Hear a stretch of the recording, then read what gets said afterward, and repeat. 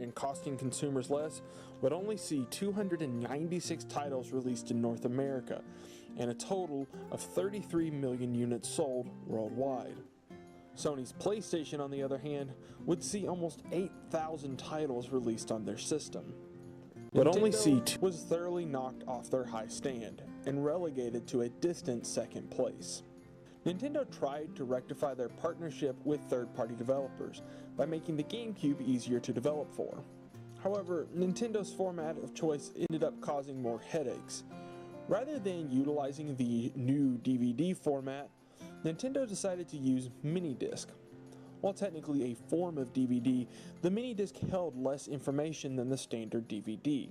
A regular DVD would hold around 4 gigabytes of data on a single layer. A mini-disc could only hold 1.5 gigabytes. Nintendo's ultimate reasoning was that the mini-disc would help stop piracy. Unfortunately, this held back developers from putting their best versions of their games out on the GameCube. Nintendo even stated that the smaller size of the mini-disc would benefit creators. Legendary game developer at Nintendo Shigeru Miyamoto stated, "In a way, the smaller disc is a message from Nintendo that you don't need to fill out the capacity of a normal-sized DVD disc. If we want to make larger software, then we just make the game on 2 or 3 discs."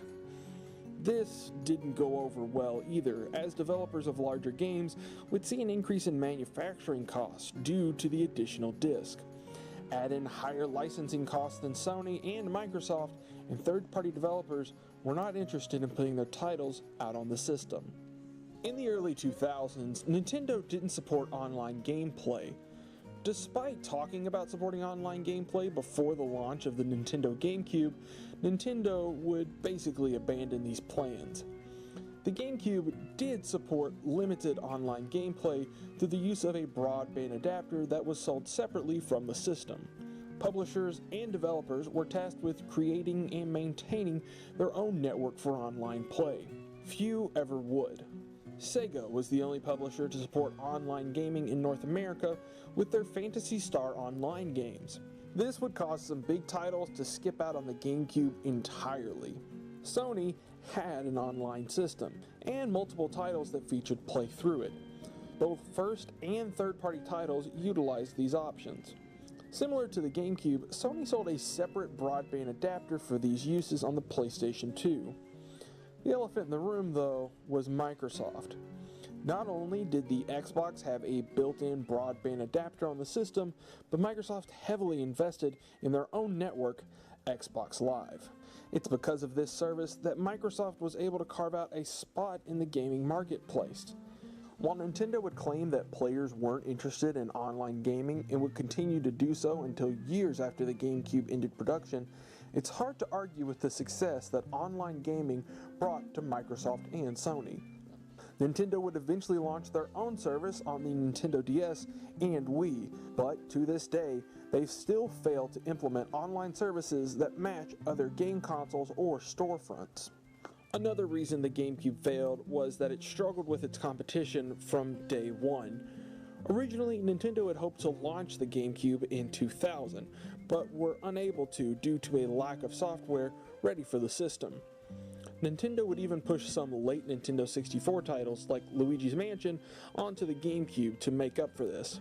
Nintendo did launch the GameCube in 2001, but did so 3 days after the Xbox came out and a full year after the PlayStation 2 in North America. Coming out last caused the PlayStation 2 to get a head start in sales and build a strong library of titles. It didn't help that the GameCube's launch lineup wasn't the best. A small batch of titles that notably lacked a plumber with a red hat didn't seem to impress people as much as Nintendo had hoped. Normally, an average launch for a game console wouldn't make a huge difference, but a massive drought of new releases in early 2002 only hurt the GameCube more. It wasn't just the delayed launch that gave the GameCube trouble. The PlayStation 2 functioned not only as a game system, but also a DVD player. This was an incredible asset to the system, as many DVD players cost just as much as the PlayStation 2 at the time of its launch. The Xbox would also support DVD playback, albeit with the purchase of an accessory. This pushed the divide between the competing platforms even further. Nintendo was never hesitant to say that the GameCube was a system specifically for video games. Nintendo would sometimes even refer to it as a toy. Nintendo had struggled with its image since the late 1980s. Sega famously made Nintendo come off as a company interested in making children's toys as opposed to titles aimed at an older audience. The image problem hit its peak with the GameCube. The system's strange design, which supported a handlebar and came in colors such as indigo, were a stark contrast to the bulky and solid black consoles from its competition. The GameCube controller was also a hard sell at first glance. It featured oddly shaped buttons with different colors. The toy image was being capitalized on by Nintendo's competitors, as well as the third-party developers who didn't back the system. American audiences had supported Nintendo systems pretty consistently over the years, but they would see a drop-off with the GameCube. Nintendo of Japan was perplexed by this. Western audiences had grown to enjoy more mature and violent games over the years.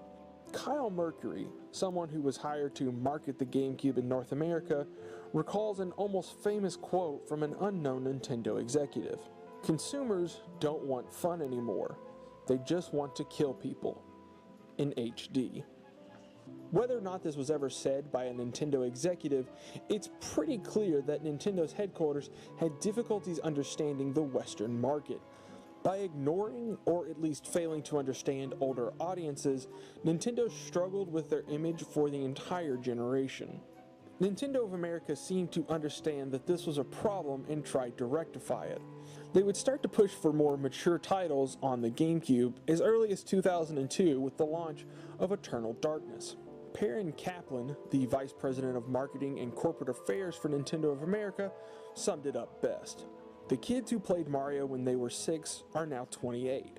They still want to play Mario, but they want some other stuff."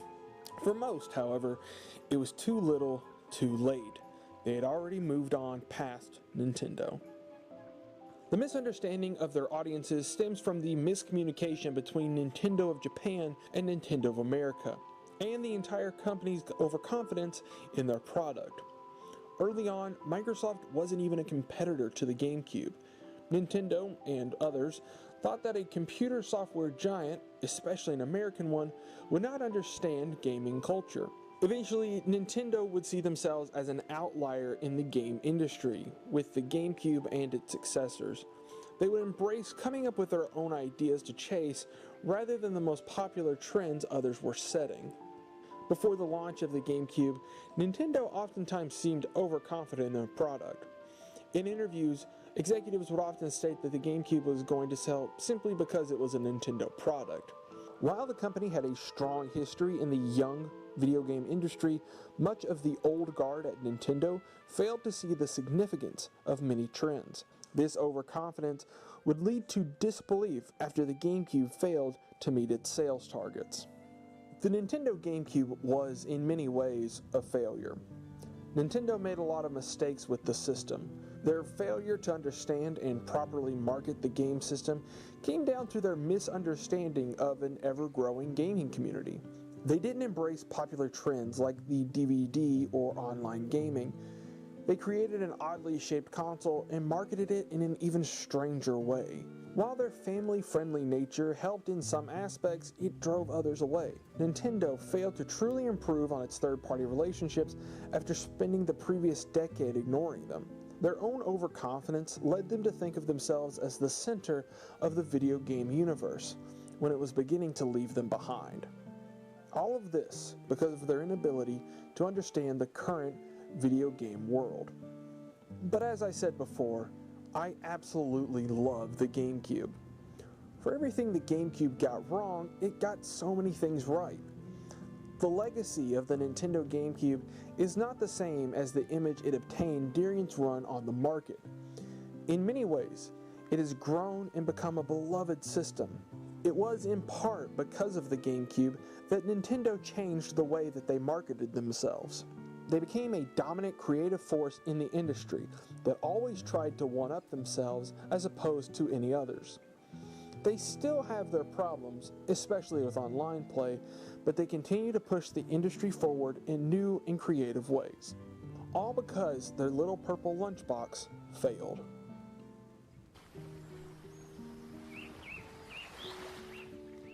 In 1996, Nintendo released the Nintendo 64 after great anticipation.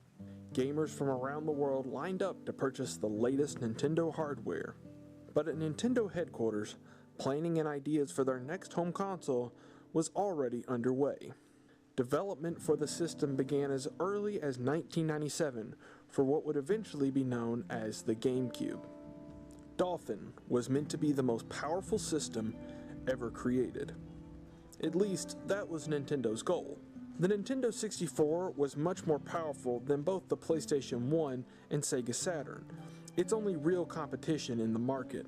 Nintendo had hoped to continue their success in that regard, while also shoring up support to avert the failures of the Nintendo 64. Despite its extra horsepower, the Nintendo 64 was outsold by the PlayStation 1 by a margin of 3-1, and continued Nintendo's shrinking footprint in the console market in regions outside of North America. To create the most powerful game console ever made, you would need the most powerful 3D graphics card. Nintendo had originally entered talks with Silicon Graphics, the same people behind the Nintendo 64 chip. Silicon Graphics, however, would experience some inner turmoil within the company. Nintendo shopped around for a manufacturer before settling on ArtX, a startup founded by former Silicon Graphics employees. And to create the CPU, Nintendo would reach out to IBM. A powerful home console was important to Nintendo, as they wanted to make sure the GameCube could outperform the PlayStation 2. Nintendo would also make the system easier to develop for, as the Nintendo 64 was notoriously difficult to create games for. Nintendo president Hiroshi Yamauchi was very ambitious in launching the system before or around the same time as Sony. Plans were put into place to launch the system as early as the fall of 1999, with the goal being to launch the system before holiday 2000. Nintendo believed that the constant delays of the Nintendo 64 had given Sony the opportunity to outsell them. They were adamant about getting the system out as quickly as possible. Nintendo's first mention of their next generation home console came at E3 1999. Nintendo of America chairman Howard Lincoln would reveal to the world just enough info to whet fans' appetites. Their next system was known under the code name Dolphin. It would be more powerful and cheaper than the PlayStation 2. And, more importantly, it would not run on ROM-based cartridges. Fans cheered. Lincoln, however, wouldn't mention what the system would use to play its games. In May of 1999, it was reported that 4 development studios had received development kits for Dolphin. Nintendo's EAD Studio, Nintendo of America's NST Studio, second-party developer Rare, and the relatively unknown Retro Studios were all at work creating software for the system. Unfortunately, Nintendo had a hard time creating enough development kits. To make matters worse, third parties were generally the last to receive these development kits.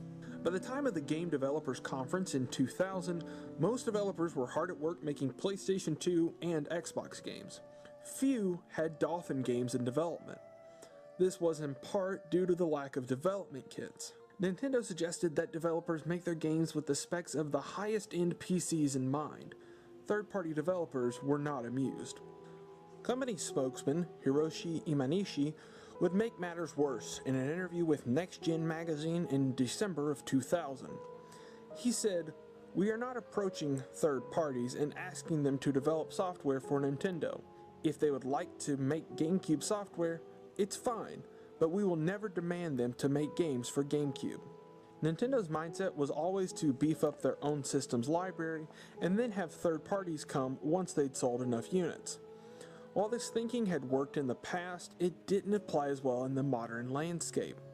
Third parties often felt like second fiddles when it came to working with Nintendo, while Sony and Microsoft would treat them far better. Nintendo didn't like multi-platform games either.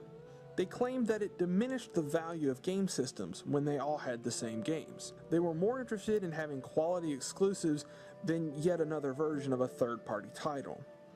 This, Nintendo claimed, was what made them and their products different. They emphasized quality over quantity, and in a lot of ways, it's a respectable approach.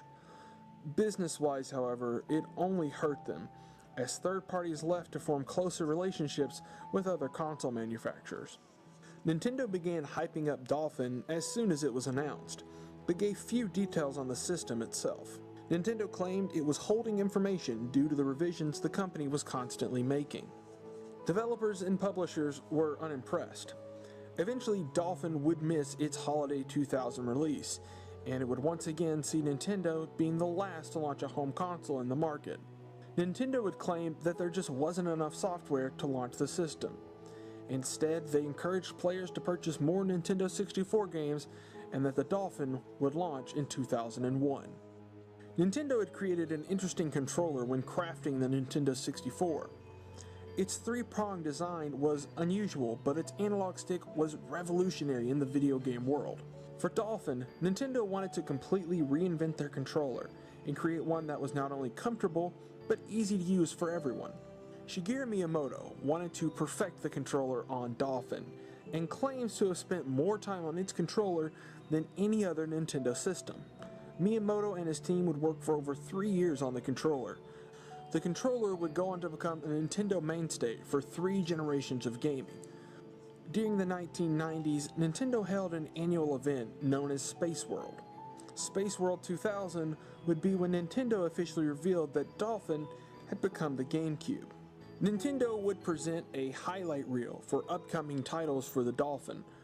While not every game made it out of the gate, none stood out more than a teaser for the Legend of Zelda series. Nintendo would showcase an older Link fighting Ganondorf in a dark and ominous location. Fans went wild for the teaser and eagerly awaited more information down the road. The most notable game at the event, however, was Mario 128, a prototype that Shigeru Miyamoto had been working on with his team at Nintendo EAD. The title was meant to showcase the power of the GameCube. They showcased changing platforms, as well as 128 different characters occupying the screen at once. The title would never be officially released, but its concepts would be carried over into later titles, such as Pikmin and Super Mario Galaxy. Nintendo didn't just experiment with software on the GameCube. Early design concepts showed multiple ideas that Nintendo would later revisit for future consoles. While Miyamoto and his team worked hard on the GameCube's controller, Factor 5 reportedly received early prototypes of a controller with motion controls. Nintendo would go further and file patents in the United States in September of 2001 for prototypes from a company called Gyration. The GameCube would never use motion controls, but Nintendo continued to explore the concept during the system's run. In 2003, Nintendo would file patents regarding tilt controls, featuring both a Nintendo GameCube controller as well as the Game Boy Advance. These tilt and gyration controls would eventually become a staple in Nintendo systems when they launched the Nintendo Wii. Nintendo even worked on creating stereoscopic 3D with the Nintendo GameCube. In 2010, then Nintendo President Satoru Iwata stated, "GameCube is secretly designed to load graphical circuits, which display graphics from right and left eyes respectively, for a future possibility of realizing 3D gaming experience." Nintendo would abandon the concept on the GameCube, but would revitalize it with their successful Nintendo 3DS line in 2011, after the success of 3D blockbuster films. There could be even more secrets to the GameCube's development that we still don't know about.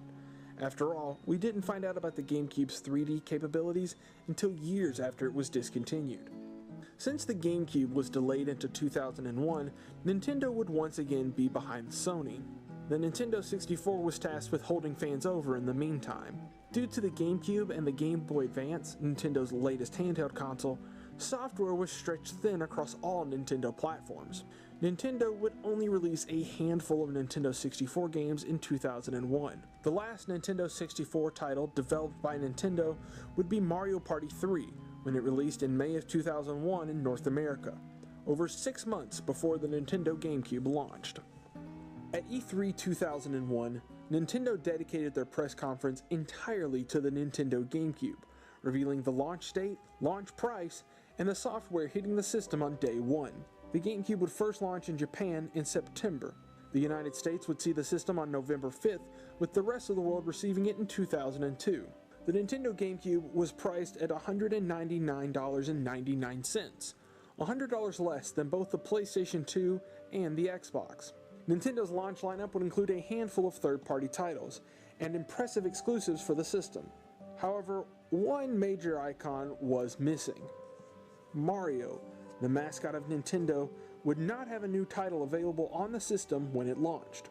In his place would be his brother, Luigi, in his first solo outing, Luigi's Mansion. With roughly 6 months between E3 and the launch of the GameCube, there was one final event to hype the system up: Space World 2001. It was the perfect opportunity to showcase to the world what the future of Nintendo's latest system would have. While Mario would be missing the launch of the GameCube, a brand new Super Mario title was revealed: Super Mario Sunshine. Alongside it, the next chapter in the Legend of Zelda series would be shown. Critical first impressions for both titles would be strong, but Zelda fans were not happy with the new art style the series was taking. A year after the now famous tech demo for Zelda, this new title featured cel-shaded graphics and a lighter tone.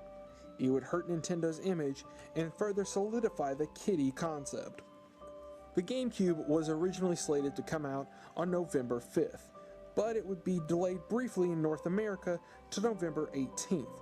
Nintendo said that this was to increase the total number of available units. Unfortunately, this would put the GameCube's launch 3 days behind the Xbox, making Nintendo the last one to the party once again.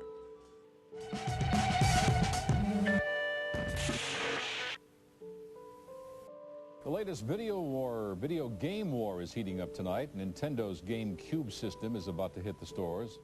The Nintendo GameCube would launch in September of 2001 in Japan, and a launch in North America would follow in November.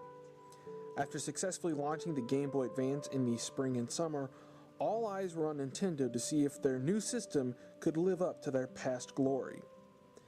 It wouldn't be easy. The Japanese economy was in a slump.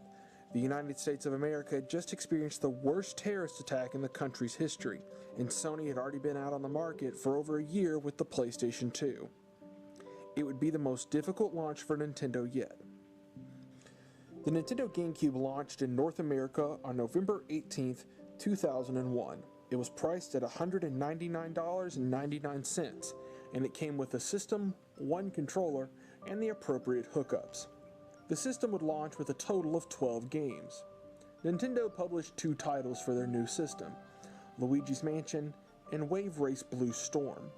Nintendo's former rival Sega would release 2 titles at the launch after discontinuing their Dreamcast system earlier in the year.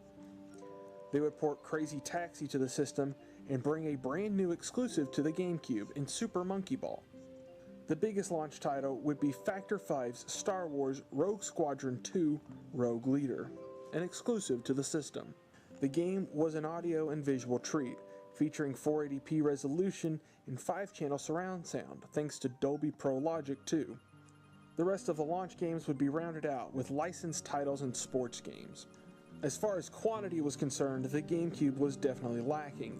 The PlayStation 2 had launched a year earlier with 30 titles, and had spent that year releasing more critically acclaimed games. The Xbox, which released a few days before the GameCube, launched with the same number of titles, but it also had a massive hit: Halo Combat Evolved. Nintendo's lineup wasn't too bad, but compared to what else was out there, it's hard to argue that Nintendo started off on the right foot. It was even smaller in Japan. Only 3 titles launched with the system in September: the 2 Nintendo published games and Sega's Super Monkey Ball.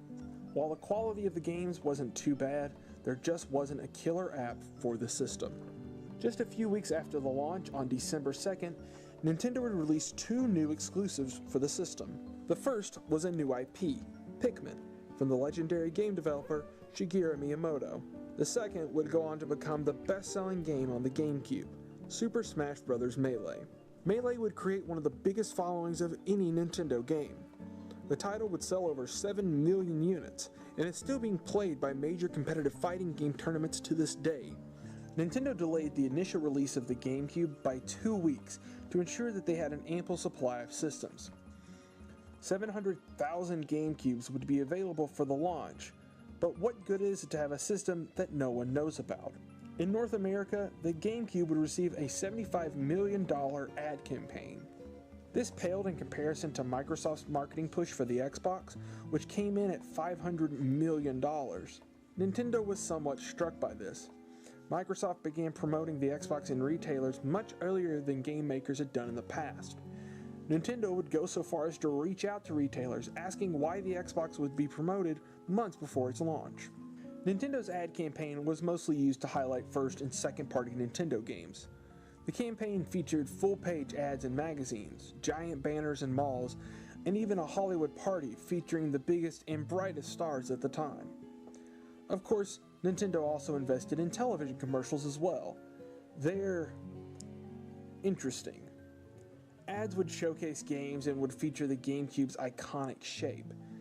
Microsoft was out to make their name known with the Xbox, and Nintendo struggled to match their marketing presence. Microsoft would have commercials on major networks, including ESPN and Comedy Central. They would have massive print ads and even a promotion with Taco Bell. Microsoft's goal wasn't to completely snuff out its competition with the GameCube, but rather to snuff out all of its competition in the market. At the end of the day, it helped Microsoft establish a foot in the console market and has stayed there to this day. After the North American launch of the GameCube, one final piece of Nintendo-related hardware would launch in 2001. On December 13th, Panasonic released the Panasonic Q. It was a game console with a similar design to the GameCube and even played GameCube games. The most notable difference was the included DVD player on the system. The system came about through a deal between Nintendo and Matsushita, the parent company for Panasonic. The system would launch at a retail price of 39,800 yen, or roughly $440 US. Despite its added features, the Panasonic Q was largely a failure. It sold only around 100,000 units and was never released outside of Japan. The biggest problem was the cost of the system. While having an all-in-one unit is convenient, the Panasonic Q ended up costing more than a separate GameCube and a DVD player. It would be discontinued in December of 2003, just 2 years after its release. Despite the strong competition, the GameCube would have a successful launch in North America, selling through most of its allotted stock. Nintendo was off to a decent start. What followed was probably the worst period for the GameCube, its first year drought. From January to August of 2002, the GameCube would only see a single first or second party exclusive come to the system, the M-rated horror title Eternal Darkness. Nintendo would also release the first ever first-party developed wireless controller for a game console, the Wavebird. The Wavebird was slightly larger than the original GameCube controller and lacked the rumble feature, but was completely wireless. Nintendo would see some support from third parties, notably an enhanced port of Sonic Adventure 2 and a remake of Capcom's hit Resident Evil.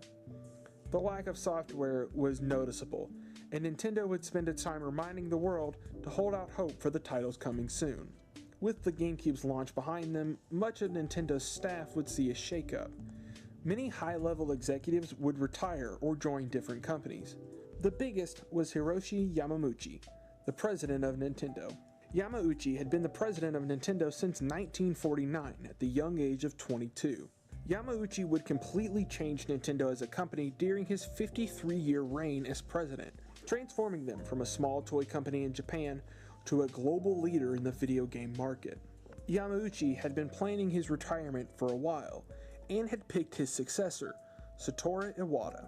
Iwata had joined Nintendo in 2000 as the head of its corporate planning division, as well as sitting on the board of directors. Iwata had made a name for himself, previously as the president of HAL Laboratories. Iwata would become the company's fourth president, and the first not to be related to the Yamauchi family by marriage or blood. Iwata's leadership style was very different from that of his predecessors. He started by meeting with all of the department heads at Nintendo. Iwata would encourage employees to follow their own ideas when they disagreed with his direction, stating, "Creators only improve themselves by taking risk."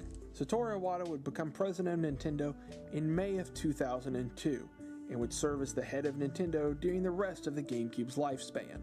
Iwata would become one of the most respected and beloved figures in the video game industry during the 2010s as he hosted Nintendo Direct. Iwata would serve as president of Nintendo until his death in 2015. He was 55. The software drought for the GameCube would come to an end in August of 2002 when the highly anticipated Super Mario Sunshine released to critical acclaim. The title was a follow-up to the beloved Super Mario 64 that had released alongside the Nintendo 64. Despite its differences from previous titles, the game would go on to sell 5 million copies, making it the third best-selling GameCube title ever. Other notable releases at this time included Animal Crossing for North America and The Legend of Zelda: The Wind Waker in Japan. Sega would port Phantasy Star Online to the GameCube in October, the only online GameCube game to ever be released internationally.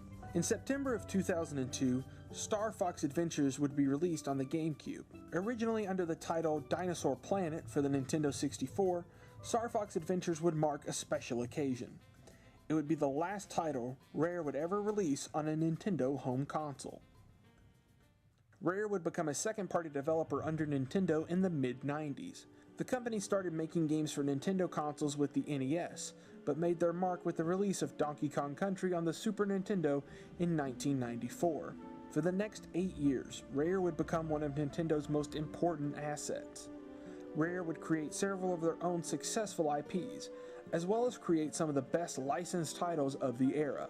Rare became restless as a second party with Nintendo.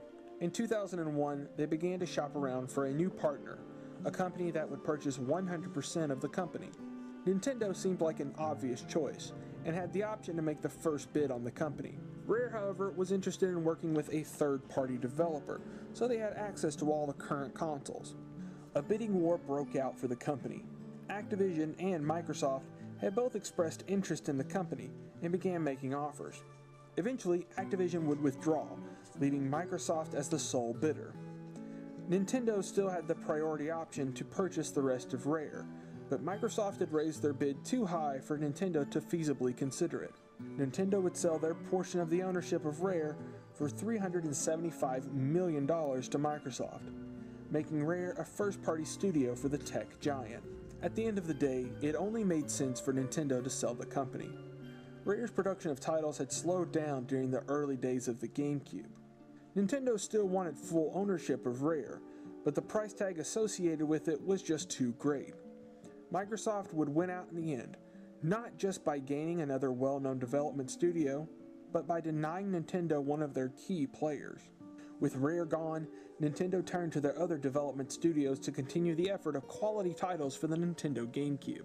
Luckily for Nintendo, a small studio would become an overnight sensation just a few months later.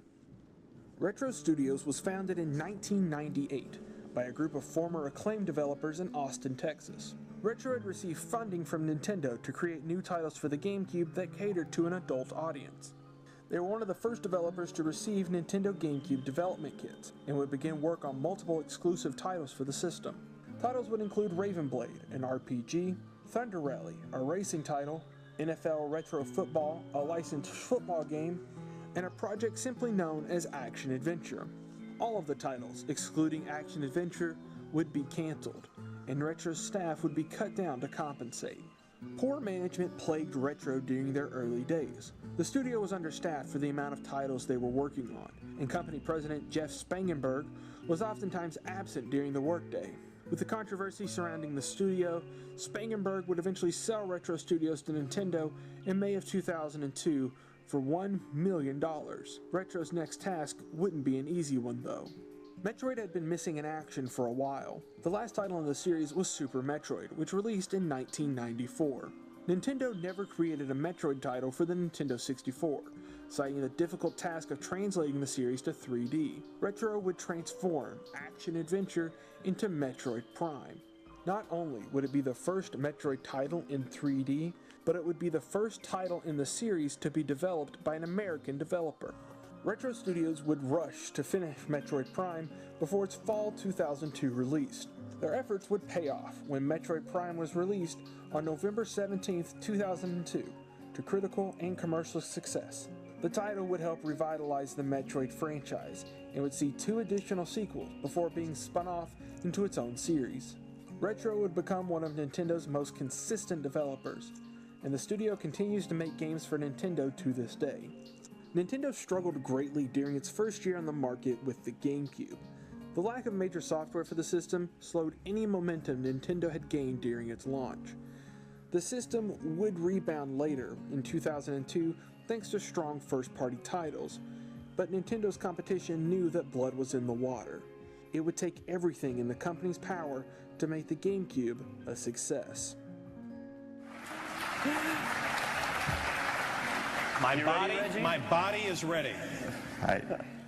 After the Nintendo GameCube launched, it had struggled to find its footing in the video game landscape. The system suffered a major drought throughout the first half of 2002, and sales were sluggish. Microsoft had stepped up and purchased Rare, one of Nintendo's most prominent developers. The world Nintendo had known in the 20th century was gone, and with new leadership at the helm, they sailed into uncharted territories as a true underdog in the console war. Sony had become one of the biggest names not only in video games but in entertainment. By mid-2002, the PlayStation 2 had already sold over 30 million units and showed no signs of stopping. The PlayStation 2 might not have been as powerful as the GameCube or the Xbox, but with smart marketing, name recognition, and a killer library, plus a built-in DVD player, it was more than enough to dominate any competition. Nintendo's biggest hope was the price of their systems and their own exclusive titles. The PlayStation 2 sat at $299, with the GameCube at $199. In May of 2002, Sony would close the gap. The PlayStation 2 would receive a $100 price cut, making it the same price as the Nintendo GameCube. Nintendo's pricing advantage was gone. Sony would sell an additional 20 million PlayStation 2s in 2002 after the price cut, bringing their total to 50 million units. Sluggish hardware sales weren't the only problem. Software sales were poor as well. Major third-party titles like Grand Theft Auto had already skipped the GameCube. When developers did put their titles on the GameCube, it sold less than other systems. There were exceptions, of course. Many of Sega's titles did better on Nintendo hardware, especially the Sonic series. Soul Calibur 2 sold better on GameCube as well, thanks to the inclusion of an exclusive fighter in the form of The Legend of Zelda's Link. Software publishers began to pull support for the GameCube in 2003. Eidos became one of the most notable Nintendo defectors, with their CEO saying, "The GameCube is a declining business. If other companies follow us, Nintendo will have a hard battle to fight." Eidos would cancel development for all of their GameCube titles and shelve plans for continued support down the road. Other publishers would follow Eidos' lead. Atari, Midway, THQ, and others would either discontinue or scale back development for the GameCube. Even Japanese developers criticized the Nintendo GameCube. Nintendo's high licensing fees, lack of development kits, and lackadaisical support for third parties was the final straw for what had become over a decade of resentment for the company. Third parties like Eidos would eventually return with new software for the GameCube, but the damage was already done. Nintendo was at one of its lowest points. Nintendo would start off 2003 strong with the North American release of The Legend of Zelda: The Wind Waker. Despite the title's early controversial art style, it would be a critical and commercial success, spawning a direct sequel a few years later on the Nintendo DS and a full remake in 2013 on the Nintendo Wii U. It just so happens to also be one of my favorite games of all time. In the summer of 2003, Nintendo would release the Game Boy Player, an attachment for the Nintendo GameCube that allowed the system to play Game Boy, Game Boy Color, and Game Boy Advance cartridges. Nintendo had emphasized connectivity between their successful Game Boy Advance line and the GameCube before, and this would take it to its furthest reaches. With the addition of the Game Boy Player, the Nintendo GameCube's library grew to massive proportions, but it still wouldn't be enough to turn the tide. In September of 2003, Nintendo would make the most important decision regarding the Nintendo GameCube yet. With low sales and their warehouses full of unsold systems, Nintendo would enact a price cut, bringing the GameCube to $99.99. The system's new price would put it at the same price as Nintendo's other system, the recently released Game Boy Advance SP. At the time of the price cut, the GameCube had sold a total of around 10 million units worldwide. During Q4 of 2003, after the price cut was put into place, a total of 3.5 million GameCubes would be sold. It would be the best-selling quarter for the system ever. The boost in sales was also helped by the release of hot new titles for the system, the biggest release being Mario Kart Double Dash. It released in the coveted November time slot and went on to sell 7 million copies worldwide, making it the second best-selling game on the system. Nintendo had been struggling with third-party developers for some time. It had received some low-profile exclusives like Baten Kaitos and Lost Kingdoms, thanks to support from Japanese publishers. But the world would be shocked when Capcom announced 5 new games for the system in late 2002, most of which would be under the supervision of Shinji Mikami, a well-known developer at Capcom who had directed the first Resident Evil title. To make things even sweeter for Nintendo, all 5 would be exclusive to their system. Well, they would have been. Capcom would claim just a month later that only one of the games would be an exclusive, but it didn't take the wind out of Nintendo's sails. The first game would be PN03, a third-person action game released in March of 2003. The title would sell poorly and received mixed reception from critics. The next game would be Beautiful Joe, a 2D side-scrolling beat-em-up coming out in June of 2003. The response from critics would be better, but it didn't deliver on the sales. It would eventually be ported to the PlayStation 2 and receive 2 additional sequels. The third title was known as Dead Phoenix. Unfortunately, this game would be cancelled before very much information was known about it. It was meant to be a 3D style shoot-'em-up. The final 2 titles wouldn't see release until 2 years later in 2005. Going into 2004, Nintendo was finally starting to see positive results. The GameCube's price cut was paying off, and software sales were rising. It was time for Nintendo to finally pull out the big guns, and there was no better place to do it than E3. Enter Reggie Fils-Aimé. My name is Reggie. I'm about kicking ass. I'm about taking names. And we're about making games. Reggie had become the Executive Vice President of Sales and Marketing at Nintendo of America in December of 2003, but shot to fame at E3 2004. Reggie would become an internet sensation, thanks in part to his no-holds attitude when it came to speaking with the public. He would eventually go on to become President and COO of Nintendo of America, a position he holds until this day. Reggie's attitude wasn't just for show. It showcased a change in Nintendo's lineup for the year. Nintendo spent much of E3 2004 showcasing more mature titles to the GameCube that skewed towards an older audience. Retro Studios was back once again with a sequel to Metroid Prime, with Metroid Prime 2 Echoes. Nintendo even allowed Capcom, a third party, to spend time showcasing their new exclusive for the system, Resident Evil 4. Other big games included Pikmin 2, Paper Mario: The Thousand Year Door, and Mario Party 6. Resident Evil 4 would be released in early 2005 for the Nintendo GameCube, with the rest of the titles coming out in late 2004. Nintendo would close out E3 2004 with one major announcement. The Legend of Zelda series was back. Shedding these cel-shaded graphics for a more mature look, the crowd went wild. Rumors state that grown men wept at the announcement. And the timing couldn't be sweeter. The game was slated for release in 2005. Once the trailer had concluded, Shigeru Miyamoto, the series creator, stepped out of the shadows.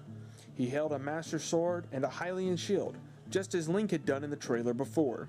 Miyamoto, smiling ear to ear, would thank the audience for their support of the series. The announcement would go down in history as one of the greatest moments at E3. With the hype surrounding the GameCube, on January 1st, 2005, the Nintendo GameCube would get its newest owner, me. $100 was a lot for an 11-year-old, and a $50 game alongside it wasn't cheap either.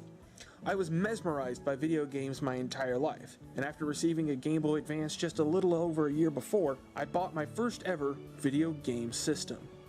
It was a solid black GameCube, and with it I bought Pokemon Colosseum. I didn't have the widest taste in video games at the time. I took my GameCube home and hooked it up to the only TV that had the right hookups in our home.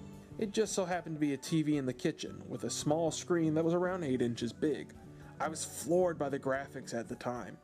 It was the first time I'd ever seen Pokemon in 3D. I tried playing the game, but it wouldn't let me save. I thought it was odd at first until I realized I needed a memory card, something I wasn't used to with cartridge-based games. I would return to that old Walmart and purchase a memory card for $20. I still own all of these accessories to this day. Later on, I would purchase a ton of titles for the system. I remember my second game being Sonic Heroes, a title my grandparents bought for me on a Friday night.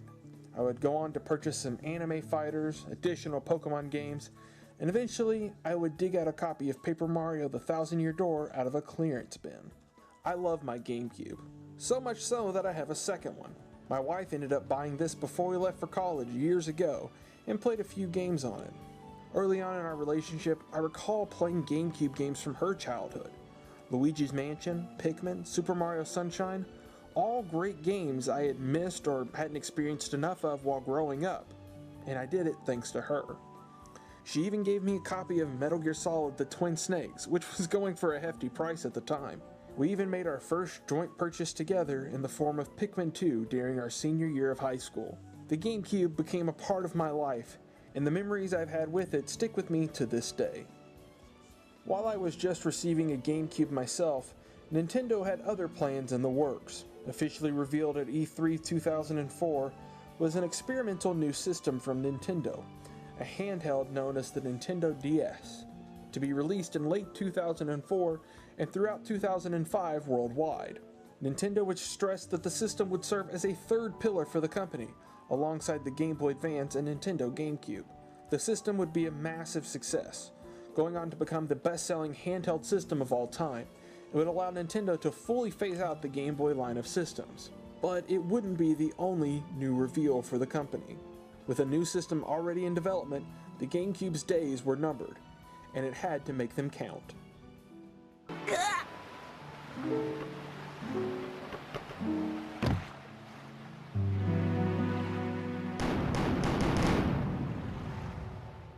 The GameCube was once again on the rise in 2005.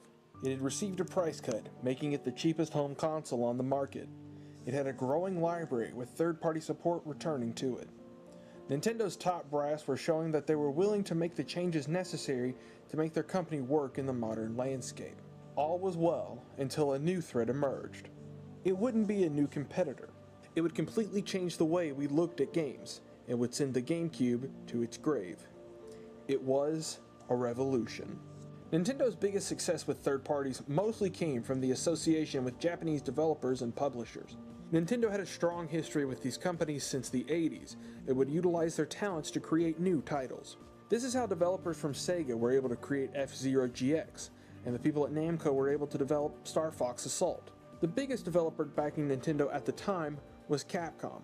Capcom had worked on Nintendo projects before by developing some handheld titles for the Game Boy systems and their group of GameCube titles known as the Capcom 5. By the end of 2003, one of these games had been cancelled, and two others had already been released. It wouldn't be until 2005 that the final two games would finally come out. Killer 7 was released on July 7th, 2005, or 7/7. It was a moderate success and helped put its developer, Grasshopper Manufacturer, on the map. It didn't hold a candle to the biggest title of the Capcom 5, and arguably the biggest game to ever grace the Nintendo GameCube. In January of 2005, after being delayed for years and reworked in a whole host of ways, Resident Evil 4 launched exclusively on the GameCube. The title had first been hinted at in late 1999, and had gone through many different revisions. One of the most notable was reworked into its own game and eventually became the franchise Devil May Cry. But it all paid off. Resident Evil 4 became an instant success. It was considered one of the best games of 2005 and frequently ranks among the highest rated Nintendo GameCube titles. It would help popularize the over-the-shoulder camera angle used in third-person shooters and set a new standard for action games. The title would sell 1.6 million copies on the GameCube, but it just wasn't enough. Despite Capcom's claims that Resident Evil 4 would remain an exclusive for the GameCube, they quickly began working on a port for the title for the PlayStation 2. It only made sense for Capcom to capitalize on it given the series' history on the PlayStation, as well as the massive install base the PlayStation 2 had. Nintendo wasn't happy, and is rumored to have resented Capcom over this decision. Nevertheless, Resident Evil 4 would launch on the PlayStation 2 in October of 2005, giving the GameCube its biggest third-party exclusive for a total of 10 months.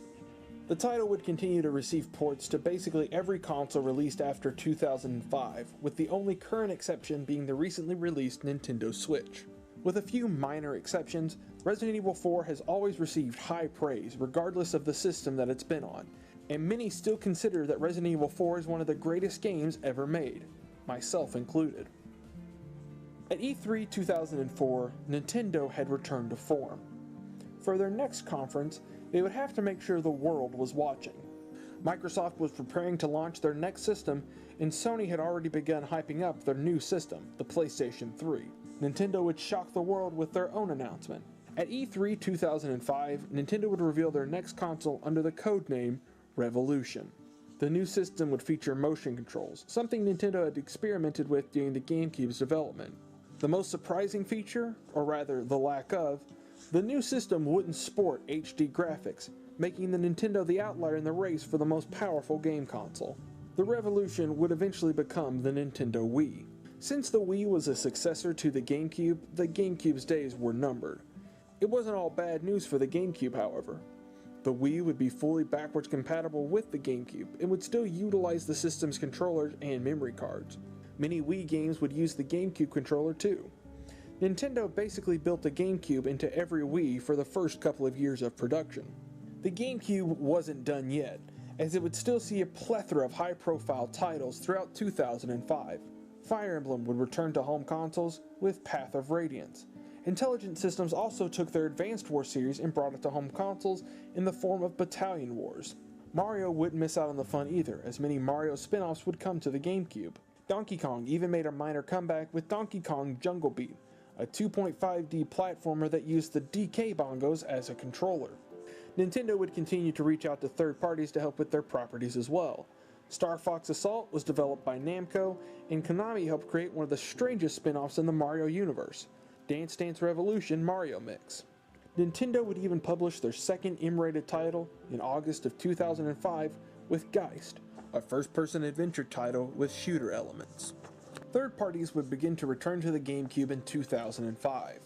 Eidos, one of the biggest defectors, would publish LEGO Star Wars on the GameCube in late 2005, and future multi-platform titles would come to the GameCube, albeit usually later than their counterparts on PlayStation 2 or Xbox. Eidos would even release Tomb Raider Legend on the GameCube in late 2006, a massive change as the series had previously been a PlayStation icon. 2005 would prove to be a good year for the Nintendo GameCube. One major title would miss 2005 though. The GameCube's second Legend of Zelda title, Twilight Princess, would be pushed back into 2006. 2006 would be an otherwise unimpressive year for the GameCube.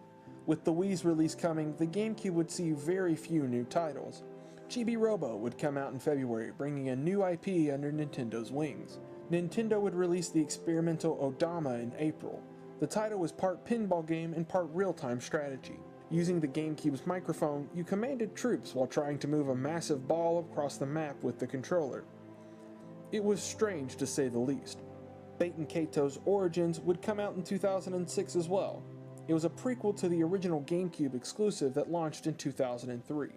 The title would be published by Nintendo. Less than a year later, Nintendo would purchase a majority stake in the shares of Monolith Soft, the game's developer, making them a first-party Nintendo studio. E3 2006 was primarily about the new Nintendo Wii, but the GameCube wasn't forgotten. Nintendo would reveal Super Paper Mario, the third title in the Paper Mario series. It was originally a Nintendo GameCube game, planned for release in October of 2006, but the title would eventually be moved to the Wii and released in 2007. Another game announced at E3 2006 was Donkey Kong Bongo Blast, a racing game that utilized the DK bongos. It too would be moved over to the Wii in 2007, being renamed Donkey Kong Barrel Blast. It would use the Wii's motion controls as opposed to any additional accessories.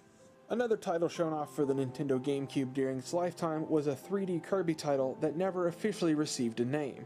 The title was shown off multiple times through the years, sporting different looks, but would never release on the GameCube. The game was never officially cancelled, but was retooled and released as Kirby's Return to Dreamland on the Wii in 2011, making it one of the last major holdouts from the GameCube era.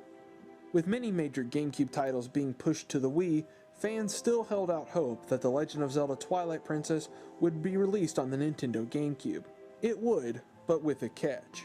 At E3 2006, Nintendo would reveal that Twilight Princess would be a launch title for the Wii, and that the game would release on the GameCube at the same time. Twilight Princess would eventually come out in November of 2006 on the Wii, but the GameCube version missed the date. It would come out a month later, and would be the final first-party title released on the GameCube.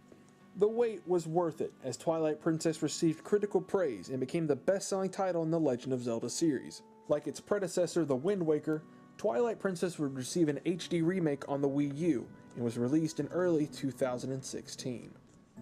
It's another late night for gamers as they wait to try out the latest game system. The Nintendo Wii goes on sale at midnight, just days after the PlayStation 3 hit store shelves. On November 19, 2006, the Nintendo Wii would launch in North America for $249.99. Its release came 5 years and 1 day after the Nintendo GameCube landed on American shores. The Wii would go on to become a massive success. It made history as Nintendo's best-selling home console, and it would be the best-selling game system of the 7th generation, replicating the success Nintendo found in the 80s and 90s. It came with a pack-in title, Wii Sports, which would go on to sell over 82 million copies, becoming the 4th best-selling game of all time. For the GameCube, it was over. Nintendo's Lunchbox was quietly discontinued in early 2007, as releases for the system became fewer and far between. Nintendo would sell just shy of 22 million Nintendo GameCubes during its run. It would be the worst-selling Nintendo home console until the Wii U failed to reach an audience in the mid-2010s. Nintendo also failed to outsell Sony's PlayStation 2, which would sell over 150 million units before it was discontinued in 2013. Nintendo's goal of 50 million units became a far cry of reality. Nintendo even failed to outsell Microsoft, who had just barely outsold the GameCube with 24 million Xboxes. Few titles would release on the GameCube after the Wii launched. Only licensed titles and sports games would grace the system. The final Nintendo GameCube game was released on August 14, 2007. It was Madden 08, an otherwise unremarkable title. The GameCube would live on through the Wii, as the system was backwards compatible with most Nintendo GameCube games and accessories, but with support officially ended, the GameCube was finally dead. If you look purely at sales numbers, you'll see the GameCube as a system that never lived up to its expectations. It was defeated in a three-way console war by an industry giant and a newcomer. It failed to meet Nintendo's sales goals and produced a system that felt behind the times in many ways. But that's only on the surface level. Look beyond that and you'll find one of the best systems ever created. A system whose story completely changed the company behind it, and whose games are still being played by millions to this day. This is the true story of the Nintendo GameCube. Not one of failure to act in its time, but the system that built a legacy and a coalition of passionate fans. This is the story of the Nintendo GameCube and how it was a success. The GameCube would live on through the Nintendo Wii. It wasn't just a statement regarding the Wii's ability to play Nintendo GameCube games.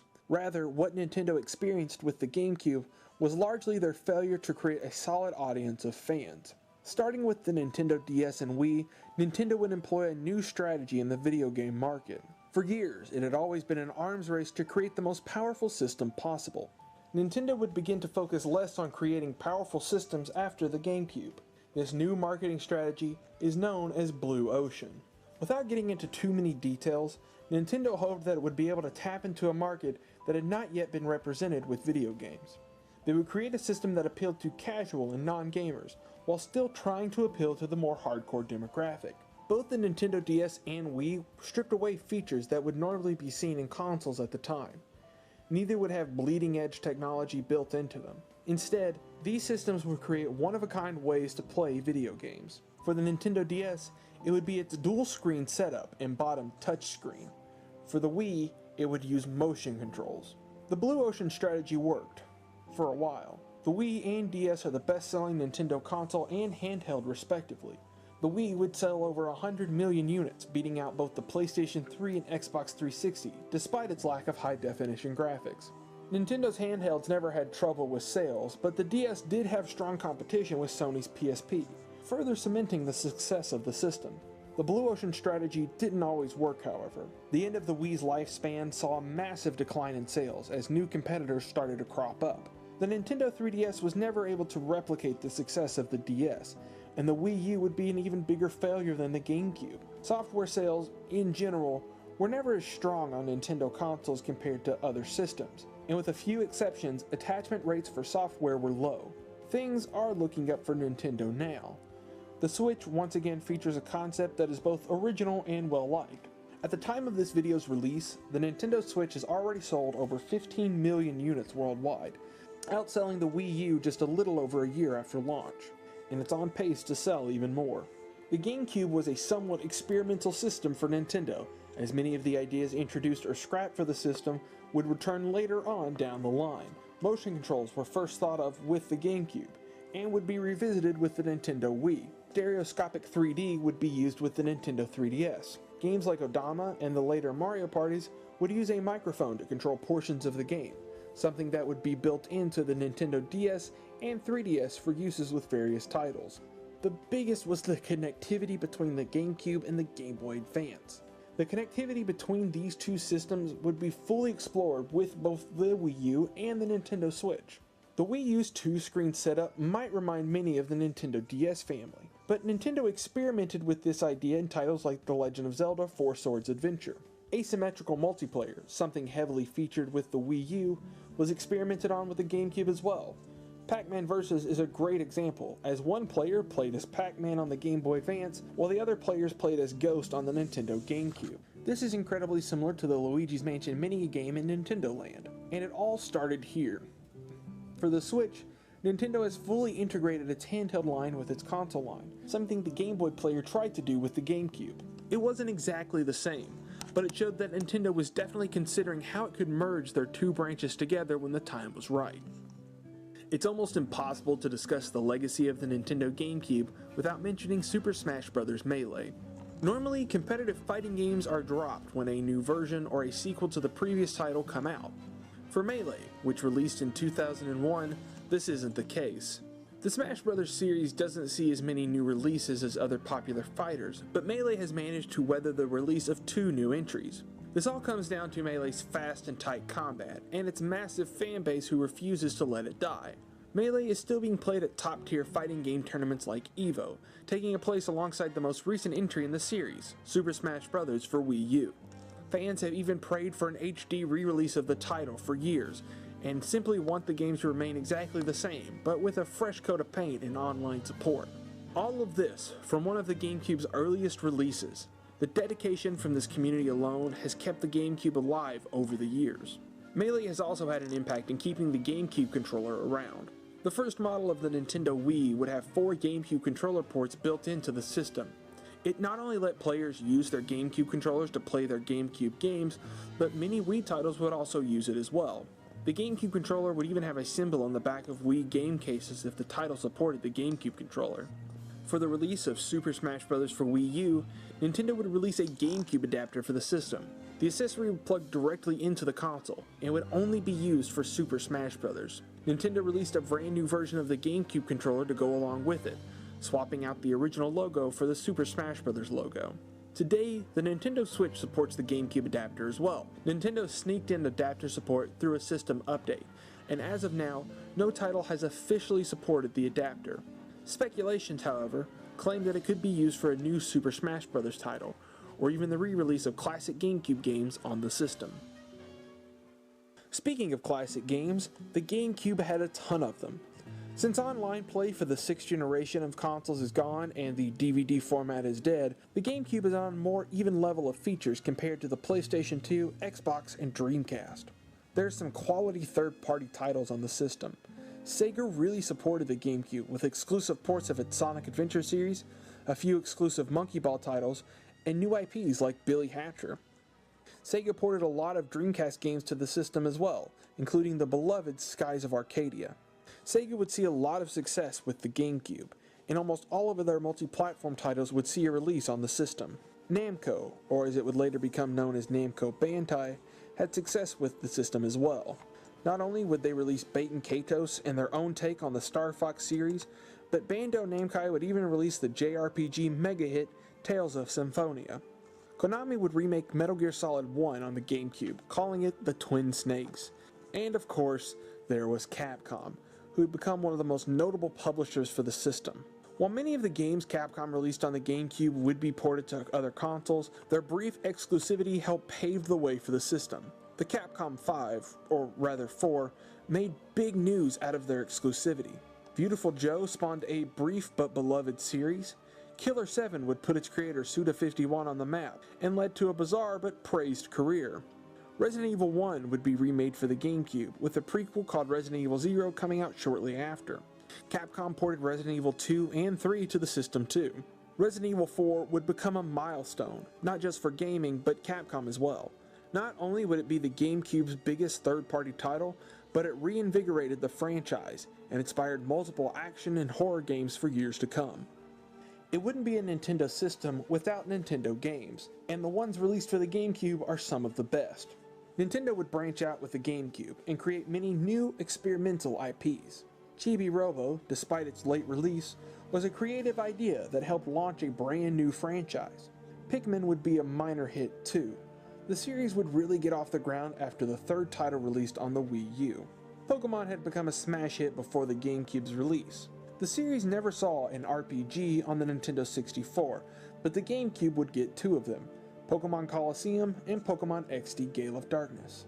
Neither title was exactly like its handheld counterparts, but it did a great job of translating the battles to 3D and featured interesting new regions to explore.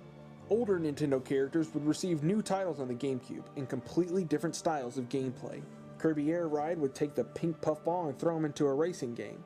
Star Fox would become more like a Zelda game with Star Fox Adventures, and Donkey Kong would even have a few rhythm titles with the DK Bongos in the Donkey Konga series. The GameCube helped bring a lot of Japanese series to the West. I mentioned Super Smash Bros. Melee before, and two of the characters introduced in that game, Marth and Roy, were from the Fire Emblem series. The series had never seen an international release before. Thanks to their inclusion, Fire Emblem would receive its first international release on the Game Boy Advance, and the GameCube title, Fire Emblem: The Path of Radiance, would bring the strategy series to American home consoles. The Advance Wars also saw an international release on the Game Boy Advance, and Battalion Wars would be the console spin-off for that series, first released on the GameCube.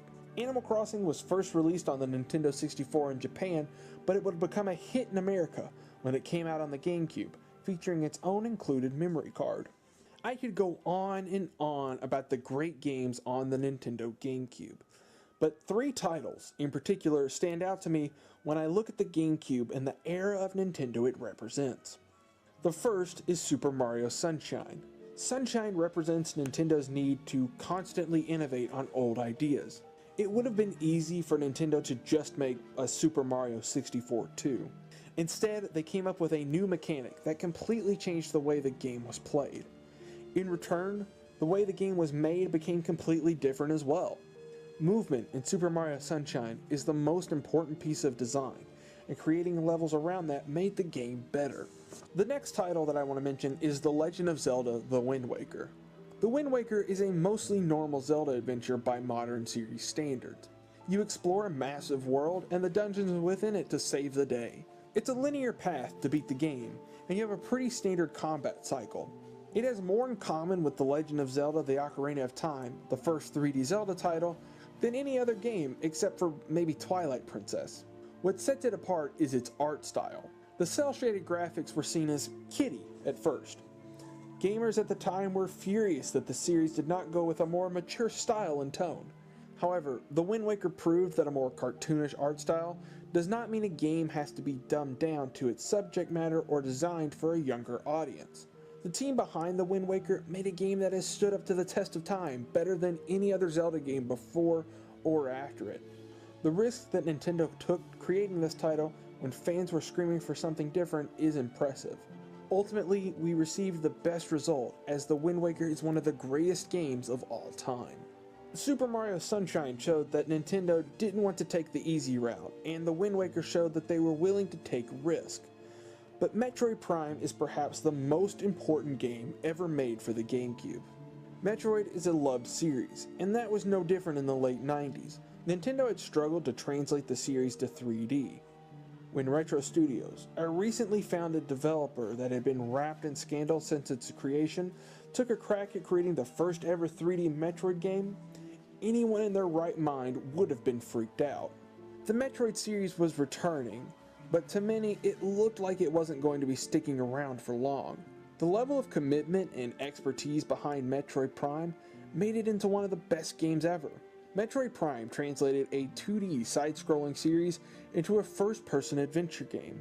Nintendo's faith in Retro may have come off as crazy before the release of Metroid Prime, but their guidance and leadership pushed it in the right direction.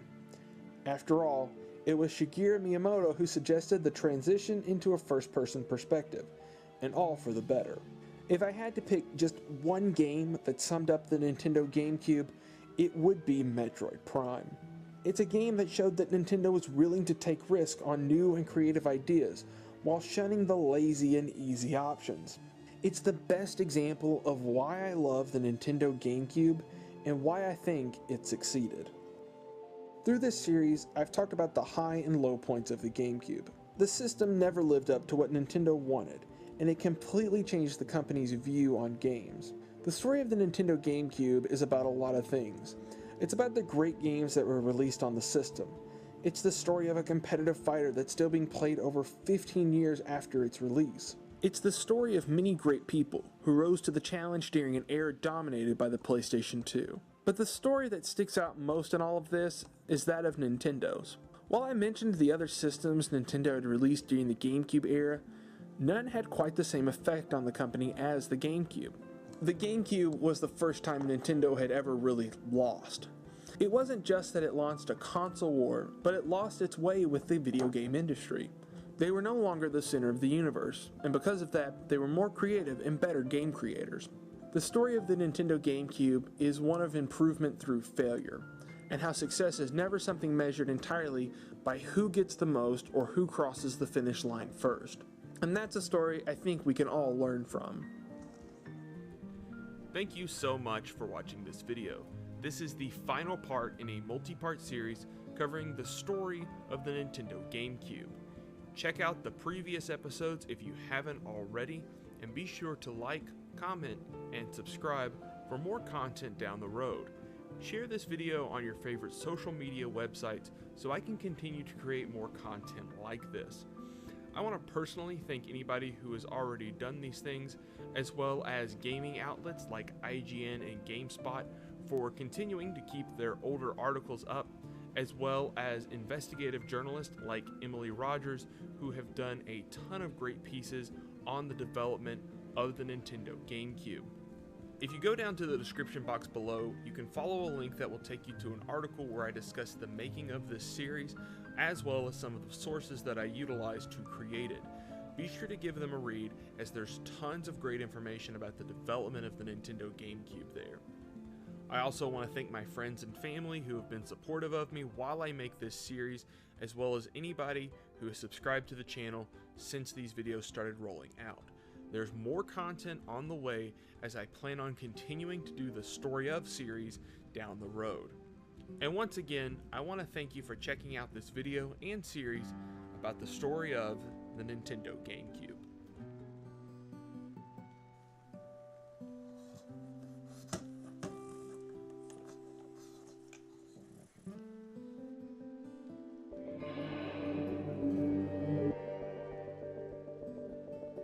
The latest video game war is heating up tonight. Nintendo's GameCube system is about to hit the stores. Uhrenwürfel mit 15 Zentimetern im Quadrat.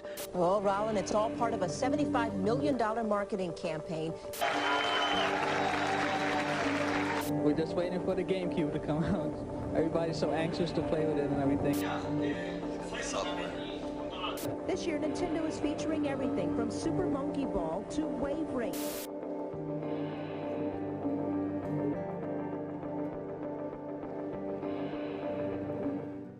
In February 2007, Nintendo quietly ceased production on the GameCube console. After 5.5 years of production and 21 million units sold, it was time to move on. Sony's PlayStation 2 demolished the GameCube in sales, with nearly 6 times as many consoles sold. Microsoft's Xbox also outsold the GameCube, although only by a few million units. While the GameCube was the least popular of the main 3 6th-generation consoles, between its legendary library, impressive power, innovative accessories, and sleek design, the GameCube offered much more than it was given credit for at the time. More powerful than the PS2, and nearly as powerful as the Xbox, despite being half its size, the GameCube was a technical marvel, yet the casual consumer brushed it off as a kid's console. That stigma stuck with the GameCube throughout its life and even extends to today. Between the colorful controller buttons, purple color of the console, miniature discs, and a lunchbox-esque handle, it was easy to see why the GameCube was so easily misjudged. Looking at the GameCube without bias reveals a console that deserved a lot more recognition. The controller was so well designed that every Nintendo console since has backwards compatibility with it, either through a dedicated port or an official adapter. The GameCube was also the first console to master the wireless controller, with the fantastic Wavebird. Game Boy Advance connectivity brought a second screen to many games, a feature that would inspire the core concept of the Wii U. Nearly every classic Nintendo franchise received new titles on the console, from Star Fox to F-Zero to Pokemon to Mario Golf, and many new franchises were created, such as Luigi's Mansion, Pikmin, Animal Crossing, and Metroid Prime. This is what I consider to be the peak of Nintendo's first-party software output. If the GameCube truly had a fatal flaw, that would be its lack of internet capabilities, something Nintendo is still behind the curve with to this day. That and the inability to play DVDs, which was a major selling point for Sony's PS2. While the GameCube did technically support online gaming with a broadband or modem adapter, only a small number of games supported it, while for the Xbox and PlayStation 2, online play was a staple for most multiplayer games. What is often forgotten is that the GameCube was Nintendo's last truly traditional console. The Wii was basically a GameCube with motion controls and better online support, and sold nearly 5 times as many units. In 2006, during the Wii's initial reveal at E3, then CEO of Nintendo of America, Reggie Fils-Aimé, stated that the feel of the game is what's hot, the look is secondary. And while he ended up being right, there's just something unique about a Nintendo console that wasn't underpowered. By no means was the GameCube a complete failure. Selling over 20 million units is a success, but relative to its competition, the GameCube was considered a disappointment. Today, however, 20 years after the console's initial launch, we can more easily appreciate just how special the console was.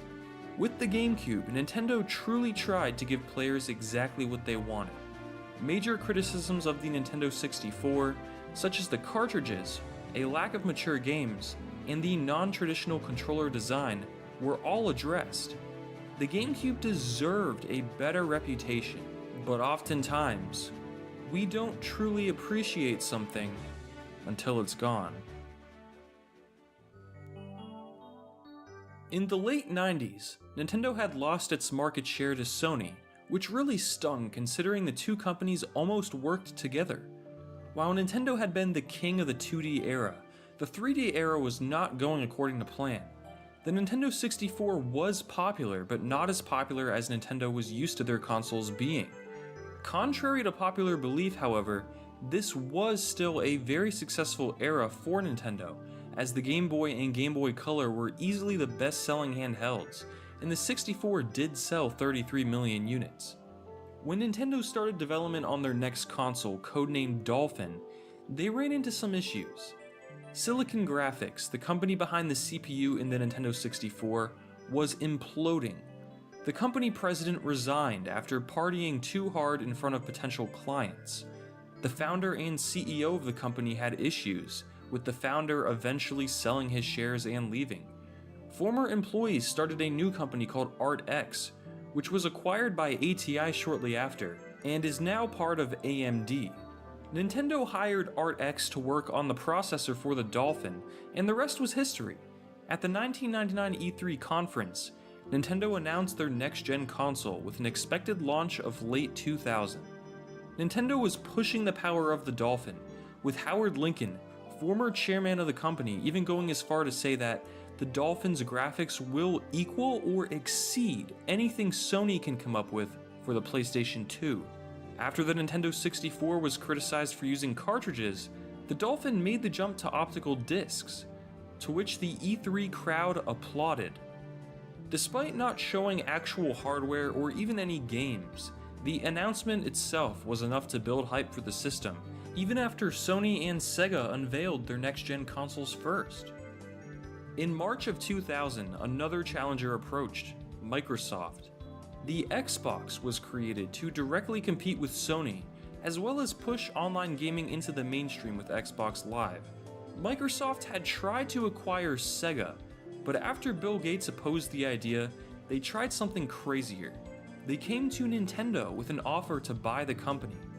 After numerous meetings and counter-offers, Microsoft eventually realized it wasn't going to happen and decided to build their own console in-house. After announcing the Xbox and showing off a prototype, Microsoft approached Nintendo President Hiroshi Yamauchi one last time with another offer to buy or partner with Nintendo, but again, he declined their offer. In the span of a few years, Nintendo had the potential to partner up with both Sony and Microsoft on a console, and their rejection led to the video game landscape we have today.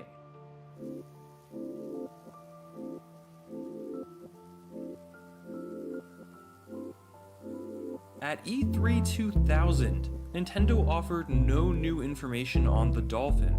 Not wanting to be overshadowed by their competition, Nintendo used their own show, Space World, to announce that the Dolphin was actually called the GameCube, and they finally showed it off, along with games and demos.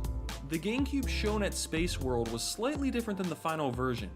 The controllers had a red start button, a blue A button, and a green B button that was shaped like the X and Y buttons. Here's the final controller design for reference. As for the actual console, the unique cube appearance was nearly identical to the final product, although the announced pink color would be replaced with Spice Orange. A major complaint during the Nintendo 64 era was how Mario was basically the only character in his universe to get games. So Nintendo shocked everyone when they unveiled Luigi's Mansion, a game featuring Luigi as the main character. No Mario title at launch was pretty unexpected, but to many, it was a welcome breath of fresh air. There were some tech demos showing off the GameCube's graphical capabilities, and coming from the Nintendo 64, they looked fantastic.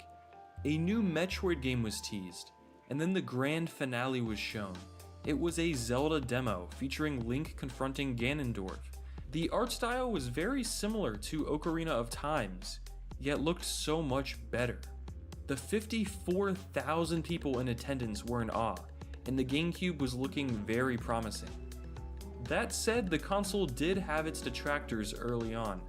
Many felt like the GameCube resembled a childish toy with silly color schemes. In response, Nintendo signed a deal with Capcom for future Resident Evil games, and 2 horror games originally planned for the Nintendo 64, Resident Evil 0 and Eternal Darkness, were transferred to the GameCube. The kids who played Mario when they were 6 are now 28. They still want to play Mario, but they want some other stuff. Our industry has matured. We're like the movie industry. You see R-rated movies and M-rated games, said Perrin Kaplan, vice president of marketing at the time. At E3 2001, shortly before the GameCube's launch, Shigeru Miyamoto showed off Super Smash Bros. Melee for the first time, which would eventually become an all-time classic. He then showed more of Luigi's Mansion, and then gave a presentation on the final variant of the GameCube controller along with the Wavebird. The Luigi's Mansion demo was very impressive, as the graphics looked very advanced and loading times nearly non-existent. Pikmin was then showed off for the first time, and it was also announced that a non-Japanese developer, Retro Studios, would be working on the new 3D Metroid title. To cap the event off, Nintendo announced a launch price of $199 and a launch date of September 14th in Japan and November 5th in North America. The GameCube was almost ready. Exactly 1 year after announcing the console, Nintendo gave one last presentation for it at Space World 2001. However, they faced some backlash after showing a teaser for a future Zelda game, which would eventually become The Wind Waker.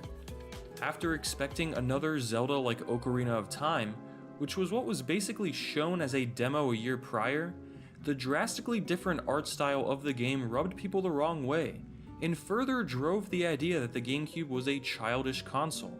Miyamoto said that he thought it wasn't wise to talk about something before having the chance to test it. Only playing can you judge a game, and after E3 2002, when you all will be able to play with the new Zelda, we will talk again about it.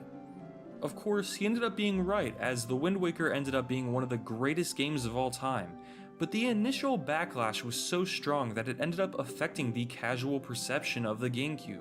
Despite the backlash, most people were still excited for the console, as it was not only more powerful than the PlayStation 2, but also was the cheapest console ever released when adjusting for inflation.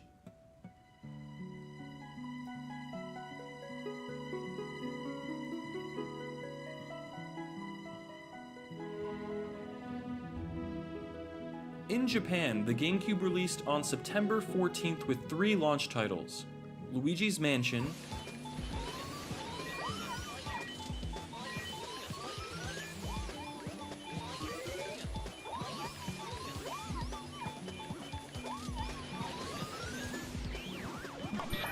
Super Monkey Ball,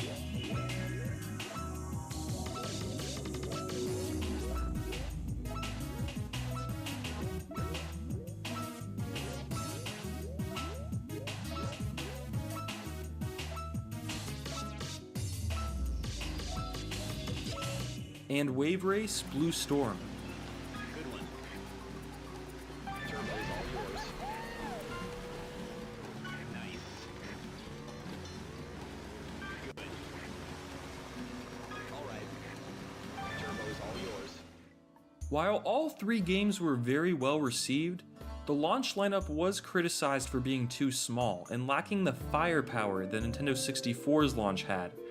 There was no game here on the level of Super Mario 64. A month and a half later, however, Pikmin released, adding another very strong game to the lineup.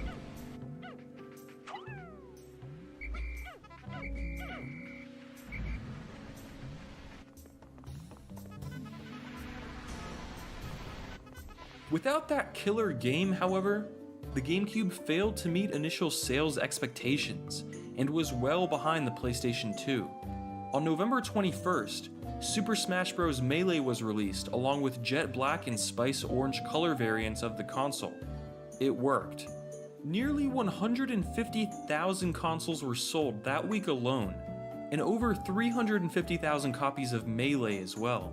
Unfortunately for Nintendo, the US launch ended up being poorly timed. The terrorist attacks of September 11, 2001 had a serious negative impact on the American public, as well as the economy. Nintendo's share prices had fallen by 12%, and it was simply a bad time to promote a new game console. Although it was postponed by 2 weeks, the GameCube did launch on November 18th, 2001 in North America. Nintendo spent $75 million on their marketing budget for the US alone, hoping to compete with their new rival Microsoft. The ads were pretty surreal, with a heavy emphasis on the cube aspect of the console. Unfortunately for Nintendo, Bill Gates spent $500 million on marketing, and even got Dwayne "The Rock" Johnson to promote the Xbox. The GameCube's launch was actually pretty successful. When adjusted for inflation, the GameCube had higher first quarter sales than the PS2, Wii U, Xbox 360, PS3, and many other consoles of the past and future. Unfortunately, however, the Xbox sold even more, 1.53 million units compared to the GameCube's 1.26 million. The GameCube's greatest strength was its library. Eventually, in 2002, the GameCube got its flagship Mario game, Super Mario Sunshine, which was praised at launch.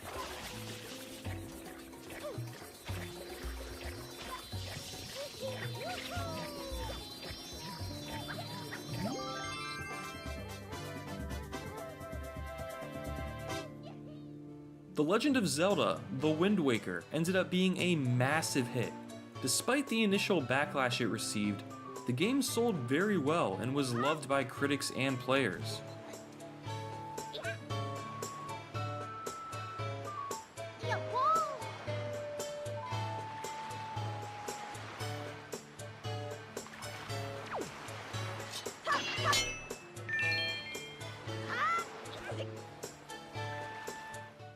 Other great games for the system include Metroid Prime 1 and 2, Resident Evil 4, originally a GameCube exclusive, The Legend of Zelda: Twilight Princess, Paper Mario: The Thousand Year Door, Mario Kart: Double Dash, Soul Calibur 2, Pikmin 2, Fire Emblem: Path of Radiance, F-Zero GX, Pokemon Colosseum, Pokemon XD Gale of Darkness, Kirby Air Ride, Beyond Good and Evil, Super Monkey Ball 2, Skies of Arcadia, Tales of Symphonia, Beautiful Joe, Super Mario Strikers, Mario Golf Toadstool Tour, the Baton Kaitos titles. What's crazy is that I'm just scratching the surface of the GameCube's library with this selection of games. The sheer quantity of 9 out of 10 and 10 out of 10 quality titles is what makes the GameCube such a great console. In its 6-year span, the system received some of the greatest video games ever created. Let's take a look at the GameCube controller. It may look unorthodox in appearance, but in hand it fits perfectly and is incredibly ergonomic. The analog and digital trigger buttons were the standout.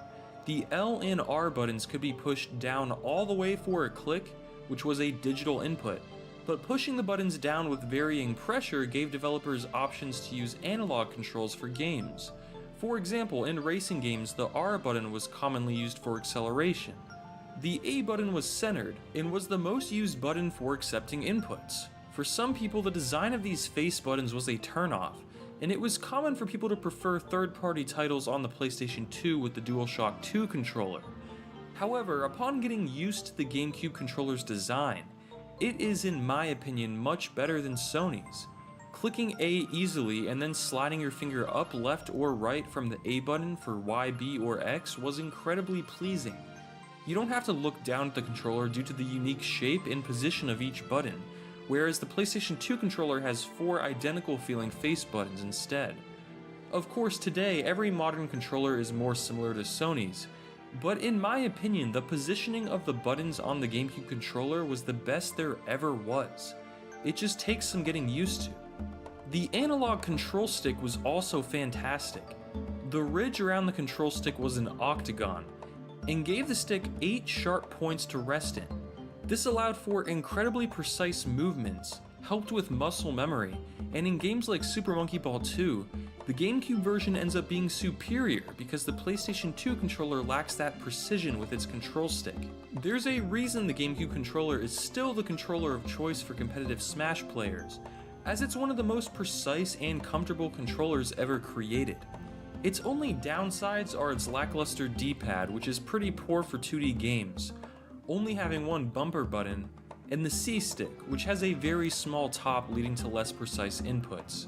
The console itself was taller than its competition, but much smaller overall, and it had some cool technical aspects such as a dedicated digital output chip.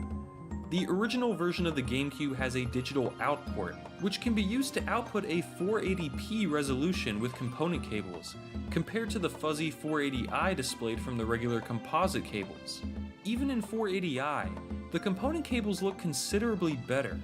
I play my GameCube on a CRT TV, and through the component cables the picture quality is terrific. Of course, on a modern flat screen TV, the image is going to be stretched across millions of pixels, resulting in a worse looking image and input lag. But when playing on a TV the GameCube was meant to be played on, it's easy to see just how powerful the system was for its time. While only $30 at the time, today the GameCube component cables go for over $200 due to how rare they are. Later GameCube models removed the digital port entirely, but for those models that had it, the graphics the system put out were very impressive. Games like F-Zero GX still look impressive today. The GameCube featured a handle on the back, which was pretty unique. The Game Boy player was basically a Game Boy Advance that needed to be attached to the bottom of the GameCube for power. This allowed you to play Game Boy games on the GameCube on your TV, which was a cool feature, although it wasn't as feature-rich as the Super Game Boy from the SNES era. There was also a Game Boy link cable accessory, allowing you to connect your Game Boy Advance to the GameCube. This gave you a second screen for some games, unlocked different items, and could also be used as a controller for the Game Boy player.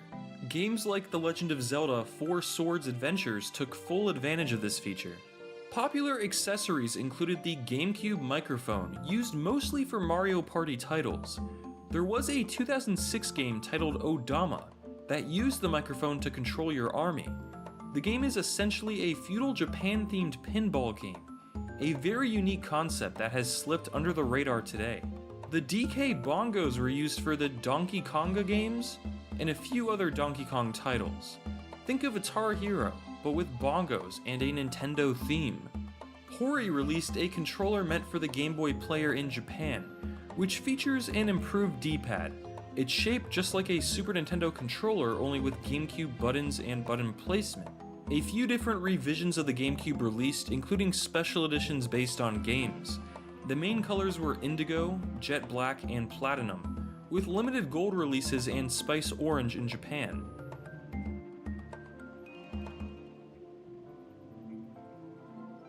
Despite its early success, GameCube sales plummeted after the first year.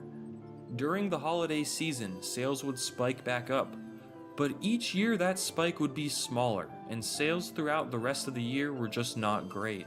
By 2006, the GameCube was barely selling at all, and then the Wii released and gave Nintendo the market share back. Unfortunately for Nintendo, the PlayStation 2 and Xbox simply received more third-party support, and while the Xbox barely sold more than the GameCube, the PS2 blew both of them away.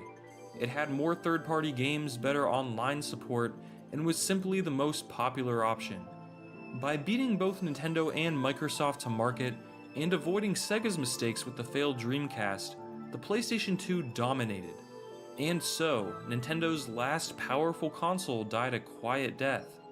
Its last big release was The Legend of Zelda Twilight Princess, which was the Zelda game fans seemed to want all along, using the GameCube's power to create a realistic-looking Zelda game rather than the cel-shaded look of The Wind Waker.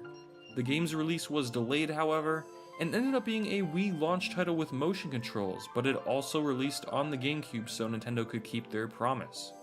The last GameCube game released was Madden NFL 08, and then it was over.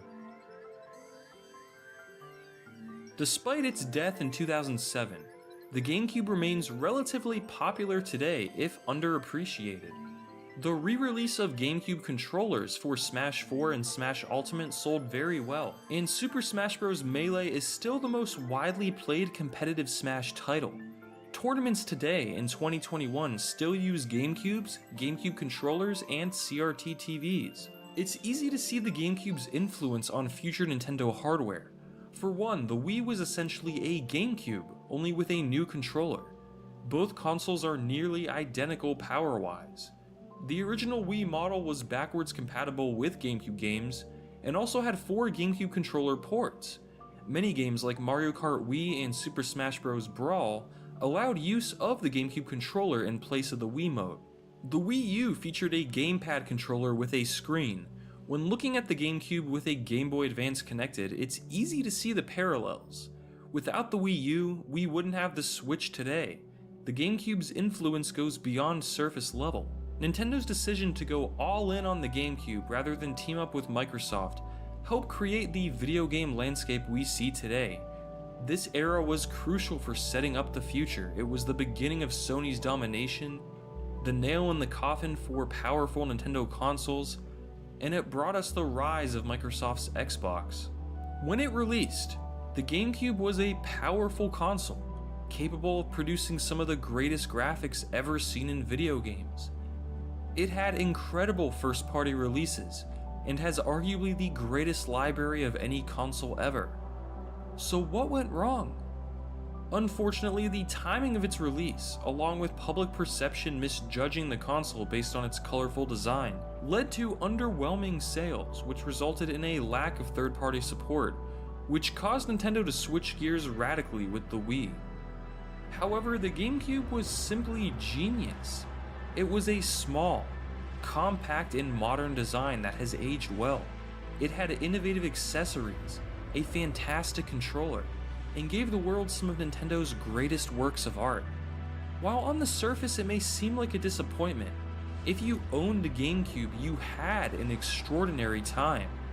The most important part of a game console is its library of games, and the GameCube had too many classics to count. While the GameCube is dead, its community isn't, and its legacy is immortal. It may have never gotten the recognition it deserved, but as time moves forward, more and more people are starting to realize just how awesome every console from that 6th generation was. In the early online era, when games needed to be fully polished and complete to release, split-screen multiplayer was still alive, and studios were pumping out all-time classics, we likely didn't realize just how good we had it. Perhaps it's nostalgia clouding my judgment, but in my opinion, this was the greatest era of gaming, and the GameCube will forever be my console of choice.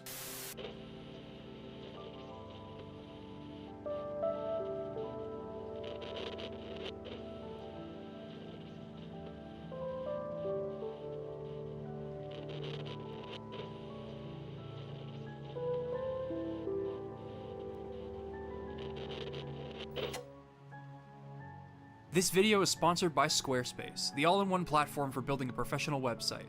Stick around to hear more. As I get older and games move forward, it becomes harder for me to place myself in the past. For all of the conveniences offered in the current state of the industry, there are also an abundance of inconveniences.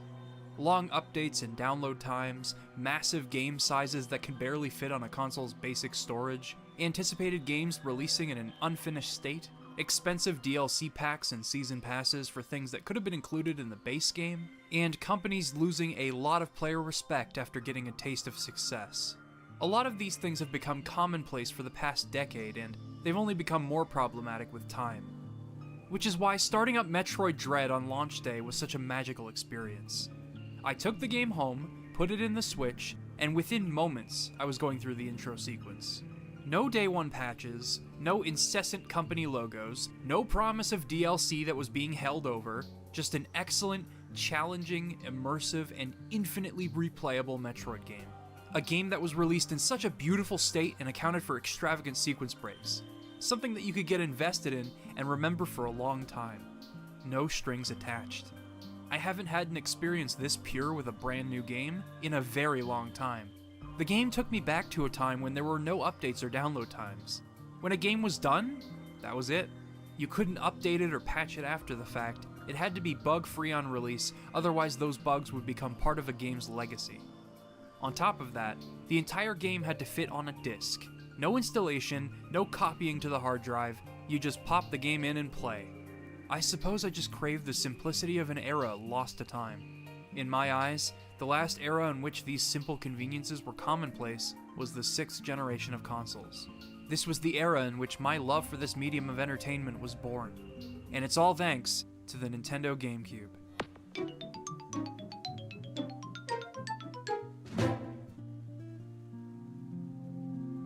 This is the story of a little lunchbox that went a long way.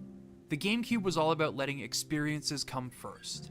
In doing so, the system left behind an astonishing library of fantastic games. However, it faced many hardships before it finally bit the dust. In this video, I'll be discussing the games that set the system apart from its competitors, its fight for relevance in the industry, what Nintendo learned from the system, and its legacy. I'm Liam Triforce, and in honor of the console's 20th anniversary, this is a Nintendo GameCube retrospective.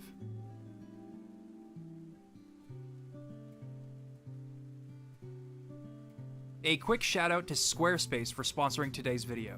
Squarespace provides the tools necessary for anyone to create a website. Whether you're creating a personal blog for fun, or setting up a professional space for your business to operate, Squarespace will have you covered. There are plenty of templates to choose from in order to get started, and you'll have access to easy-to-use tools like a mailing list for clients, delivering paid rewards, and built-in video blocks for displaying your demo reels, just to name a few. Whether you're an artist, photographer, video editor, game developer, or virtually anything else, you'll find that Squarespace likely has the tools you need. And in my experience, it has been incredibly easy and fun to use. It's a great platform for unifying your online presence and presenting your work in an accessible and professional manner. If you're interested in trying out Squarespace for yourself, head to squarespace.com for a free trial. And once you're set to launch, use squarespace.com/LiamTriforce for 10% off of your first purchase of a website or domain. Thanks, Squarespace. Although the Nintendo 64 has enjoyed acclaim in the years since its release, some of the decisions Nintendo made with the console would result in them gradually losing third-party support and close partnerships with other studios. The most commonly cited issue was its use of cartridges. The system's competitors, the Sony PlayStation and Sega Saturn, both used CD-ROMs for delivering games. These CDs held a maximum of 650 megabytes, whereas Nintendo 64 cartridges could only hold 64 megabytes. This limited what developers could do in many ways. Although they featured very fast or otherwise non-existent load times, developers were forced to work around the storage limitations by decreasing texture and sound quality, foregoing full-motion video in most cases, and reducing the overall amount of content they included if they wanted to avoid compressing assets. Usually, they'd have to do that anyway, because the texture cache was only 4 kilobytes in size. All of the storage limitations made full-scale RPGs like Final Fantasy VII impractical without major compromises. On top of that, cartridges were more expensive to produce than CDs. With all of this in mind, many major developers like Squaresoft, Capcom, Konami, Namco, and even Argonaut Software of Star Fox fame shifted their resources to the PlayStation. The competition was fierce, and while the Nintendo 64 was still a very technically impressive system for its time, it wasn't very easy to develop for unless you solely devoted your focus to understanding its architecture. Near the end of the system's life, Chief of Hardware Development at Nintendo, Genyo Takeda, looked back on the system's programming challenges with regret. However, when developers had this opportunity to work directly and solely with the Nintendo 64 hardware, the games would speak for themselves. These games were the reason people remembered the system with great fondness. They don't remember the Nintendo 64 for its technical shortcomings, they remember the experiences. The hours spent racing in Mario Kart 64, the first time they beat Ganon in Ocarina of Time, or the countless slap battles they had in GoldenEye. They remember the core experiences they had with the games on Nintendo 64, and I believe this remains true for the GameCube era. Now, I'm going to talk about the games that made the GameCube the incredible system that it was. Games that realized the fullest potential of the system's hardware, controller, peripherals, or niche audience to deliver experiences that you couldn't get anywhere else. But no matter what you decide to play on the GameCube, the console is unified by its main menu. You'd probably think that a little floating cube sitting in an empty black void would accompany some unsettling music, but the GameCube interprets this as a blank slate. An opportunity to sit still and reflect, change some settings, or maybe look at the many icons for the save files on your memory cards. Above all else, it asks a simple question. What do you want to play? Just hearing a few notes from its ambient music reminds me of how many memories I have with the GameCube.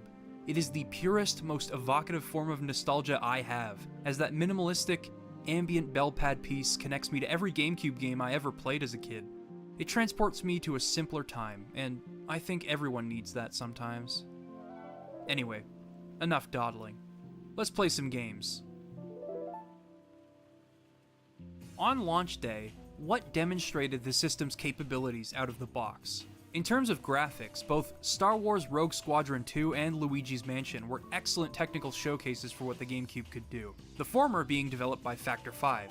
This studio became Nintendo's technology partner through their understanding of the Nintendo 64's architecture, and the Rogue Squadron games live on as highly regarded games in the GameCube's library.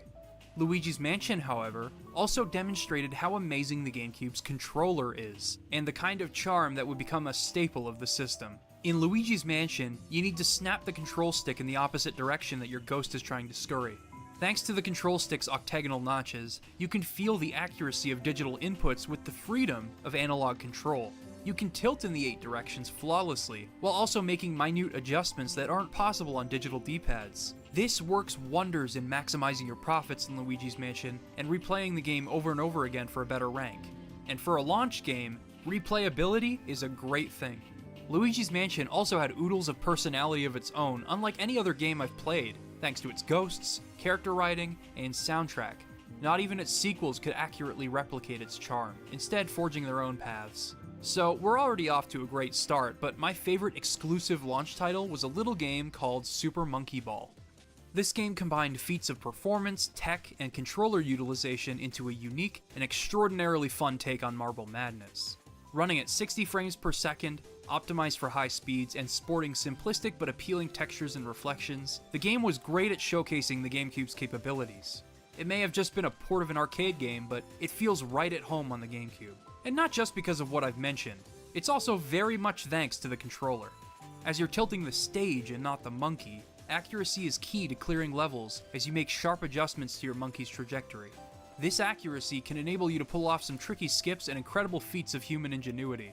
See, Super Monkey Ball isn't just about finding solutions to the puzzle mazes. It is designed for replayability thanks to its relentlessly challenging and abstract level design that you can find exploits in faster ways to cross the goal.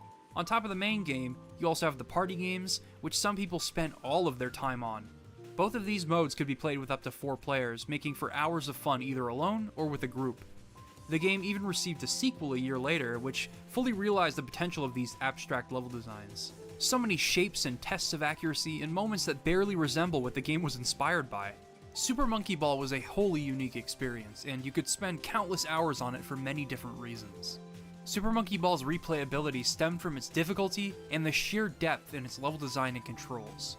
Trying to get better times in challenge mode, and unlocking those extra levels by not dying or using a continue. Pair that with an immensely enjoyable collection of party games, and you have a pair of games that you could play for, well, 20 years. And for a game like that to launch with the console? Yeah, that's a good sign. When it comes to third-party support, the most notable launch title to me was an uncompromised port of Tony Hawk's Pro Skater 3. Simply having Rogue Squadron 2, Luigi's Mansion, Monkey Ball, and Tony Hawk is an absolute blessing because pretty much all of them have benefits to being replayed endlessly. Sometimes, less is more. Even if you weren't keen on buying the system at launch, it wouldn't take long before an earth-shattering game would come to the GameCube. About a month after launch, Nintendo released Super Smash Bros. Melee, a game that would transcend the system and become one of the most popular competitive fighting games of all time, by complete accident. Director Masahiro Sakurai never intended for the game to have a competitive scene, and worried about the gap widening between casual and competitive players. But it is impossible to disregard the amount of tech that players have discovered in the years since. Players have transformed the game into one of the most invigorating and intense fighting games to watch, period. There are 134 entries in the techniques category on the Smash Wiki for Melee alone. The game has a considerable amount of hidden depth that the developers never even considered, but the end result is a beautiful competitive scene. Setting up combos and kill confirms has never been as fluid and satisfying. The controller also lent itself well to the gameplay of Melee, and there's a good reason it remains a popular choice of controller to this very day in subsequent Smash games. But even if you don't care about the competitive side of Melee, you'll find a lot to enjoy in it. There's far more content to delve into than Smash 64 ever had, and unlocking characters always comes as a welcome surprise. Surviving 100-man Melee for the first time only to discover Falco, or leaving the GameCube on overnight by accident and coming back to end up fighting Mewtwo? Yeah, those are experiences that you don't forget. I always loved how the unlockable stages and characters are strewn across the different modes. It encouraged players to seek out all of the content the game had to offer, and I had a great time doing it. Melee is still one of the sharpest Smash games mechanically, and while not everyone will have an urge to revisit it today, it will always hold a special place in my heart. Still haven't unlocked Sonic though. I have a feeling that kid was lying to me in 2nd grade. There was one thing I didn't like about Melee, though. Its absolutely monumental impact and legacy almost entirely overshadowed another Nintendo game that released on the same day. Pikmin.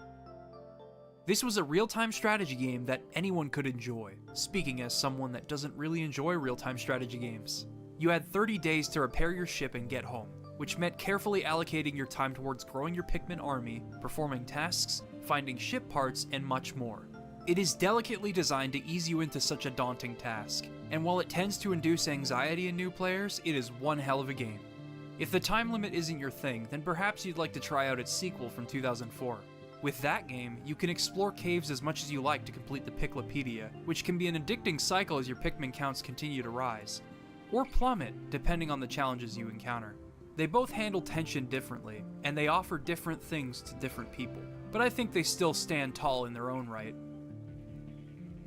As far as I'm concerned, the GameCube had an excellent lineup in its first 2 months, and that lineup would continue to expand. Let's rewind back to Super Monkey Ball for a second. The game was a precedent at the time, as it was the first game Sega published for a Nintendo console. Sega making games on a Nintendo platform was already a mind-blowing concept back then, but then they decided to start making Sonic games for the system. And Sonic thrived on the GameCube. This all began with Sonic Adventure 2 Battle, which featured more detailed textures and geometry than the Dreamcast original, and fleshed out its Chow Garden with quality of life features and an in-depth replacement for taking your Chow with you on the Dreamcast VMU, the Tiny Chow Garden.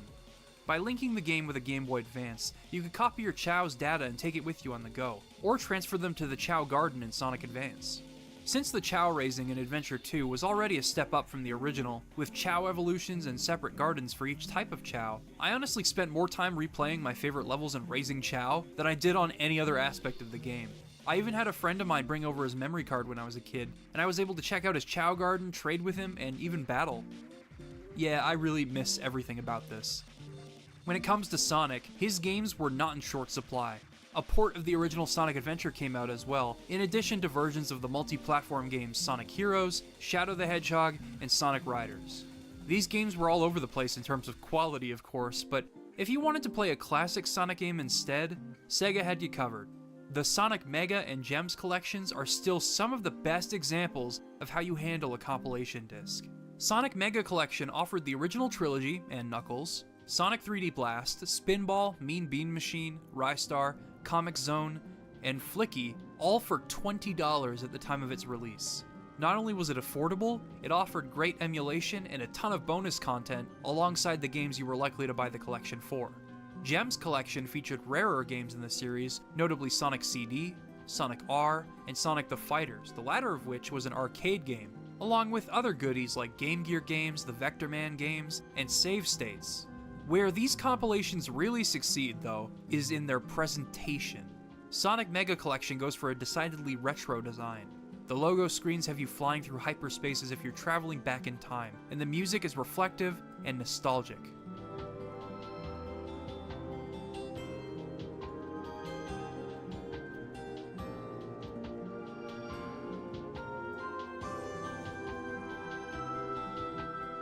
Listening to this while flipping through old, goofy Sonic comics or reading the game manuals adds to that feeling of stepping back in time. Regardless of whether or not you've played Sonic before, this collection was worth diving into. It was the perfect entry point, as it preserved a lot of Sonic's history on a $20 disc. Sonic Gems Collection went for a modern and sleek look, and its electronic music and killer remixes made for perfect accompaniment.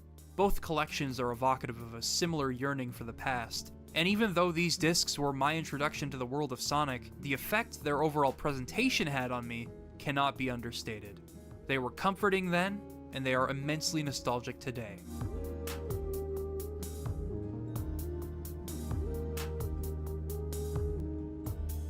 It's always nice to see developers go the extra mile and create experiences out of simple compilations like this, and these collections are the gold standard for that.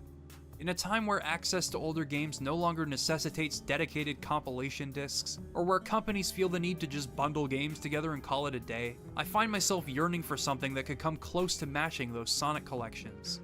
Sega nailed it back then. Sega really seemed to favor the GameCube in general, and Nintendo took notice. after Amusement Vision did such a fantastic job with Super Monkey Ball, they ended up repurposing that high-speed game engine to create a new entry in an old favorite series.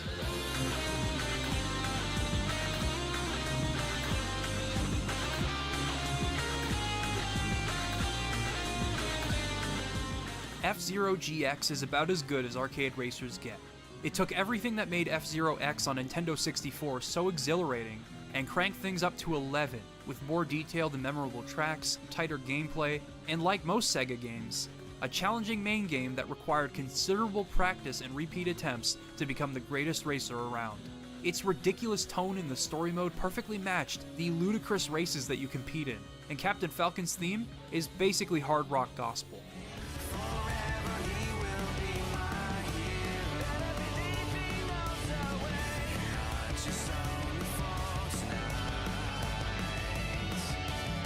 I'm going to reserve my extended thoughts on this game for now because it might be the subject of a full-blown retrospective in the future.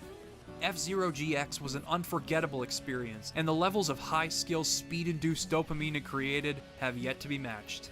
It's a crying shame that this was the last F-Zero game released on a home console, but it's also pretty hard to believe that anything could top it. Artist Takaya Imamura, who created Captain Falcon, said in 2003 that it was hard to see if they could take the series any further than GX. There may have been attempts to do such a thing behind closed doors, but the series has remained dormant since the 2000s. Maybe one day we'll see the Blue Falcon and the Black Bull face off once again.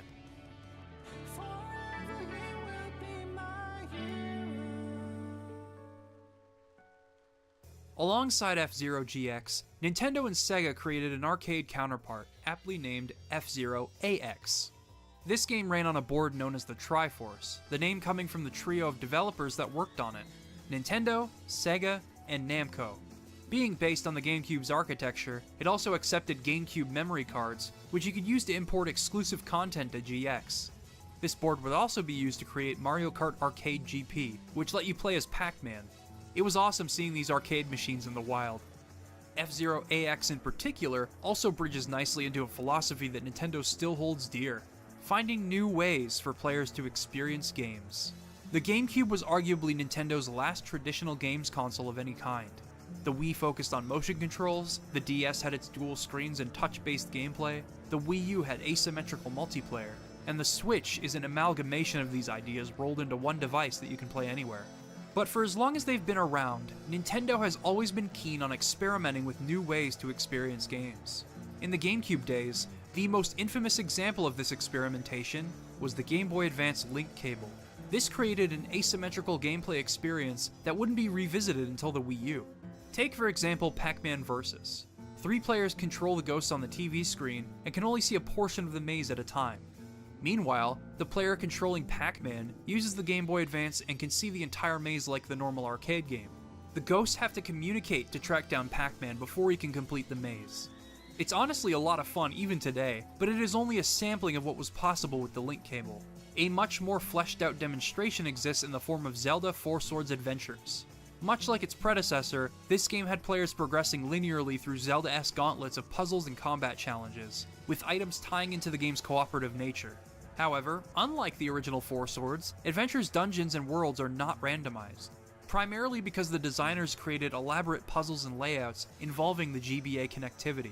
Some portions of the level can only be seen on the GBA screen, and when you involve 4 players at a time, this can lead to some layered and complex problem solving contingent on your communication and memorization as a team.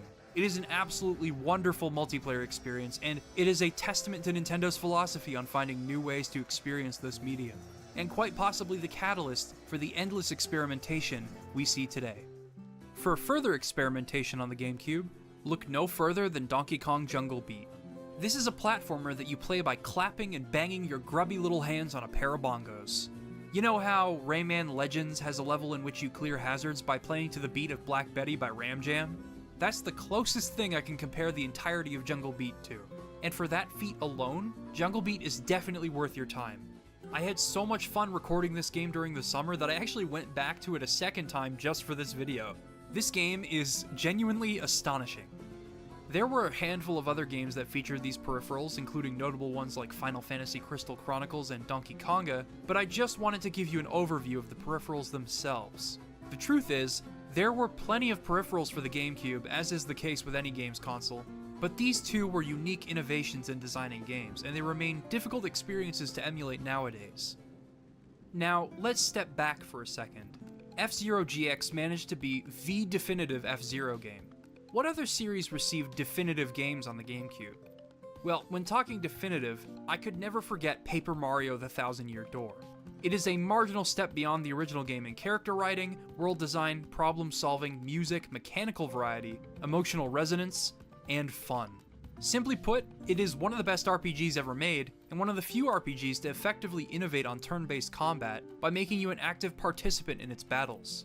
This was something that the original Paper Mario did very well, but Thousand Year Door significantly improved on its gameplay in every way, in combination with everything else it did right. Now, along with being definitive, another thing these games reveal about the GameCube itself is the platform's devotion to innovation. Sure, through its peripherals you can see this philosophy, but it also shines through in game design. A rhythm platformer that is controlled with a pair of bongos, a puzzle platformer that can be so much bigger and bolder than it appears, an asymmetrical multiplayer Zelda game that has you communicating your perspectives on both screens to other players, a Resident Evil game in which you suck up ghosts optimally and find secrets for a higher score on each playthrough. These are the experiences that set the GameCube apart from its competitors. Take for example Mario Kart Double Dash. It's my favorite game in the series thanks to its two-rider motif and the cooperative and competitive possibilities that it invites. Whether I was in control of both of my riders at once and performing item management and optimal drifting, or I was tackling each track with a friend and communicating as we cleared each lap. Double Dash was an excellent take on the quintessential kart racer. It may have been eclipsed by Mario Kart Wii and Mario Kart 8 Deluxe in terms of content and features, but its core gameplay has yet to be matched. Even more abstract is Kirby Air Ride. It features a simplistic control scheme and a unique take on racing in general, but hidden within is one of the most fun party game modes in any video game ever, City Trial. Essentially, you have a set amount of time to upgrade your character and air ride machine by collecting items for each stat. After all is said and done, you compete in a race, minigame, or boss battle. In addition, you also have to watch out for events that can drastically affect how you go about upgrading, and you can go out of your way to search for the 3 pieces of the Dragoon or Hydra to create a legendary air ride machine, and mop the floor with your opponents.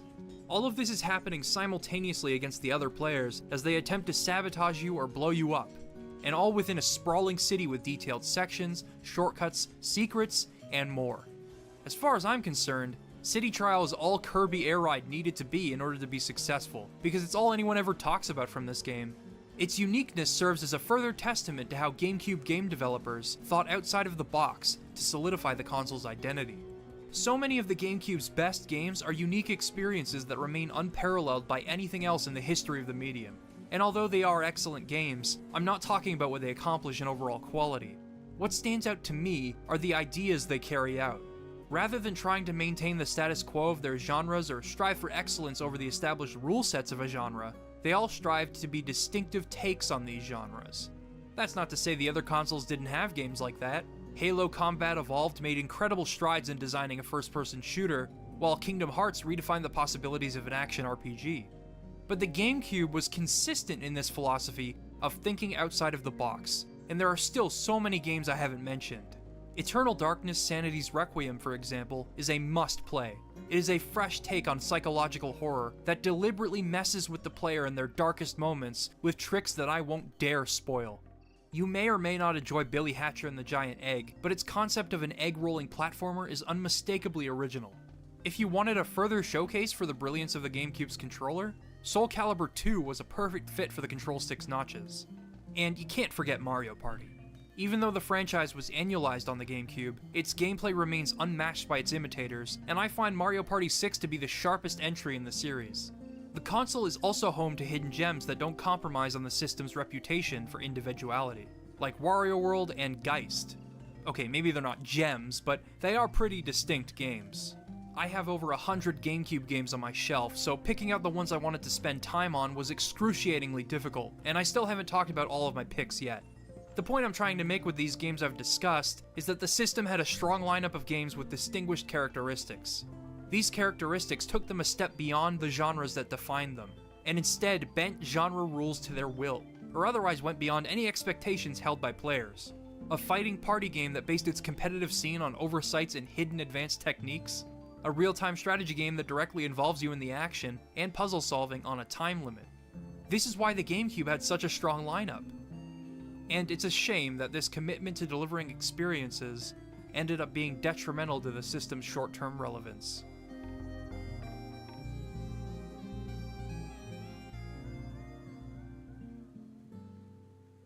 While the GameCube was a pretty powerful system and it was much easier for developers to take advantage of than the N64, it had its hiccups. The decision to use mini DVDs over full-size DVDs forced developers to release games on multiple discs. They'd have to compress data and video files or remove content entirely, much like the N64. But perhaps the biggest hit to third-party developers was its lack of a proper online infrastructure. The PlayStation 2, and especially the Xbox, took full advantage of the possibilities of online multiplayer. However, Nintendo saw no reason to pursue it. Aside from Phantasy Star Online and the Japan-exclusive game Homeland, the GameCube really only made use of LAN multiplayer, meaning multiple systems could connect to one another on the same network, and even then, only 3 games utilized it, and you'd need to buy separate peripherals in order to connect systems. Phantasy Star Online was a very highly regarded game and is still played to this very day on private servers. So, why not have more online games? Well, Nintendo's reasoning included concerns over quality control, doubts over subscription fees, and wanting kids and families to feel safe and secure with their GameCube at home. This alienated many developers that wanted to deliver online experiences across every system, as they'd either have to spend money on an online mode for a console that had no online strategy in place, or release the game without online features and hope that people buy it. The original Battlefield 1942 was proposed to Nintendo as a GameCube exclusive, but you can imagine how well that went over. These problems, combined with the console's lunchboxy appearance and Nintendo's traditional focus on family-friendly entertainment, drove many third-party developers away from the system. Even Nintendo's strongest and most confident releases were met with skepticism. Super Mario Sunshine, I love this game.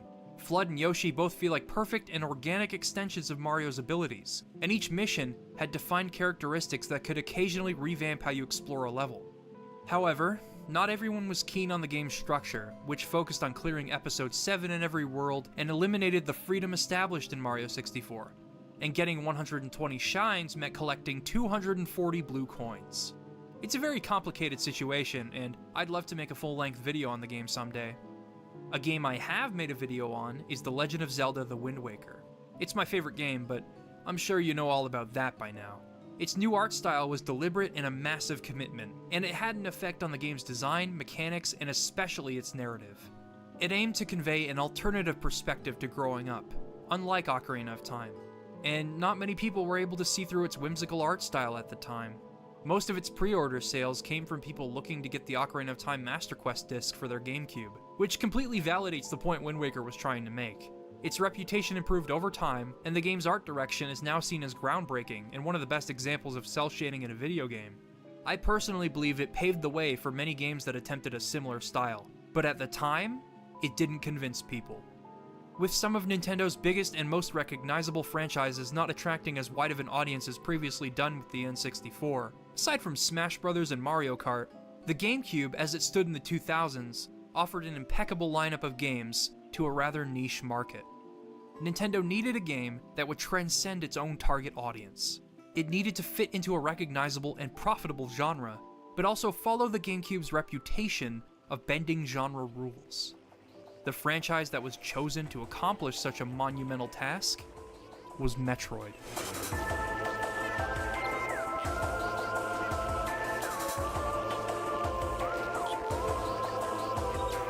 Metroid Prime was met with skepticism when it was revealed that it was going to be a first-person shooter, but the core of Metroid was very much intact when it first released, sweeping awards in 2002 and becoming a legendary game in Nintendo's repertoire. Retro Studios perfectly transitioned the gameplay of Metroid into 3D, and the first-person perspective meant exploring this new access for depth in puzzle design, combat, and atmosphere with unparalleled immersion. Metroid Prime eventually became a trilogy of games, and I've made a video on how much I love them. Still one of my favorite videos to date, along with Wind Waker.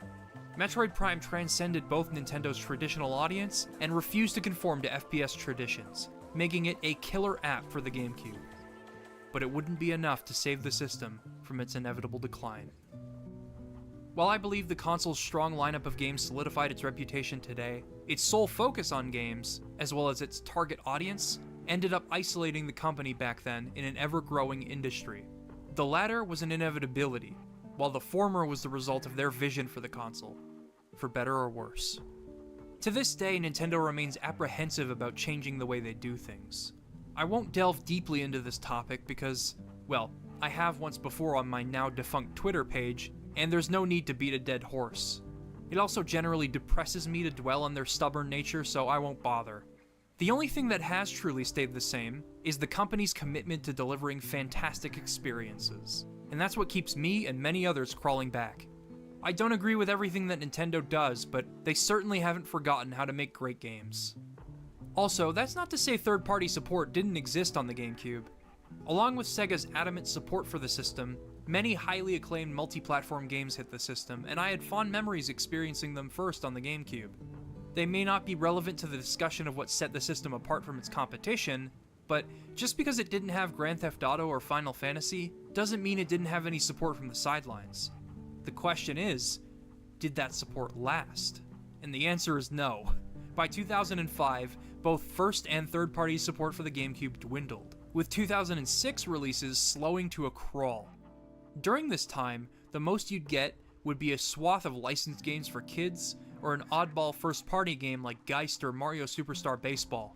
Great games did release during the twilight of the system's life, but they were few and far between, and occasionally very odd or niche, which was welcome in the grand scheme of things, but it wasn't great for creating broad appeal at the time. Another huge hit to the system's library was the loss of developer Rare, and it was entirely Nintendo's fault that they had to say goodbye to them. Rare contributed to the Nintendo 64's library in a major way, creating innovative first-person shooters, 3D platformers, and even a kart racer that unquestionably inspired Crash Team Racing. Their impact on the industry should not be overlooked. While they were making these games, Nintendo never thought to acquire the company, instead settling for the 49% stake they owned. With development costs rising and Nintendo refusing to offer more capital or purchase the remaining stake, Rare was eventually bought out by Microsoft for $375 million. Adjusted for inflation, that's over $500 million. Nintendo let Rare slip through their fingers.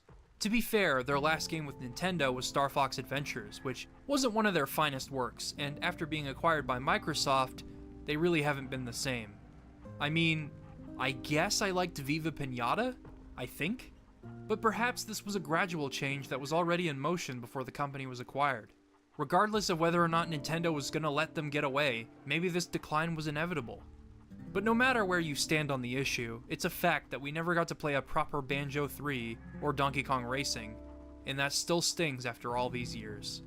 The Rare I once knew belonged with Nintendo, but it's clear that they weren't going to be the same company forever, so maybe their departure was for the best. With all of this at hand, things were looking grim as the system was set to face obsolescence, and Nintendo had one last trick up their sleeve in an effort to reclaim support. They collaborated with a developer that was once one of their closest partners. Introducing the Capcom 5. This was a lineup of GameCube games that were touted as exclusives, and they all aimed to fit right in with the system's focus on originality and quality. The first of these was PN03, which certainly was unique, but it didn't strike a chord with everyone due to its controls and repetition. The second game was much better though. It was an excellent side-scrolling beat-em-up called Beautiful Joe, a game that oozes style and charm to this day in all aspects. This is where things started to go south, however. The third game, Dead Phoenix, was never released, and it was around this time that the exclusivity fell through. Beautiful Joe received a port to PlayStation 2, as did the fourth game, Killer 7. The fifth game was supposed to remain exclusive, but it has since become one of the most ported video games ever. However, that fifth game was for a limited time a big reason to purchase a GameCube. It swept Game of the Year awards in 2005, and is personally one of my favorite games of all time. While Resident Evil had a phenomenal presence on the GameCube with an excellent remake of the original game, as well as ports of 2, 3, and Code Veronica, and the original prequel game Zero, the one that had the biggest impact was Resident Evil 4. Seeing as most of us have played this game by now, I'm not going to sing its praises over again. Simply put, It forever revolutionized third-person shooters without compromising on the tense gameplay of Resident Evil. By emphasizing accuracy in an anxious setting, it made survival contingent on how well you can aim, strategize, and organize. Its effects can still be felt in the genres it influenced, the games it inspired, and even future Resident Evil games. In summary, the Capcom 5's games were not all failures. God no. But the strategy itself unfortunately flopped.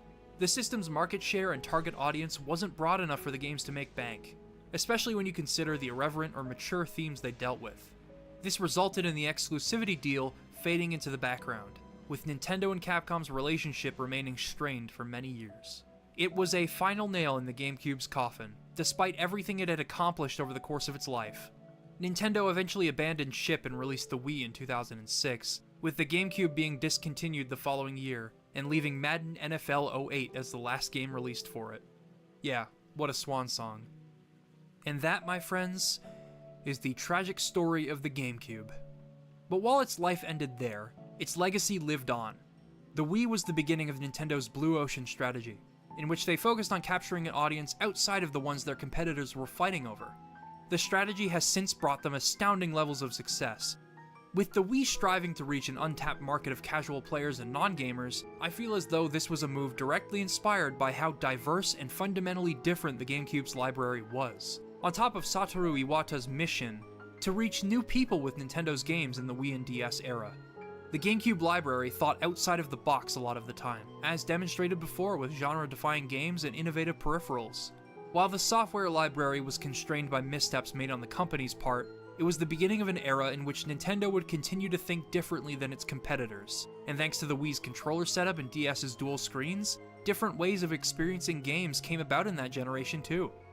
Oh, and on top of the Wii's robust virtual console lineup of NES, SNES, and N64 games, the Wii's similar architecture to the GameCube meant that it was fully backwards compatible with GameCube games, controllers, peripherals, and memory cards.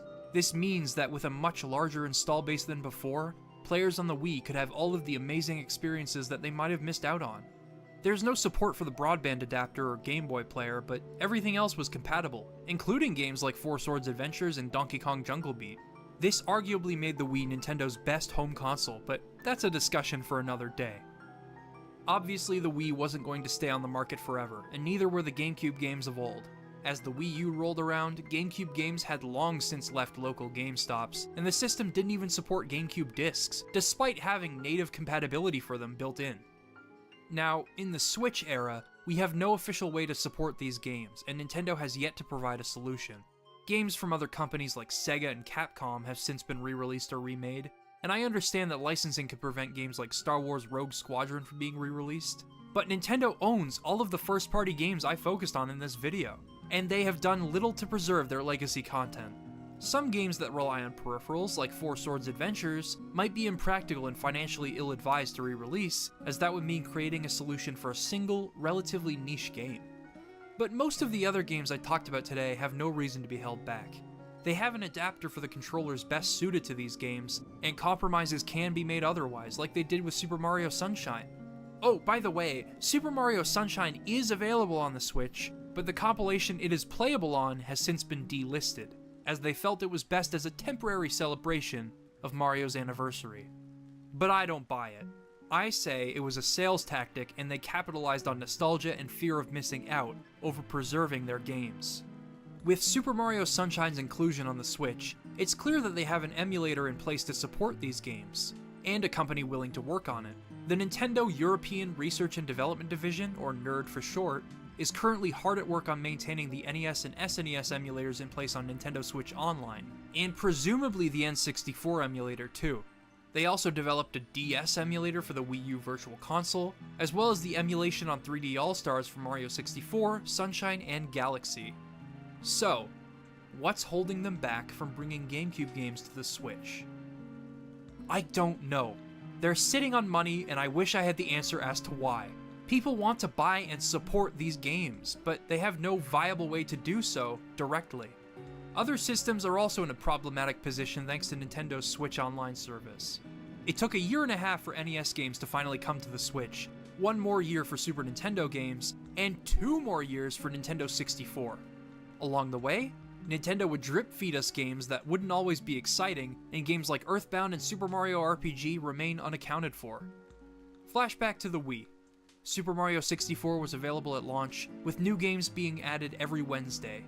Or heck, how about Xbox? They have made strides in maintaining their Xbox and Xbox 360 emulation so that many of their legacy titles can be played on modern hardware.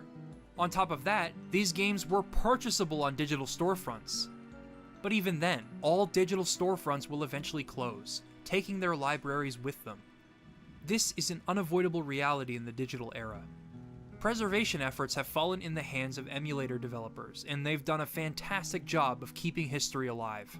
Provided that you still have copies of your old games, playing them in emulators can offer improvements that were never possible on the hardware they were made for. From pixel-perfect upscaling in Super Nintendo games, to achieving 60 FPS in The Legend of Zelda Breath of the Wild, to enabling widescreen support for a plethora of GameCube games that didn't have it. Emulation is a great way to play old games in the modern era. I am very grateful for the work these developers have done, and Dolphin, a GameCube and Wii emulator, is one of the best emulators around thanks to its suite of features, graphical options and improvements, and astronomically high compatibility. It's so monstrous in terms of features that I can't address everything they've accomplished in this video. I've seen plenty of people make the switch over to Dolphin in recent years for playing GameCube games, and I don't blame them. Super Smash Bros. Melee has received some incredible advancements, with Slippy implementing rollback netcode. I can't even fathom how much work that must have taken, but the end result is the most accessible Melee has been, well, ever. The only problem that remains is acquiring the games themselves. I am very fortunate to still have working copies of all my old games, but some people weren't as lucky, or perhaps they never had the chance to experience them. On top of that, not everyone has the hardware or tech savviness required to run GameCube games in an emulator comfortably, leaving us with the only legal option available to us, buying them secondhand. So, let's check eBay for Paper Mario, why don't we? Paper Mario, the Thousand-Year Door. Oh, well, how about F-Zero GX? Huh. Super Smash Bros. Melee? Okay, no, yeah, that's rough. This brings us full circle as we pile another inconvenience onto the unavoidable facts of the industry today. If you look for originality and innovation, you're likely to find it, especially as Nintendo and independent developers continue to breathe life into a crowded industry of remakes, remasters, reboots, sequels, DLC packs, annualized franchises, and weird amalgamations of mechanics that worked across financially viable games. But games like Metroid Dread remind me of a time when nothing stood between you and the game, and that's why I decided with this video that I wanted to relive my childhood one more time. I wanted to go back to a time where nothing mattered more than having a great game to play. It'd be nice to have that simplicity back, but things have changed, and I have to accept that.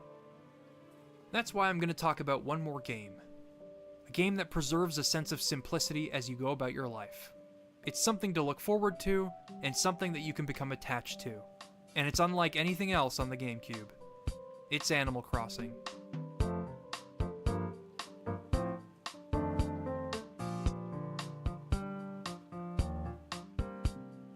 It's funny, actually, that a game could focus on simple pleasures like fishing, catching bugs, rearranging furniture, and talking to friends, and still be one of the most cathartic and profound video games of all time. The repetition of these day-by-day actions shouldn't translate into a compelling game, and yet they do. Perhaps it's the personalities of your neighbors that keep it fresh. Perhaps it's the feeling of excitement you get as you finally pay off your loan and can fill your house with more furniture than before. Or perhaps it's the feeling you get as you work towards filling the museum with donations. Whatever the reasons we have for coming back to our town, I feel it is the simplicity of these tasks, knowing that we will eventually feel fulfilled in completing them, that makes it all worth it. It is a direct reflection of our adult lives, presented in a cute and easily digestible manner without outside stresses or pressure to complete something in a specific time frame. You can just go at your own pace, figure things out on your own, and the villagers nearby will be happy to help you and be your friend. Most of the time. When revisiting so many games I loved from childhood, I was surprised to discover how much more Animal Crossing resonates with me as an adult. Firstly, it is everything I loved about growing up with the GameCube. Like the other titles I've discussed, it is wholly unique and groundbreaking in its own right. Second, it is one of the purest experiences I've ever had with a video game, which is a feeling I've missed dearly. But most importantly, it is a reflection of how I've come to appreciate my daily routine. We may not think much of going for a walk or grabbing a morning coffee, but it's those simple pleasures that define how we choose to live our lives, and I should relish having these simple privileges now while I can still enjoy them. While I miss the simplicity of feeling magic in every new game I played, I also cherish the simplicity of talking to you about these memories now, and doing something productive with my love of the GameCube. In essence, the purity and simplicity of an experience like the one I had with Metroid Dread, and many games of my past, will continue to come my way as long as I recognize and savor them before time takes hold of me once more. Many systems and experiences have passed me by, and who knows how long I'll have these videos. That's why I'll appreciate them while I can still make them. I owe a lot to the GameCube. It shaped my interest in games, my passion for the medium, and a lot of its games eventually drove me to create this YouTube channel. So, thank you, little lunchbox, for everything. Oh, by the way, there's one more GameCube game I wanted to talk about in this video, but being the huge Zelda fan that I am, I felt it deserved more than just a quick look. My Zelda retrospective will continue with Twilight Princess. If you'd like to catch up on my Zelda videos, check them out by clicking the playlist on the screen. I've included links to all of the videos I've made on the games I've featured today in the description, so check those out too. For now, I've been Liam Triforce, and thank you so much for watching. See you next time.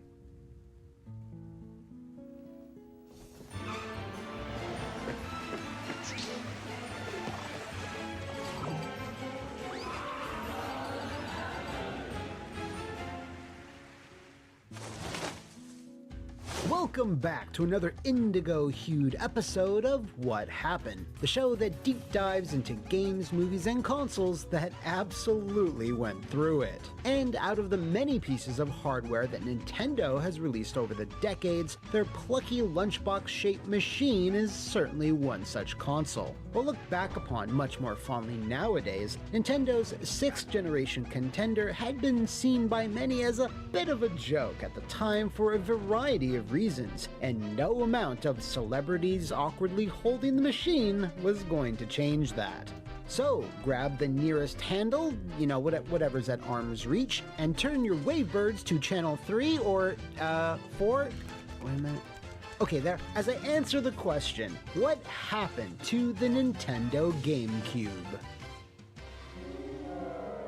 It's a pretty well-known fact, but the Big N gave up a lot of market share a lot of quickly during its battle with the original PlayStation. Sony's machine beat the N64 to market by almost 2 years, and was able to move a staggering 102 million consoles through the late 90s and early 2000s, via its contemporary marketing campaigns, a perfect read on the future being disc-based, which led to massive third-party support and, just being the cool new kid on the block.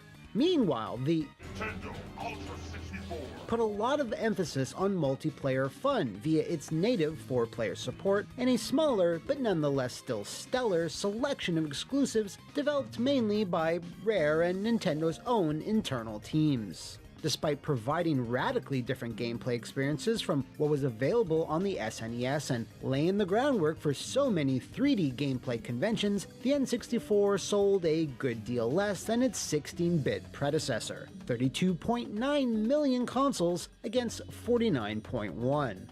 Now, the Game Boy line was doing incredibly well, but still, Nintendo's piece of the overall video game pie was getting smaller and smaller, so they were well aware they were going to have to seriously address their missteps if they wanted to keep, existing in the home console space. By far, the biggest of these missteps was their continued commitment to cartridges. Aside from certain technical advantages like faster data read speeds and more durability compared to the oh-so-scratchable 90s-era CD, the lower storage capacity and the high manufacturing costs of cartridges unfortunately ostracized Nintendo from third-party support in an era where developers were itching to implement CD-quality soundtracks, tons of voice acting, and elaborate CGI cutscenes. And of course, cheesy FMVs that I still love. To put it all in perspective on just how bad this problem became, the N64's other main competitor, the Sega Saturn, which despite selling far worse, had seen over 1,000 games ship worldwide, which more than doubled the N64's back catalog, which sits at just under 400. Now, if I could again pull up the PS1 sales figures. He's already dead. Oh, okay, yeah, you get the picture. So when Nintendo began designing their next machine, carts were gone from like second one, but of course this big decision had to be done in the most Nintendo way possible. Instead of going with a standard or expected format, they went with their own proprietary mini discs, which offered more space than traditional CD-ROMs, but still lagged behind the storage capacity of the forthcoming DVD by what most tech journalists and industry vets described as a huge shitload. GameCube game discs could hold roughly 1.4 gigs, while the DVD could easily house a girthy 4.7, with later DVD types taking on even heavier loads. I mean, you do the math. Why did Nintendo do this? Well, they reportedly didn't have a whole lot of faith in the DVD format as a whole, just like they did for CD-ROMs the previous generation, didn't want to pay the licensing fees for the technology, and most importantly of all, they were terrified of the piracy that had been rampant in the CD space. Even though this decision would generate a lot of long-term negative effects elsewhere down the line, it can't be denied that proprietary discs were indeed a good solution to all those pesky piracy problems. To make all of this happen though, Nintendo naturally needed to seek outside help, so the optical drive was designed by Panasonic, as Nintendo R&D had very little experience in this field. After a failed chipset venture with Samsung, Nintendo then partnered with up-and-coming graphics company ArtX, who were made up of former designers from Silicon Graphics, who had worked closely with Nintendo on who would then begin working on their new Flipper chipset to power Nintendo's new machine. Flipper provided the backbone of the console's graphical capabilities, and even led to the Dolphin codename the GameCube went by for a few years. Nintendo felt this new chipset would give them the edge they needed, as Flipper was more powerful and versatile than the competition, and cheap to produce to boot. Nintendo engineers knew it was superior to what was in the Dreamcast, and they were confident it would easily outclass whatever Sony could throw at them next. Kenichiro Ashida led the hardware design for the GameCube, and he and his team worked tirelessly to deliver a form factor that was visually friendly and particularly compact, inspired largely by the small size of the GameCube discs themselves. The masterstroke of the design, however, was of course the handle.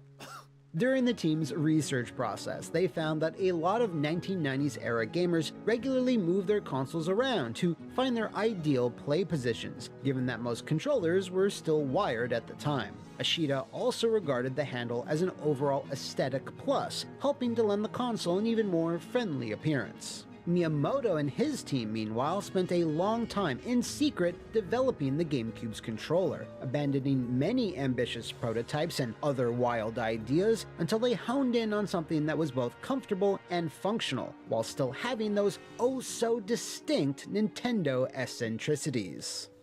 While things were starting to come together, Nintendo grabbed Martin Hollis, the director of GoldenEye, who at that time had just quit from his position at Rare and was in the middle of a vacation. Nintendo quickly sold him on an advisory job at Nintendo Technology Development, where he worked for about 6 months, helping and advising Nintendo's designers, marketers, engineers, and even Miyamoto himself on the console, its features, architecture, the whole 9 yards. Hollis would eventually suggest the name StarCube, which Nintendo would actually go on to copyright as a potential name, although it obviously got tweaked in the end. In an interview on Video Games Chronicle, Hollis humbly admits that he doesn't know for sure if his initial suggestion led to the word cube being used, or if someone else within the company had come up with it on their own. In that same article, Hollis also explained how the overall design and look of the GameCube came to be, and how Nintendo was looking to position it. The size and the price go together pretty much. As you optimize on cost, you optimize on the space as well. That was Nintendo's concept from the start. They had this idea that they wanted a small machine. Although they weren't explicit about this in public, they didn't want to compete on performance or be seen using numbers like polygons in a kind of marketing battle. The GameCube's design was complete by early 2000, with the initial plan actually to release it during the holiday season of that year to go toe-to-toe with the PS2 and prevent Sony from taking advantage of another year-long head start that they had with the original PlayStation. Obviously, that did not happen, due to that really pesky problem of games not even being close to finished. The second man in charge of Nintendo at that time, Hiroshi Imanishi, even kind of threw the software teams under the bus a bit in an old article on ZDNet.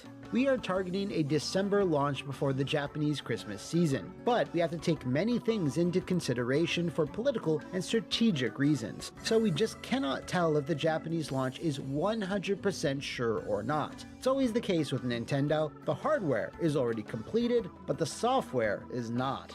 Eventually, Nintendo relented, choosing to delay the console's launch all the way to September of 2001 in Japan, November of 2001 in North America, and March of 2002 for Europe, for the very competitive price of $199 US, $100 less than the competition. Regardless, Sony was still getting that head start completely unopposed. Sorry Dreamcast, an advantage that Miyamoto tried to wave off by claiming that the GameCube software would be so irresistible and superior that it will become the requisite for everyone, even though they already have the PS2. This was a fancy way of saying that even if people shelled out $299 for Sony's machine, eventually they would all have to buy the GameCube. It was just a matter of time. No, it wasn't. A lot of noise was made about the GameCube's default color scheme, which, even well into its life cycle and having seen a good number of other color options, was a critique it could never really shake. Before launch, Nintendo of America's marketing team were called in to give their input on what would ship to store shelves, input which would largely be ignored. Revisiting that same VGC article from earlier, Nintendo's former VP of Marketing, Perrin Kaplan, stated, "We were called in to rate which colors we liked. There must have been 30 GameCube box samples in there, and the colors range from poopy brown to crazy and striking prime colors. I remember some were these dark yellow, almost skin tone-like colors, and we were like, you cannot launch that, it's so unattractive." Japanese leadership were pretty insistent on purple, or more accurately, indigo, as the default color, but Nintendo of America thought otherwise. We actually suggested that the purple was not the best to start with, and Japan said, no, we're going to use that. Then we pushed for black and silver because I think in the US, nobody had ever really done the purple color before. It wasn't that you couldn't bring out hardware that was a different color, it was just a very female-looking color. It just didn't feel masculine, I think. I remember us being very nervous at E3 that we were going to get bad press purely based on the color. Which they did! While it seems silly nowadays, as expressing oneself via customization and multiple options is like a really reasonable thing, but the early 2000s were a pretty different time.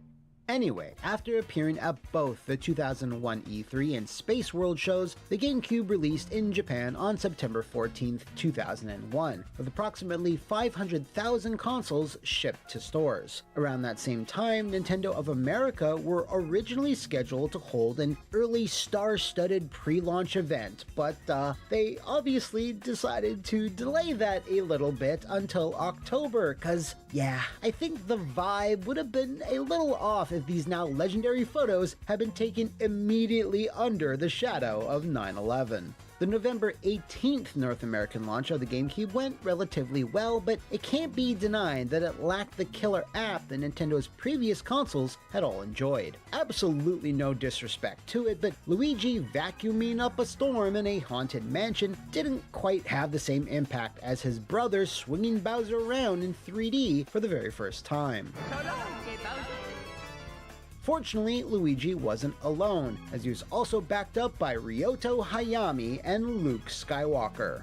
Wave Race Blue Storm's gorgeous water effects and Rogue Leader's stunning everything made for an incredibly solid exclusive trio, with Miyamoto's charming Pikmin hitting store shelves less than a month later. All four were financial successes, but if you craned your neck just a bit to the side, you'd be able to see Final Fantasy X in its natural habitat, as it absolutely crushed everything at retail that same month.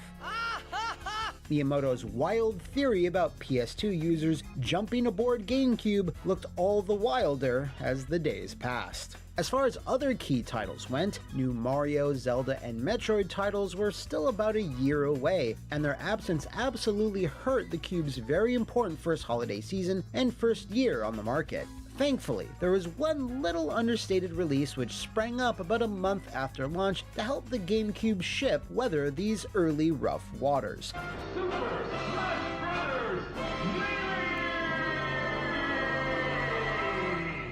Melee would wind up being arguably the GameCube's most important game, selling over 600,000 units across its first few weeks in Japan and North America combined, and continuing to sell well and consistently over the course of the console's entire lifecycle, clearing 7 million units until the Cube was eventually retired. While it remains the console's most successful title financially, smashing and/or wave dashing didn't pry away the millions and millions more who were all glued to their PS2s or Xboxes. In fact, no matter the game, price drop, or marketing tactic, that was something Nintendo would never be able to do.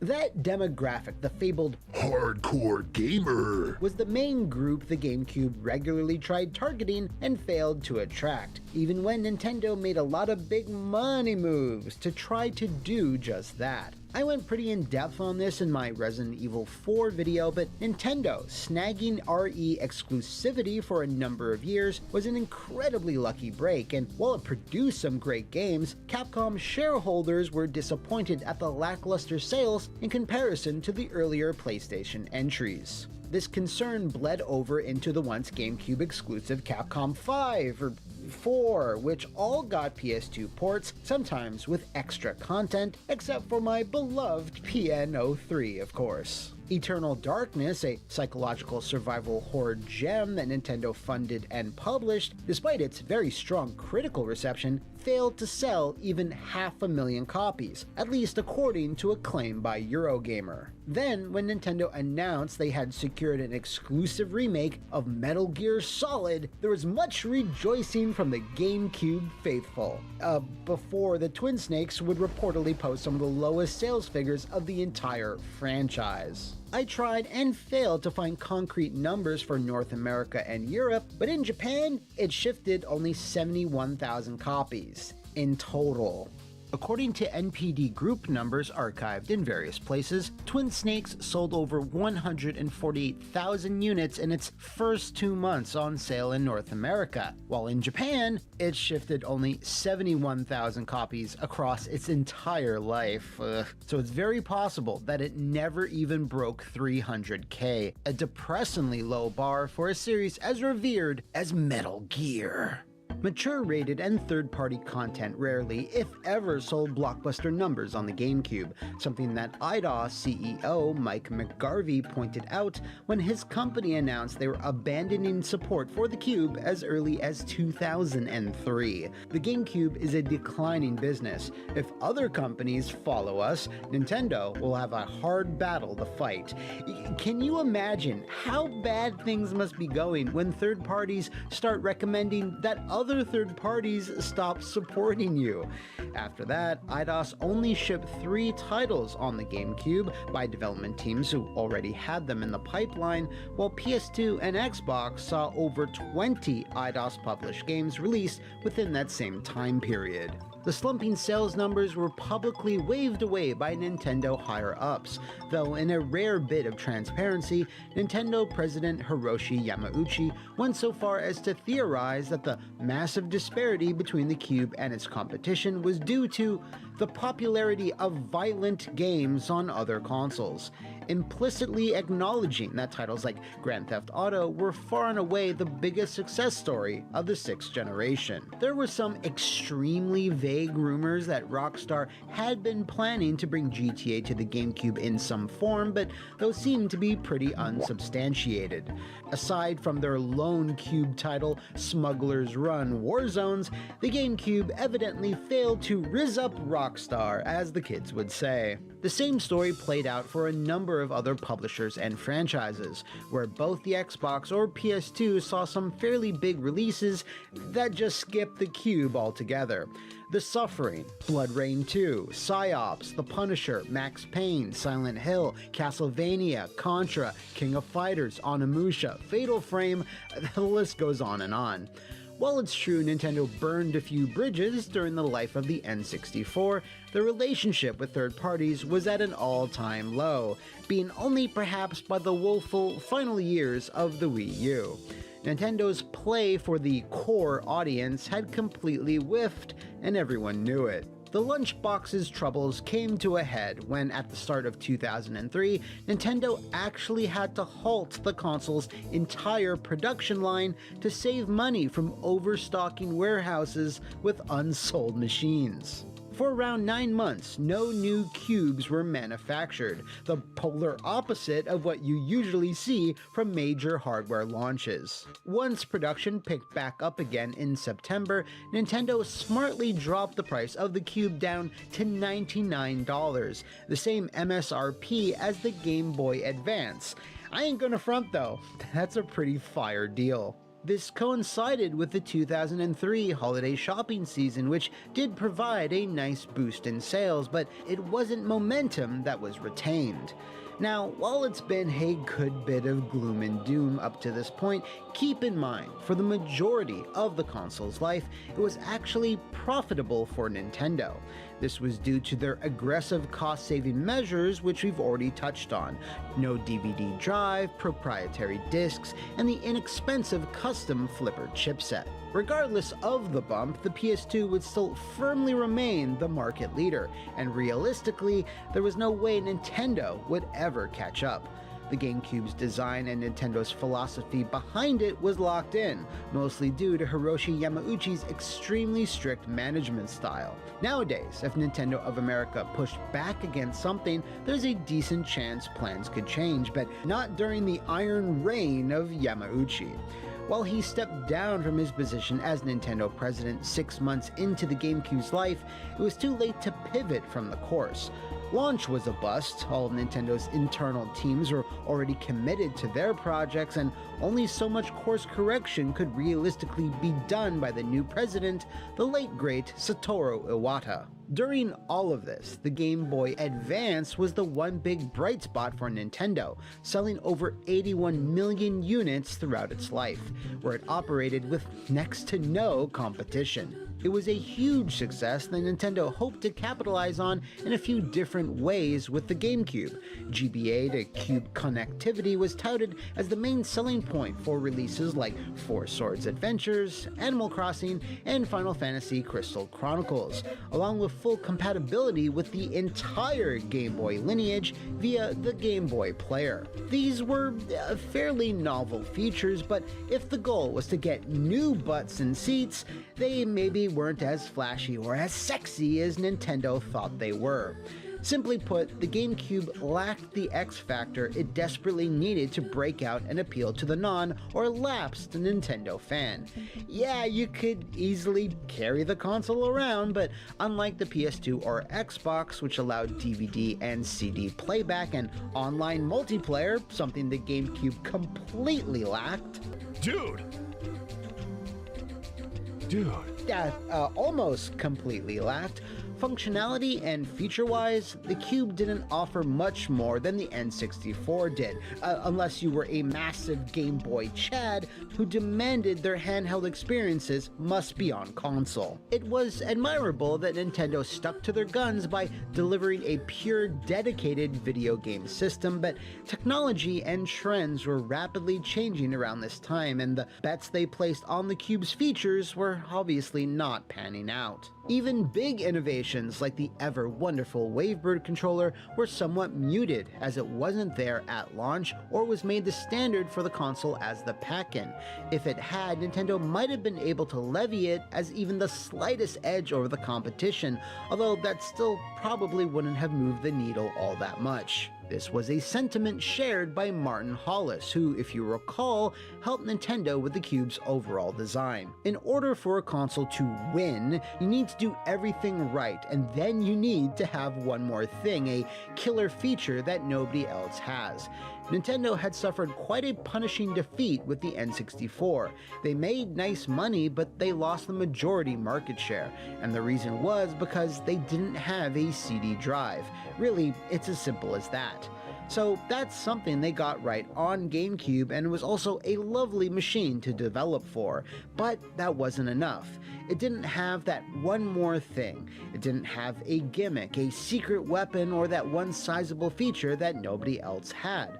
The handle and the idea of carrying it from house to house, I think, could have been great, but we just couldn't think of a way to make that a big deal. I never really felt like we made a success out of the handle. It was just nice to have, and that's it. As we are winding down, I will take a minute to talk about one aspect of the GameCube that Nintendo had apparently poured a bunch of money into that unfortunately never even released: an official 3D LCD screen add-on. Yes, more than a decade before the 3DS would hit shelves, Nintendo was fist deep into making their cubic console even more three-dimensional. For many years, this information has mostly been forgotten, but recent developments have brought some new info to light. In an Iwata Asks article on the subject of the Nintendo 3DS, Iwata shared that the GameCube actually has the necessary hardware to display 3D images, even sharing that they had a version of Luigi's Mansion that played out in full 3D directly on the GameCube hardware, and that the LCD screen that they had showed off at E3 2002 actually secretly supported this feature. Wait, Nintendo showed this thing off? Yes, although E3 2002 was just before everything went digital, so video or images of the device are extremely rare. Iwata also revealed that Miyamoto and future criminal Yuji Naka collaborated on a version of Phantasy Star Online 3 that allowed for two GameCubes to be hooked up, and using the LCD screen attachment would allow users to enjoy card battles without being able to see each other's hands. Ultimately, what sealed the add-on's fate was, of course, the price, as Nintendo never found a way to make it affordable, which was kind of the point of the GameCube. If the screen had been released and Yuji Naka and Miyamoto's PSO3 collab had been a blockbuster, things might have been very different, although on second thought, this might have messed with Naka's recent canon event. These expensive/unreleased innovations, and with coming in third in home console sales during the entire generation aside, Perrin Kaplan looked back on this time at Nintendo with a positive outlook. With GameCube, we made money and it was profitable, and that's something I think is sometimes really missed by the public. The others were bleeding, and we were still profitable. One of the challenges that we always had with GameCube is that Nintendo has always been an incredibly profitable company, and we saw ourselves as different from Microsoft and Sony, but externally, we would still be judged in a lineup. But it was the popularity of the GBA, a platform that was still offering comparatively simple games, which gave way to the Nintendo DS, which proved to be fairly successful during its initial 2005 launch, before the clean, sleek lines of the DS Lite really pushed the hardware into the stratosphere. It's quite possible that the GameCube's lack of meaningful innovations led directly into the DS being arguably the most different thing released at that time, clearly paving its own way forward with a variety of unique features. Nintendo actually looked back to an earlier GameCube controller prototype and decided that it would be that X factor, that killer new feature that they would entirely base their next home console around. At the same time as GameCube, Nintendo was secretly working on a revolutionary controller sensor idea that was very time-consuming work that ultimately never got filtered into our GameCube development, but after several years this did produce the Wii Remote. The Wii is essentially a GameCube with some numbers doubled, but in a different colored box. But it's the Wii Remote that brought the extra thing that won Nintendo the market. That's how fine the margins are sometimes. Satoru Iwata had told investors to expect the GameCube to sell 50 million consoles by March of 2005, and while we can all appreciate the man's legendary positivity, he was a little off on that estimate. By the time the console was discontinued in 2007, it had moved 21 million units, placing it firmly below the N64, where it would remain until eventually being bested by the Wazoo. Hey y'all! These plummeting sales were ultimately the thing that lit a massive fire under Nintendo's red racetrack ass and got them to refocus their vision on where they thought the industry should head. They put all their bets on the Wii and its motion controller, and while it still couldn't dethrone Sony's original PlayStation in terms of worldwide sales numbers, the Wii came pretty damn close. But many Nintendo fans still hold the GameCube incredibly near and dear to their hearts, whether it's the legions of Melee players who still use actual hardware for tournament setups, the psychos who salivate at the mention of custom Robo or Kirby Air Ride, or the litany of players who discover the console through the incredible Dolphin emulator. The GameCube is still more than just a fond memory for many a gamer. While it's been a bit of a bumpy ride since then, it's unmistakable that the many mistakes of the GameCube are an indelible part of what made Nintendo into the company it is today. So, good job, you weird geometric-shaped indigo son of a bitch. If you know of any other games, movies, or consoles that had a weird or confusing development journey, do let me know in the comments below or over on my Twitter. A really good example of one such project would be Star Fox Grand Prix, a long-rumored but never confirmed entry in the series allegedly developed by Retro Studios. If you head on over to Did You Know Gaming and check out their news video, which I narrated, you'll find out if this space animal racing game actually existed at some point. Link in the description and in the pinned comment below. See you next time, and thanks for watching!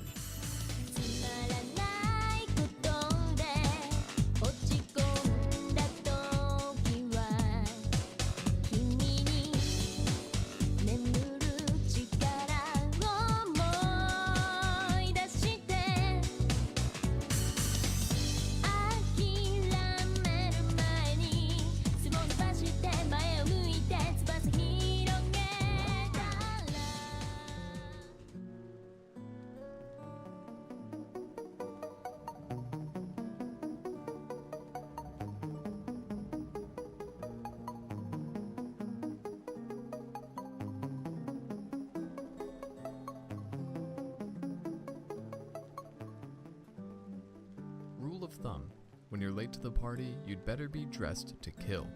Newsweek, September 3rd, 2000. Following the release of the Nintendo 64 in 1996, technology not only continued to innovate and grow more complex, but it did so at a rapid rate.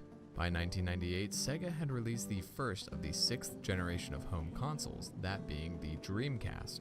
A technical powerhouse blowing the PlayStation, Saturn, and even the Nintendo 64 out of the water, the Dreamcast was hailed as the future of not only 3D graphics but home console gaming as a whole. Not long after, in March of 1999, Sony unveiled the PlayStation 2, which was by far superior to the Dreamcast in just about every aspect. Finally, by May of 1999, Nintendo would announce they were indeed working on a successor to the Nintendo 64. On May 12, 1999, Howard Lincoln would address fans, retailers, members of the press, and developers alike in a press conference. One day before E3, Lincoln opened with how Nintendo remained focused on the Nintendo 64, and that they believe that it has many more years of profitable life, both for our retail partners and for our company. With that out of the way, Lincoln would then raise the curtain on Nintendo's next home video game system, slated for launch worldwide at the end of 2000. The system was codenamed Dolphin.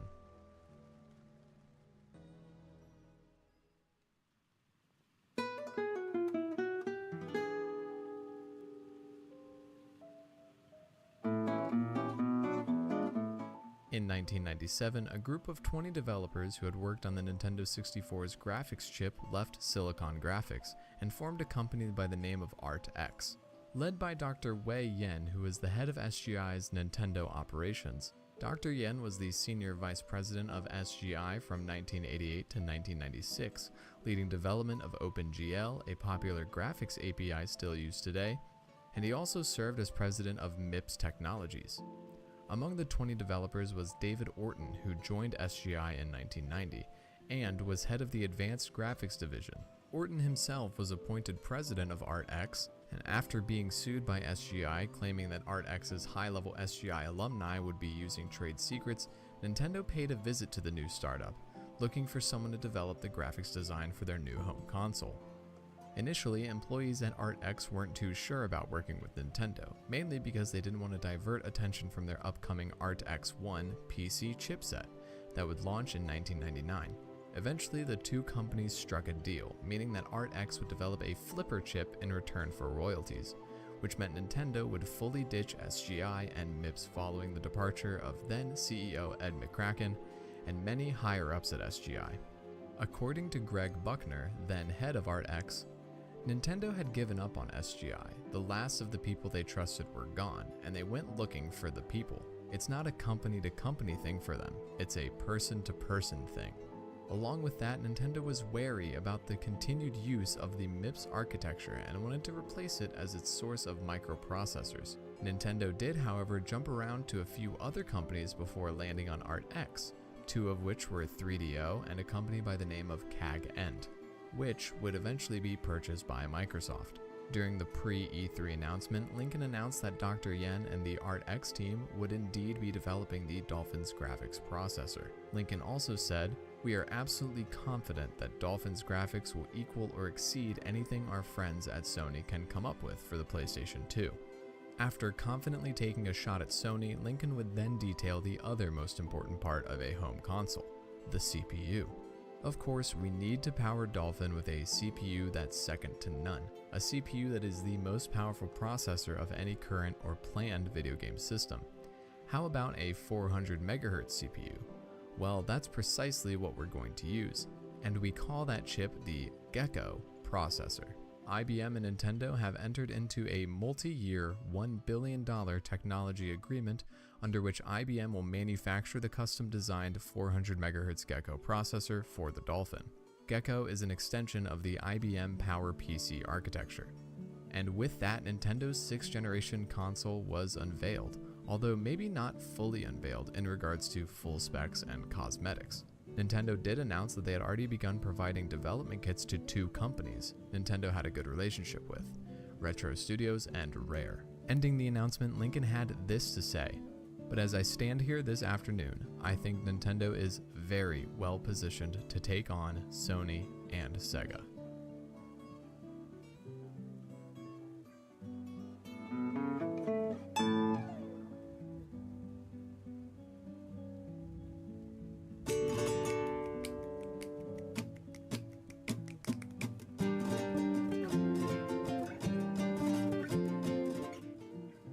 By October of 1999, Nintendo ordered over $2.8 billion worth of semiconductors to power its 6th generation hardware. Partnering with NEC to create these conductors, NEC even announced plans to expand their production of components for Dolphin by building a new factory in southern Japan. By the time 2000 rolled around, the world was eagerly waiting the launch of Sony's PlayStation 2. In February, Nintendo of Europe would continue to boast about the Dolphin's superior graphics at the 51st Nuremberg Toy Fair. NOE announced that they were going to stick to launching the Dolphin by the end of the year. Axel Herr, the managing director of sales and marketing, even said, "According to our technicians, Dolphin will be 33% above the projected performance data of Sony's PlayStation 2. That's easily twice as fast as the Dreamcast." The PlayStation 2 would come on March 4th in Japan, and shortly after, Nintendo of Japan executives would announce that they were delaying the launch of the Dolphin console and would actually be scrapping the idea of launching the system worldwide. Hiroshi Imanishi, the head of the General Affairs Department and the man who first convinced Yamauchi to get into the toy industry in the 60s, told MSNBC that Nintendo was instead targeting a December launch before the Japanese Christmas season, and that Nintendo of America would release the system at its own discretion. According to Imanishi, it's always the case with Nintendo. The hardware is already completed, but the software is not, alluding to the fact that the reason for the delay was they did not feel ready with their current software lineup.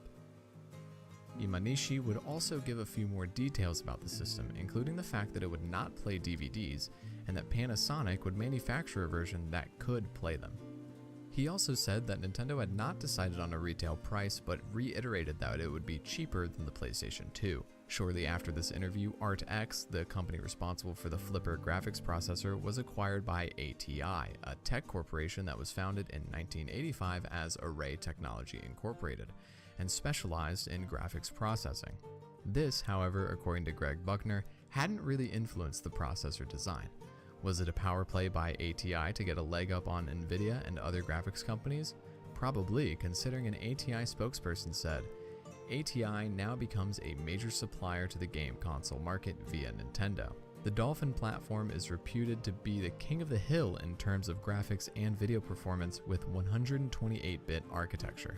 Curiously, Nintendo ended up not showing Dolphin at E3 2000, instead showing more late games from the Nintendo 64 and the very old Game Boy, with analysts feeling that Sony was able to gain dominance due to the Nintendo 64 being late to the party. Things were beginning to feel very similar with no information on Dolphin. Finally, on August 25, 2000, Nintendo's Space World Conference was held at Makuhari Messe, and Nintendo officially announced the GameCube. Set to launch in July 2001 for Japan, Nintendo also announced that 5 unnamed titles would release alongside the GameCube. With a US release slated for October 2001, Nintendo also showed off demos for the GameCube, which included Pokémon, Wave Race, Metroid, Zelda, and Star Wars. More information on the software lineup for the system would be announced at E3 2001. This specific space world would eventually go down in history, giving us wonderful looks at early builds of games such as Luigi's Mansion, Mario Kart Double Dash, Metroid Prime, and games that would never appear again, such as the Mario 128 demo and the gritty, realistic Zelda 128 demo. Along with unveiling some software for the system, Nintendo announced the official finalized specs, the console design itself, hence the GameCube, and other features for the system. These features include a 56K modem that naturally required a LAN adapter plugged into the bottom of the console, a wire that would connect the newly announced Game Boy Advance to be used as a second screen of sorts, a fancy new controller, and in another head-scratching turn of events for many, a proprietary 1.5GB mini DVD disc. Yep, instead of following industry footsteps of moving to DVD so that players could play games, watch movies, and maybe surf the internet, Nintendo decided that the GameCube was a games machine and promptly kicked the DVD movie format to the curb. With this change, however, the GameCube is of course the first Nintendo console that is not cartridge-based. Finally, in May 2001 at E3, Nintendo would reveal their hand by showing off the launch titles, some more information on the console including colors, release dates, and a price of $199, which was $100 cheaper than the PlayStation 2 and the newly announced Xbox coming from Microsoft. Games themselves would retail for around $49.90, a more standard price, and the following games were shown with playable demos, which included Super Smash Bros. Melee, Star Wars Rogue Squadron 2, Rogue Leader, Star Fox Adventures, Dinosaur Planet, Luigi's Mansion, Pikmin, and Wave Race Blue Storm. During the E3 press conference itself, Nintendo focused on the Nintendo Difference, which had 4 legs: innovation, quality, characters, and heritage. The E3 showing also gave Satoru Iwata a lot of stage time, emphasizing that Nintendo was an entertainment company, and Shigeru Miyamoto a chance to let me introduce you to our new baby. Miyamoto-san would also show off the Wavebird, a new wireless controller that could be played at around 30 feet away from the console. With a new Japanese release date of September 14th and a delayed North American release of November 5th, and a 2002 release window for Europe and Australia, Nintendo seemed set to take on Sony's PlayStation 2.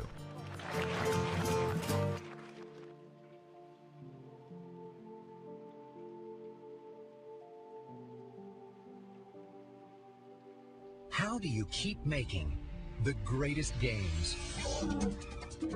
You start with a platform, one that blends power and agility with a singular purpose.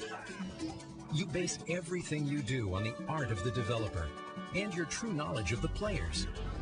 Then you make it affordable and available. Add a generous helping of pure Nintendo fun, and you call it GameCube. What does it take to make a great game? What it takes is the Nintendo difference. Nintendo continued to lean heavily on the Nintendo difference for their marketing and promotion.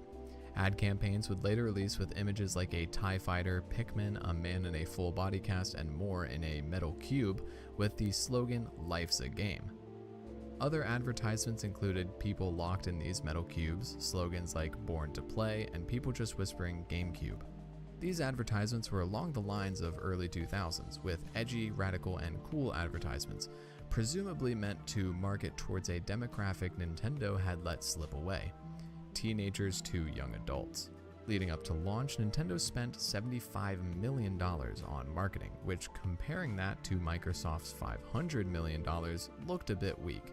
This $75 million included commercials during Harry Potter and the Sorcerer's Stone and Lord of the Rings: The Fellowship of the Ring. Along with that, Nintendo ran print ads, appearing in over 50 magazines including Maxim, Sports Illustrated for Kids, and more. They even threw a star-studded party for the GameCube, including Ryan Reynolds, Paris Hilton, Michelle Rodriguez, Wayne Brady, Scarlett Johansson, Ashton Kutcher, Dylan and Cole Sprouse, Dwayne "The Rock" Johnson, Jason Alexander, and more. Nintendo would go on to host more Cube Club events well into 2002 in 15 different cities. All while Nintendo and Microsoft were preparing to enter the console wars, Sega was planning on leaving. With the announcement of the Dreamcast discontinuation coming in March of 2001, that made the PlayStation 2 the only choice for next-gen gaming for around 6 months.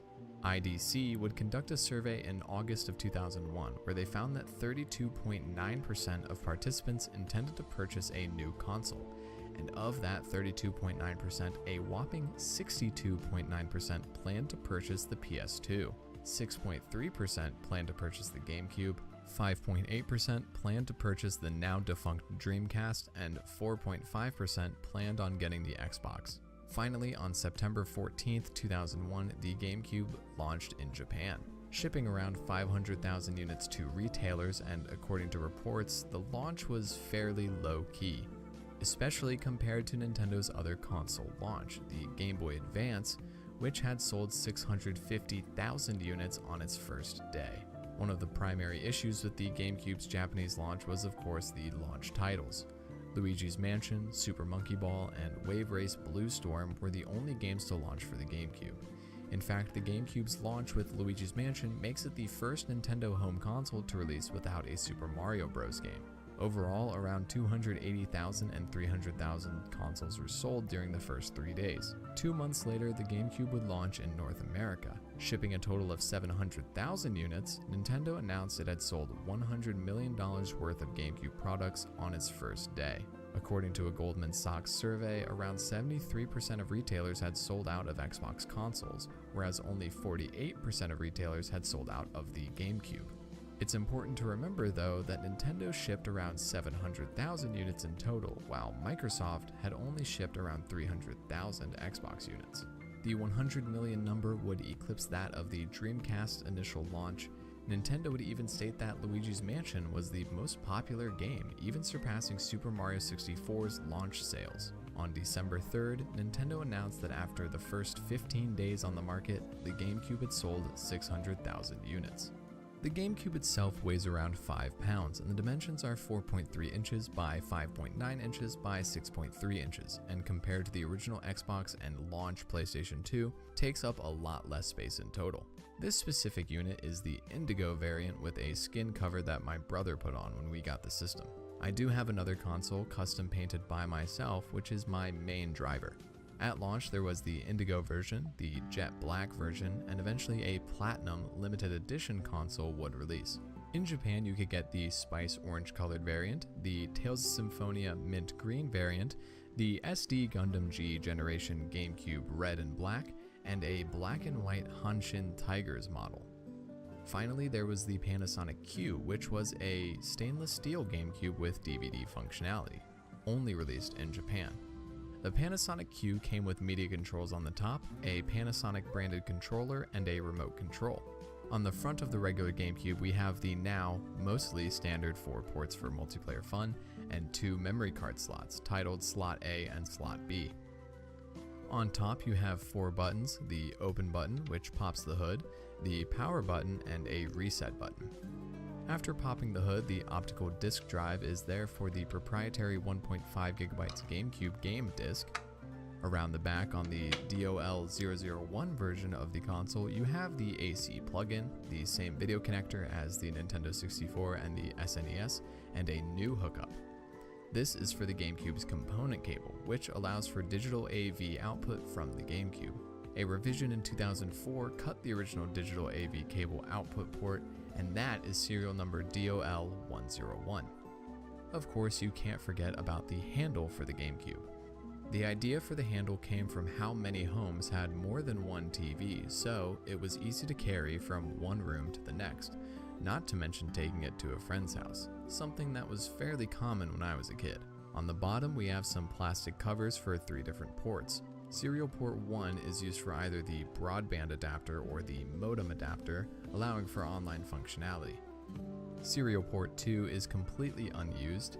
Then there is one high-speed parallel port that transmits up to 81 megabytes per second and is reserved for the Game Boy player, allowing users to play Game Boy and Game Boy Advanced games. Popping the hood fully on the GameCube, the finalized specifications include the Gecko CPU, which is an IBM PowerPC CPU that is based on the 750 CXE. The custom Gecko adds about 50 more instructions and a modified FPU that is capable of SIMD functionality. On chip, it also has 32 kilobytes of L1 instruction cache, 32 kilobytes of L1 data cache, and 256 kilobytes of L2 cache. Graphics-wise, the ATI Flipper runs at 162 MHz, and it contains the GPU, audio DSP, I/O controller, and North Bridge itself. It has 3 megabytes of memory on chip, 2 megabytes for Z-buffer/frame buffer, and 1 megabyte texture cache, with a total of around 18 gigabytes per second of bandwidth, with 7.6 gigabytes of that bandwidth going to the Z-buffer and 10.4 gigabytes per second going to the texture cache. It has a total of 24 megabytes of 1T SRAM for main memory, which runs at 324 megahertz and 2.6 gigabytes per second bandwidth. It also had multiple pipelines, including 1 vertex pipeline, 4 pixel pipelines, which include 1 texture mapping unit and 4 render output units. The overall floating point arithmetic capability of the GameCube was 11 gigaflops and had a fill rate of 648 megapixels per second. I've mentioned fill rates before, and the term refers to the number of pixels a video card can render to screen and write to video memory in a second. And in the case of texture fill rate, the number of texture map elements the GPU can map to pixels in a second. In terms of polygon performance, the GameCube hits 90 million polygons per second raw, 40 million polygons per second with fogging, Z-buffering, alpha blending, and Gorod shading, 33 million polygons per second with fogging, Z-buffering, alpha blending, and texture mapping, and 25 million with all of that and lighting, and 6 to 20 million polygons per second assuming game conditions with complex models, fully textured, fully lit, etc. The GameCube also had a number of image processing functions including motion blur, bloom, subpixel anti-aliasing, per vertex lighting, light and shadow mapping, MIP mapping, environment mapping, depth of field, and more. As for the audio processor that is integrated into the Flipper GPU, it's a custom 81 MHz Macronix 16-bit DSP with a sampling frequency of 48 kHz, 64 simultaneous channels, 8 kilobytes of RAM, 8 kilobytes of ROM for instructions, and 8 kilobytes RAM, 4 kilobytes ROM of data memory. For a full comparison between the 6th generation consoles, the Flipper itself does most of the heavy lifting, So in matrix flops, the GameCube stands on top with 7.5 gigaflops, the Xbox in second with 5.8 gigaflops, PlayStation 2 in third at 5.5 gigaflops, and the Dreamcast in last at 1.4 gigaflops. In terms of theoretical real-time performance with 4 light sources, the GameCube was able to render 20 million polygons per second, the Xbox could render 16 million polygons per second, and the PS2 could render 9.8 million polygons per second, and the Dreamcast can render 6.8 million polygons per second. In terms of texture fill rates, the PlayStation 2 sits at 1.2 gigapixels per second with texture mapping, Z-buffering, and alpha blending. The GameCube sits at 648 megapixels per second with Z-buffering, alpha, texture mapping, and mint mapping, trilinear filtering, fogging, and S3 texture compression as well. And in regard to the Xbox, that has a realistic fill rate between 250 to 700 megapixels per second, and that number is with Z-buffering, fogging, alpha, and texture mapping. The Dreamcast was very dependent on whether the texture was opaque or not, so it varies.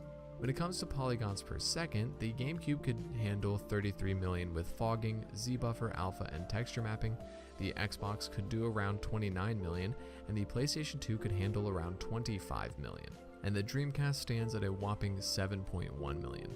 While I did not find a realistic range for the PlayStation 2, the realistic range for the GameCube, like stated earlier, is between 6 to 20 million polygons per second, which at 60 FPS could be 100,000 polygons per frame at its low, or at 30 FPS around 666,000 polygons per frame at its high. The Xbox had a peak realistic performance between 7 million polygons per second and 21 million polygons per second, or around 485,000 per frame at 60 FPS and 700,000 per frame at 30 FPS. Again, with just about all of these specifications, these are the theoretical maximums that these machines can hit. Depending on the bandwidth, the code, and everything in between, these numbers fluctuate. For example, in some early marketing, Sony stated the PlayStation 2 could possibly render millions of textured polygons per second, while not considering the lack of VRAM to support all of those textures. Moving on from specifications, we have the GameCube controller itself. Moving away from the 3-pronged design, Nintendo took some inspiration from the PlayStation DualShock controller, making it a 2-handled design.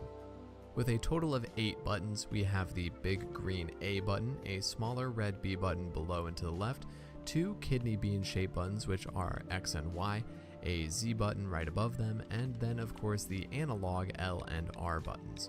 Of course, we have our fully analog joystick and the C-stick, which has morphed from buttons from the N64 controller into a joystick. And then below the main joystick, we have the classic D-pad, which, according to interviews, almost didn't make it in the controller at all.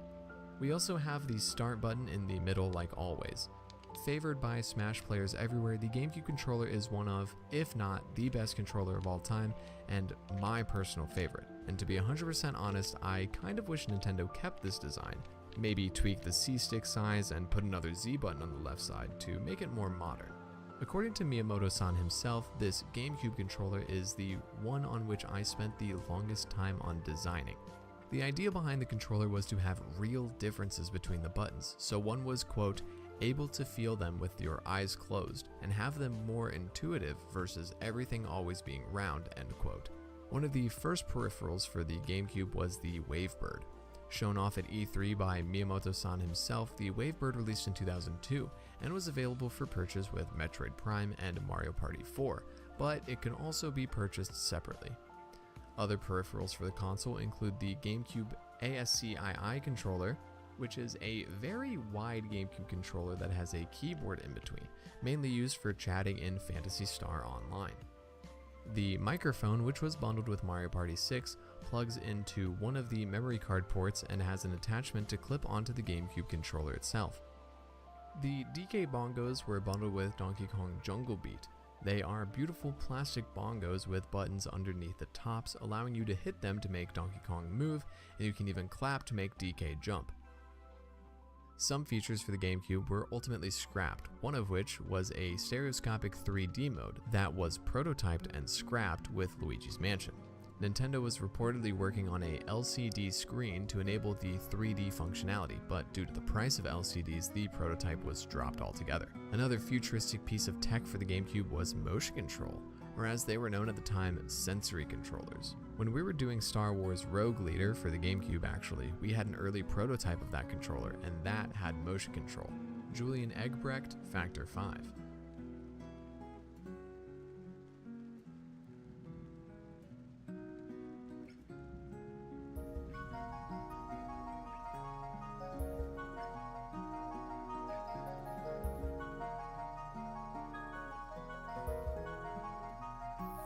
We are a very small game company. We do not have the resources of these others. Now, in 2021, Nintendo employs about 6,500 employees, give or take. In the fiscal year of 2020, Microsoft had a total of 163,000 employees. And for Sony, they employ 111,000 employees. Obviously, this is 20 years after the launch of the GameCube and the Xbox. However, I think this comparison should paint a pretty decent picture. While Nintendo was rightfully hailed as the video game giant of the 80s and 90s, in general, Nintendo was a very small company. Microsoft and Sony, however, are and were large companies in comparison, having divisions in all of entertainment, whether that be PC-based, home electronics-based, and everything in between. Sony and Microsoft breaking into the video game market was just another venture for them. Meanwhile, it's really all Nintendo has. If Sony or Microsoft's video games division fails, Sony has TVs, phones, laptops, and more. And Microsoft obviously has Windows, Microsoft Office, Windows Server, laptops, phones, again, and more. In regards to whether Nintendo would add a DVD player to the GameCube, Tim Van Hook from ArtX recalled that ArtX prepared our all-inclusive competing proposal, a universal multimedia engine. Sure, it would cost more, and early production units might have to be subsidized by game sales. Nintendo considered our vision. We waited. Finally, they explained that they would not be able to proceed in that direction. We are a very small game company. We do not have the resources of these others. Yep, a little humility goes a long way. Pick your battles, marshal your cash flow, do what you do best. Nintendo's annual revenue for 2020 was $12 billion, which compared to Sony and Microsoft's $75 billion and $143 billion respectively is chump change. We may not view Nintendo as a small company, but in comparison to many other companies out there, they are. This is doubly true in the early 2000s. Remember, Nintendo's total budget for the GameCube marketing was around $75 million for launch, whereas Microsoft was ready to spend $500 million for their launch, and Sony reportedly spent around $150 million for the PS2's launch. One of the GameCube's shortcomings was its focus on being a video game system rather than a multimedia machine like the Xbox or PlayStation 2. With limited online connectivity, no ability to play DVDs, and Nintendo even stating that the GameCube was explicitly a games machine, the GameCube was just that. Nintendo is focusing on what they do, and what they do best, games. Not only that, but it's very likely that Nintendo simply didn't have the resources to focus on anything else. Case in point was the acquisition of Rareware. In 2000, Rare would be developing around 7 games for the GameCube, including Quest, Cameo, Elements of Power, Donkey Kong Racing, Perfect Dark Zero, Conker's Other Bad Day, Star Fox Adventures, and Grabbed by the Ghoulies. Thanks to Rare's wonderful library of second-party games released for the Nintendo 64, Nintendo already owned half of the company. Founders Tim and Chris Stamper were interested in selling the company to a third-party publisher, mainly so that they could publish games on other platforms, i.e. PlayStation and Xbox. Rare would eventually approach Activision, EA, and Disney to buy the company.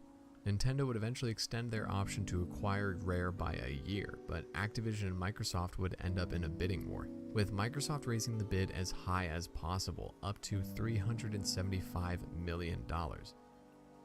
In the end, it was Yamauchi-san himself who would end up denying the offer to buy Rare. Whether this was a good thing for Rare as a company was yet to be seen, as many were happy and excited for Microsoft to own Rare. With the Nintendo 64 not so far behind them, Nintendo had somewhat soured the relationship between their third-party publishers as well. The Nintendo 64 was incredibly difficult to develop for, according to many developers, thanks to the microprocessing design and the complexity of the SGI workstations. Moving forward with the GameCube, Nintendo intentionally worked with developers like Rare to make a developer-friendly system. Nintendo knew the limitations of their own development teams, but instead of simply prioritizing third-party development, Nintendo looked at second parties as a way to extend to their Japanese developers. One of these studios was Retro Studios, famed developers for their work on the Metroid Prime series as well as their work on the Donkey Kong Country Returns series. Though, to be fair, Nintendo initially purchased Rare for around $1 million, a steal thanks to the troubled development of Raven Blade and Thunder Rally. According to reports, Nintendo helped clean up the studio from being an overworked, understaffed studio to one of Nintendo's biggest assets during the GameCube era, primarily thanks to Metroid Prime 1 and 2. Nintendo wanted to sell the GameCube as its own experience, so instead of reaching out to third parties to develop for the GameCube, Nintendo actually waited for developers to ask to develop for the GameCube. At GDC 2000, a lot of software houses were already working on games for PlayStation 2 and Xbox, but the Dolphin, as it was known at the time, was the butt of jokes. According to one developer who spoke with IGN, Nintendo is making these same old mistakes. It's not giving us any incentive to bother with the GameCube. One of the biggest points that executives at Nintendo would continue to point out is that Nintendo's idea with the GameCube was to focus on quality over quantity with their games, which echoed their idea with the Nintendo 64. Looking at the library for the GameCube, it seemed to have worked for the most part. Luigi's Mansion, Super Mario Sunshine, Mario Parties 4, 5, 6, and 7, Mario Kart Double Dash, The Legend of Zelda Wind Waker, Metroid Prime, Animal Crossing, Pokemon Coliseum, Pikmin 1 and 2, Paper Mario The Thousand Year Door, Eternal Darkness, Star Wars Rogue Squadrons 2 and 3, F-Zero GX, Fire Emblem Path of Radiance, many more, and who could forget the cultural phenomenon that was Super Smash Bros. Melee. Looking at the top 35 selling games of the GameCube, 28 of them were published by Nintendo themselves. Of course, Nintendo did have solid partnerships, namely with Capcom and Sega of all companies. Japan's gaming market was in fact shrinking as well. Video games dropped from being Japanese schoolchildren's 5th favorite activity in 1995 all the way down to 9th in 2000. The Japanese economy itself was also affecting the gaming market, and considering Nintendo decided to launch a console primarily aimed at younger players, it seemed to be a rough time for the GameCube.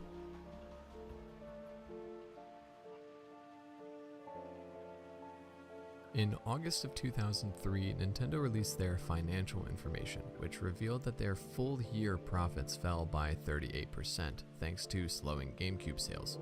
Satoru Iwata, Nintendo's new president and CEO who took office in 2002 after Hiroshi Yamauchi retired, forecasted the GameCube would sell 10 million units in the fiscal year. However, final sales of the GameCube for the year would only be 5.6 million units. In an interview with CNN, Iwata-san himself admitted that Sony and Microsoft's vision for the future was bringing a, quote, sense of crisis, end quote, to them. Iwata-san himself also admitted that while launch sales were good, Nintendo failed to maintain momentum with few third-party or first-party games releasing after launch, other than Smash Bros. When we launched the GameCube, the initial sales were good, and all the hardware we manufactured at that time were sold through. However, after this period, we could not provide the market with strong software titles in a timely fashion. As a result, we could not leverage the initial launch time momentum, and sales of GameCube slowed down. Thanks to the slow sales of the GameCube, the little third-party support that they did have, including EA, THQ, Atari, Eidos, Acclaim, and more, would drop support for the GameCube, not fully abandoning it, but slowing down in releases. While first-party software sales were strong, that didn't really translate to third-party sales at all. Games frequently sold less on GameCube compared to sales on the PS2 and Xbox. Seeing publishers leave, Nintendo discounted their publishing and licensing fees, which was already a few dollars higher than Sony and Microsoft, and they also promised to help market the games. Nintendo's relationship with more independent publishers was also not great, and some believed that the lack of the Grand Theft Auto series, which at the time was sold by an independent publisher, was part of the issue. We need to make sure that we have good relationships with all the independent publishers because you never know what the next big hit game is going to be. In 2002, Iwata-san stated that Nintendo intended to sell 50 million units by 2005. Unfortunately, however, by 2006, Nintendo would end up selling only 21.7 million units, less than half of Nintendo's forecast. Meanwhile, the PlayStation 2 would end up selling 155 million units, and the Xbox itself would make a distant second with 24 million units sold. The GameCube would unfortunately lose to its predecessor, the Nintendo 64, which sold roughly 32 million units, but it did manage to beat the short-lived Dreamcast, which sold roughly 9.13 million units. While the GameCube was generally seen as profitable, by 2003 Nintendo reported a loss of roughly $26 million.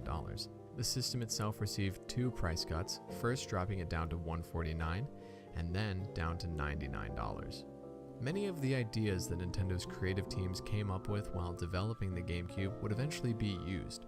Motion controls were used in Nintendo's immediate successor, the breakout smash hit Wii, and a 3D system would eventually be realized with the Nintendo 3DS.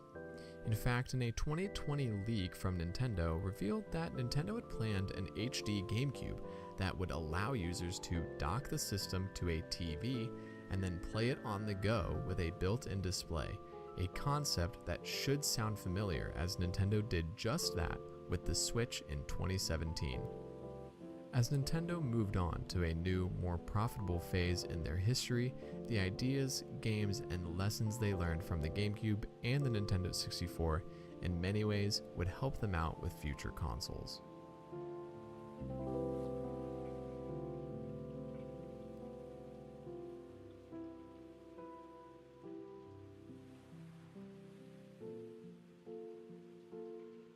Hey y'all, Scott here. I cherish the Nintendo GameCube. It's all I'll ever need. Okay, I'm not upset, but my insulin was there too. The Nintendo GameCube. I would love to have seen that meeting. Name it after a shape. Name it after a f***ing shape. Oh yeah. This was my childhood system, and by proxy, is my favorite game console of all time. Funny how that works out.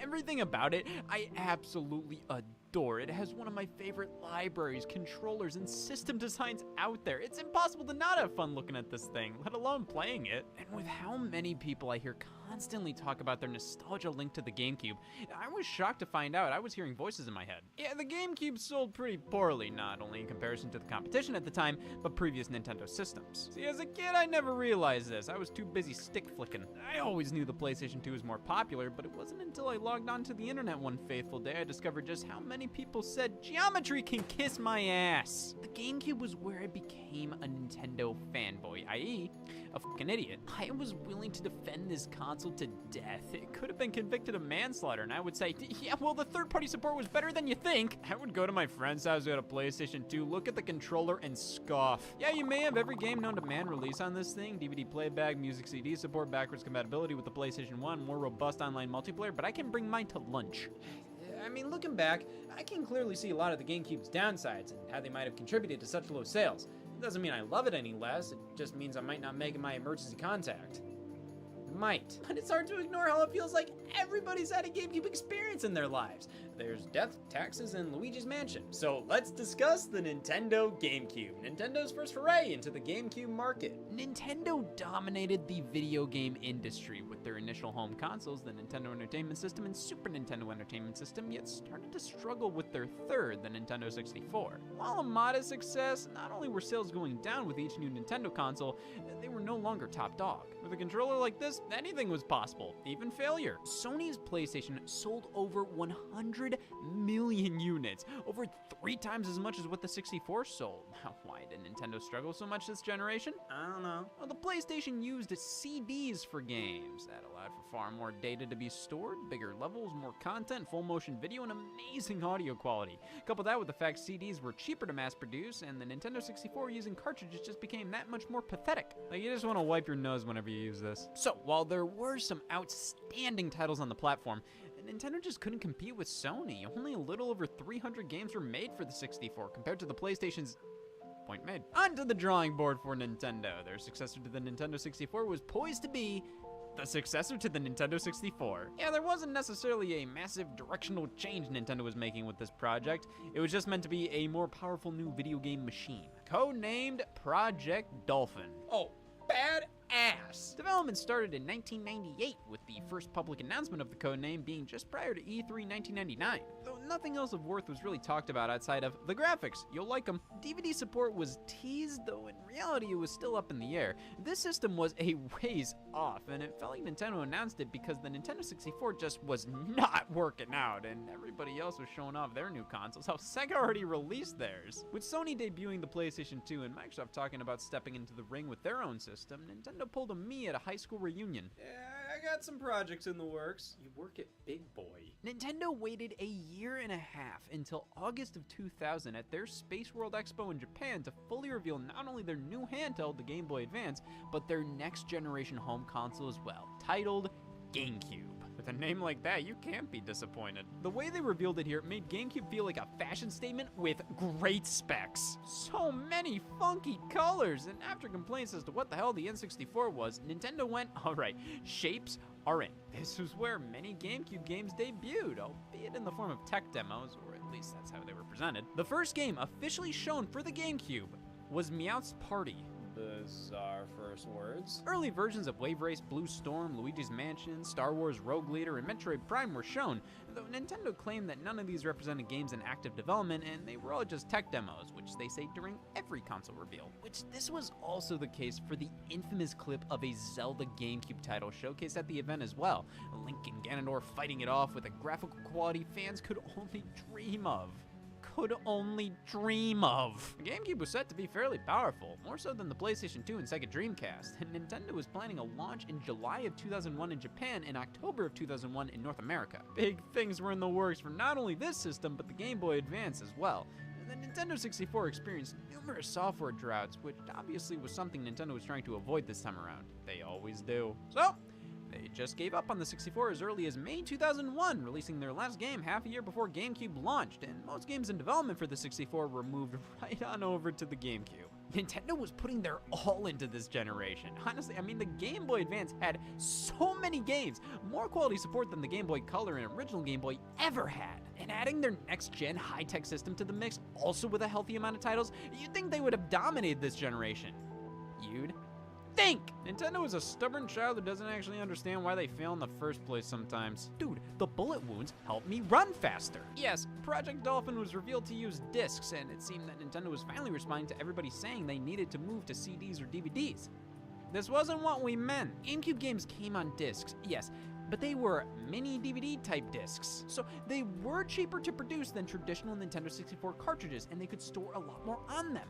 They were still pathetic. The already released PlayStation 2 and upcoming Xbox used regular sized DVDs for their games, which allowed developers to store considerably more data on them, and with game files doing nothing but increasing in size every generation, it was pretty stupid that the GameCube discs were far closer to PlayStation 1 than the PlayStation 2 in terms of capacity. Even though the GameCube was more powerful, some PS2 games just wouldn't work on the thing. They were too big. You'd have to do so much work to get some of these titles to fit on GameCube because of the tiny discs. When Tiger Woods' PGA Tour on GameCube had to release on 2 of them, that's when I, as a GameCube fan, noticed something was up. Boy, these 1.5 gigabyte discs sure are limiting. On top of the storage limitations, these discs may have looked like mini DVDs, but they were Nintendo's own creation, meaning the GameCube was just that, a cube for game. The PlayStation 2 did as well as it did, partly because of the fact it could play DVD movies. That way, you just had to buy one product instead of a game console and DVD player separately. The Xbox could also play DVDs, hell, the Dreamcast at the very least could play music CDs. The GameCube couldn't do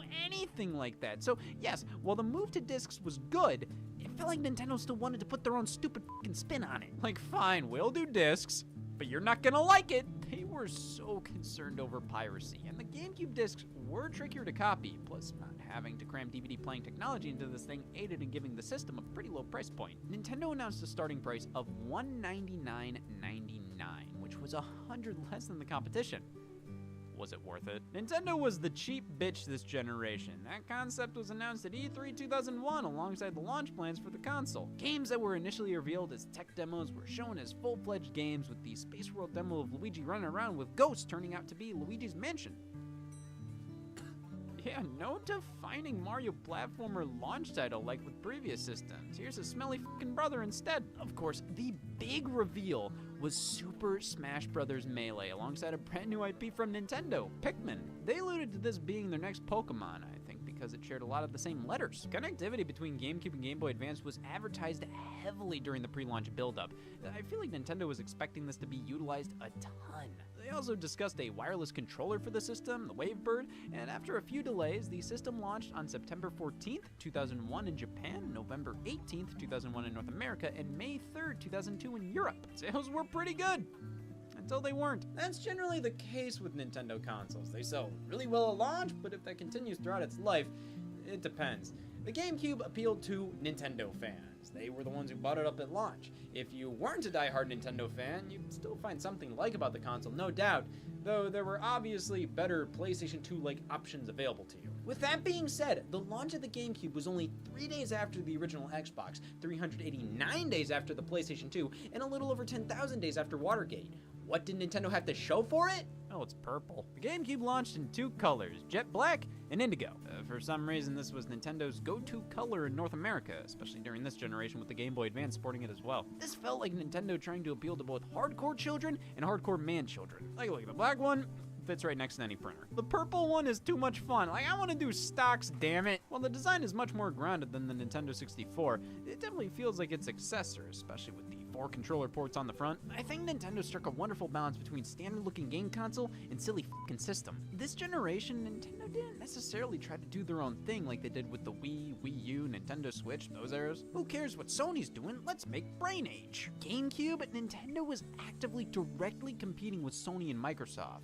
However, they obviously didn't want to rid the GameCube of any Nintendo charm. It was so much smaller than other game consoles at the time. I mean, you could fit it in a car, hell, 2 of them! But the biggest Nintendo-esque innovation was being able to hold the damn thing. Video game consoles have always had this issue, and Nintendo fixed it by installing a handle for maximum looking like a lunchbox. They wanted people to lug their GameCube around and bring it to friends' houses, sometimes even going as far as considering the GameCube to be pseudo-portable. I mean, yeah, this was one of the most comfortable home consoles to travel with, but keep in mind, you also need a controller, an AC adapter, and AV cables and games, so the portability of the GameCube with the handle kind of becomes a moot point when you have to wear cargo shorts to carry the rest. I think this was more of a design choice to give the GameCube more character rather than being about functionality. Without the handle, it's literally just a game-cube. With it, it's a GameCube. I mean, I think it's important to have an instantly recognizable design for your system. If you just try to identify systems via their silhouettes, even if you think the PlayStation 5 looks disgusting, it's a better reaction than trying to figure out which one of these rectangles is the Xbox One. Let's die it right! The handle helped characterize the GameCube. It's quirky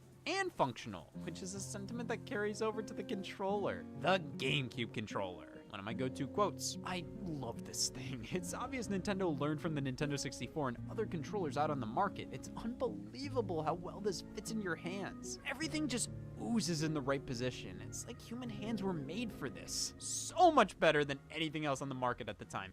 The PlayStation controllers, they're good, but they feel a bit too rigid, like they were made to look good rather than feel good. Xbox controllers, it just looks like it would be uncomfortable to be this. Dreamcast, you're lucky you have good games. This, I mean, it's pretty stupid looking, but it just makes so much sense. This button layout is ingenious. You have one big button that's supposed to be for your primary action in the game. Then you have everything around it, and every button has a distinct shape, which makes it so much easier to just focus on the game without looking down at the controller. If you ever play GameCube with somebody and they ask you where the B button is, you're kidding, right? Analog triggers, they're pressure sensitive, meaning in certain games you can give a shit or kind of give a shit. And they click when you push them as hard as possible, which is so smart. Other controllers, I find myself nearly breaking my fingers because I'm pushing harder and harder even though that's as far as it'll go. The Z button?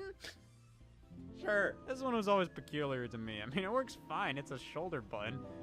It's the only one. The D-pad's a little too small and the C-stick is as well. I mean, it's comfortable enough and works awesome for gamer control as a secondary stick.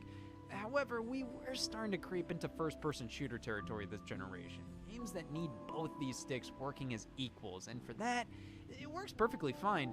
It's just a little funky. The GameCube controller has a few quirks where some games may not work well with it. button placement doesn't line up at all with the Super Nintendo, so if you ever play an old school game with it, arthritis can be considered a feature. Just one Z button on the top is strange. There's also no select button, just one for start/pause, which is interesting they denote on the controller that this is a pause button. The D-pad and C-stick are a bit too tiny. It is not a perfect controller by a long shot, but it'll forever be one of my all-time favorites. It feels so good in the hands, and when you play a game that works well with it, I mean, why does heroin exist? Just play the damn GameCube. However, while the controller feels great, it did lack innovation. There wasn't much this controller was doing that others didn't. That's where the accessories come into play, as you can get the Wavebird wireless controller separately. Cut the cord. The Wavebird was a revolution for controllers, launching 1 year after the GameCube's initial release. It wasn't the first wireless controller, it was the first good wireless controller. Wireless controllers used to primarily use infrared technology, much like a TV remote, meaning you had to keep them pointed at the transmission signal. The Wavebird used radio waves, which allowed you to point the thing wherever you want. They don't give a shit. Just plug the adapter in, match up the numbers via the dials, which, Nintendo, I was wondering if you could make these smaller. Pop 2 AA's in, and for up to 20 feet away, you're good to go. The battery life is incredible on the Wavebird, though since you have to turn the controller itself off, it can be easy to forget to turn it off. And because of the need for batteries, Nintendo left out the rumble feature of the wired controller, which was built in now. But this wasn't available at launch. So what was available at launch? Just enough. The GameCube launched with 12 games here in the States. Yikes! Definitely wasn't the craziest launch, as a third of the games were sports titles nobody remembers. Oh god, what was the Madden that released that year? Though there were some standouts. Disney's Tarzan Untamed, which, hey, IGN thought it was 0.1 point better than the PS2 version. Star Wars Rogue Squadron 2 Rogue Leader was a big deal. If you wanted a graphical showcase, this was the game to get. It still looks impressively close to the movies and was just a straight up great game to boot. Nintendo had a thing going with LucasArts at the time, really pushing Star Wars titles on their hardware. I mean, a Stormtrooper was one of the Nintendo characters represented on the Nintendo 64 console box. I would say more about this game, but I've never seen a Star Wars movie. Every day it becomes that much more too late to start. Sega was notably one of the bigger names on the GameCube at launch, just months after wrapping up things with the Dreamcast. What once was Nintendo's biggest rival became one of their biggest supporters, starting with Super Monkey Ball, the first Sega game on a Nintendo home console. This was a big deal, and for some, it was revolting. Not in my house. But for many Nintendo fans, they finally got to experience Sega games on their turf. And as it turned out, Super Monkey Ball became one of the most beloved GameCube titles. Originally an arcade game titled Monkey Ball, released earlier that year, Super Monkey Ball is an enhanced port, i.e. they added Gon Gon. The premise couldn't be simpler. Monkey, ball, you. Just roll the ball to the goal. You control the environment, not the monkey. Don't explain this while sweaty. Seriously, one of the simplest ideas ever for a game. But it doesn't matter because that ended up making it unbelievably accessible and understandable. The game is brutally difficult at times, but never unfair and too daunting for casual players. There's no buttons involved, just move the stick, and if that's too simple, well, play the party games, you fucking creep. The main game is very grounded in its arcade roots. It's mostly about endurance. How many stages can you beat, and when you lose, it's back to the beginning. And not only does this mode have multiplayer, the rest of the game features all these extra things you can do with others that truly make this an awesome party game. Crazy Taxi also released at launch, originally an arcade and Dreamcast game by Sega. The GameCube port was oddly published by Acclaim. Yeah, sometimes Sega didn't publish their own stuff in some regions back then. Sonic Advance by THQ, just for good measure. But what about Nintendo? What did they bring to their own party? Well, Wave Race Blue Storm for one. Not on the list. Sequel to the beloved Wave Race 64, Blue Storm is primarily here to show just how powerful the GameCube is. Like, dude, I think that's water. It looks so good even today. Blue Storm holds up so well visually. Even the menus look like smeared tears. The water effects were on another level, but while the gameplay was still fundamentally Wave Race at the end of the day, just didn't leave the same impression as 64. The controls aren't bad, but they're overly sensitive, which makes things more difficult than they need to be in a fast-paced racing game like this, where there's no wiggle room. You have to stay on the course and in between the lines. One micro adjustment of the stick and the game's going through the window. Still a fun game though, with a great presentation, though easily forgotten. And that might be because there was a launch title more people cared about. Reluctantly. Luigi's Mansion, the game you can't help but have this reaction towards. Sad. Regardless of Luigi's Mansion's quality, I'll get to that in due time, But let's be honest, this looked lame as hell. You're trusting a console launch with this fucking dork? Nintendo systems were known for launching with revolutionary Mario games. This one felt like they were playing a joke on us. Luigi's Mansion, starring Mario's brother in a haunted mansion, 3 weeks after Halloween. Would it have killed you to retheme it to the next closest holiday? So to be fair, you did get a Mario series game, but Luigi's Mansion is anything but a Mario game. As a launch title, I do kind of think it wasn't the best move. Again, the GameCube launched 3 days after the Xbox. It had Halo, you got Luigi. I think too much pressure was on Luigi's Mansion to be this groundbreaking experience when it was more so just a very charming experience, one that used the GameCube's hardware incredibly well. Feels like a total showcase for the GameCube controller. The analog triggers, dual sticks, it's all used to control Luigi, aiming your flashlight and vacuum around, sucking up ghosts while exploring a haunted mansion, solving puzzles to advance throughout. It's damn short, around 6 hours long, but that kind of adds to the experience. If this was some 20-hour-long adventure, I don't know if it would work as well. Luigi's Mansion is a great spooky game to pop in every Halloween, and the fact it doesn't overstay its welcome makes it a fun and easy title to do that with. If only it didn't come out in damn November. I think Luigi's Mansion comes up short when its duty is to sell a console, but as a standalone game, it's a wonderful little experience. It's where Luigi gained a lot of his character. Without this game, he wouldn't be the freak he is today. And the setting is just superb. This mansion feels lived in. It's like a character in of itself. And graphically, it still looks fantastic. The amount of lighting and dust effects is insane. Yeah, Nintendo's 2 launch titles, they were pretty much here just to show off the GameCube's technical capabilities. They were good games at the very least, but you could finish them all in a day. After that, all you could do is gawk at the GameCube's boot up sequence.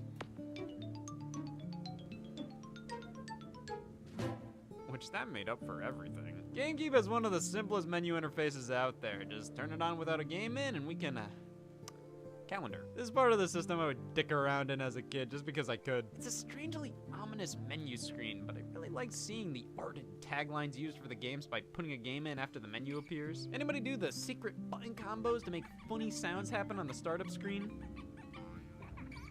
That's a stupid question. You're alive, aren't you? What about the game boxes? These are cool. Finally, Nintendo had plastic cases for their games. No more cardboard. Of course, in Japan, they got funky as hell with these things. Tiny with cardboard sleeves, just like me. This system is so alright. I've got to see what the rest of the world thinks.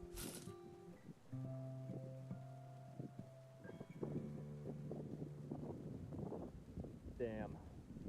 I could not buy a GameCube all f***ing day. So that was the GameCube's launch. Nothing amazing, nothing that bad. It was just alright. The launch mainly comprised of sports games, licensed games, and oddball exclusives, most of which you could complete the day you bought the system. However, it wouldn't be much longer until more games came out. Just 2 weeks later, it happened. December 3rd, 2001, Super Smash Bros. Melee released. That's what the police reports say. It may have missed the GameCube's launch, but it didn't matter. You could just replay Luigi's Mansion 60 times. I definitely gave the launch lineup a hard time, but in reality, when you have the next major game come out just 2 weeks later, it kinda doesn't matter.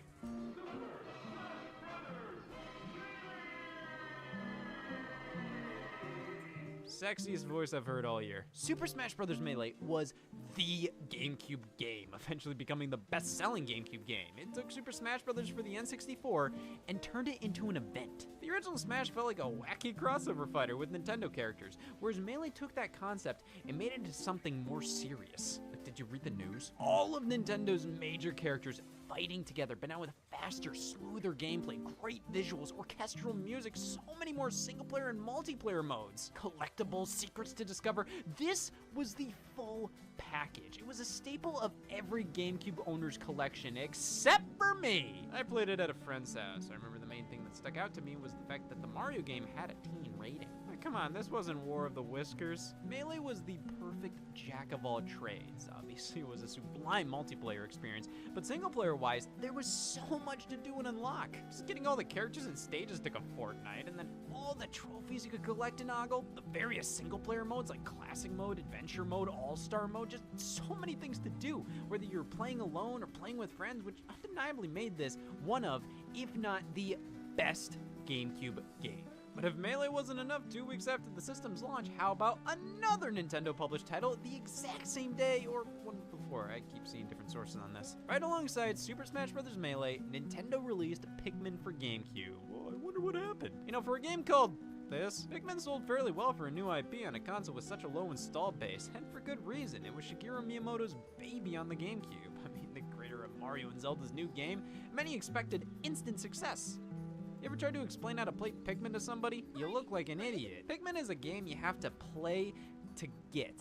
Every time I tell people, oh, it's quite simple, really. You play as Captain Olimar, crash landing on an alien planet, and you discover Pikmin creatures that grow on the ground, and you pluck them up and throw them enemies and tell them to build things, and each color has different strengths and weaknesses, and you have to round up all your Pikmin before nighttime.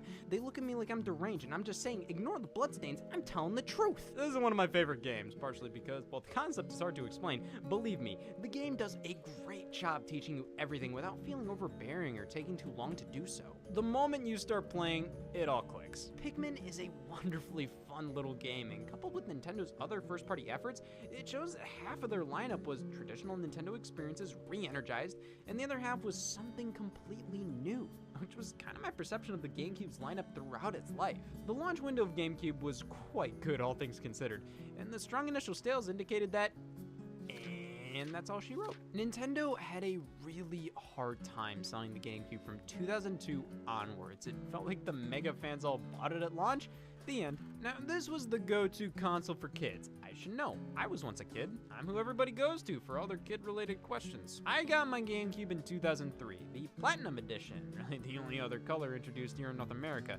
It always said limited edition on the box, and it's like, really? I saw these everywhere all the time. It was limited to 50 billion units. Limited to! You know, these are probably the least desirable now because this was around the time Nintendo wanted to cut the GameCube's price point. In 2003, Nintendo slashed the price down to $99 and got rid of the digital AV out port on the back, which was used for us Nintendo fans' fancy penis component cables. Only God owns these. They're so expensive and hard to find, and for what? Holy shit, Mario's hat is red! They do look far better than the regular composite cables, but barely anybody used them, and that could be attributed to them being only available to purchase direct from Nintendo. Wow, nobody used the digital AV out. I wonder fucking why. So they axed the port halfway through the system's life. I mean, it was dumb that they didn't widely offer these, but growing up in the early 2000s, nobody used these. I can't blame them for cutting support. It was all about the yellow, white, and red AV cables because everybody actively hated themselves. However, if you want to use the GameCube now, you definitely want to get an older model with that digital AV port, not for the component cables, but for the modern HDMI adapters. This one's from Eon, and there we go. This looks better than most neighborhoods in my area. The GameCube cleans up obscenely well,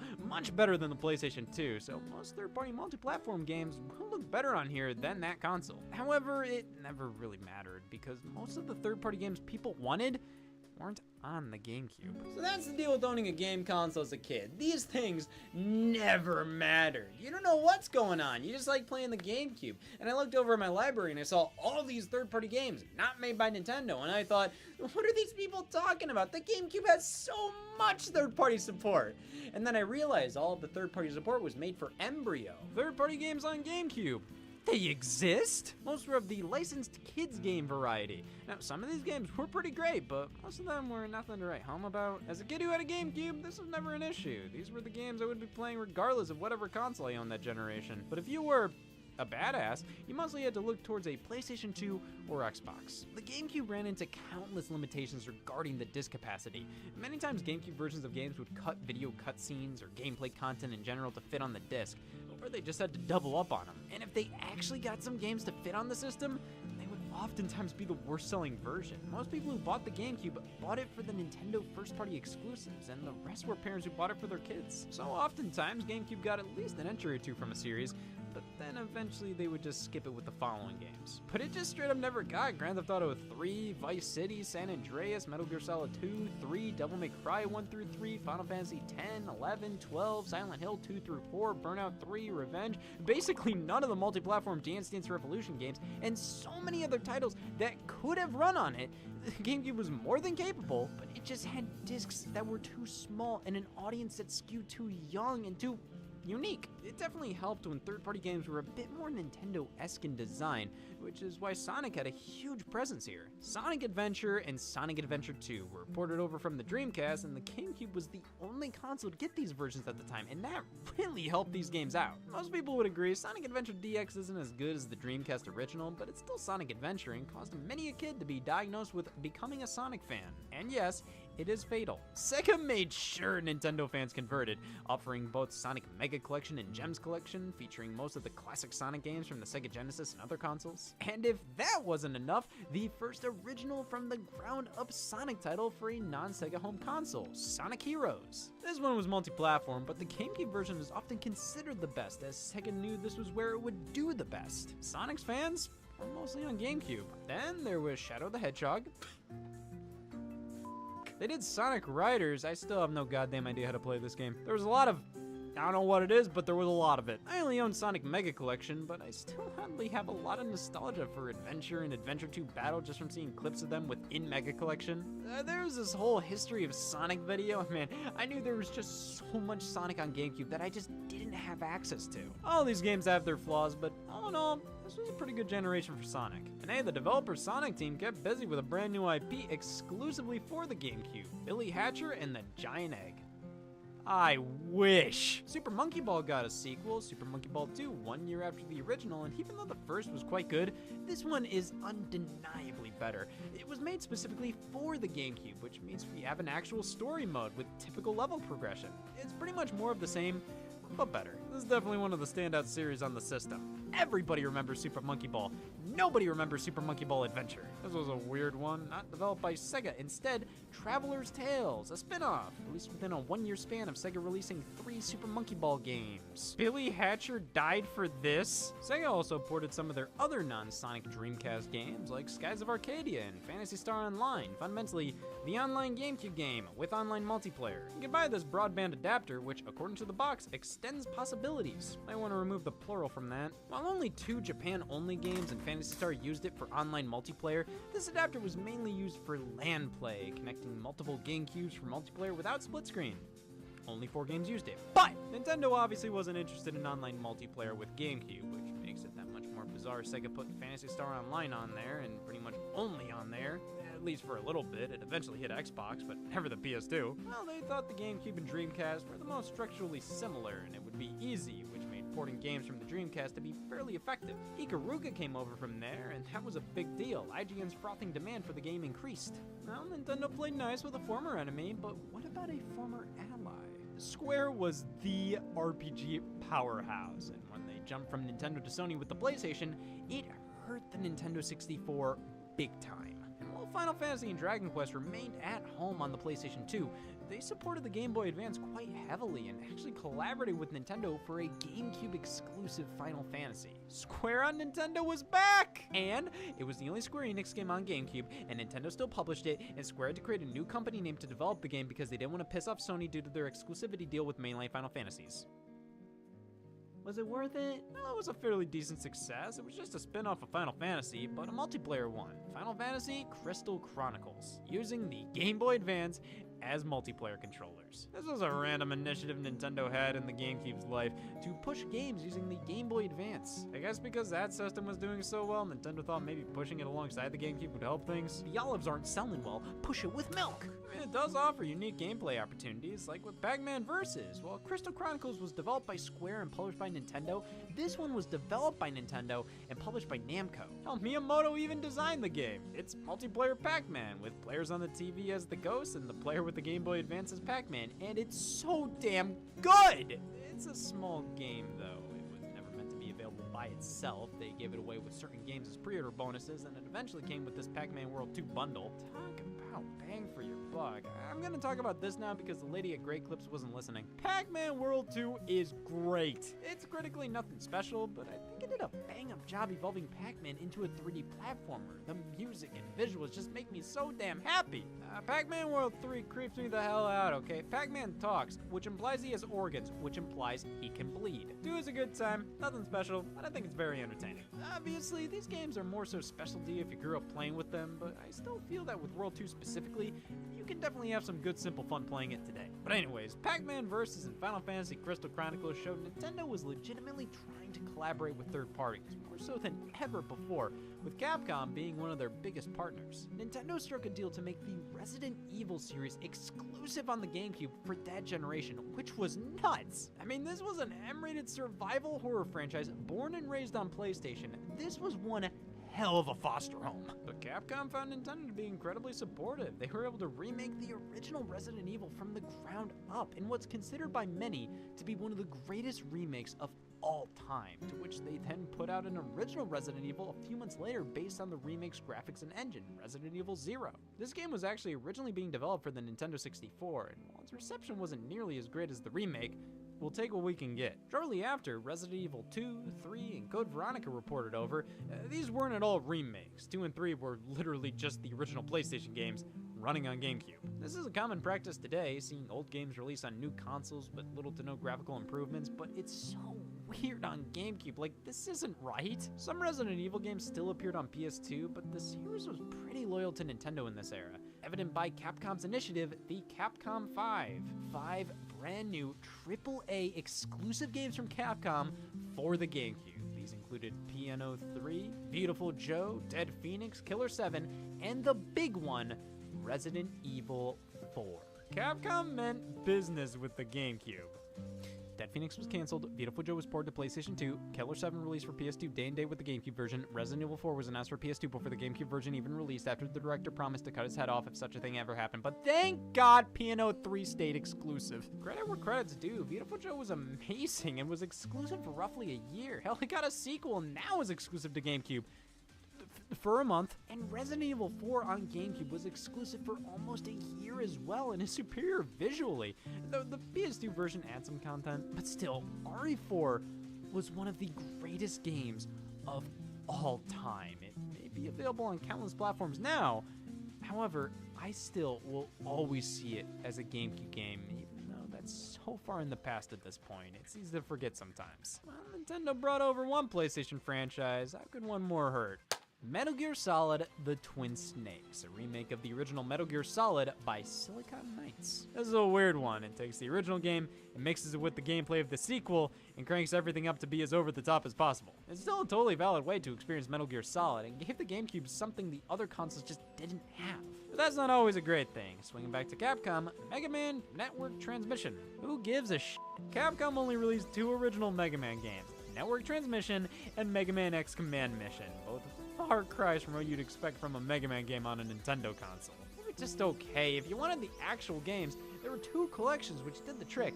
The new Mega Man X platformers were still exclusive to PlayStation 2, which is just weird. But for multiplats, Ubisoft supported the GameCube quite a bit. The Prince of Persia series, Beyond Good and Evil, Tom Clancy, they were pretty much all on the GameCube, and Namco gave it Tales of Symphonia, which is still definitely the most beloved Tales game out there. GameCube did much better with RPGs than the Nintendo 64 did. The PlayStation 2 still had it beat, but it was obvious there was a little something for everybody on this console, which was something Nintendo really strived for. Not only did they try to make as many exclusivity deals as possible, they lent their characters out to other companies. Soul Calibur 2 launched across all 3 systems, with each one having a unique character. PlayStation 2 had Heihachi from Tekken, Xbox had Spawn, but GameCube had Link from The Legend of Zelda. This is something Nintendo is far more willing to do nowadays, but this is still pretty wild to see and made the GameCube version a success. Not enough for Soul Calibur 3, but out of all the companies, I think EA may have given the GameCube the most consistent support. Madden, FIFA, NHL, NASCAR, Tiger Woods, SSX, 007, The Sims, Harry Potter, Medal of Honor, Need for Speed, Time Splitters. Nearly all of EA's software releases at the time released on GameCube in addition to the others. Now, because of the lacking online support and smaller discs, they may not have been the definitive versions, and in most cases the GameCube version sold much less, but EA was rewarded for their loyalty. In NBA Street V3 and SSX On Tour, you can play as Mario, because Nintendo wouldn't budge on Doshin the Giant. Little Mac from Super Punch-Out was playable in Fight Night Round 2, alongside Super Punch-Out straight up being playable within Fight Night. You can't say Nintendo didn't try with third-party relations. It was really cute to see. But the PS2 had Grand Theft Auto. I don't really think Luigi and NBA was going to do much at that point. Third-party support wasn't nearly on the same level as the PS2 or the Xbox, but there was always more than enough to play if you only had a GameCube. And I think that was important. The problem wasn't necessarily that there wasn't anything to do with the GameCube, it was what you couldn't do with the GameCube.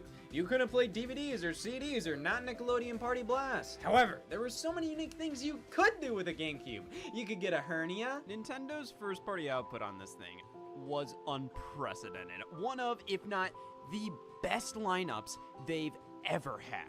Pretty much every single one of their core franchises got an entry on GameCube, and they introduced loads of new ones as well. But every Nintendo console is defined by the mainline Mario title that releases on it. And nearly a year after launch, the GameCube got Super Mario Sunshine.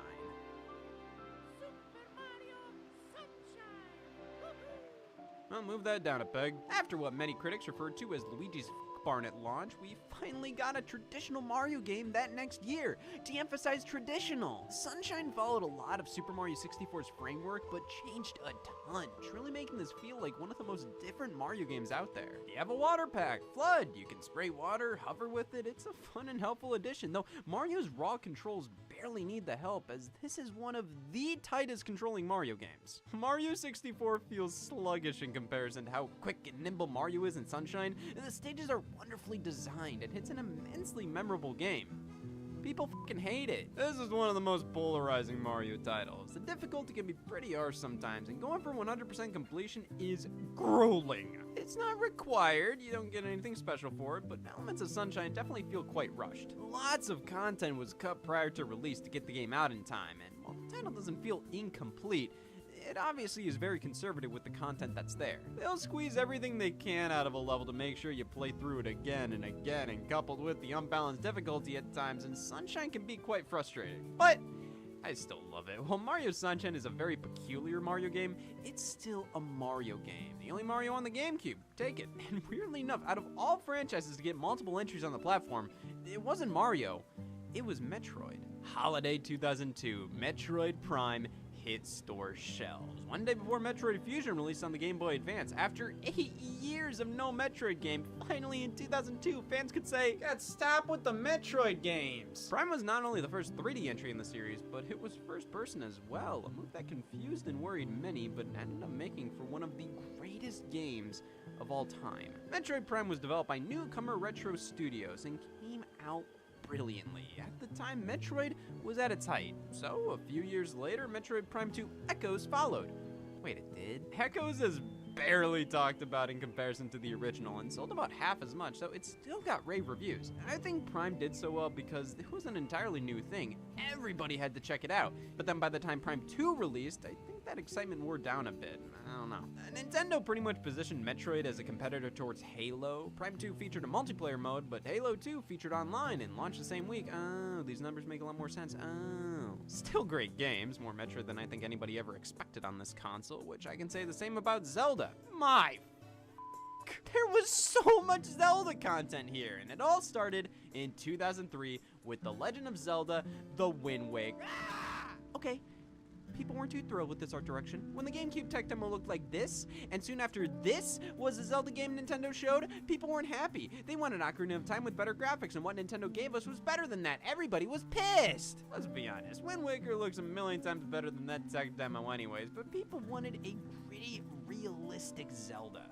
This was when Lord of the Rings was huge, so I think people really wanted a Zelda game that gave off the vibes of those flicks, and instead we got a paint chart. I mean, disregarding the graphics, Wind Waker is a great Zelda game. It's one of the most gripping titles in the whole series due to how lively and fun everything feels, but it's never afraid to be a downer or more serious at times. And while the cartoony visuals were lamented at the time, have you seen this game recently? Like, this looks better than some games look right now. If the game came out today, nobody would think twice about it. The toon style helped to make this game so damn everlasting. It will never look bad or outdated. And while many detested the style back in the day, it's the most frequently used Zelda art style. Numerous games use Toon Link, and I do feel like it's one of the most true to Zelda art styles out there. I've always felt Zelda's supposed to be colorful and lively, but the beautiful thing about it is, it's a legend. Each game is supposed to be a different story passed down generation to generation, and the differing art styles represent that. How each storyteller puts their own unique spin on things. So who the hell told this story? Just 1 year later, in 2004, The Legend of Zelda 4 Swords Adventures released, still using the Toon Link character design. Oh great, now there's 4 of them! 4 Swords Adventures was the sequel to the bonus sub-game included in the Game Boy Advance port of A Link to the Past. Why did nobody care? Multiplayer top-down Zelda, and the only way to do it is to plug in one of these. Why did nobody care? This was the biggest push by Nintendo for the Game Boy Advance, the GameCube road trip yet.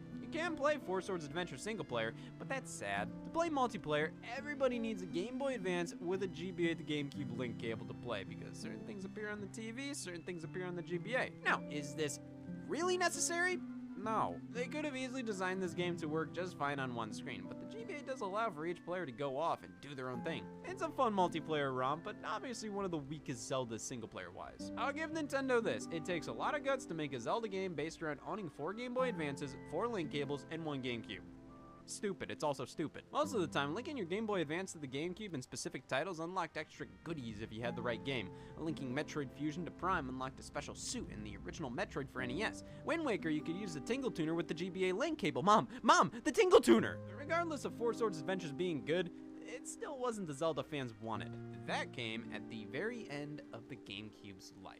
Announced in 2004 and finally releasing in holiday 2006, The Legend of Zelda Twilight Princess. Nintendo listened. This was the Zelda people wanted. Something darker, more epic, and it was, again, a phenomenal game, though it doesn't hold up as well as Wind Waker does graphically. I mean, it all comes down to art style. Twilight Princess on GameCube still looks good. I mean, it honestly looks like an early Xbox 360 game, and the low resolution masks a lot of flaws. But come on, this just looks better. Gameplay-wise, comparing Wind Waker and Twilight Princess, I really think it completely comes down to preference. I don't think one is obviously better than the other. I'd say Twilight Princess is a more consistently good game with more to it. The original version of Wind Waker does have some glaring issues in the back end of the game. The infamous Triforce quest goes on for far too long, but Wind Waker is inherently more charming and memorable in my opinion. If anything, I think it's incredible we got these two games on the GameCube at all, and they were as good as they were. Twilight Princess was the last game Nintendo released on the GameCube, and they basically did it out of obligation because by the time it released,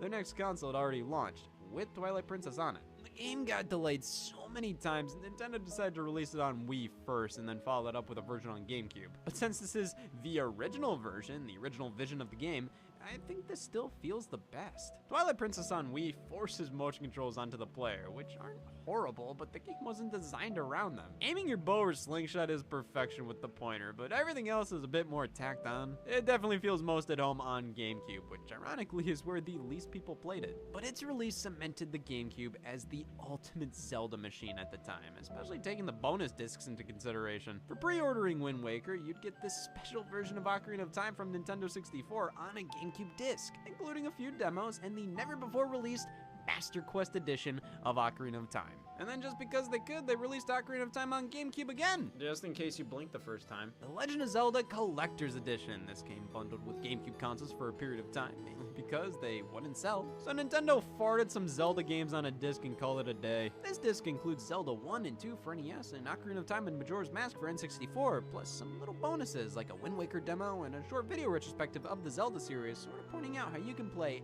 every Zelda game released up to that point on GameCube.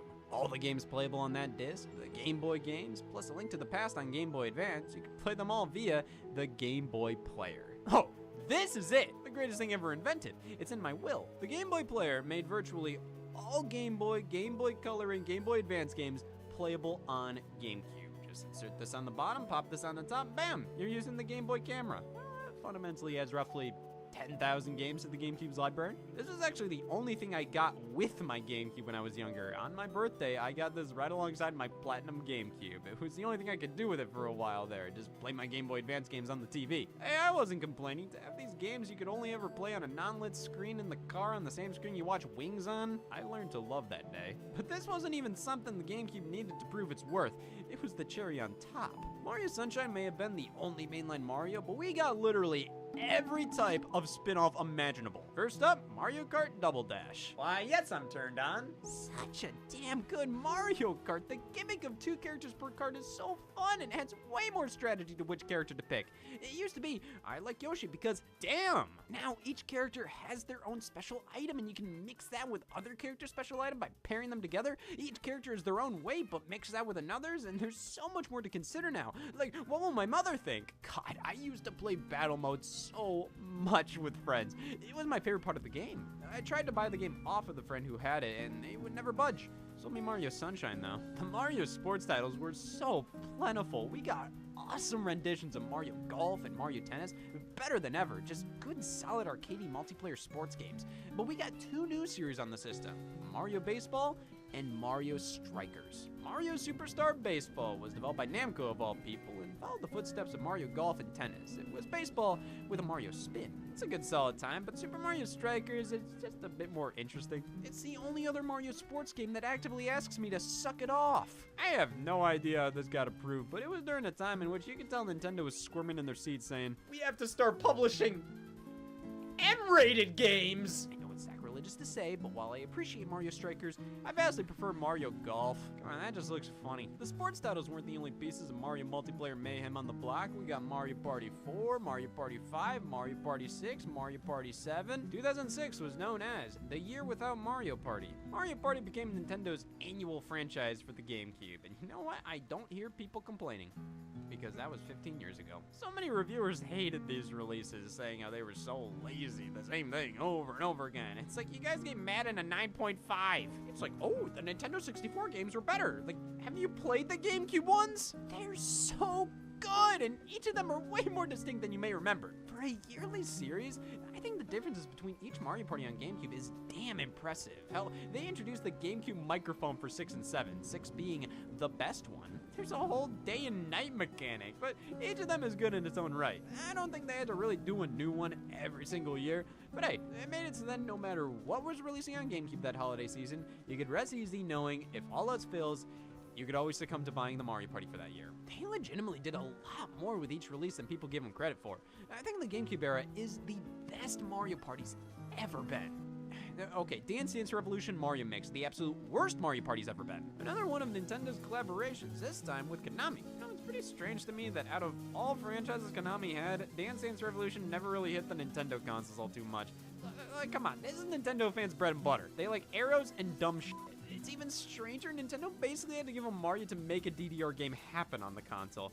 This was the only DDR on GameCube, which is like accessories. That's a Nintendo fan's wet dream. Well, at least this one came over, and it's Dance Dance Revolution with a Mario skin. Yeah, I think this might show how dire third-party support was at the time. Nintendo couldn't even get a Dance Dance Revolution game, a series that was pumping out like a dozen entries a year in arcades and on consoles without lending their characters. Maybe it was because the GameCube's disc size being not optimal for all those songs, but for fuck's sake, the Game Boy Color got DDR. You know, this was a harder game to nab for a while there. It got discontinued fairly quickly, so yeah, DDR version 46 on the PlayStation 2 is fine. The one GameCube version that was exclusive, get rid of it. Most of the Mario spin-offs are pretty frantic like this, but for the mellow players out there, you had Paper Mario: The Thousand-Year Door. A follow-up to the N64 game, Thousand-Year Door just expanded upon everything, a bigger, more epic and grossing RPG adventure. They didn't need any gimmicks or massive alterations to the gameplay. They took the original game and just made it better. Just a really solid, easy RPG for people who don't like RPGs. And I'm done talking about that. What do you know about Wario World? Wario's first home console platformer. He had Wario Land on the handhelds, but this was Wario World, bitch. It was developed by Treasure, one of those developer choices you think was just made because of their name. Like, I love Treasure. They've done Gunstar Heroes, Ikaruga, Sin and Punishment. Why give them Mario? Well, because he likes gold. It's a pretty standard platformer, nothing all too special, but I appreciate the fact that they tried to do a 3D Wario game. I feel something like this just wouldn't have been made today. They were trying all kinds of new things. It was an exciting time for every series.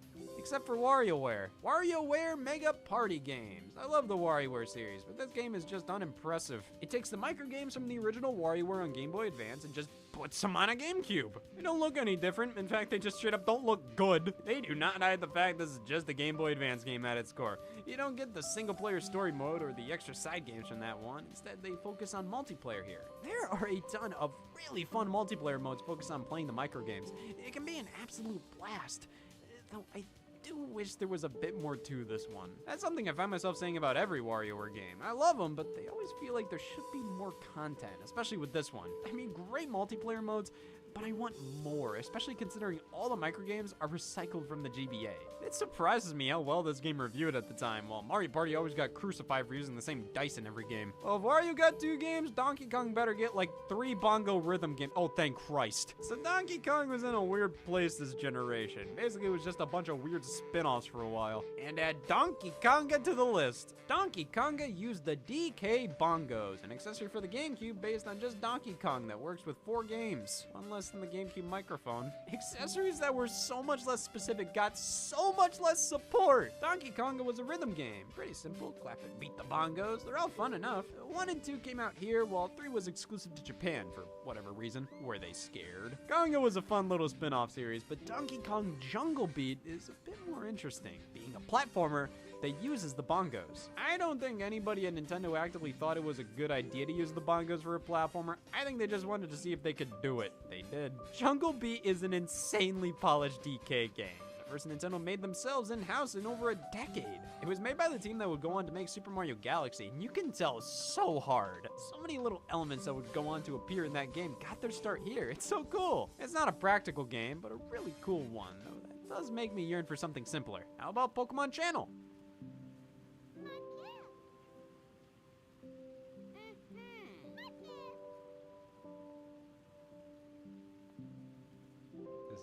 Pokemon Channel is a simulation game, pretty much a successor to Hey You Pikachu, but with even less content. You can watch Pokemon TV shows with Pikachu, play little mini games here and there. I am so glad I went with this and not the transfusion. There's also Pokemon Box, only available online and through the Pokemon Center store. It was just a game that would let you connect your Pokemon GBA games and organize your Pokemon.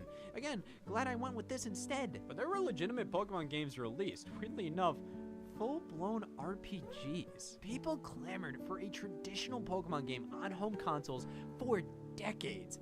And the GameCube kind of gave us that to some extent. Pokemon Coliseum was basically a successor to the Pokemon Stadium games on Nintendo 64, but this one included a story mode. It's an actual Pokemon game on a home console, kinda sorta. Having somebody who couldn't give two left pisses about Pokemon try to explain how Pokemon Coliseum is an RPG but not like the main Pokemon games is like trying to watch him explain why you shouldn't be executed. So, while the mainline Pokemon games are about collecting all the Pokemon you can to help you battle your way to being the best Pokemon trainer out there through RPG mechanics, a game like Pokemon Coliseum is more so just an RPG adventure in the Pokemon universe. There's only like 50 Pokemon in the whole story and no Pokedex, so it's obvious the collecting aspect is de-emphasized in favor of just being a single-player RPG story mode in addition to the battling portion from the Stadium series.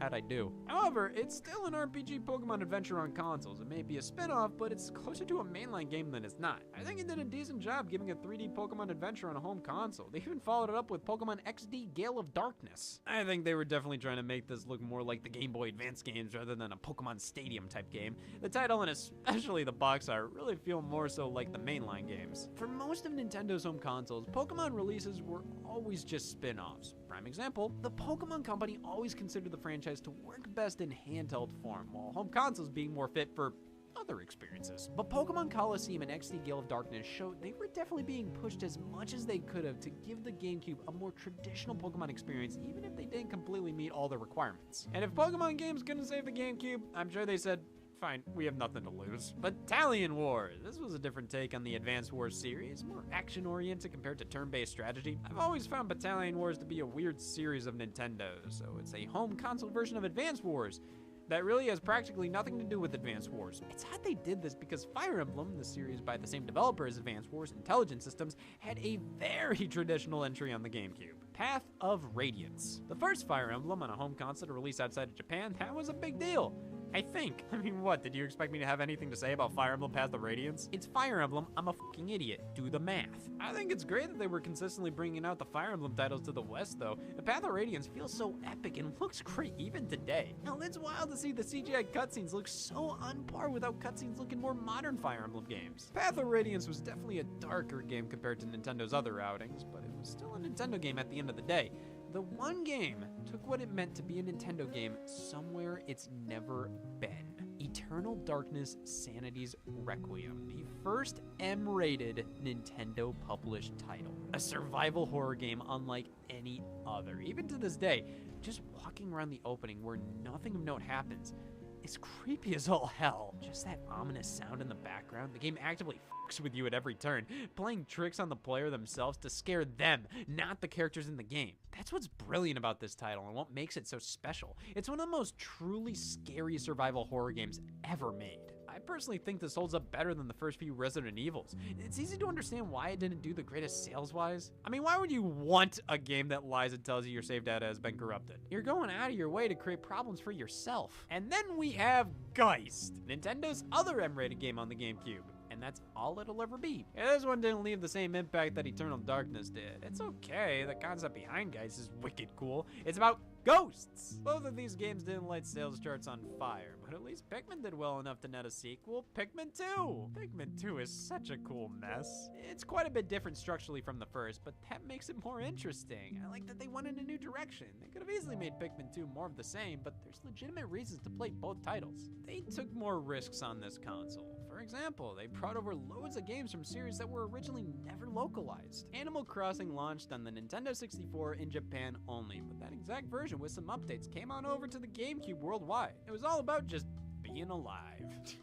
Not interested. Collect items, upgrade your house. It took the small elements of life normally seen as mundane yet are satisfying at their core and made a gaming experience about them.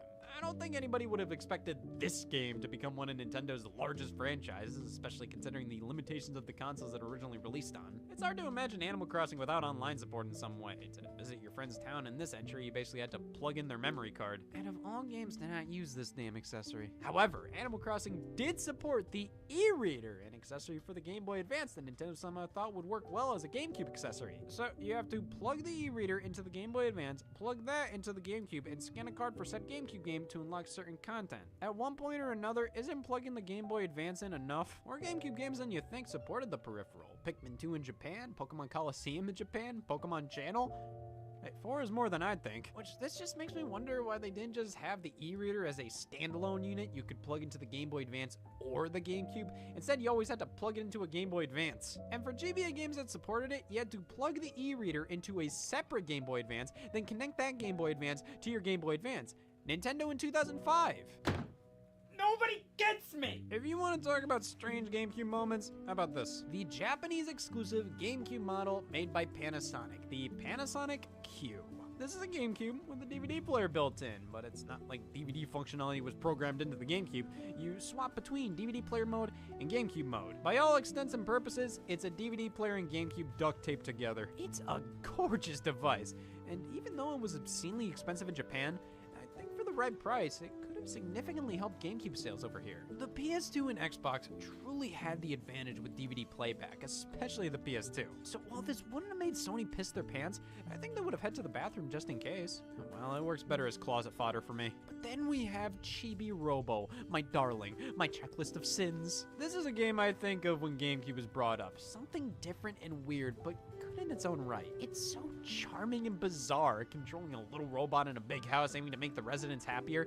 This was the generation where they were willing to do weird shit. Exactly! Use the microphone from Mario Party 6 to control pinball in this feudal Japan wartime pinball game, made by the creators of Seaman and Ute Tower. Custom Robo! Only Nintendo would have 2 games released for the same console released within 2 years of each other about robots, both with the name C-Robo. Much like Animal Crossing, this series originally released on Nintendo 64 and finally made its way over here on the GameCube. I kinda wish the game was dumber, and I'm not trying to be weird about this, just the game's about customizing your robot and then battling with it, and I just feel like both customizing and battling aren't as fun as they could be to me. I wish it was a bit more of a party fighting game than the action RPG that it is, but hey, still a solid game, just not really my thing. Buying Kaitos and Buying Kaitos Origins by Monolith Soft, who went on to develop the Xenoblade series. Card battling RPGs, first one published by Namco, second by Nintendo. Cubivore, Gotcha Force, there's so many forgotten games on the GameCube, and we're still not done with the major releases. Kirby Air Ride, the only Kirby game on the platform. There was a platform in development that eventually became Return to Dreamland on Wii years later, but Air Ride was a different take on racing. Let's make a racing game where you only use one button. Yeah, let's also make a Donkey Kong where you look like a 1080 Avalanche, sequel to 1080 Snowboarding on the 64. Pretty much the Wave Race Blue Storm of that series. God, Nintendo put a ton of effort into their non-Mario Kart racers, especially F-Zero GX. Have you met God? No, but you got damn close. You thought Sega making GameCube games was weird? How about booting up F-Zero GX and seeing that Sega logo right at the start, next to the Nintendo one no less? Yeah, this was a collaborative effort. Amusement Vision, the Sega studio responsible for Monkey Ball, developed this, and it's easy to see why there wasn't a home console F-Zero after this for decades, because how the hell do you top this? Never before have I played a racing game that puts you in a trance like GX does. The visuals and smoothness are unmatched with all the colors and especially the track design. I just get sucked in while playing. Sometimes when I see a road above me, I flinch like it almost feels like you're really there playing the game. It's amazing. It's brutally difficult, but GX is an amazing racer and the peak of the F-Zero franchise. This is about as good as it gets. I am sorry, Star Fox fans. Star Fox Adventures was the first Star Fox released on the GameCube. Who were they fooling here? It's not Star Fox. It used to be a game called Dinosaur Planet, but was changed later on to include the Star Fox crew. It's not a bad game, not by a long shot. It takes the universe of Star Fox and turns it into more of a Zelda game, an on-foot adventure with puzzles and combat. This was developed by Rare, who supplied the Nintendo 64 with half its library, and they were positioned to be an excellent ally to have throughout the GameCube generation. And a day after Adventures released, they were bought by Microsoft. You know, Adventures got a ton of slack back in the day, but the thing is, it's quite good. It's just not Star Fox. I'd say give this game a chance if you can today, and if you're in the mood for a real man Star Fox, a few years later, Nintendo supplied you with exactly that.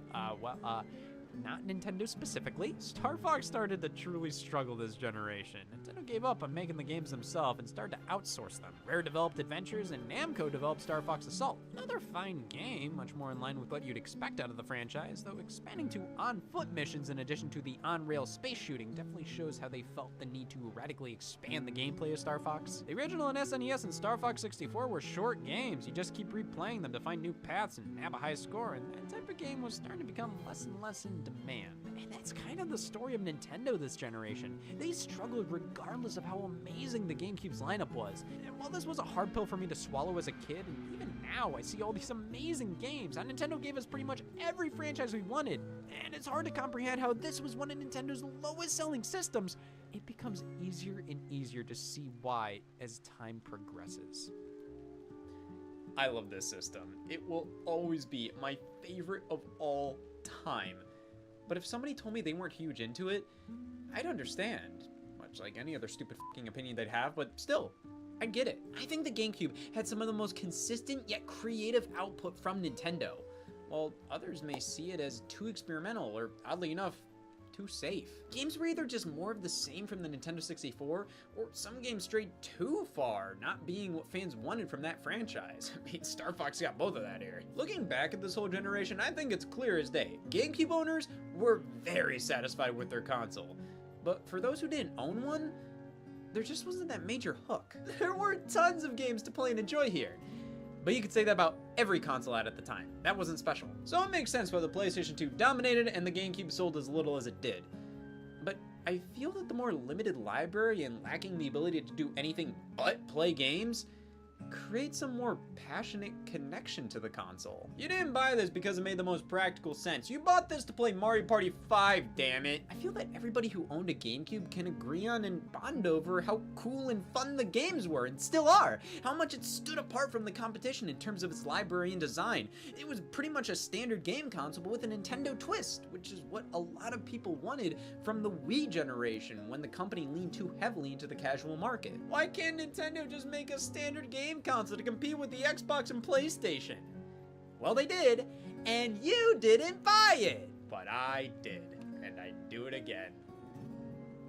4 more times, and when it comes to choosing between DVD playback and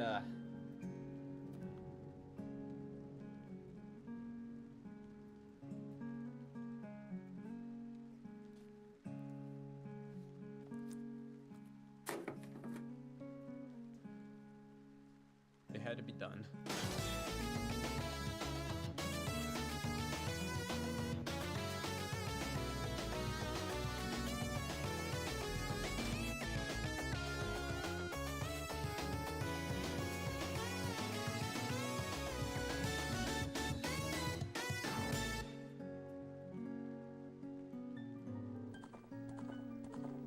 Ocarina of Time's profound messaging and place in the world was something that only became fully apparent with, well, time. It left an immeasurable impact on the industry when it first released. and it only became more resonant with age. One of the narrative's crucial themes was nostalgia, and it addressed our attachment to the happiest days of our youth. This not only ended up being an introspective commentary on nostalgia for those that grew up with the game, but its words ended up being a meta-reflection of how perceptions of Ocarina of Time have changed, and how we can acknowledge the passage of time. In other words, it's a game about growing up. Now, Nintendo couldn't have anticipated their own game's legacy, and its immediate success no doubt put immense pressure on the team. A demo at Space World 2000 previewed what people were hoping would be the next Ocarina of Time, but the team was burnt out on creating Zelda games in this style. So rather than trying to emulate the success of their previous game, they did something that took a great deal of courage. They experimented. First, they developed a systematically driven and bittersweet adventure through the ephemeral world of Termina. It may have carried over the gameplay cornerstones established by its predecessor, but it couldn't be more different otherwise. It was clear that they weren't about to let the success of Ocarina of Time cloud their judgment. Ocarina of Time's release had come and gone, and a game attempting to follow closely in its footsteps wouldn't recapture that magic. It was time to move on. Each subsequent game in the series could be viewed as an opportunity to start fresh. A chance for the youth of tomorrow to know courage like the hero of time. While a great story can inspire courage, it isn't something that you can inherit. It's something that you develop over the course of your own life. To know true courage, you must forge your own path.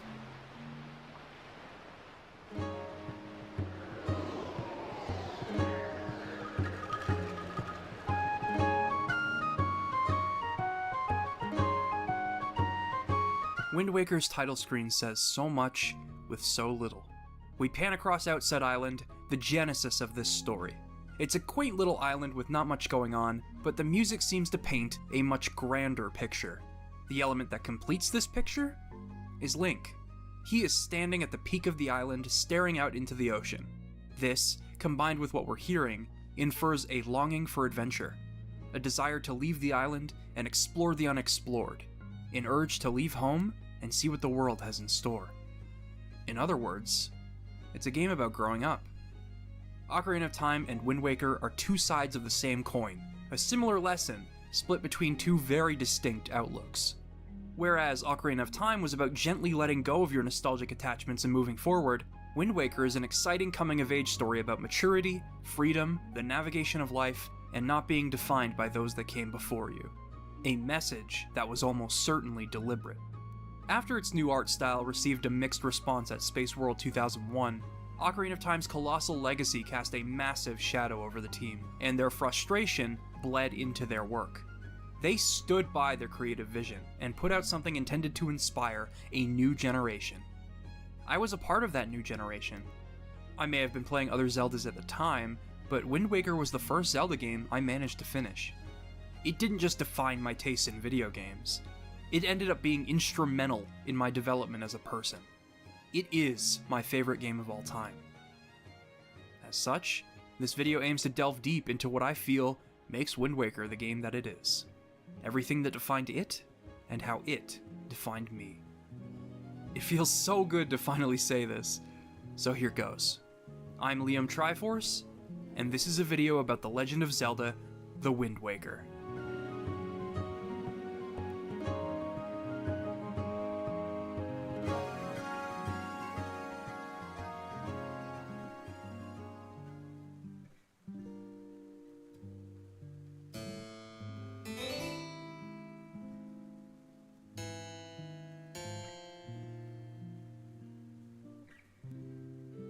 The tale of the legendary hero puts a dark spin on a familiar melody. After the Hero of Time was sent back to relive the missing years of his youth, Hyrule was left without a hero to save it. Because of this, traditions have fallen into place over the past several years to keep his and the kingdom's memory alive, hanging shields adorned with the royal family's crest, garbing young boys in green when they come of age, and at one point, even training them in the ways of the sword. Of course, these traditions were put in place long before our character was born, and all we really need to do in order to understand how he feels about these traditions is observe his facial expressions. This is an utterly brilliant introduction to one of the game's predominant themes, as well as a humorous way to demonstrate Wind Waker's distinct visual style. These traditions may seem as though they exist to keep the memory of the hero of time alive, but if Link is serving as an example here, it's that young boys don't want to have anything to do with the legend. And I mean, why would they? They were born long after the kingdom was dead and buried, and all they really want to do is live for the present.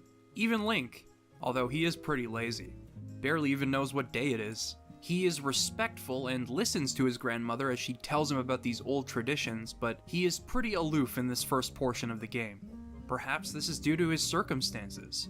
He's a boy caught up in an old-fashioned tradition on a small island in a vast ocean. Maybe it's hard for him to put on a happy face without something to get excited about. Earlier I mentioned that whatever Nintendo put out next would exist in the shadow of Ocarina of Time. Well, this is reflected in Link's situation here, and it becomes even more apparent as you take control of him for the first time. Many parallels can be drawn between the Kokiri Forest and Outset Island. Jumping across platforms for rupees, a Z-targeting tutorial presented without consequence, you can find tunnels to crawl into for rewards, you can fetch a sword and shield based on your own knowledge of the island, and there's a room full of tips and tricks to learn about. You can even hear a bit of Kokiri Forest melody in the theme for Outset Island.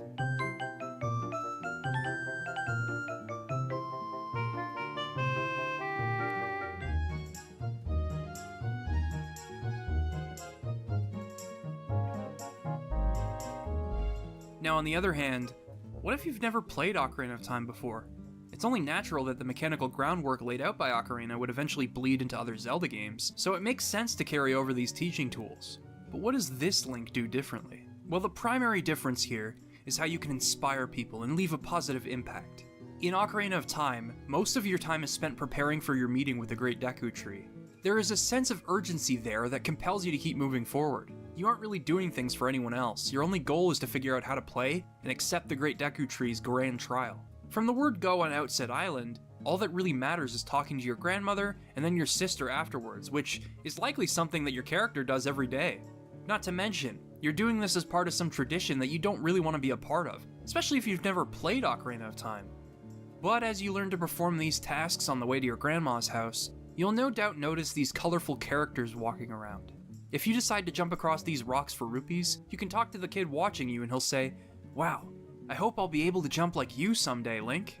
If you fetch some pigs for this man and his wife, you'll be rewarded with a few rupees and their sincere gratitude. The same gratitude is also expressed by this man trying to cut his grass, if you decide to cut it for him. Even Beetle is elated by your presence. Although he claims to sail the entire ocean selling goods, when you leave the shop, he looks down in sorrow. He acts as though you're his only customer.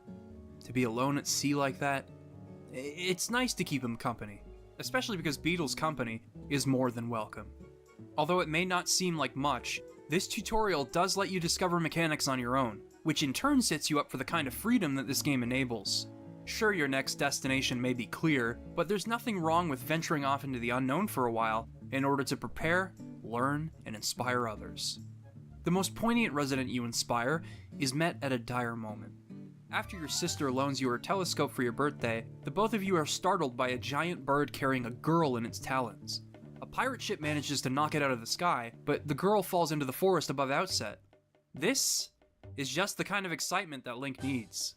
Remember when I mentioned that Link was presumed to be listening to his grandmother, even if he didn't entirely understand the point of this tradition? Well, you can directly provide proof of that respect Link was showing by heeding her words and seeking out Orca, the only person on the island still knowledgeable about sword fighting. Orca is an old-fashioned man, dedicated to a long-forgotten art form, but he senses urgency in you and offers to train you. Orca differs from those trying to uphold the legend in a crucial way. He may be keeping an old tradition alive by staying privy to the ways of the sword, but by training you, he's providing you with the tools for you to shape your own destiny. He understands that he has no control over what Link does, but because Outset Island no longer regularly trains boys who come of age in sword fighting, he can decide who is truly deserving of that power. With that in mind, Orca senses good intentions in you, and he is compelled to entrust you with the sword. You'd better not let him down. As you cut down those trees and climb up to the top of the mountain, you'll notice the music of Outset Island fades into silence. Up here's the first time you've had true freedom from your home, but it's also the first time you've been completely alone. The game is giving you a moment of repose, so that you can ask yourself if you're ready to face what lies ahead. Of course, most people are just gonna rush into the forest and beat up the bokoblins in order to save the girl, but by doing so, you're proving that moment of silence right. Maybe you shouldn't be so gung-ho about acting like a grown-up and rescuing that girl, no matter how exciting that might be. Because before you know it, you'll have left your childhood behind. And if the hero of time wasn't ready for that, you must ask yourself, are you ready for that too?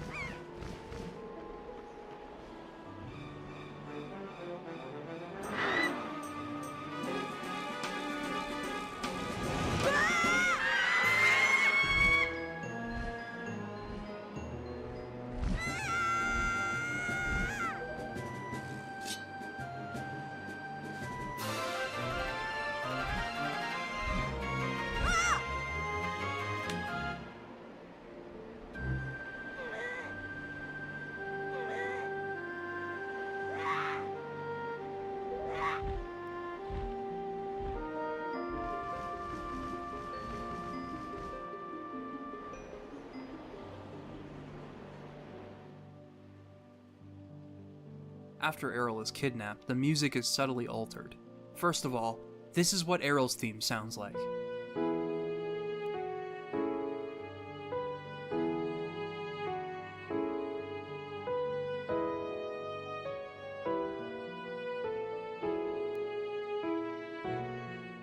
Outside Island's background music uses this melody twice. Once here,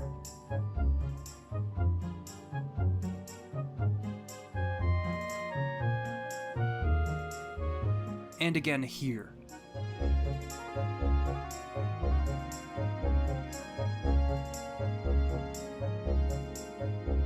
It's probably one of the most comforting melodies in the game, primarily because it is attached to the time you spend with your sister. But with her gone, the music is oddly unfamiliar.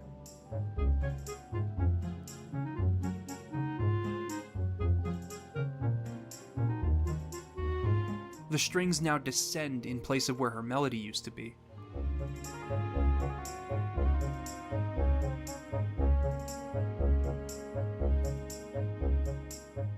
It's still composed in such a way that it reminds you you're home, but it isn't the same as it once was.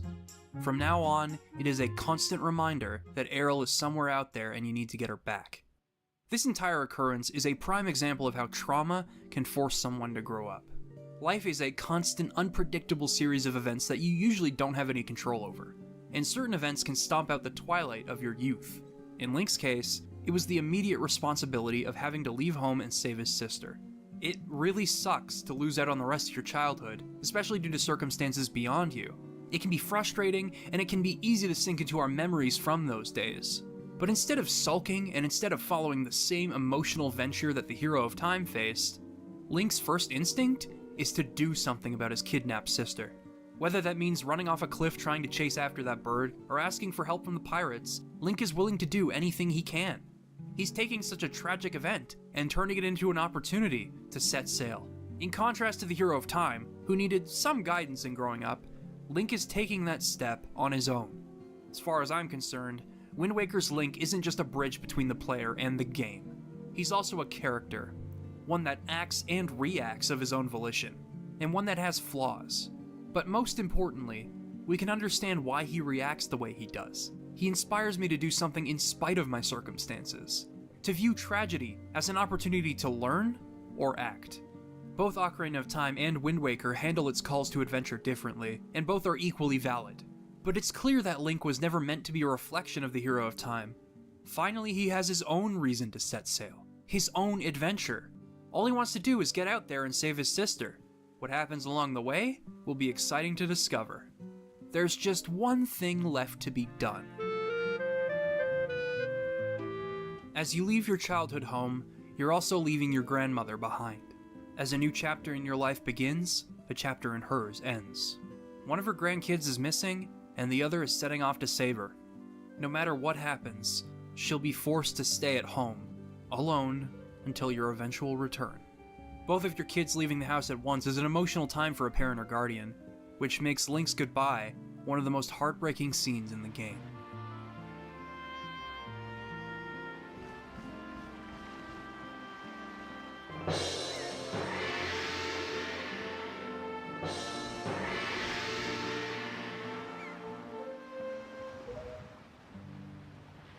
Tetra poking fun at your sentimentality ends up being a very clear sign of something that you may not be ready to admit to yourself. You're not quite ready to leave. In our rush to gain independence or discover the world, we tend to learn things the hard way. Sometimes we need to do a little more learning and a little more growing first. Now, it's totally understandable why Link would want to take that step. But an obvious step is about to turn into a massive, daunting leap for him. And Wind Waker portrays this in the best way it knows how: gameplay. Our first venture means awkwardly trying to fit in with the pirates. They don't exactly make you feel welcome, and you just kind of have to meander your way below deck looking for something to do. The only character that you end up gelling with is Nico, mainly because the both of you are outcasts. Otherwise, he treats you like his swabby and tests your platforming skills. Then comes the invasion of the Forsaken Fortress. If there were ever a more perfect visual analogy for rushing into things, it would be this. Just this entire scene. This analogy extends to the concept of the dungeon itself. After smacking into the fortress head-on, your sword flies out of its scabbard. To clear this dungeon, you'll have to do it without a method of defending yourself. Equipped with nothing but your wits, you'll have to disable the searchlights while scavenging for weapons, and sneak past moblins and barrels. You can even branch out and search for treasure while you're sneaking around if you feel so inclined. Your approach to this dungeon is completely non-linear. It doesn't matter where you decide to go as long as you end up climbing to the top. Only one searchlight needs to be disabled, the one aimed at Errol's window, but figuring that out is the best part. The design of this dungeon builds on the tutorial's subtle push for exploration, and it carries the thematic through line of being in a rush to mature by putting you in such an uncomfortable position so early on. But there's no turning back now. Picking my sword back up and cutting down that lone bokoblin is such a gratifying moment because it represents conquering a challenge that I was initially unprepared for, which is a common occurrence when faced with the unpredictability of growing up. Speaking of which, Link may have been able to make it to his sister's cell, but he is overpowered by that pesky bird known as the Helmarok King, and thrown out to sea as commanded by a mysterious figure. We may have the courage to rise to such an occasion, but nowhere near enough experience. After being rescued by a talking boat known as the King of Red Lions, Link finds himself on the shores of Windfall Island. This is where Wind Waker establishes once more that while our objective is very clear, in this case it's buying a sail, there's no reason we shouldn't be taking our time. Windfall is a bustling commercial district that acts as a central hub of sorts for the Great Sea. There's plenty of things to do and plenty of people to talk to, so much so that it can be a bit overwhelming. It's like moving to a new place. It may seem daunting at first to take all of this in, but if you choose to step out of your comfort zone and seek out tasks, information, and the like, it'll eventually feel like home, and you'll become an irreplaceable part of their community. It just requires courage to take that step. And maybe a lot of sploosh kaboom. We'll discuss the specifics of what Windfall Island contributes to the game's design and its thesis much later. For now, we need to understand how the game opens up to us. Up until this point, we faced a lot of harsh realities. Losing our childhood, failing to save our sister despite having the courage to do so, facing the consequences of rushing into things out of an eagerness to mature. But we've still maintained that courage we began with, and now we're about to be given a playground in which we can foster that courage. A place that we can make our own with just a touch of bravery, memorization, and intellect. A place to learn, struggle, fight, explore, grow. Welcome to the Great Sea.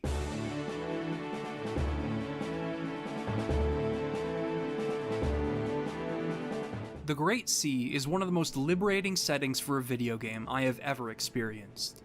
It managed to create one of the most open-ended venues for exploration in a Zelda game since the 1980s, and with a series of gentle nudges, it encouraged freedom and discovery in an unprecedented manner for a Zelda game of its era. It struck a perfect balance between the established conventions of Zelda and the spirit of the game that started it all.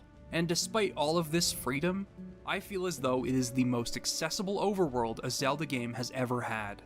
It employs elements of memorization, curiosity, and atmosphere, and blends them all beautifully together. I have so much to say about the Great Sea that it's hard to decide where to begin. So I'll walk you through it bit by bit. We'll be able to see how the Great Sea evolves as it instills discovery, establishes its general mechanics, gradually offers freedom, and everything in between. Let's start with the stuff that happens before you first set sail with the King of Red Lions, when you are first inspired by the world around you. As we've discussed, Outset gives you things to discover in such a limited amount of space. The Forsaken Fortress may have a clear path to take, but by exploring it for a bit, you can find a few rupees and even a piece of heart. On Windfall Island, you can seek out quests and unearth secrets simply by talking to people and investigating the nearby buildings. No one is asking you to do this. In fact, some would argue that taking your time to discover the world is causing your sister more grief in the long run as she sits in that cell. That's because this adventure wasn't always just about saving your sister. It's also about discovering the world, and in turn, discovering yourself. This is something that Link has wanted for a long time, if his response to the happenings on Outset Island are any indication. While Tetra falling into the woods and Errol being kidnapped are great reasons to desire leaving the island and getting out of your comfort zone, they aren't exactly the happiest of circumstances. No, our desire to get out there is driven by something deeper, something closely associated with human nature: our innate curiosity. The Great Sea feeds on this inherent curiosity from the moment you step foot on Outset Island. When I first played this game, I was endlessly fascinated by the silhouetted islands out in the distance. I couldn't wait until the time came when I could finally explore those distant islands. I remember staring at those boats on the shores of Outset, wondering when I'd be able to cross the ocean too. What could those islands hold in store for me? The game almost never compromises on this feeling. Each island is silhouetted until you approach it, which gives you time to wonder about what it might be, and if it seems intriguing enough to stray off your set path for a bit and explore the unknown. Here's an example of how Wind Waker keeps me intrigued. Let's say you're on your way to the Forest Haven and you decide to stop at Bomb Island. From there, you should be able to see silhouettes of islands like Bird's Peak Rock, the Private Oasis, the Thorn Ferry Island, and the Cliff Plateau Isles. If you sail a bit further out, you could also possibly catch a glimpse of Ice Ring Isle as well. Each of the islands are visually distinct from one another, and from that, you can deduce that they will all likely feature different gameplay. Bird's Peak Rock involves using the unpronounceable Hioi pair to hit 5 switches. The Private Oasis's cabana can only be entered once you acquire the deed, and from there you'll have to navigate a maze in the property's basement. The Ice Ring Isle has you slipping and sliding across icy terrain in order to acquire the Iron Boots, which are necessary for accessing the Wind Temple. As you can see, each of them are accessible at different points in your adventure, and they are all vastly different from one another in looks and in gameplay. That's one of the most compelling things about the Great Sea. Its structure allows for its disconnected areas to have such strong identity, and forgoes the challenge of attempting to fit such areas into a seamless overworld like in previous Zelda games. These silhouettes in the ocean both convey and hide enough information from the player to keep them guessing about what might lie ahead, and which path they should take next. It allows their imaginations to run wild, and from there, curiosity is a given. But let's back up for a second. When giving the player too much freedom, you risk overwhelming them with possibilities. To give players a taste of what the Great Sea has to offer, the game first restricts you to traveling in a straight line on your sea chart. You'll be doing this between Windfall Island and Dragon Roost Island, and again as you sail toward the Forest Haven. You'll also find lookout platforms to loot and submarines to investigate. This gives you a feel for the flow of exploration in the Great Sea. Your first stop will likely be at Paw Print Isle, where a kind salvager will give you your very first treasure chart if you choose to speak with him. And while you can't nab everything in the secret cave just yet, you will be able to pick up a piece of heart as a reward for listening to your curiosity. This doesn't mean you can immediately and fully plunder each island you come across though. On your way to the Forest Haven, the contents of each island will be off limits, instead fleshing out the other things that appear in the Great Sea. Searching a nearby submarine will grant you an empty bottle, and you can reap the rewards of some of your treasure charts here too. Essentially, this tutorial teaches you about the Great Sea in 2 parts. It first showcases island exploration with Paw Print Isle, before showcasing the other things you can find in lieu of not being able to access the islands yet. In traditional Zelda fashion, you'll have to come back later when you have the right item and you can put the pieces together. I mean, what do you think Bomb Island will require? That's a tricky one, huh? But in an ocean this vast, with 49 different quadrants to visit, it can be hard to commit all of this to memory. That's why this sea chart exists. With the help of the fishmen, we can add each individual island to our map as we come across them, with the small payment of bait, of course. They'll also give you various hints pertaining to the Great Sea, and how investigating points of interest just might benefit your main quest. Even with these tools at your disposal, the Great Sea will still employ a lot of memorization. So much so that it reaches beyond the scope of human short-term memory, which can at best remember 5 to 9 items at a time.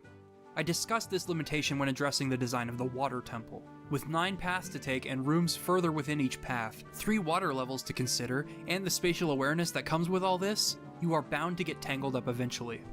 The Great Sea presents a similar dilemma in an entirely different context. You're not cooped up in some dungeon, and as the game has made clear already, it's okay to put off the primary objective in exchange for some adventure. And the game is about to give you the perfect opportunity to do that in the most unsettling of circumstances. After clearing the Forbidden Woods, your next objective will be to visit Greatfish Isle and retrieve Nehru's Pearl from Jabun. However, upon arriving, you'll realize that it has been completely devastated by Ganondorf. For him to effortlessly tear it to pieces like this. He certainly hasn't lost his touch since the legend took place, but with such power, it made me wonder why he'd only attack now. What could he be plotting? Well, he's testing you. After brushing you aside at the Forsaken Fortress, he is making a conscious effort to impede your progress as he notices your strength growing. It's time to face the Endless Night.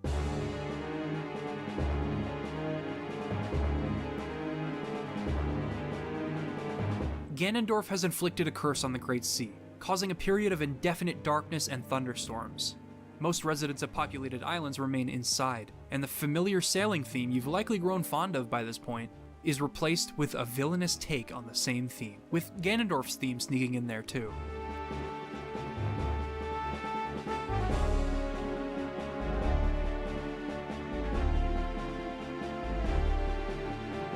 Despite how oppressive the atmosphere is during this phase of the game, this is a crucial turning point in the design of Wind Waker. For the first time, you can freely explore the entirety of the Great Sea. You obviously won't be able to do everything with your current item selection, but after acquiring bombs from the pirates, the only big obstacles from here will be the arrows, hookshot, power bracelets, and skullhammer, as the iron boots and mirror shield have limited use in the Great Sea. That might sound like a massive chunk of the game is still inaccessible, but there's still a lot you can do now that you aren't confined to a set path. To show you what I mean, I did the homework. Of the 49 quadrants in the Great Sea, there are only 5 squares in which you can do absolutely nothing during the Endless Night, and that's factoring in treasure chart rewards, lookout platforms, and submarines. If we're only talking about things you can do on the islands of each quadrant, then you'll still have access to the goodies on half of the islands. And even with that on the table, since you won't be able to explore every island you visit during the Endless Night, nothing's stopping you from marking them down in your sea chart and memorizing what they look like so that you can solve them later. This is the biggest opportunity to explore the Great Sea that you've been given thus far, and it exists against the backdrop of a dire circumstance. This is your moment to prove yourself.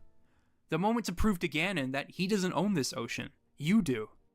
Like what happened with Outset Island, as Link, you are taking a tragic setting and turning it into a chance to make progress. Progress in your adventure, as a person, and for the world.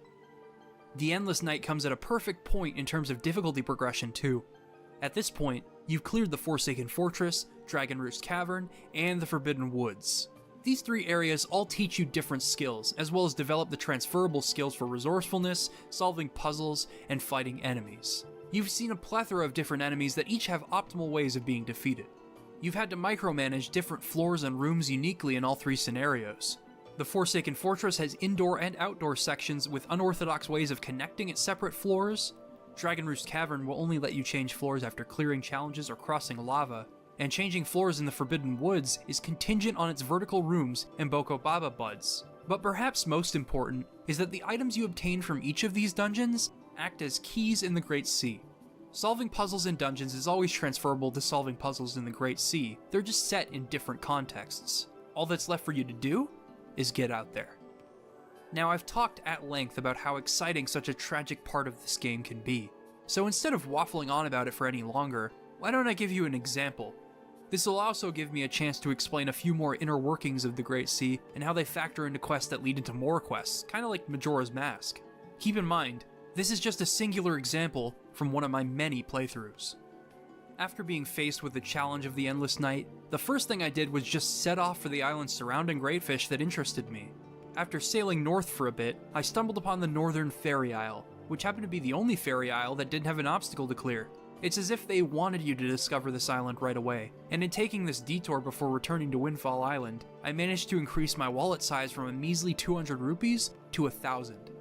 This immediately opened up a lot of doors for making a profit, especially since silver rupees beforehand would simply max out your wallet.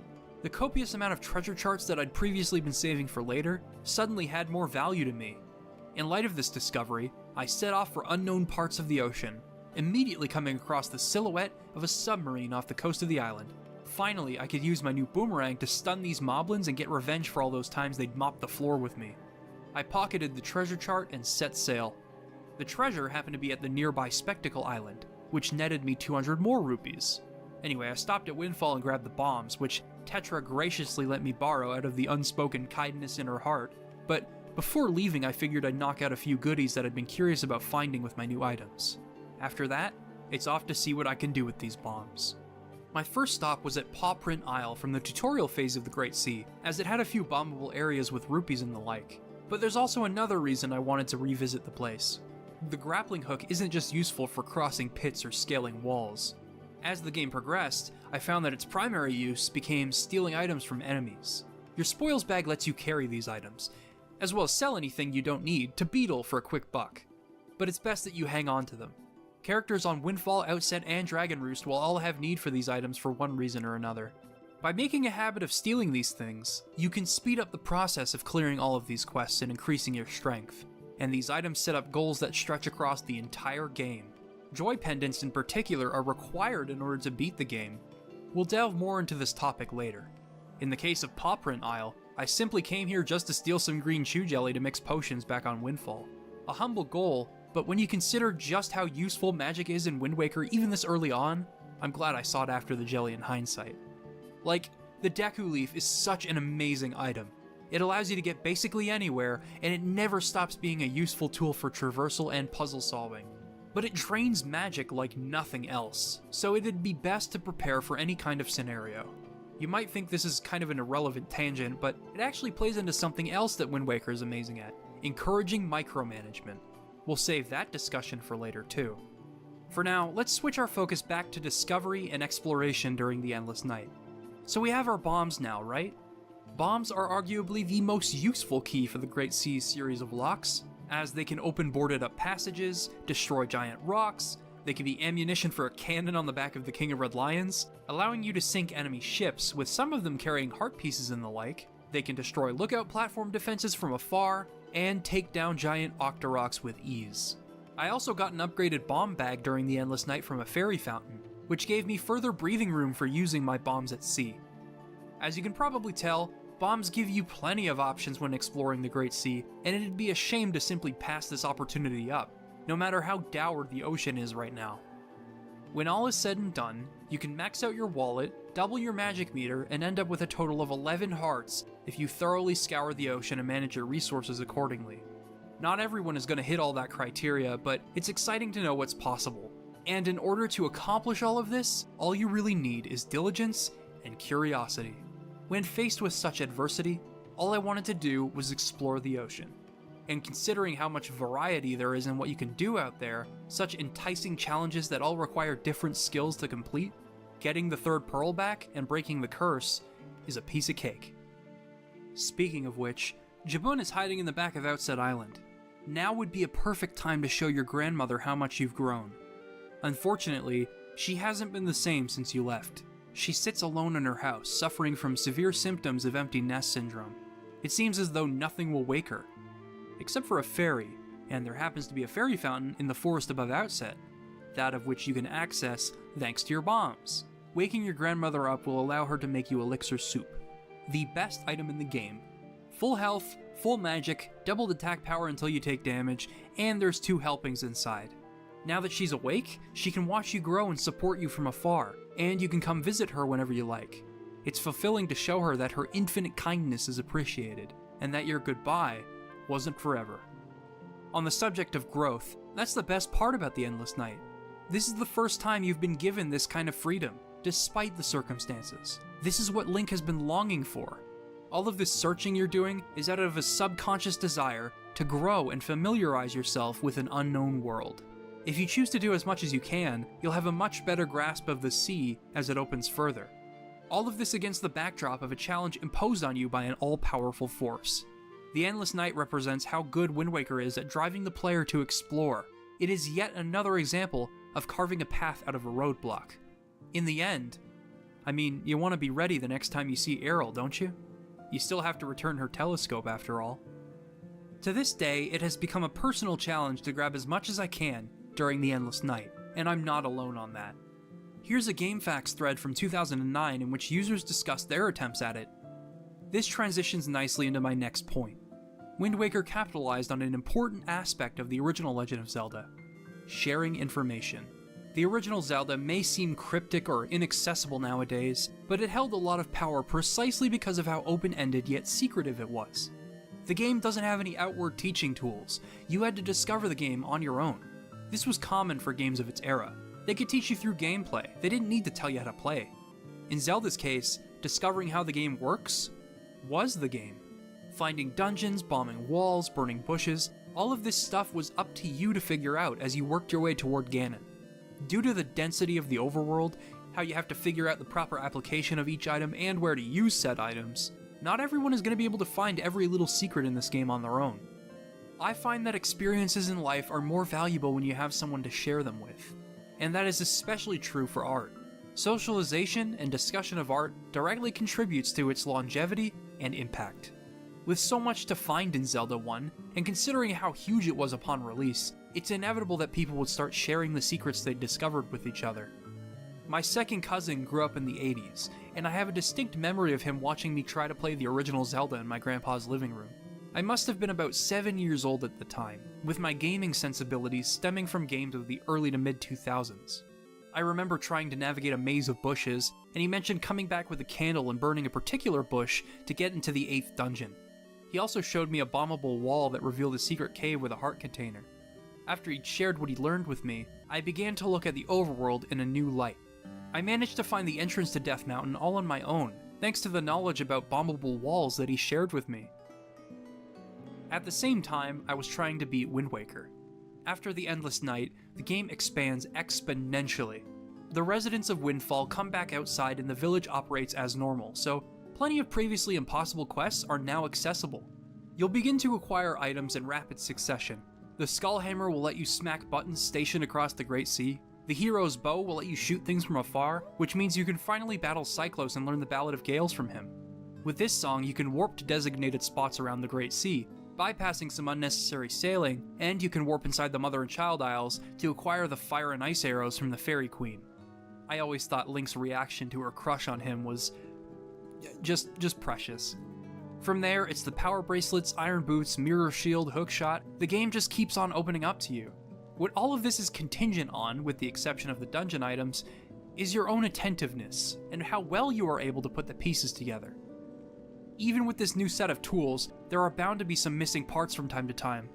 Incomplete quests that bridge into other quests, like how completing the deluxe Picto Box will allow you to use it for more quests around Windfall, missing items from other parts of the Great Sea, what have you.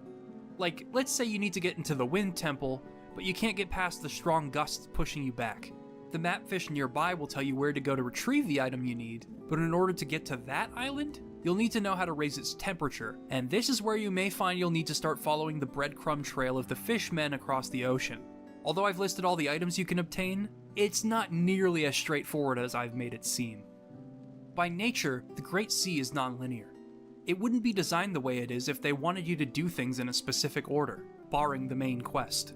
As a result, some of the information given to you won't be relevant for a while, such as the clue about getting into Overlook Island.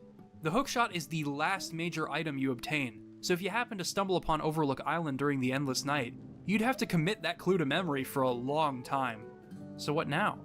Well, when short-term memory fails us, note-taking can have our backs. I couldn't dig up the notebook I used back then as it was over a decade ago, but while trying to uncover every secret the Great Sea had to offer, I filled up pages and pages of my notebook jotting down clues and things I wanted to remember. Whether it was speculation over an island's purpose, a connecting thread in a side quest on Windfall, or the location of a specific cave I wanted to revisit later. Everything that I felt would be useful at some point in the game was in there. Where did I get this idea?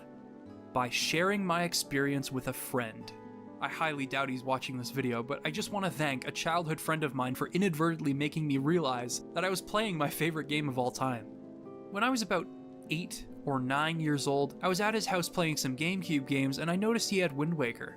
After talking about it for a bit, we told each other where we were in the game progress-wise. From there, we ended up sharing some things that we learned. As it turns out, putting a non-linear sandbox for exploration in a video game means different players are going to be drawn to different things. Imagine that. He told me that the key to getting into Fire Mountain and Ice Ring Isle was shooting down Cyclos, who shows up at different parts of the map depending on the time of day. I'd run into him by accident before obtaining the hero's bow, and now that I knew how to beat him, I needed a plan of attack. My friend and I each drew crude replicas of the Great Sea on our own pieces of paper, and from there, he showed me the approximate locations of where he thought Cyclos' tornado would appear. After that, I told him about some secrets I'd found by sailing around, like the cave on Bomb Island, an ominous submarine I found near 7 Star Isles. I even told him about the Triforce charts I had, which is where he happened to be in the game. He was surprised by how early I found them because he was having a hard time tracking them all down, even with the help of Tingle's incredible chart. So we exchanged as many secrets as we could before I had to go home. When I turned the game on later that night, I referred to my hand-drawn sea chart, and sure enough, there he was. Cyclos in all of his glory. Sharing discoveries with friends has always been a part of what makes video games so special. It wasn't exclusively tied to the original Legend of Zelda. A different friend of mine helped me unlock Dark Garden in Sonic Adventure 2 because I was too dumb to figure it out myself. And lest we forget all of the widespread rumors like Sonic and Melee or Luigi and Mario 64. The Zelda series itself had a handful of moments that were popularized by word of mouth, like the 5th bottle glitch in Ocarina of Time, or doing dungeons out of order in Link to the Past.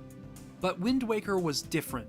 Wind Waker offered a stage for the sort of discussion that hadn't been seen since the 80s. This is what I would call an adventure. It was an unparalleled sandbox that brought me tremendous amounts of joy. With every secret I discovered, every heart piece I'd collect, every purchase I'd make, every person I'd help, I could feel myself getting stronger. I felt more confident in tackling those combat gauntlets I'd find in caves across the ocean. I could take on whatever the next dungeon would throw at me. All because I had this inherent desire in me to make the world my own. With this confidence in my knowledge of the ocean came the final step, mastering it. Memorizing the ocean will make certain quests much more manageable, even if it'll take a lot in order to get to that point. But the payoff will be worth it. Example, the Korok Sapling Quest. At some point, you'll no doubt take notice of the Koroks scattered across the Great Sea. These guys were scattered in an attempt to spread the Great Deku Tree's forest across the ocean, but the trees they planted have since withered. To help them, we need water from the Forest Haven. We can use it as many times as we like, but after 20 minutes, it turns into regular water and it won't have any effect on the trees. You can have the Deku Tree mark the locations of the trees on your map, but it's up to you to plan out the most efficient route. If you've gotten used to using the Ballad of Gales to save time, you can probably stitch islands together in your route and figure out what saves the most time. It can get dicey, but with enough planning, you should be able to nab the heart piece. This is just one example, and it's a completely optional task. There's also the Goron trading quest, in which you have to memorize where each Goron resides and which statues they wish to trade for. And let's not forget the countless uses your spoils bag can have. We've touched upon this before, but the items in your spoils bag will continue to lead to opportunities across the Great Sea, even if you don't realize it right away. People across the ocean will be on the lookout for these items for one reason or another. If you recall, Orca has a knight's crest sitting in his room, and he'll teach you the hurricane spin if you manage to wrangle up 10 of them. You can net yourself an easy blue potion for just 4 Bokobaba seeds if you know where the store is. Rito girls are apparently infatuated with golden feathers, so I'm sure someone would be grateful to have them. Oh, and don't forget, if you ever need potions, the potion shop could always use some spare chew jelly. Actually, speaking of which, I don't think I've ever been able to locate every single blue choo-choo in this game to this day, which is kind of a testament to how much you're able to do in the Great Sea. Like I've alluded to previously, one of these types of spoils is actually required in order to beat the game. After getting the killer bees to settle down, they'll mention that Mrs. Marie loves jewelry. She's collecting joy pendants, and if you manage to find 20 of them, she'll give you the cabana deed, which will allow you to enter the basement of the cabana on the private oasis and obtain a required item. For balance's sake, joy pendants are the most common spoils in the game, even appearing in certain treasure chests across the various dungeons. But by giving her 40 of these things instead of just settling for the deed, you'll be granted the Hero's Charm, which allows you to see enemy health bars. This might seem goofy, but it can help you prioritize targets in the game's more aggressive combat sections, that of which become plentiful as the Great Sea really expands. These are a few examples of activities in this game that take a while to complete, but they shed light on how systematically driven Wind Waker can be. The Great Sea isn't just made up of uncharted islands and endless discovery, it eventually reveals itself to be a series of moving parts. Everything that you do or discover contributes to your main quest in some way, taking inspiration from Eiji Aonuma's previous Zelda game, Majora's Mask. Every reward in the Great Sea connects to another in some way, and in order to figure out how, we need to examine a reward's utility and discoverability. Let's take rupees for example. They can buy you lots of things. Bait for filling out your sea chart, Hyoid pairs, potions, ammunition, entrance to minigames, auction items, even heart pieces and treasure charts at times. You're actually required to save up your rupees by the end of the game, as Tingle will need you to decipher a handful of charts for 398 rupees each. That adds up, but if you're smart with your money, you should be able to afford it in the end. How do you gain rupees? By completing minor side quests, finding them in treasure chests, defeating enemies, breaking pots, a Zelda classic, and salvaging them from the ocean with the help of a corresponding treasure chart. There is our first connection. Independent scientific research has proven that there is a direct link between seeking out treasure charts and being filthy rich. You can find them by clearing side quests and unearthing them in chests across the dungeons and islands, but they aren't going to be as easy as finding rupees thanks to how much you can gain access to with them. Treasure charts can reward you with more rupees than you'll know what to do with. Almost every quadrant in the Great Sea has a corresponding reward to reap from a treasure chart, and alongside massive rupee rewards, you can also find heart pieces and unique charts that reveal locations of big octos, great fairies, lookout platforms, secret caves, and submarines. There are even charts that reveal how many heart pieces are on each island, and how many heart pieces can be found through treasure charts on each island. Speaking of which, heart pieces are classic rewards that give you instant gratification and a feeling of immediate growth, and that's exactly why they're the most difficult to obtain. You can find them in the same manner as treasure charts, but they don't appear in dungeons at all, with the exception of that first heart piece you can find in the Forsaken Fortress. In order to experience that gratification, you'll have to go out of your way to look for them. All three of these rewards link up with one another in some way, and they drive exploration if you weren't already experiencing that desire organically. I'll give you a long-winded example of how all of this happens. Let's say you decide to stop at Four Eye Reef after sailing around the vicinity of the Forsaken Fortress. Sheer curiosity has brought you out here, and after revisiting the fortress a second time, cannons have appeared at the reef. So you take them out one by one and fly over to the chest that appears. You open the treasure chart and save it for later. In order to get into the Earth Temple, you need to stop at Dragon Roost Island first. At this point you have the doubled magic meter, so you decide to stop at the nearby flight control platform and attempt the minigame for a heart piece. Just by visiting that island, you'll also notice a submarine that contains that lookout platform chart, and the reward for your previous treasure chart lying in wait. This will grant you the Island Hearts chart. Let's say after looking at this thing, you are inspired to check out 7 Star Isles, and you also notice from the looks of your platform chart that there's a tower waiting to be investigated. So you nab the heart piece after defeating the nearby Big Octo, steal the treasure chart from the Wizrobes on the nearby lookout platform, and head to Shark Island, where the reward from that treasure chart can be found, 200 rupees.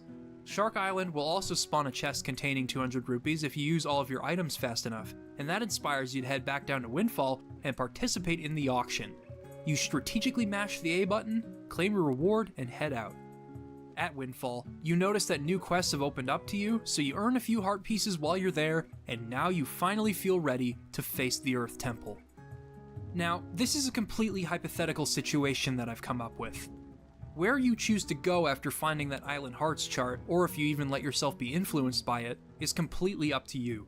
The point is, all of the rewards you net for exploring connect to one another in an engaging, non-linear cycle. A rupee reward could lead to the purchase of a treasure chart from Rockspire Island, which takes you to another heart piece and shifts your priorities to rupees as you try to make up for your lost savings, thus making you seek out more treasure charts. There are seemingly infinite paths to take when playing Wind Waker, even if you always wind up progressing through the game in the same manner each time. The Great Sea is a boundless, methodical ocean that is yours to map out. You are free to create your own path. When all of this comes together, it still won't mean you've mastered Wind Waker's gameplay loop, nor does it mean you've seen all there is to see.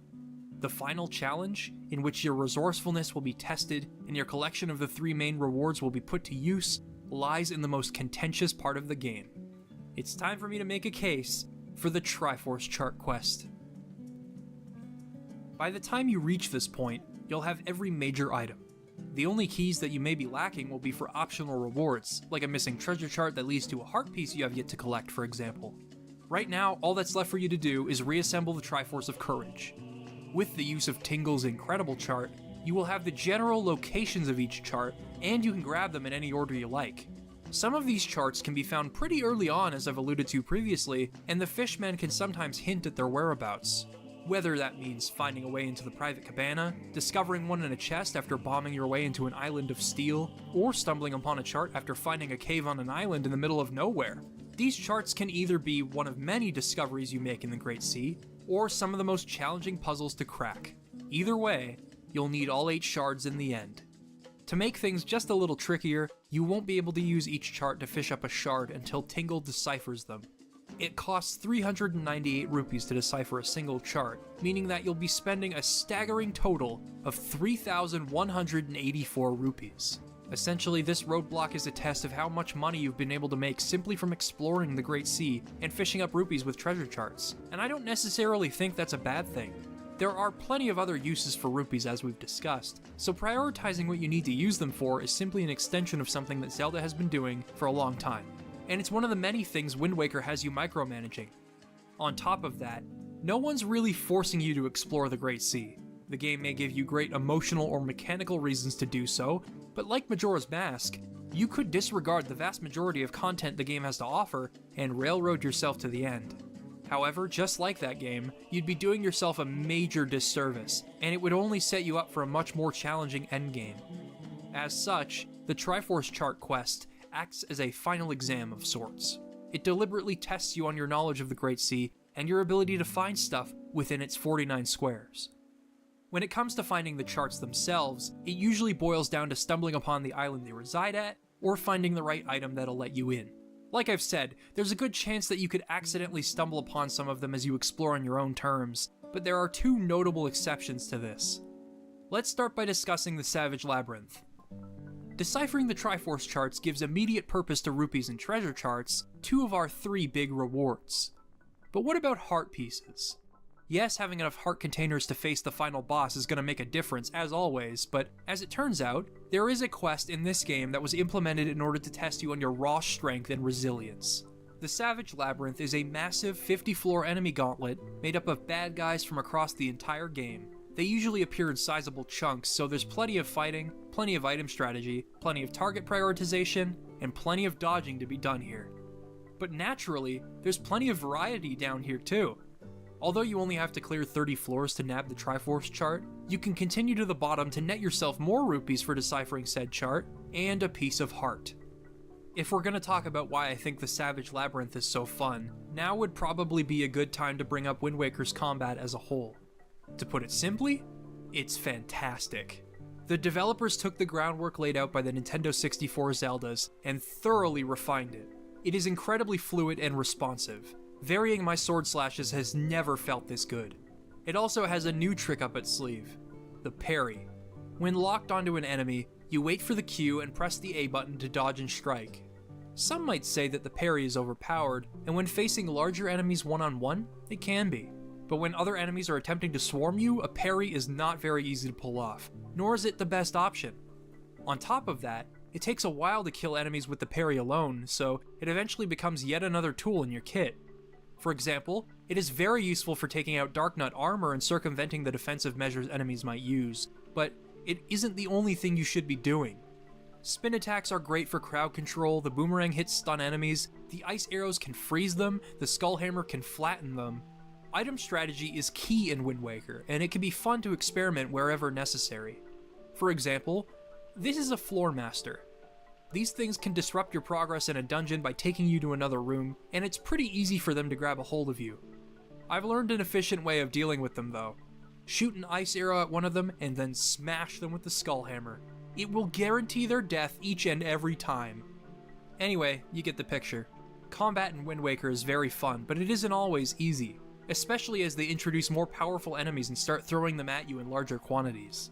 This is where you'll begin to feel the weight of all that effort you put in looking for heart pieces, and it finally comes to a head in the Savage Labyrinth. It is an endurance run, and I love it. Not only is it a test of your practical abilities and critical thinking, but its difficulty is directly reflected in how much of the ocean you've already made yours. The Triforce Chart quest, in many respects, is a test of practical mastery of the game's moving parts. But let's rewind for a second. I established one of the Great Sea's prime motivating factors as innate human curiosity and wonder, and Wind Waker does everything it can to drive that wonder. As such, it doesn't come as a surprise to me, in hindsight, that the game would have a culmination of that. This particular part of the Triforce Chart quest encompasses everything the Great Sea stands for. Throughout the game, you may have heard rumors about some kind of ghost ship. The pictographer Lenzo has a pictograph of it in his gallery. In fact, he has pictographs of quite a few locations around the Great Sea to get your imagination going, which, as I've repeatedly mentioned, is something that I really love about this game. He even alludes to meeting a beautiful young lass many years ago on Outset Island, although she probably isn't as young as she used to be. Grandpa? When you examine the ghost ship, he'll mention that he found the ship on a whim after being shipwrecked, and he heard rumors that the person who mapped out its movements died a mysterious death. Now, you can actually come across the ship at night in the same manner as Lenzo if you happen to be in the right place at the right time, and let me tell you, that is a magical experience. The chances of this happening are very slim, as the ship only sails near a specific island depending on the appearance of the moon. So if it's a full moon, it'll be in one place, and if it's the first quarter, it'll be in another. The modern day equivalent to seeing this thing out of nowhere would be like seeing a dragon for the first time in Breath of the Wild. What in God's sweet name is that? Guys? If you try to sail into it, you'll pass right through it. It doesn't become apparent that entering the ghost ship is required until you obtain the incredible chart, and that's where you'll have to start scouring the Great Sea for the chart that'll grant you access. To my knowledge, the only fishman that offers a hint towards location is right in front of the location. So, all you'll ever know until then is that it exists. This ends up being the ultimate test of your wisdom of the Great Sea. Finding it means searching every single quadrant until you finally come across it. As it turns out, it happens to be hiding within a maze on Diamond Step Island, and finding it feels super rewarding. Now to track the ghost ship down. The chart will show you which island it will appear at in accordance with each phase of the moon. All that's left to do now is pay attention to the moon and head over to the corresponding island. While I may have made the process of sailing into the ghost ship seem pretty straightforward, it can actually get pretty complicated. For starters, the landforms are deliberately obscure and unnamed, so you'll have to make sure that you can find them on your sea chart. You have been filling out your sea chart, right? As you could probably tell, the game is testing you. They aren't going to hand you this ghost ship on a silver platter. You're going to have to know where it's going to be, and when it's going to be there from your time exploring the Great Sea. It is the perfect test. Even if you know where it's going to end up, you'll still have to sail around and look for the ship before dawn arrives. As such, it might be best to plan a raid. Know which phase of the moon is coming next, and then play the Song of Passing at the island it'll show up at next. Eventually, you'll come across it in all of its spooky glory, and you'll be able to sail in there to earn yourself the Triforce Chart. This is not only a uniquely atmospheric part of the game, but it represents everything that I love about the Great Sea. The genuine wonder that comes with searching for stuff and accumulating knowledge and experience in such a magnificent, uncharted ocean. By the time you finally assemble the Triforce of Courage, it stands as a symbol of your mastery over the Great Sea. And all of this became a reality because I had the drive and the courage to forge my own path. It didn't matter where I was going or where I'd end up, because I knew the wind would always guide me to my destination. That destination? Adventure. The Great Sea is an astounding setting for a video game in a mechanical sense, and a metaphorical one. I grew up here, and I'm really glad I did. Since the Great Sea is so important to me, and precisely because I spent so much of my time finding things in it, I have quite a few stories to tell, both from playing the game itself and from the copious amount of media surrounding it. Here are some of my stories from my childhood adventures and endless research.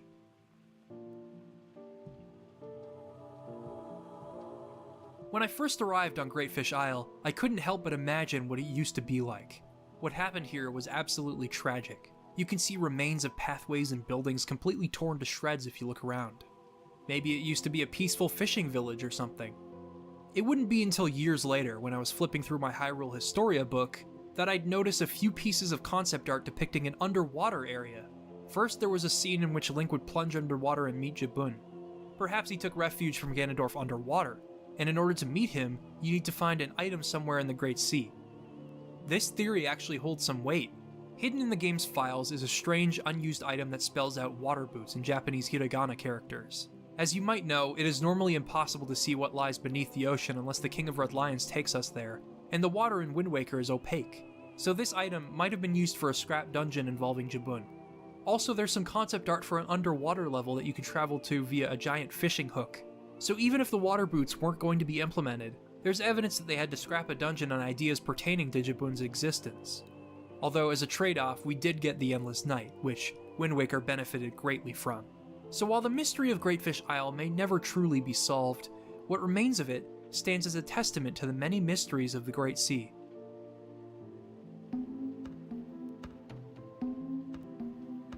These two islands are the locations of the Power Bracelets and Iron Boots, which are required to enter and solve the Earth and Wind Temples respectively.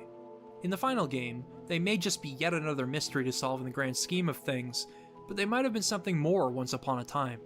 Again, while flipping through my Hyrule Historia book around the same time, I saw concept art for a place called Stovepipe Island, which features a village built on an active volcano. Upon seeing this, I immediately deduced that this would have been what Fire Mountain eventually became. It's been known for a long time that 2 dungeons were cut from Wind Waker as they fell behind schedule, which brings Fire Mountain's true purpose into question. But if we are to believe that Nehru's Pearl was once accompanied by a dungeon, then where does that leave Ice Ring Isle? Well, there isn't any evidence from the game's files or supplementary material of what the island might have featured, so perhaps the game's structure was drastically altered after these dungeons were scrapped, to make Fire Mountain and Ice Ring Isle feel more like sibling islands. Or heck, maybe the ghost ship was once a full dungeon. We'll probably never know, but that won't stop me from imagining what these islands might have looked like in another universe.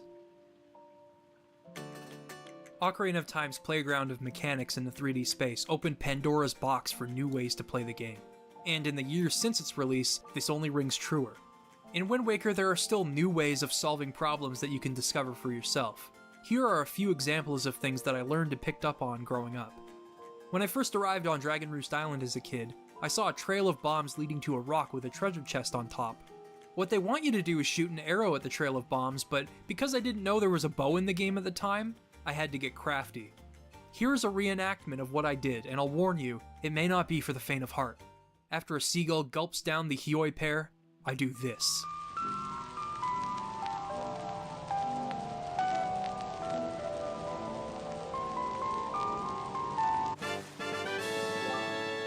What are you looking at? It worked! Speaking of which, this is Spectacle Island, which features a minigame in which you shoot barrels with a cannon. Salvatore mentions, in accordance with the atmosphere that he's established for the minigame, that you're shooting down enemy pirate ships. But what if we used a real ship? If you place the King of Red Lions just far enough away from the island, you should be able to make it to shore without drowning, and he should be in range of the cannon. Once you find the right angle, fire away. Yep, you can do this forever. Pocket that heart piece and treasure chart and then move on. Now in truth, I didn't actually figure this one out on my own. I have a very obscure YouTube channel from my childhood to thank for this one. QWERTY the Zip-It was once a channel where 2 kids uploaded videos of themselves messing around in Wind Waker, among other things. Now it solely exists as an archive of their activity back then. I remember being utterly fascinated by some of the things you could do with Action Replay and whatnot, but when they uploaded a video of them doing something that I could actually replicate, I was very happy.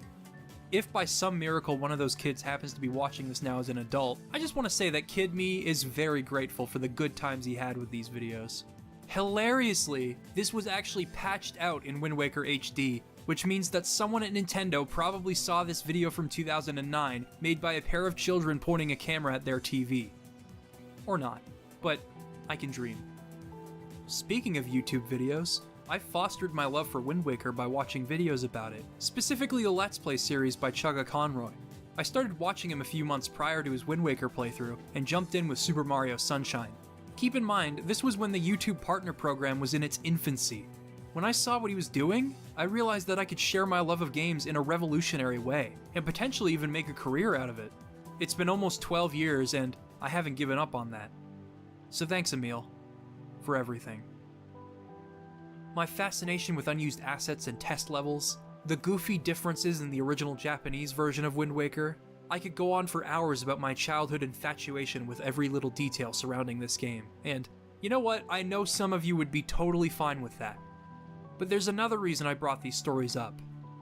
A lot of this was driven by childhood wonder, and that's what a lot of the Great Sea is built upon. That's not to say that your imagination or innate curiosity leaves you as you get older. If it did, this game wouldn't exist, nor would most games that evoke a similar feeling. But I am over a decade older than I was when I finished Wind Waker for the first time.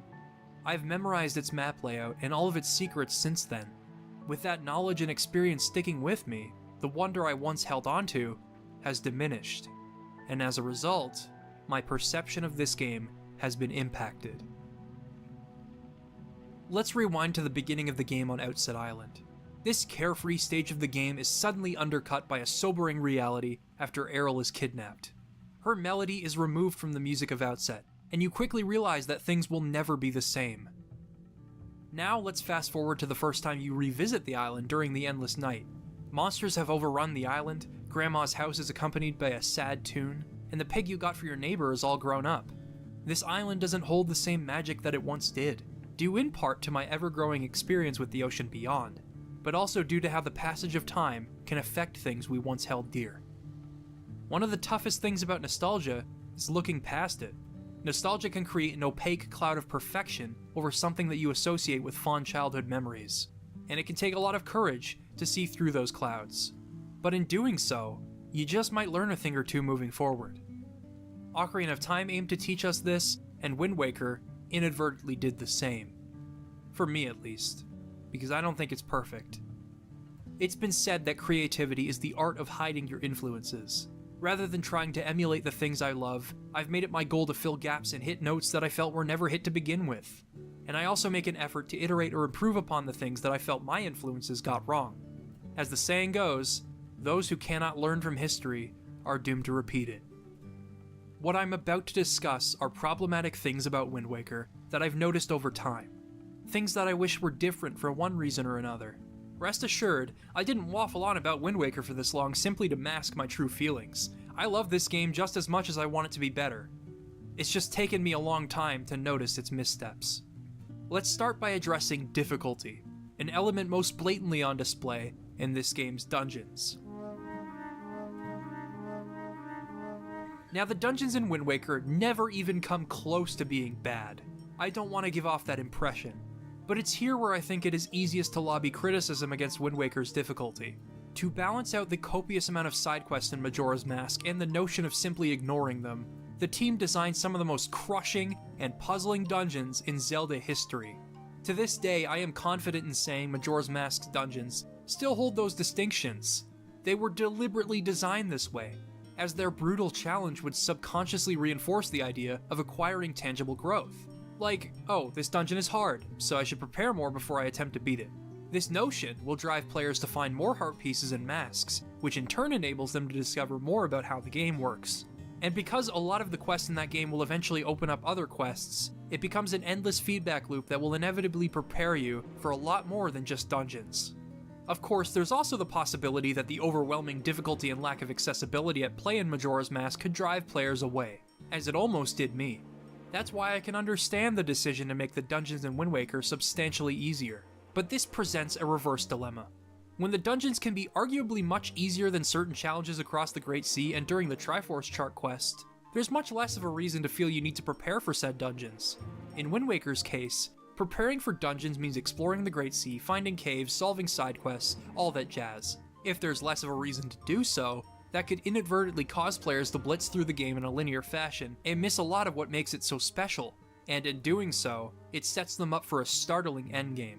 I think this is where a lot of the distaste for the Triforce Chart quest comes from. If you haven't spent the majority of your time exploring the Great Sea, it'll feel like nothing but padding, and you might feel a bit lost. So in summary, the game does a great job conveying the wonders of the Great Sea to you, but it doesn't always balance that out with a challenging main quest, and this is primarily noticeable in dungeons. To elaborate on how I feel about these dungeons, let's take a look at how I would rank them from least compelling to most compelling. That means we're starting with the game's first dungeon, Dragon Roost Cavern. Most of it is spent progressing linearly from room to room and learning about concepts. Stuff like using a Bokoblin's staff to light torches, usage of bombs, and creating platforms across lava.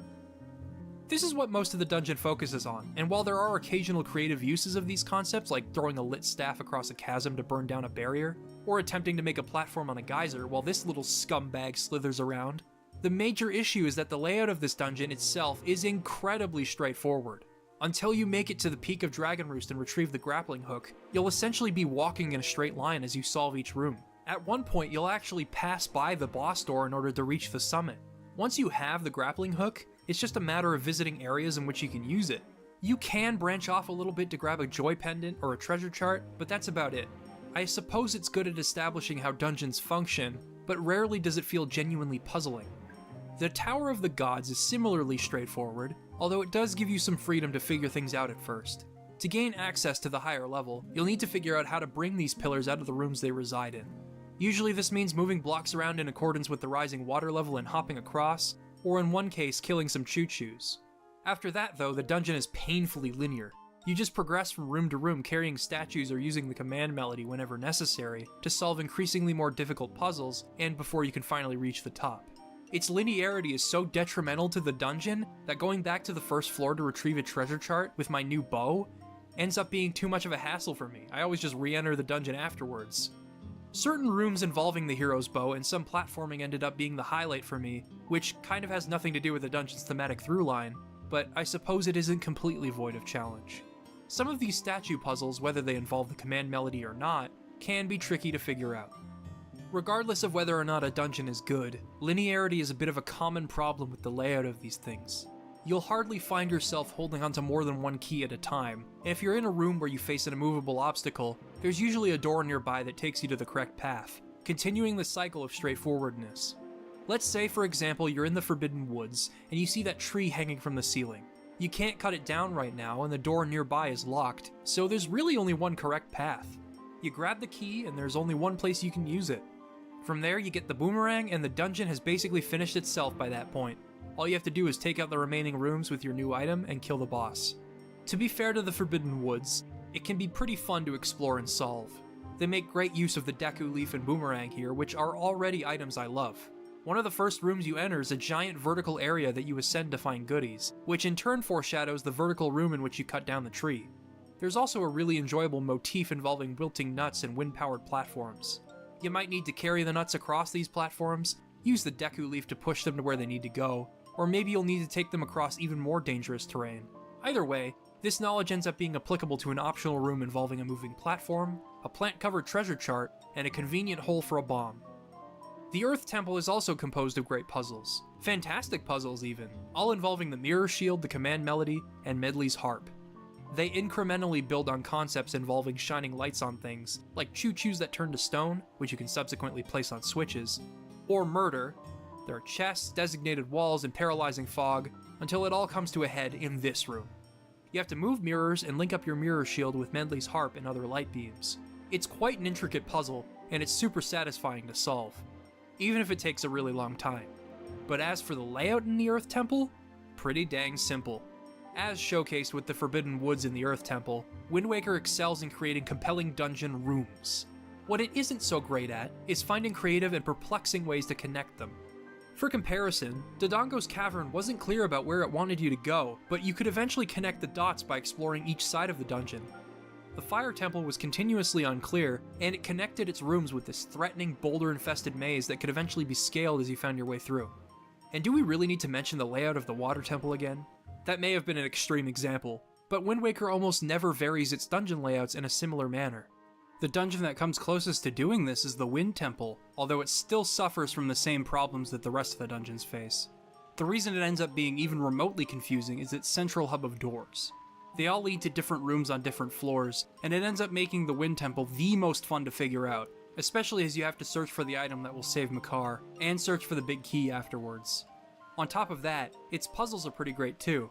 Iron Boots and Deku Leaf, Iron Boots and Hookshot, Hookshot and Deku Leaf, using Makar to create a path. It also features the best dungeon boss and boss music in the entire game.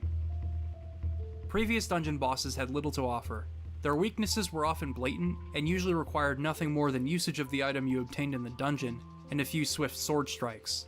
They honestly might be some of the most pitiful dungeon bosses in Zelda thus far, which is why it always comes as a surprise to me just how much fun Mulgera is to fight.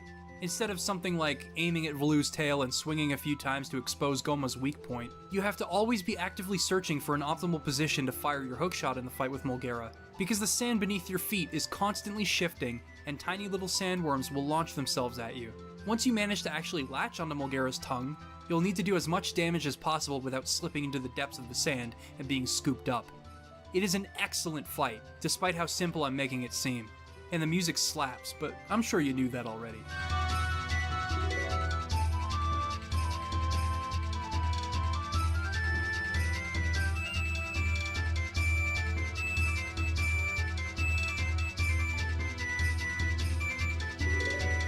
If every boss in Wind Waker were designed to be as engaging as Mulgera, perhaps I'd be singing a different tune about your endless searching being irrelevant to the dungeons.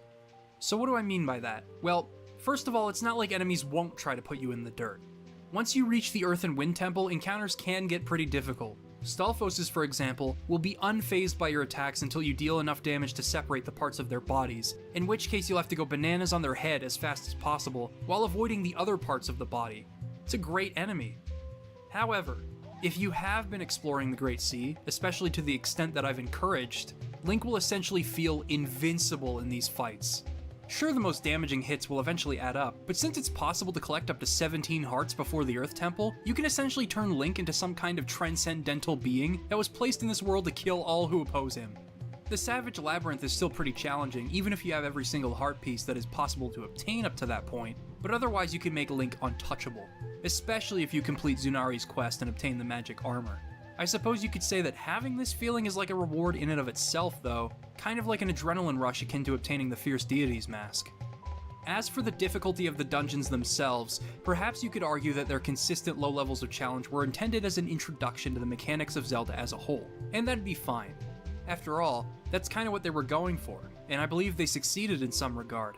If you've never played a Zelda game before, you likely won't even notice their low level of difficulty. In fact, you just might find them challenging. But when you consider how Ocarina of Time was a starting point for a lot of people too, and how tricky its dungeons were from the start with complicated layouts and unorthodox setups for puzzle solving, especially as the game progressed, it became harder for me to advocate for the dungeons of Wind Waker in the greater context of the series. But hey, the dungeons aren't the only part of this game with critical flaws. Even the Great Sea is guilty in a few areas. Yes, as much as it pains me to say it, this ocean isn't always smooth sailing. So, discoveries in Wind Waker are categorical in nature. As in, there are a finite amount of types of discoveries to make. When you discover an island, sometimes their innate characteristics will be enough to drive an excellent puzzle. And for the most part, that's exactly how it goes. We've talked about this fantastic loop already, but for the sake of argument, let's look at an example again. Needle Rock Isle has a very peculiar design, and your only clue is that you can spot birds nested atop the spire in the center of the island's moat. By flying up there with a Hioi pair, you'll discover a switch, which will give you access to a piece of heart. It's just as much fun to find this island as it is to solve. If the island itself doesn't immediately deliver compelling gameplay, one of the caves hidden on the island will. Caves can hold unique challenges, like this cave in Bomb Island that has you using magtails as rocks to hold switches down, or any of the caves that I've already showcased. Other times they'll hold a static type of cave, like a combat grotto, a series of combat challenges which are common between caves that hold Triforce charts, or just a cave with a chest in it.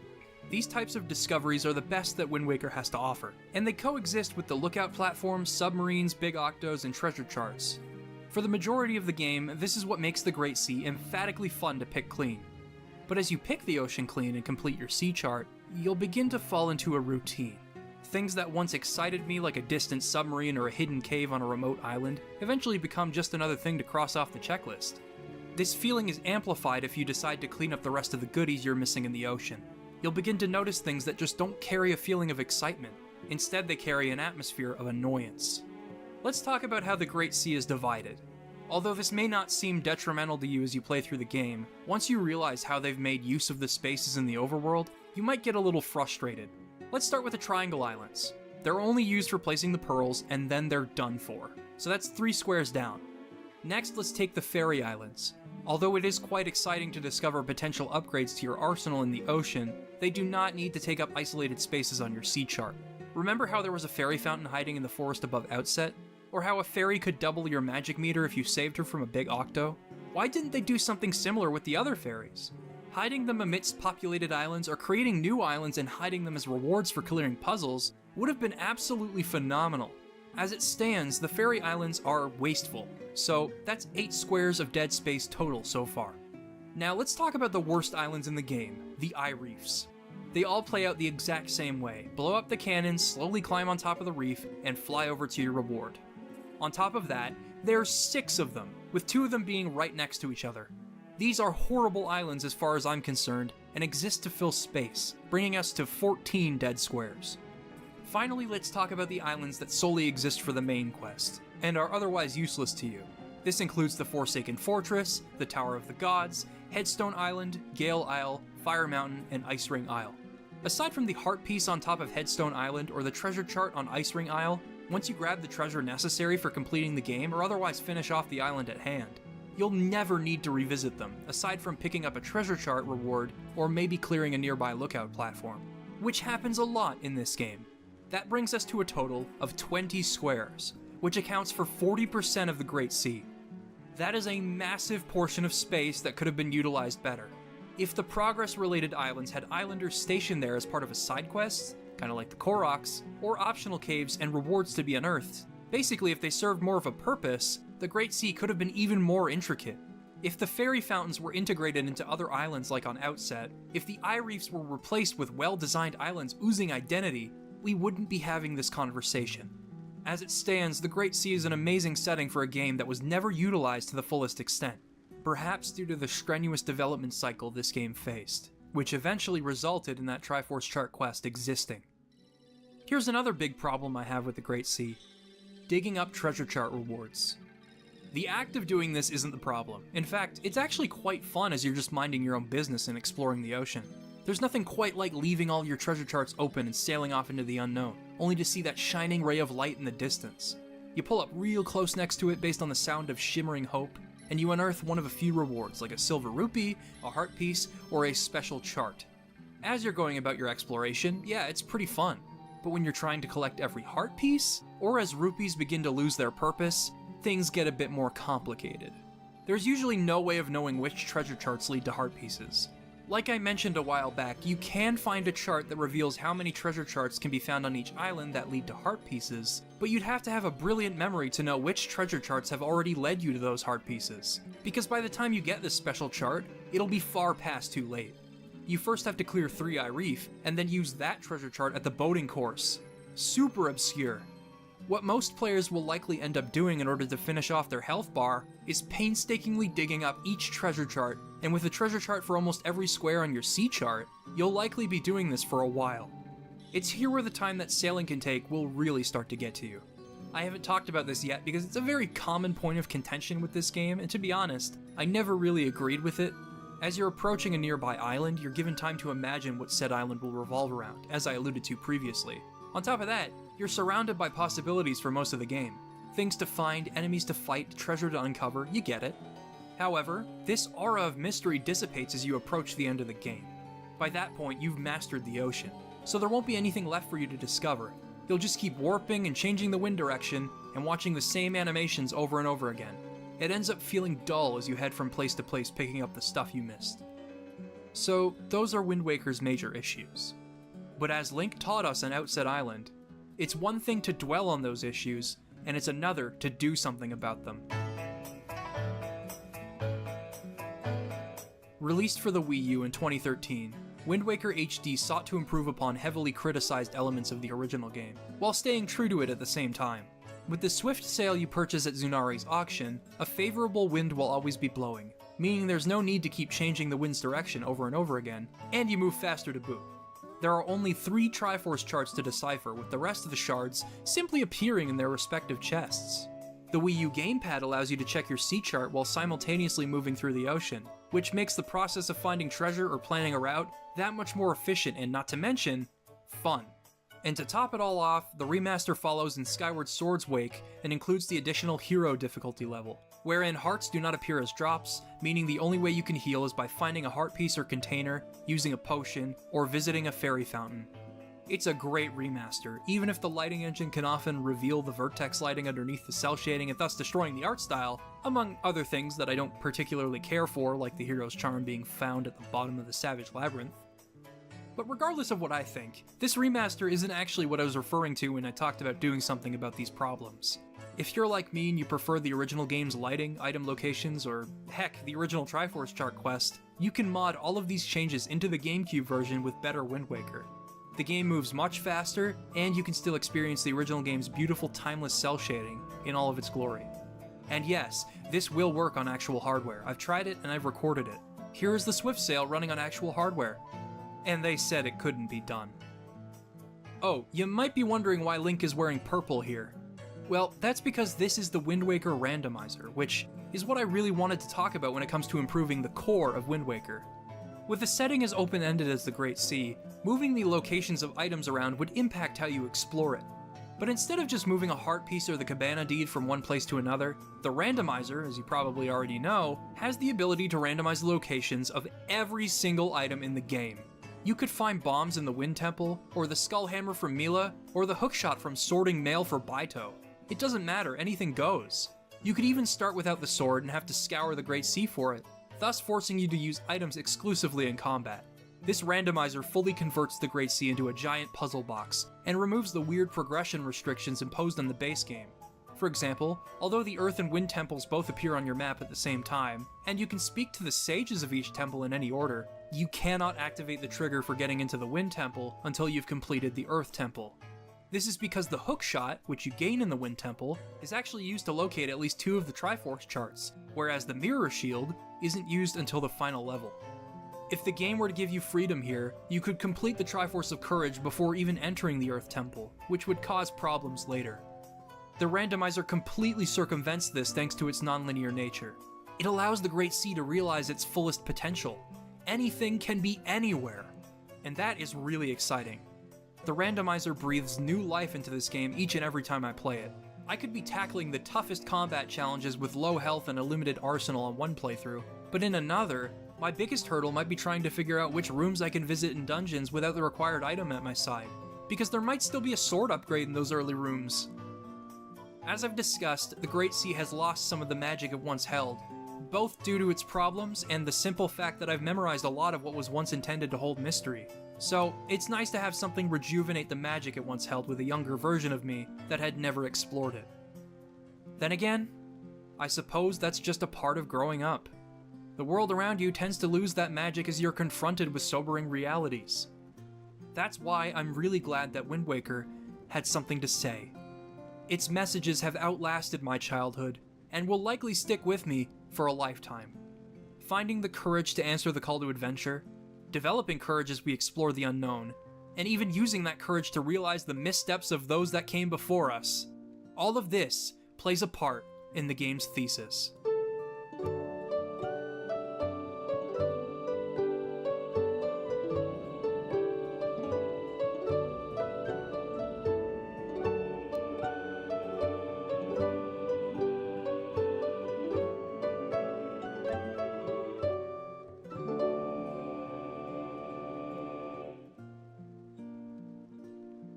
Majora's Mask taught us how to be selfless. When looking into potential side quests, it turned the question of what can you do for me into what can I do for you. A lot of this was due to its setting. We knew that everyone was gonna die, and with the ability to travel through time, you could choose to ease their anxieties and allow them to die without any regrets. The heart pieces and masks were only the end result. This wasn't just about personal growth. This was about helping others in their time of need, and the game did a fantastic job of making you care. Majora's Mask was directed by Eiji Aonuma, who would return as director for Wind Waker, and he remains series producer to this very day. He understood that Zelda quests don't necessarily always need to be arbitrary means to an end. They can play an essential part in the game's message. Let's flash back to Outset Island. You have the option to inspire those around you, which is especially apparent with the kid that watches you jump across rocks. When you arrive at Windfall, you'll have to integrate into a society that is already functioning well without you. There are a bunch of odd characters from all walks of life, and it can be difficult to feel like you're fitting in. Like I've said, it's akin to moving to a new town. An inevitable part of life for many, but still difficult in its own ways. However, you'll find that this town will open up to you if you have the courage to get involved. Whether that means by helping Mrs. Marie with the rowdy killer bees, or by becoming Lenzo's research assistant, there are always ways that you can become a part of this community. In fact, you just might be able to change things for the better. This is Anton, who loves to take walks around town. He'll teach you about cool shortcuts and stuff if you speak to him. This is Linda, who wishes someone would notice her dress. See where this is going? The two of them have an unspoken attraction toward one another, and although Lenzo only wants a pictograph of the moment their eyes meet, you can take this further by showing Anton the pictograph you took. From there, he gathers the courage to tell her how he feels, and if you give them a few days, you can find them on a date in the cafe. It's quests like this, whether you're showing Kamo that you understand how he feels, or getting Mrs. Marie joy pendants for her birthday, or getting the windmill moving again, that demonstrate how you can have an impact on this community. And then there's the grand task of stalking Tsunari's shop. In order to do this, you'll need to locate the 3 Goron merchants and complete that trading quest we discussed. It's satisfying to watch the shop expand and come to life knowing that you had a vital role in its success. And in addition to the heart piece you get from the Goron merchant, you can also get a heart piece for decorating the town. You can fill each spot with whatever ornaments you've acquired, but if you have the cash to spare, you can choose to make the town shine. Finally, you have something tangible to show for all your hard work, and it at least made one person's day. At this point, you've fully integrated into the society that you may have once felt out of place in, and now you're an irreplaceable part of it. So what does all of this represent? Well, on top of Windfall Island being an allegory for fitting into a new place as a part of growing up, it also demonstrates how you can share some of your courage with others. Let's start by looking at a small example of this, once again on Windfall, with Mila. You can catch her trying to rob Tsunari's store. If you let her express her feelings on how her family fell into a life of poverty after being the richest in town, she'll eventually come to the realization that she doesn't need to keep dwelling on circumstances beyond her control. She ends up living a happier life working at the shop, all because she had the courage to admit to herself where she was going wrong. Her family may be struggling, but she is happy being able to work honestly for what she cares about most. Plus, being born into wealth is a lot different from having to work for it, so I have no doubt that she'll grow a lot as a result of this. That's the magic of Wind Waker's world. A lot of the people you meet are ready to make use of the courage they've learned, but they don't know how. Perhaps they're lost or misguided, or simply need a similar spark to the one Link had when his sister was kidnapped. To me, the Great Sea isn't just about personal fulfillment. It's also about demonstrating the courage you develop to others, and this philosophy is on full display as early as Dragon Roost Island. This is Prince Kamali. He's been in a rut after failing to retrieve a scale from Valu, which is a rite of passage among maturing Rito. It's how they get their wings. Valu himself is pretty upset, and he feels that it may be best to just give up on ever getting them. Link offers to calm Valu down, to which Kamali retorts that it's easy to say that you can do anything. He's right. It is easy to say that. But if you keep telling yourself something over and over again, you'll eventually start to believe it, regardless of whether what you're saying reflects positively or negatively on you. So let's show him what a positive mindset can do. After freeing Valu from the torture he's enduring, he gives us Din's Pearl and says that he wishes to be just like us. Sound familiar? When you reach the Forest Haven and speak to the Deku Tree, you'll be interrupted by news that the Korok Makar has fallen into the Forbidden Woods. After saving him, you'll realize that his heart was in the right place. Even if it remains unsaid, it's clear that he was drawn towards the woods out of a desire for adventure. He just wasn't ready yet. And if you recall, Link has been in that same place before. Later in the game, you'll meet the Ancient Sages, who were killed by Ganondorf in another effort to stop Link from, well, stopping him. By communicating with them, you'll learn that you need to find their descendants to continue fighting Ganondorf. Like Ocarina of Time, this is an opportunity for growth. But not personal growth, as it was for the Hero of Time. This is an opportunity to help the new sages find their spark. And one of those sages happens to be Makar. By having him venture through the Wind Temple with you, you can help steer him on the right path and find his own purpose. I love this little guy. The same goes for one of my favorite characters in the game, Medley. She doesn't appear very often in the main quest, but her story is emotionally resonant in all the right ways with me. When you first meet her, she'll timidly mention that she's studying to be an attendant, and no doubt inspired by the stories she's heard of your selfless actions in trying to save your sister, she is compelled to ask for your help. She feels as though she's failed Kamali in not being like his mother, and thinks that she may be able to inherit the kind of courage his mom knew from Valut. She desperately wants to have the same confidence in herself that Kamali's mother had. As Kamali finally earns his wings, Medli feels a bit lost, and longs for a purpose in this world. But when she hears the Earth God's lyric, she is overjoyed at the prospect of being able to have an impact, even if it means leaving Kamali behind. Throughout the Earth Temple, you're able to help her build confidence in herself until the two of you finally make it through to the end of the dungeon. Both of these characters find their purpose through gameplay by being vital in your ability to solve each dungeon, and you're able to watch them grow on their own. You gave them that spark. All they needed to do was make use of it. The sages are a prime example of how courage is built in a person. As Medli learned, it's not something that can be inherited or imitated. As Makar learned, it's not something that you can force. Both of them just needed a little guidance. And because Link had been in both situations before with the Legend of the Hero of Time and the Forsaken Fortress, he was the right person to show them the way. Of course, in order to guide them in developing their courage, Link first had to develop his. Throughout the game, he faces many tests. Smacking into the Forsaken Fortress and winding up unconscious in the ocean? No, he's not quite ready to save his sister. But after being able to help others going through similar problems and facing the uncertainty of the endless night, he is finally able to return to the Forsaken Fortress, save all the girls that have been kidnapped, and show that stupid bird who's boss. Even if Ganondorf gets the better of you once more, your friends show up and set his fortress ablaze. It's a fantastic culmination of this phase of the game. Now, no matter what comes next, the death of the sages, or the search for the pieces of the Triforce, you'll always have people to rely on throughout your journey. That's the thing about the Great Sea. It's not just a place for you to grow. It's also a place for you to help and connect with others. Although there are scattered bits and pieces of society stationed across the Great Sea and you might feel alone at times, they haven't gone away forever.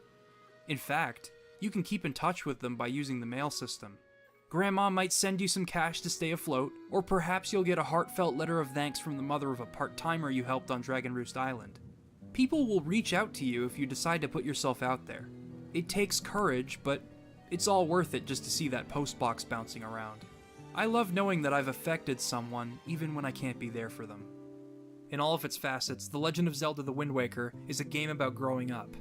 Through self-discovery, the exploration of the world beyond, the development of courage, or by simply helping others going through similar trials and tribulations, you can have an impact on the world in your own way, even if the world you were born into is really messed up.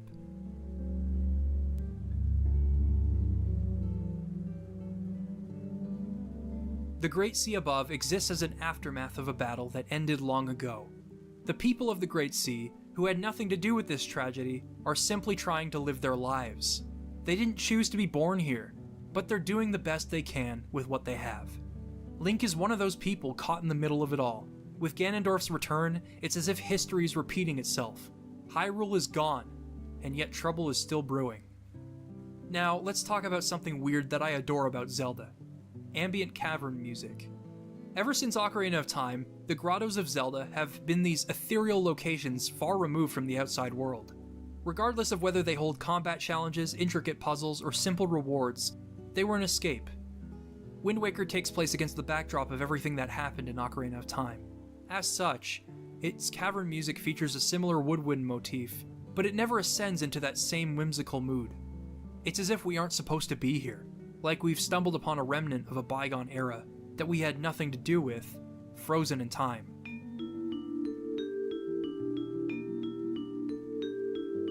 This is Hyrule Castle.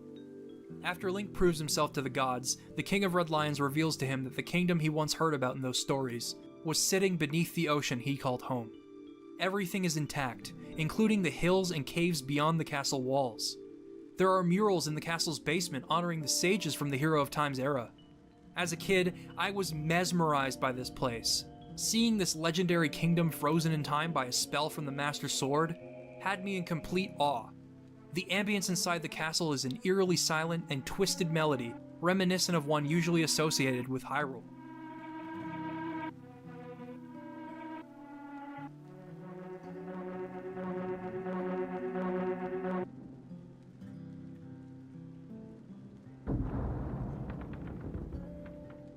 That is, until Link pulls the sword from its pedestal and allows the minions of Ganon to roam freely. Now, I love fighting off all these enemies and stealing their resources as we finally get to hear that familiar castle melody, but in drawing that sword from its pedestal, I've allowed Ganondorf's power to be unleashed. Now, what do you think Ganondorf will do with this power? Perhaps take over the Great Sea? No, he doesn't care about the ocean above. What he actually wants is to reunite the Triforce and take over Hyrule. That's right. He wants to take over a kingdom that has been sealed away for eons. Really? That's what you want? Power over a kingdom that's dead and buried? And we're being mixed up in all of this because of it? This means that everything he had inflicted on the Great Sea was all in an attempt to realize his dream. He overran it with monsters. In a search for the descendant of Princess Zelda, he sent the Helmarok King to capture any young girl with long ears, meaning the only reason Errol was kidnapped was because she looked somewhat like Zelda to that damn bird. He hit the Great Sea with the Curse of an Endless Night as a means of testing Link, to see if he was truly a worthy successor to the Hero of Time. He murdered the Earth and Wind Sages, all for his stupid dream of resurrecting Hyrule. Laruto in particular was the last of her people, the Zora, while Fado was the last of the Kokiri tribe. And they died for nothing. To say that Ganondorf is a selfish, bitter old man would be the understatement of the century. Meanwhile, all of the people who live in the Great Sea are caught up in this mess, particularly Link and Tetra. Tetra is forced to deal with this sudden revelation that she is the new Princess Zelda, and now she has to live inside the basement of a castle that has been sealed away by the gods. She was pretty good at being a pirate, and suddenly she should have to throw all of that away because of some legend she had nothing to do with? Yeah, that should sound familiar. These kids are simply trying to live their lives to the fullest. Thankfully, Link admirably continues to show us how to turn these circumstances beyond our control into an enlightening opportunity for growth. He is content with the customs of Hyrule and the traditions set in stone, as all he really wants to do is save his sister and grow up. And what's great about experiencing his journey is that we get to watch his courage come together. From being tossed into the ocean like a ragdoll after failing to save his sister, to accepting that he still had some growing to do, to reuniting with his sister and making this journey personal, to flinching at the sight of Ganondorf's ugly mug, to finally standing toe-to-toe with him in the final battle. Some legend didn't teach him this courage, he developed it on his own, and we were there with him for every single moment. Every discovery we made was another step forward in his maturity. Every person we decided to help is another opportunity to learn a lesson from the world around us, all because we had the courage to get out there. Every step we take through Ganon's disturbing illusionary room or up the stairs of his foreboding castle is another step closer to stopping this madness. Link never really cared about Hyrule, and neither should Ganon. Link cares about the Great Sea, what's happening now. Even as Link draws the Master Sword from its pedestal, the Blade of Evil's Bane once wielded by the Hero of Time, his first instinct is to slash it about before collecting himself and realizing how important of a moment this is. This Link is not the Hero of Time, nor is he a descendant of him. No matter how badly Ganondorf wants a rematch, Link is the Hero of Winds, a title he earned after much toil and hardship in his own world. In that sense, it's easy to see where Ganondorf is coming from when he says our gods destroyed us. Link was born into the Great Sea, a world that exists as a remnant of the prosperous kingdom of Hyrule. He is sailing on the remains of that kingdom, and he is constantly reminded of it from the customs of Outset all the way up to the present.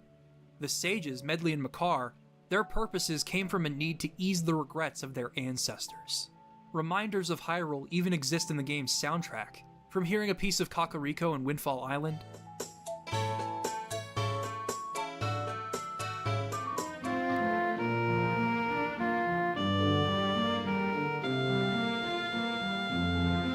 to hearing the lost woods inside the Forest Haven.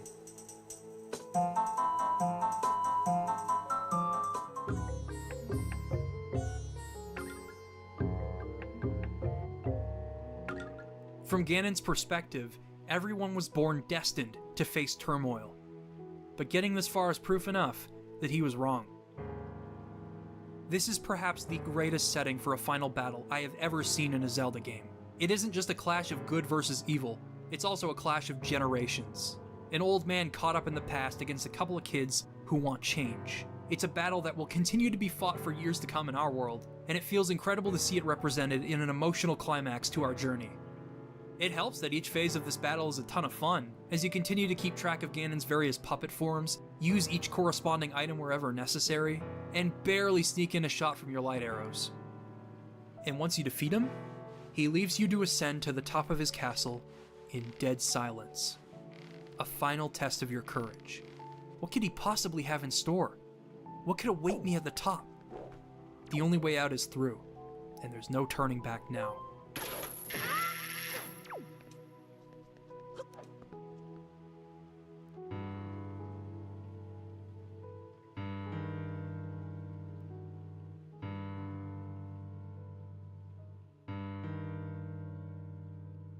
Having witnessed all of this and wanting to act before Ganondorf places his hand on the fully assembled Triforce, the King of Red Lions finally steps in to prevent Ganon from fulfilling his desire. In order to end the strife that he inadvertently created for the people above the waves, he requests that the gods drown him, Ganondorf, and the rest of Hyrule for all eternity. When the final showdown with Ganondorf transpires, for all intents and purposes, he has nothing left to fight for.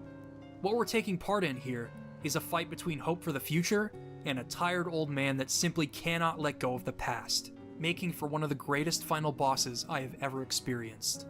It may be simple, but it is very effective. The sounds of the rushing waterfalls are overpowered by the dire music and the swords clashing, and yet, all you really have to do is figure out when to strike. Like the rest of the game, it's about finding the perfect opportunity.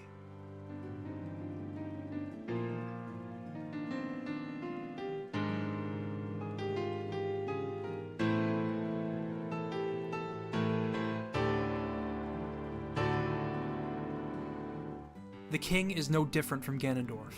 He lived dwelling on his regrets as he was forced to make a difficult decision to save his people.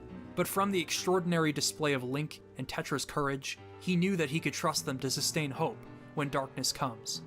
With both the king and Ganondorf clinging to the past, they're a lot like the hero of time. He tended to dwell on the past and needed help in accepting how time had changed things. It's fitting that the last survivors of Ocarina of Time would be no different. And that's why this game is a perfect allegory for the dilemma its developers faced. With the weight of Ocarina of Time on their shoulders, they chose to create something for a new era of Zelda fans. The gorgeous new art style is symbolic of this, as is the entire tale of a fight for the new generation. But in addition, The Legend of Zelda: The Wind Waker is a beautiful coming-of-age story about self-discovery and finding your own definition of courage. In creating this game, the developers have scattered the seeds of the future, even if it means having the courage to leave the past behind forever. At the cafe bar on Windfall Island, the woman that runs the place will say, "You know, the world's a crazy place, kiddo. You're still young, so you probably don't know about what goes on out there beyond the comfortable confines of your home." She's right. The world is a crazy place. A dangerous place. A scary place. It takes courage just to live in it. But like the king says, it's the only world we've got. That's why I'm glad I'm here. And I'm glad I got out there. I continue to use the courage I've built and look toward the future. The king's words have not fallen on deaf ears. Here's the thing. It can be hard to maintain hope as you face a continuous cycle of circumstances beyond your control. That's why the king only relayed those words to people he knew were courageous enough to understand them. As we know, the king learned something as he watched Ganondorf bring about his own demise. In that moment, he had the courage to face his regrets. Link and Tetra had the courage to heed his words and look to the future, leaving the game on a perfect note. But when you're a kid, it's difficult to extrapolate all of this. When I finished this game, I was experiencing what were quite possibly the happiest days of my life. I had great friends with many similar interests, and we indulged ourselves in our favorite hobbies. Aside from minor childhood annoyances like homework and bedtimes, things were pretty good. It's fitting, then, that the thematic conclusion of Wind Waker would go right over my head. I didn't really have any life experience to apply these words to. All I saw was an epic battle of good versus evil. It wouldn't be until a couple of years later that I would be forced to grow up and I would gradually develop true courage. Now, I'm going to tell you a story. It's not one I tend to share very often, and it will be abridged to save time, but I want you to have an understanding of how Wind Waker continues to inspire me. When I was 11 years old, I was diagnosed with acute lymphoblastic leukemia. In retrospect, my childhood ended right then and there, and I don't think I was ever the same since then. I was provided with diversions throughout the duration of my treatment, but I won't mince words. It sucked. It took about 3.5 years for me to come out of it, but I ended up feeling lost afterward. I no longer had leukemia to use as a crutch for keeping up with school or meeting new people. On top of that, because leukemia came out of nowhere during such a great time in my life, I began to expect terrible things would happen whenever things were going, in my own words, too well. This led to me developing a severe anxiety disorder and quarreling with the people I love, as my fears would be verified by a death in the family, a setback in my own mental health, or more recently, a massive global shutdown. Out of a longing for comfort, I popped in a game that I love dearly, Wind Waker. And as I played through it for the trillionth time, its words finally began to resonate with me. Link's actions began to resonate with me, especially considering how reactionary I can be sometimes. But most importantly, the game reminded me that I was still here. I'm still breathing, and I've had the courage to keep going in spite of everything. All I really wanted was to live my life, and I felt like the world was preventing me from doing that. But everyone has their own version of living, and I refused to accept my version of that as my reality. I wanted to be traveling, hanging out with friends every day, doing everything imaginable, instead of grounding myself and realizing that I have a pretty good life. I may not have a ton of friends, but the ones I do have care about me, and I care about them too. I may not be traveling right now, but at least I have a goal that I can work to fulfill. I've created a dream job for myself, and I'm never going to take it for granted. I have an opportunity now, in spite of everything, to have an impact on people. All of this is my version of living.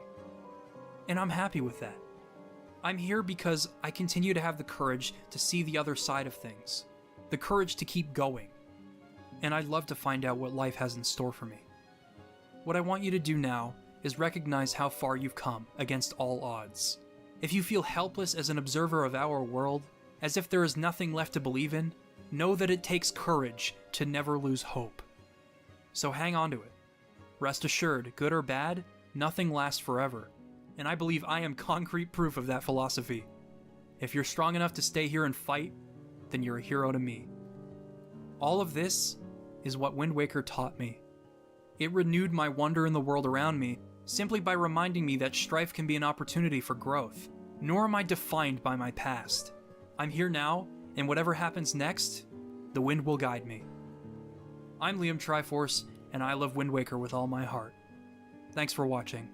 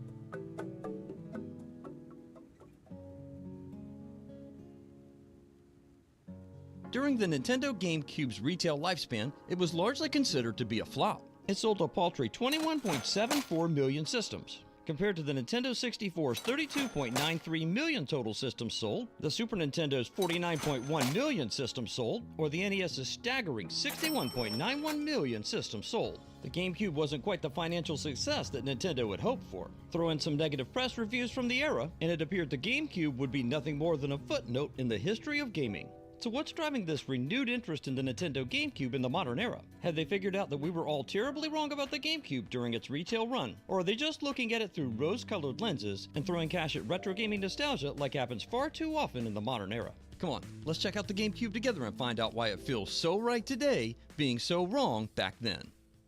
During the GameCube's retail life from 2001 through 2007, it was met with its share of less than glowing critical reception. At its 2001 launch, CNET noted that the GameCube lacked features that its competitors offered, and at its 2007 discontinuation, CNET said, "Dead or alive, the GameCube is a bad deal." You see, by then most people were playing multiplayer games like Halo online, and the GameCube had no built-in internet support. And even if you supplied your GameCube with its optional internet adapter, there were very few games that could take advantage of it. This led online blog Joystick to note at the GameCube's launch that the lack of online games limits its market share. But I think the most powerful insult the poor GameCube endured during its launch had to come from Time International when it remarked that the GameCube was an unmitigated disaster. But fortunately for the gaming community, they were wrong. You see, the GameCube was never a bad game system to start with, and certainly not an unmitigated disaster. And let me just say this, if Time International played baseball, they would be the kings of the strikeout because they swing and miss a lot. Their assertion that the GameCube lacked innovation was utter nonsense. You see, the GameCube introduced a number of innovations for Nintendo, the first of which was to use optical disc media for the first time in a game system. The GameCube also introduced the use of memory cards for saving game data. Yet another innovation for the Nintendo GameCube was the ability to play your Game Boy Advance cartridges on the big screen. You could even link your Game Boy Advance to your GameCube to use it as a controller and a second screen. The GameCube controller was Nintendo's first to feature both dual analog sticks and rumble functionality built right in. But the most notable first for Nintendo has to be the introduction of the OEM wireless controller, the Wavebird. It features fast, reliable radio frequency or RF technology to connect it to the GameCube, and it adds only 5 milliseconds or about 1/3 of one video frame to the total gameplay experience. Take that, Time International! The hardware may be great, but content is king. Let's take a look at some of the absolute bangers on the platform. I want to take a moment to point out there are some common recurring themes throughout these games. See if you can spot them as we go through the list. First up, Animal Crossing. I think it's best described as a social simulator game with an endless, non-linear gameplay path.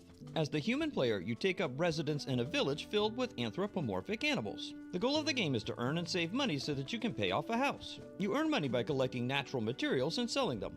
Along the way, you'll engage and interact with various life events in the game, including social interactions with the animals, attending events, and contributing to the village's development. Animal Crossing attracted a number of non-traditional gamers due to its unusual but immersive gameplay. Its focus is on family, friendship, and community rather than combat. It's one of the earliest examples of the casual gaming genre, and it continues to have sequels released for it even for today's modern Nintendo gaming platforms. But this is the game that started it all, and it holds a special place in the hearts of many GameCube gamers worldwide. Chibi Robo is a game developed by Bandai and Skip Limited, but when Nintendo's Shigeru Miyamoto of Mario fame heard about this game's development, he lent his input to the project as well. As the player, you take on the role of Chibi Robo, a 10-centimeter tall robot owned by the Sanderson family. Among the game's goals is to navigate the household to locate happy points. You also progress through the game by helping solve family crises or locating lost items for the family. Every action you take in the game drains a little bit of your internal battery. Once in a while, just like with real-life devices, you'll have to stop at an electrical outlet, plug yourself in, and recharge your battery to full.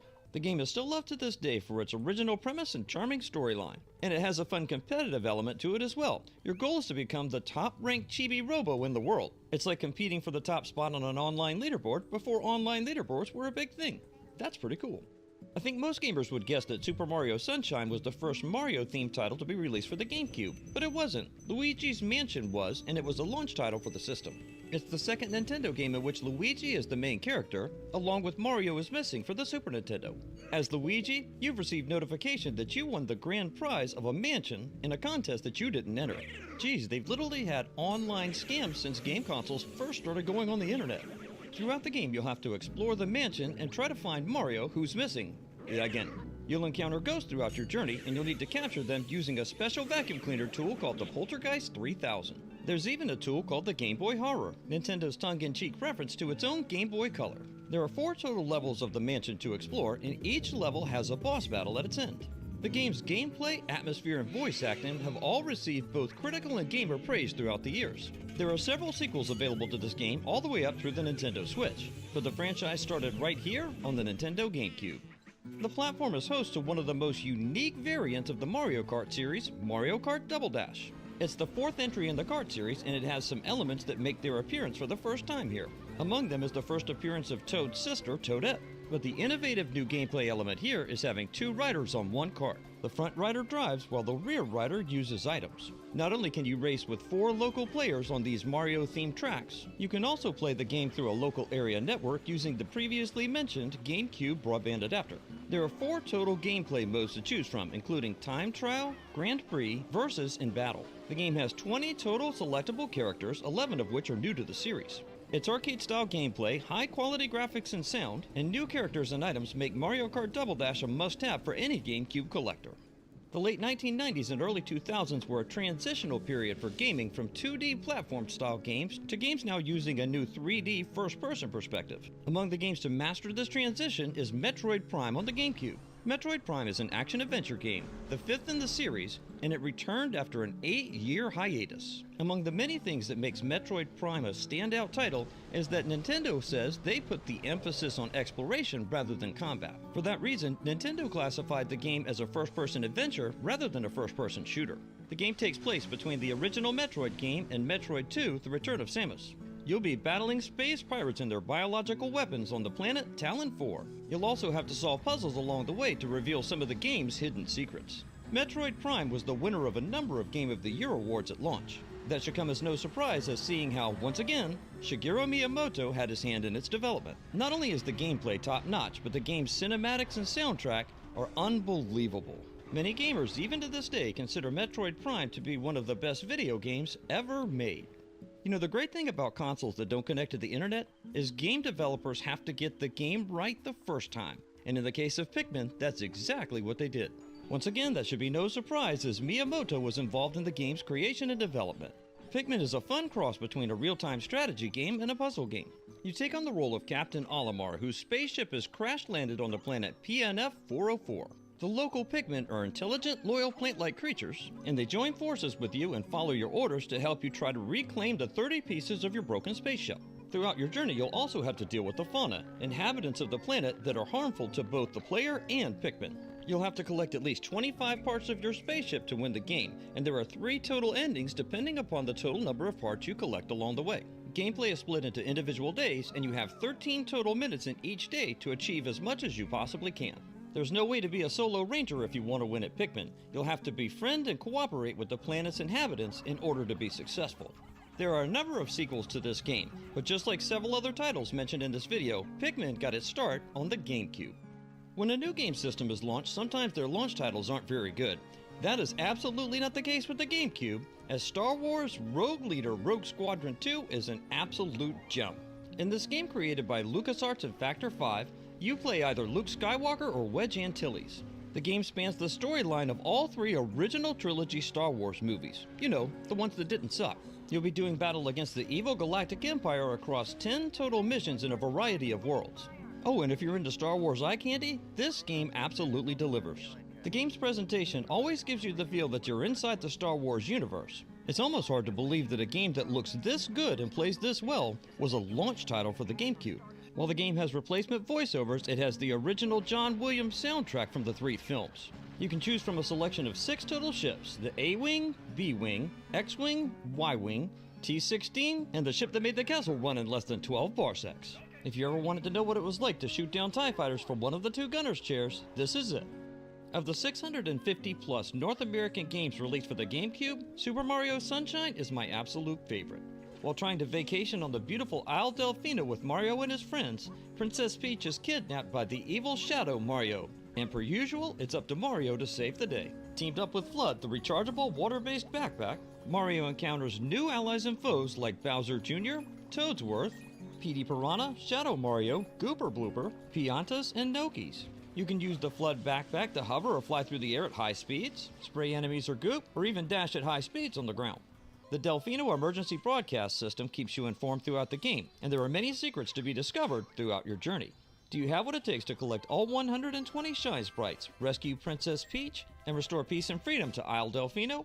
Okay, fess up, you knew this game was coming, you just didn't know when. There's absolutely no way we could have a conversation about the GameCube in the modern era without including Super Smash Bros. Melee. It was released in 2001 as one of the early games for the GameCube, and it's the second game in the series. The fighter roster for the game includes characters from such Nintendo IPs as Mario, Pokemon, The Legend of Zelda, and Star Fox.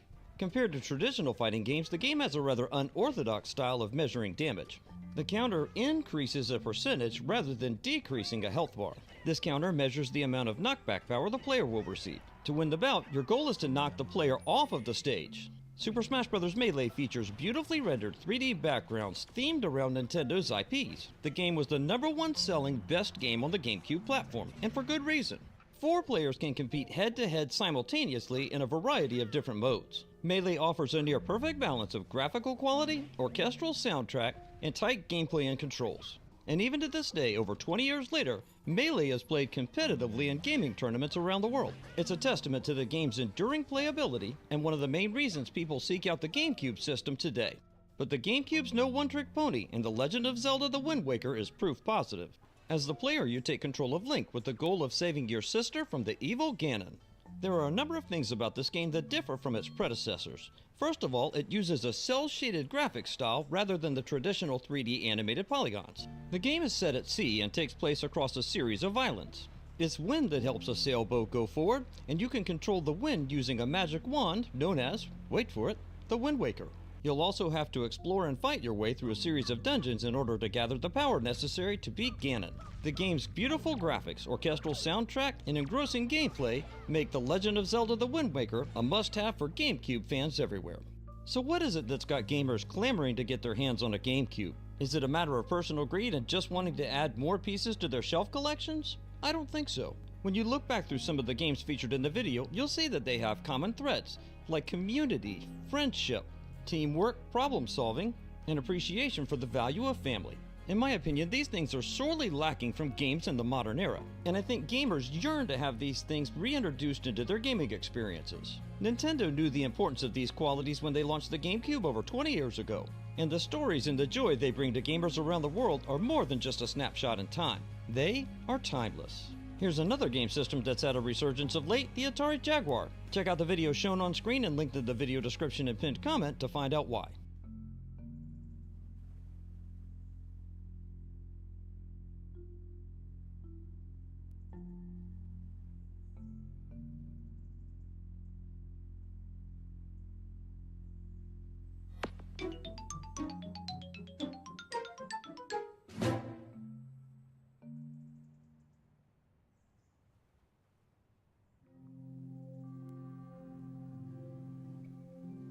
The Nintendo GameCube debuted in Japan on September 14, 2001, and came to North America on November 14, 2001.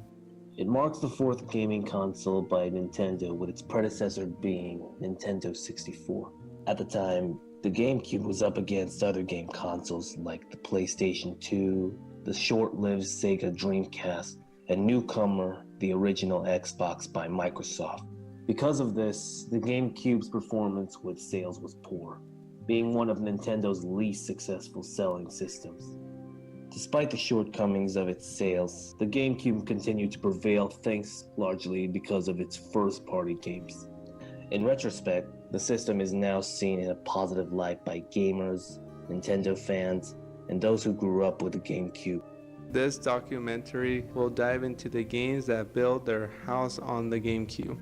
We will dive into the history, development, and gameplay for every notable and exclusive games for the system from its launch in 2001 to its discontinuation in 2007.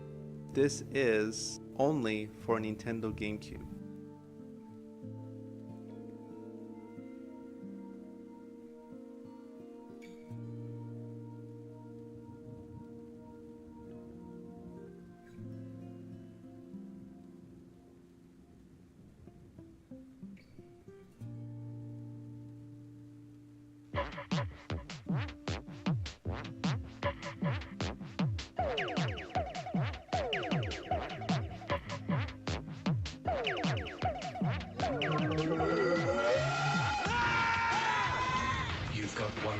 to save Mario from the supernatural. Luigi's Mansion. Only for Nintendo GameCube. Rated E for everyone.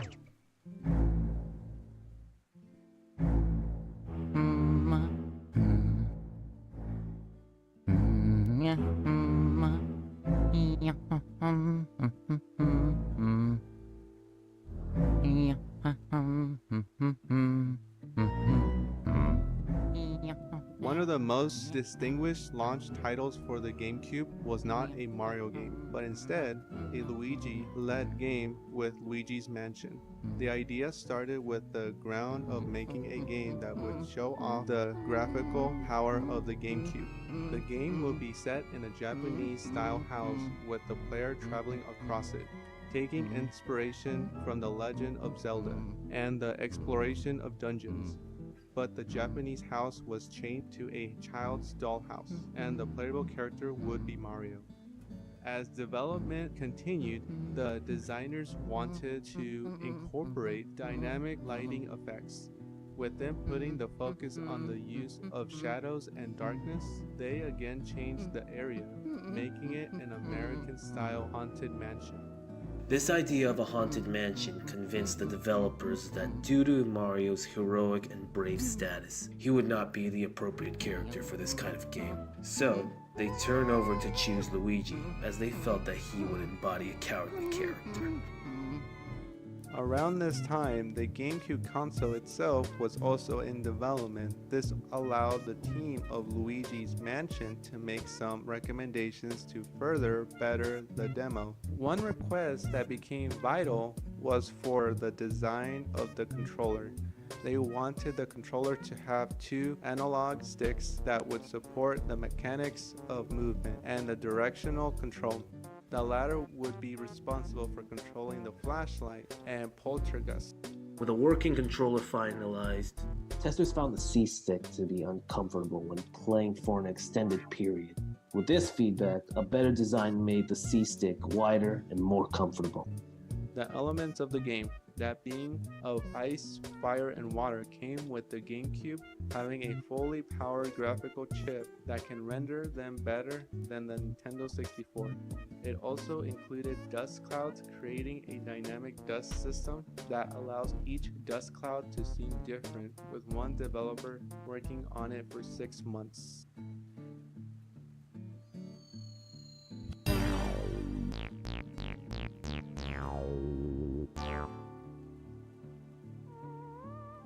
For the game's story, we find Luigi heading to a mysterious mansion that he won in a contest that he did not sign up for. He tells Mario, and they agree to meet up at the mansion for a celebration. Entering the mansion, Luigi is attacked by a ghost, but is then rescued by a scientist who introduces himself as Professor Elvin Gadd, or EGAD for short. EGAD informs Luigi that the mansion is supernatural in nature, and only existed for 2 nights. He says that he saw Mario entering the house earlier and has not seen him since. EGAD equips Luigi with ghost hunting technology such as the Poltergust 3000 vacuum cleaner and Game Boy horror communication device. Luigi returns to the mansion to capture the ghosts that occupied the mansion and find Mario. Diving into the gameplay, the mansion is split into 4 areas, with each one becoming available based on the player's progression. To seize a ghost, the player will stun them with Luigi's flashlight, which displays the ghost's heart. Once the ghost is stunned, the player would use the Poltergust 3000 to decrease the ghost's health points to 0 to suck them up and capture them. There are puzzle factors for some ghosts. Particularly, the portrait ghost required the use of the Game Boy horror and critical thinking to capture them. Speaking of using strategies to seize ghosts, there are elemental medallions that include fire, water, and ice, which can be used to combat specific enemies that are vulnerable to these elements. With the Game Boy horror, it has several functions. It can be used as a map hub, keeping track of rooms that are open. It can track rooms that the player can unlock whenever a new key is found in a treasure chest. It can also be used to scan objects, detect boos, and keep track of treasure and portrait ghosts the player have caught. There's additionally the exploration element with the player searching for items and secret pathways, as well as collecting money, gems, pearls, and gold bricks. Luigi's Mansion will receive positive reviews by game critics, praising the gameplay, graphics, and design, but had some criticism for its short length. A remake of Luigi's Mansion was released on the Nintendo 3DS on October 12, 2018. There are also two sequels of Luigi's Mansion and Luigi's Mansion Dark Moon, also on the 3DS, and Luigi's Mansion 3 on the Nintendo Switch. There would also be an arcade game called Luigi's Mansion Arcade, which is an all-rails light gun game with 2 players using the poltergust.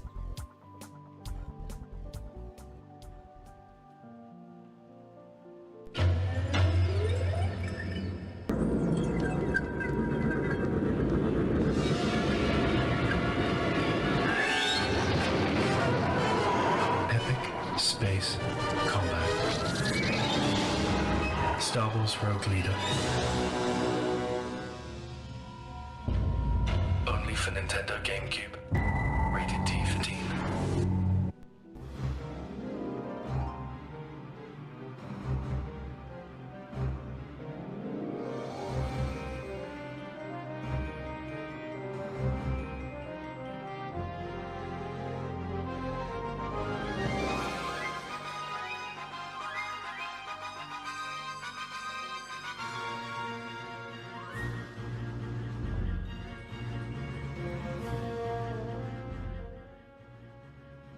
Star Wars Rogue Squadron 2 Rogue Leader is the sequel to Star Wars Rogue Squadron. The original game was released for Nintendo 64 on December 7, 1998, and developed by Factor 5. It was both a critical and a commercial success, and Factor 5 sought out to create a sequel. Around mid-2000, they were working on Star Wars Episode 1, Battle for Naboo, and after receiving an early GameCube prototype hardware, the team immediately got to working on a tech demo after gaining LucasArts approval. 19 days later, a playable demo debuted in Space World, Nintendo's trade show. The demo also came with a cutscene that emulated a scene from A New Hope. It received a positive response by audiences. After showing off the demo, the staff of the game continued to work on Battle for Naboo and Indiana Jones and the Infernal Machine, while there were artists working on material for Rogue Leader. Some of them took references from Star Wars films, books, and even toys to make the ship parts look authentic. Much of the development was done by Factor 5 employees as well as a few designers from LucasArts. For the game's storyline, it is set between the original Star Wars films. Much like with Rogue Squadron, Rogue Leader's gameplay is an arcade-like flight action simulator where the player acts as a Rogue Squadron fighter. The 10 levels in the game include a reenactment of the Death Star battle from A New Hope. The objectives of each stage vary to search and destroy or protect a certain thing. The player can also manage a squad to do certain tasks like shoot or form into a group. There are also secret levels that needs to be unlocked. A few levels allow the player to pilot the Millennium Falcon, and another one where the player joined the Rebel Alliance to fight Darth Vader.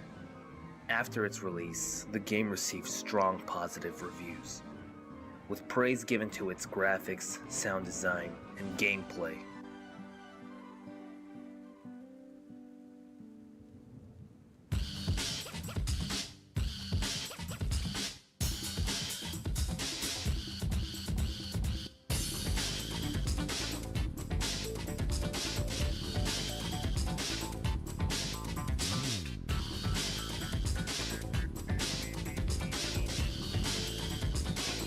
Super Monkey Ball was created by Amusement Vision, a branch of Sega that was founded in 2000 with game developer Toshihiro Nagoshi. They were primarily focused on arcade games like Virtua Striker, although they did make home console games like Daytona for the Dreamcast. Wanting to move away from the stimulator games, Negotia went for something different, something that'll be easy to pick up in the arcade scene. A game that would be comparable to Marble Madness, navigating a ball through a maze-like environment. Early concepts included a simple colored ball that has a sticker on it, but because of its unattractive nature and the testers unable to track its movement, it did not last long. Eventually, thanks to amusement vision designer Mika Kojima, whose monkey characters were based on her own work, the concept of playing a character that is in a ball came into being.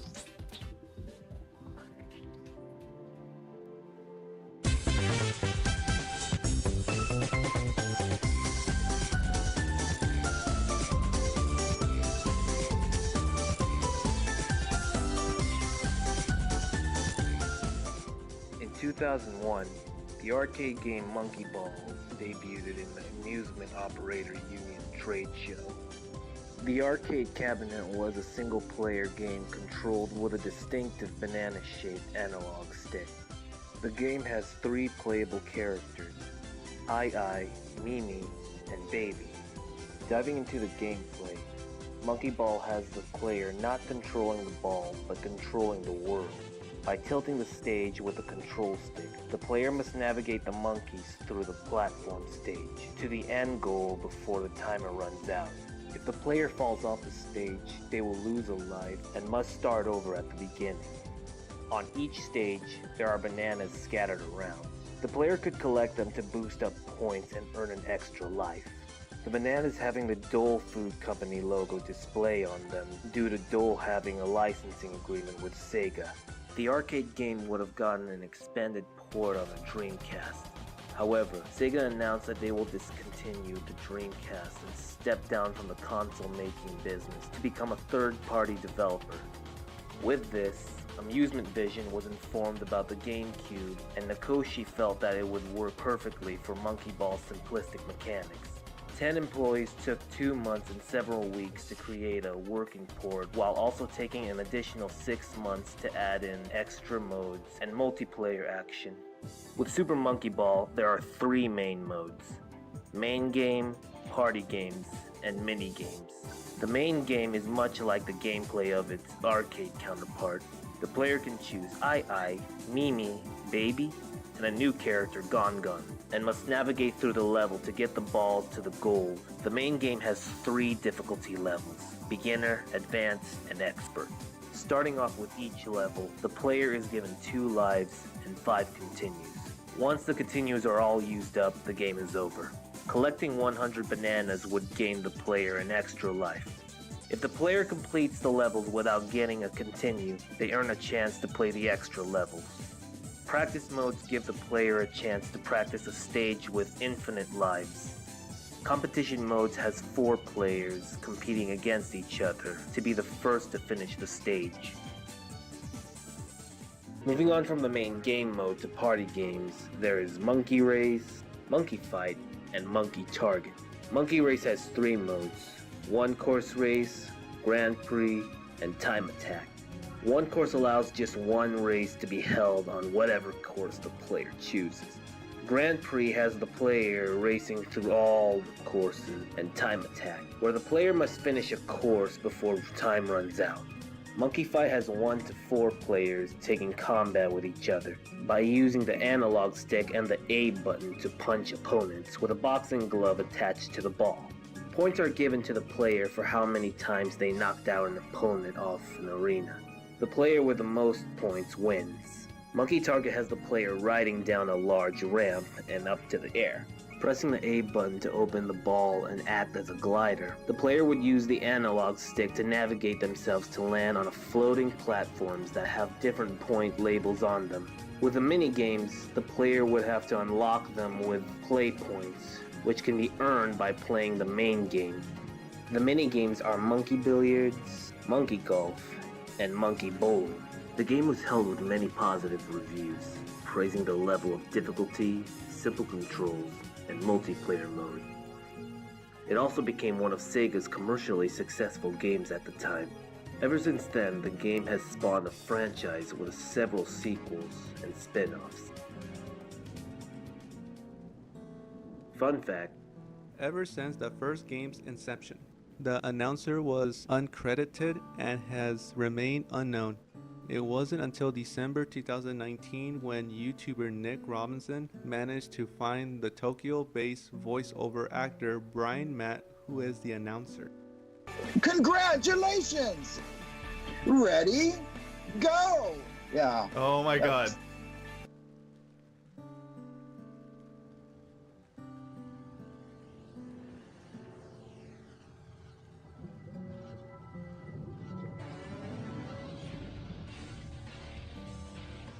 So real, the water sucks you in, the weather spits you out. Wave Race Blue Storm.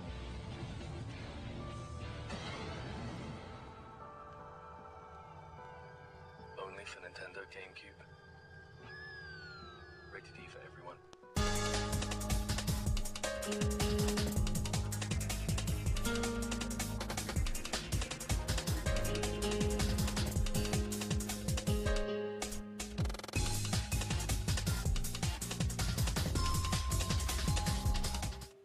Wave Race Blue Storm is the sequel to Wave Race 64, which was a follow-up to the 1992 Wave Race for the original Game Boy. The gameplay of Blue Storm is a jet ski racing game with several modes. The main racing mode is titled Championship Mode. In Championship Mode, the player would choose which difficulty they want to have. There are 4 levels. Exhibition is a practice mode with 1 course. Normal has 5 courses and 5 days. Hard has 6 courses and 6 days, and Expert has 7 courses and 7 days. Courses and 6 days, and Expert has 7 courses and 7 days. With the levels, there are weather conditions that can affect the waves and their height. There's clear, partly cloudy, partly rainy, rainy, and stormy. For the characters, 3 are from the previous game, some are newcomers, and others are from 1080 snowboarding. Ryota Hayami, David Mayer, Akari Hayame, Nigel Carver, Ayume Stewart, Rob Haywood, Ricky Winterborn, Sarina Delmar. The other modes include Time Attack, where the purpose is to finish the course as quick as possible. In Free Roam, the player can roam freely through any course, with no time limit or other racers.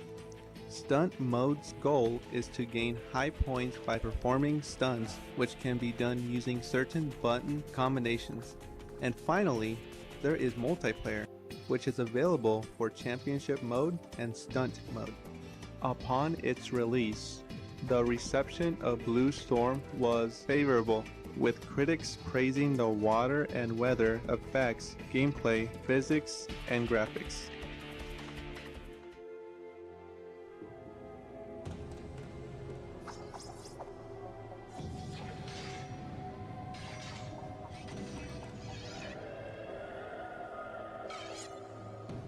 That's not a fight.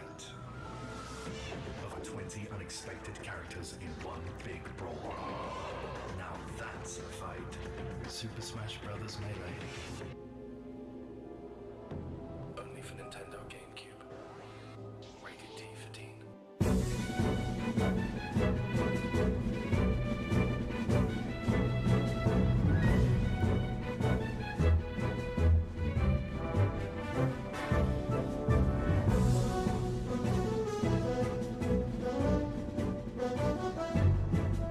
Super Smash Bros. Melee is the follow-up to Super Smash Bros. For the Nintendo 64.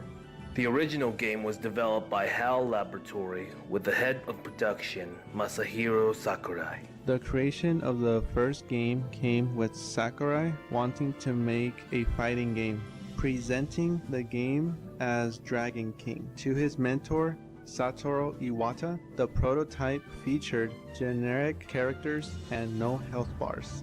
Sakurai felt that he needed to change the concept to make it more appealing. By replacing the generic characters with Nintendo characters, Nintendo was impressed and gave Sakurai the green light to develop it. Super Smash Bros. Was a huge success upon release. With this, Nintendo wanted a sequel for their lineup of games for the upcoming GameCube system. For Sakurai, this was his biggest game project. Development took 13 months and Sakurai stated that his lifestyle was destructive. He worked for long hours and took no breaks on holidays and weekends, staying in his office from morning until night.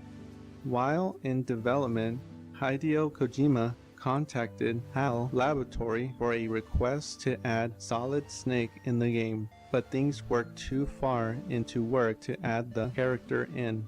Such a fate happened to Sonic as well, who was also suggested. Other characters that were suggested was James Bond from the Nintendo 64, GoldenEye, and Banjo-Kazooie, but never came to being because of licensing issues. One character that would have been replaced was Ness from the Mother series. His substitute would have been Lucas. This was due because Mother 3 was in development and Lucas was the main character of the game. However, Mother 3 was going through its own development issues at the time, causing Ness to stay in the game. The gameplay is different from many fighting games. Since there are no health bars, each character has a damage meter. The higher the percentage of the meter, the easier a character would be to knock out of the stage's boundaries, leading to a death and loss of a life point. There are no button input combinations like other fighting games. So, Smash Bros. Has a simplistic control mechanic, pressing the A or B button while using the control stick with commit and action. The A button is for standard attacks and the B button is for special attacks. The cast of Melee includes 25 characters. The veterans from the first game are Mario, Luigi, Donkey Kong, Link, Samus, Yoshi, Kirby, Fox McCloud, Pikachu, Jigglypuff, Captain Falcon, and Ness. The newcomers are Peach, Bowser, Dr. Mario, Zelda, and her alter ego Sheik. Young Link, Ganondorf, Falco, Pichu, Mewtwo, Marth, Mr. Game & Watch, Roy, and Ice Climbers. The latter of which were incorporated in the game because Sakurai and his development team wanted to add a character from the Nintendo Entertainment System era. In terms of the modes, single player has classic mode, adventure mode, all-star mode, event match, stadium, home run contest, target test, multi-man melee, and training. Classic mode has the player in a ladder campaign where they fight various characters. After choosing a character, life points, and difficulty, the player will go through 11 stages. Stages 1, 4, and 7 are regular players versus CPU matches.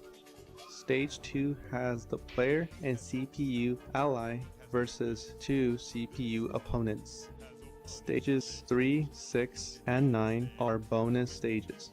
Stage 3 is target test. The player must break 10 targets before the 2-minute timer runs out. Stage 6 is snag the trophies, where the player must hit 3 falling trophies into a bin. Stage 9 is race to the finish, where the player must race through an obstacle course within 2 minutes. Stage 5 has the player and CPU allies fighting a giant version of a character. Stage 8 has the player versus 10 multi-characters. Stage 10 is a battle between a metal version of a character, and finally, Stage 11 is the last battle with Master Hand as the boss. All-Star mode, which must be unlocked, requires the player to defeat every character in the game while having only 1 life point and 3 health supplements between battles. Event match pins the player against 10 objectives. By completing a certain number of the objectives, more will be unlocked. leading to the final event, Event 51, the Showdown. In Stadium mode, starting off with Home Run Contest, the player starts on a platform with a sandbag. In a 10-second time limit, the player must use a bat to damage the sandbag and launch it out on the field.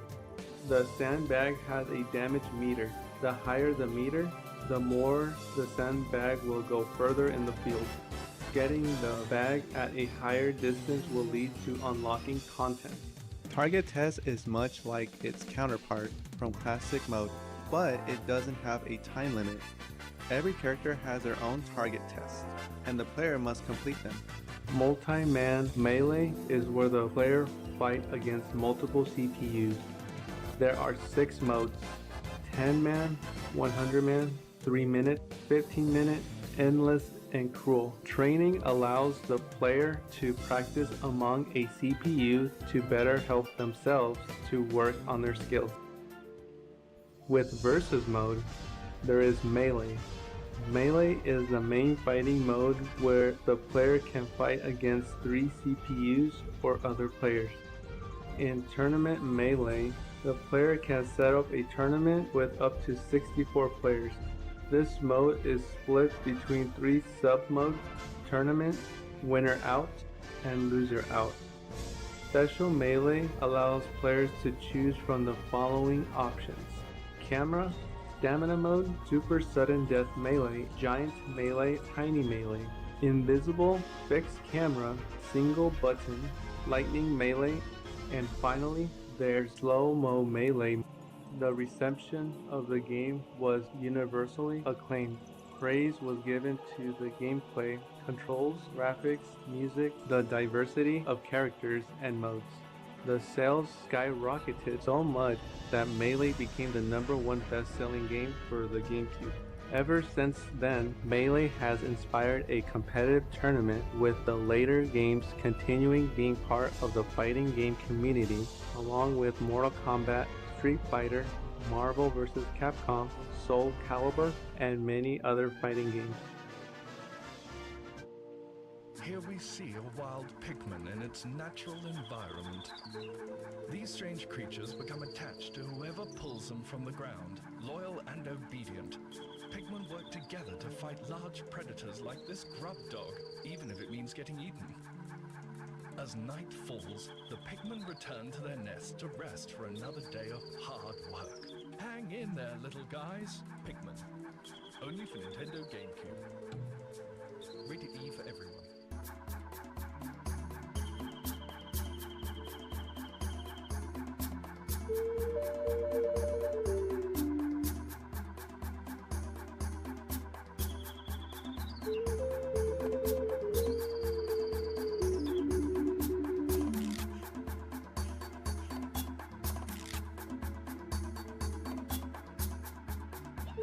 Pikmin represents a new IP for Nintendo. It all started from the mind of Shigeru Miyamoto. He had an idea for a game that would be called Adam and Eve. The game would have the player acting as a god in a prehistoric world and looking over 2 humans. Depending on the actions of the player, the humans will be enemies or lovers and have children. This concept was later scrapped. While this was going on, Nintendo debuted a tech demo at Nintendo Space World 2000. The demo, titled Super Mario 128, showed off multiple Marios interacting on a small platform. It was meant to demonstrate the power of the GameCube and how it can have multiple characters sharing the same screen. It was this demo that implanted the seed that became the mechanics of Pikmin. Coming back to the scrapped Adam and Eve game, the developers soon added more characters in the prototype, having them be as small creatures no bigger than a cat. There also wasn't going to be a main character, with the player only using the creatures as weapons. Miyamoto then insisted that a playable main character to be added on, and later, the developers changed the creature's size to an ant. Another change to the creatures was their appearance. Originally black, they were given colors to distinguish each other. There were a few elements in the game that were left out in the cutting room floor. One was to give the Pikmin more free will and disobeyed the player, which the developers left out because they felt it would frustrate them. And another, which was shown in pre-release footage, was to have Olimar unpluck planted Pikmin using a whistle. Miyamoto requested the feature to be taken out as he felt it would make harvesting too simple. The mechanic was removed 2 months before release.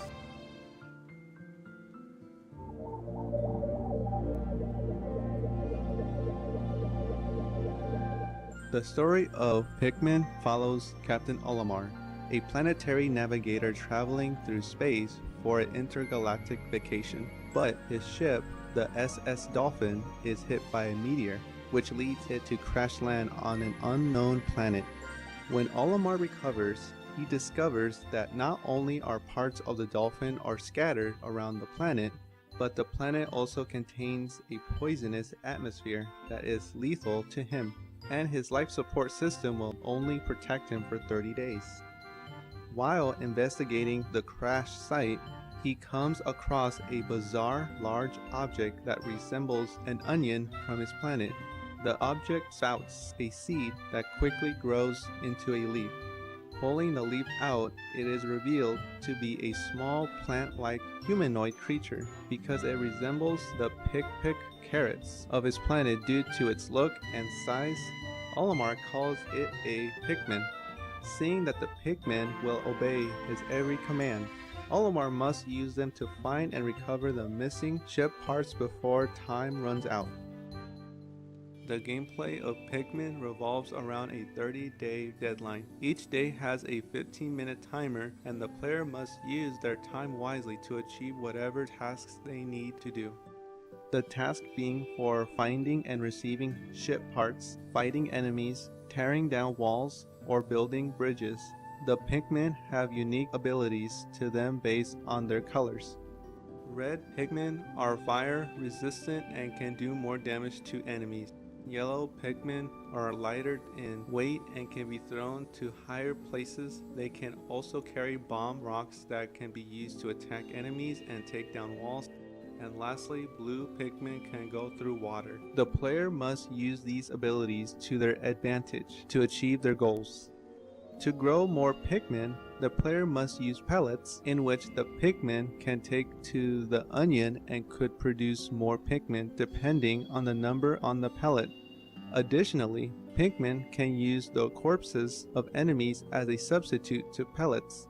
The other game mode besides the main story gameplay is challenge mode, which must be unlocked after beating the main game mode. In challenge mode, the player must grow as much Pikmin as they can. The reviews of Pikmin were widely positive and was a commercial success.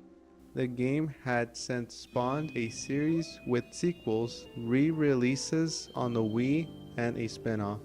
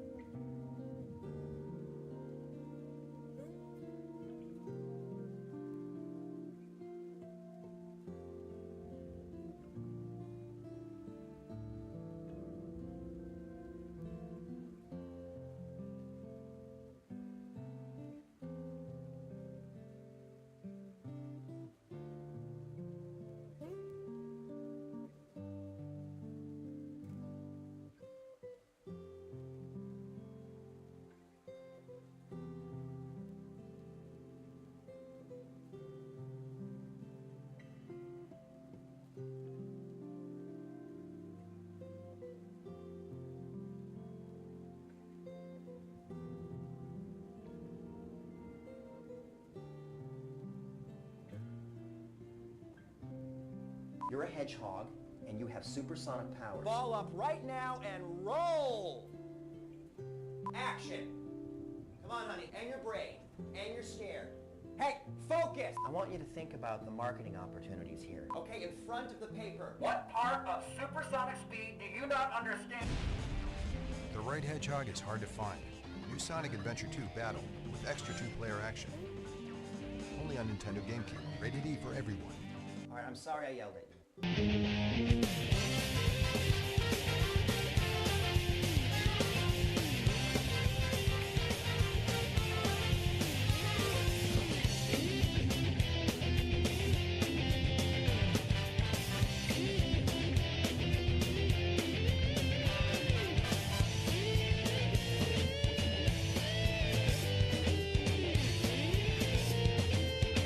Sonic Adventure 2 Battle represents a landmark for both Nintendo and Sega. Once rivals in the late 80s and 1990s, trying to dominate the video game world, Sega's beloved mascot finds himself entering the house of Mario. But how did this happen? First off, Battle is an expansion port of the original game for the Dreamcast. Sonic Adventure 2 began its development shortly after the release of the previous Sonic Adventure. Around its release in 2001, Sega announced they will be discontinuing the Dreamcast and will become a third-party developer, leading to Adventure getting a new release on the GameCube. The expansion port that Sega made had improvements in the textures and graphics. It had multiplayer and various other upgrades.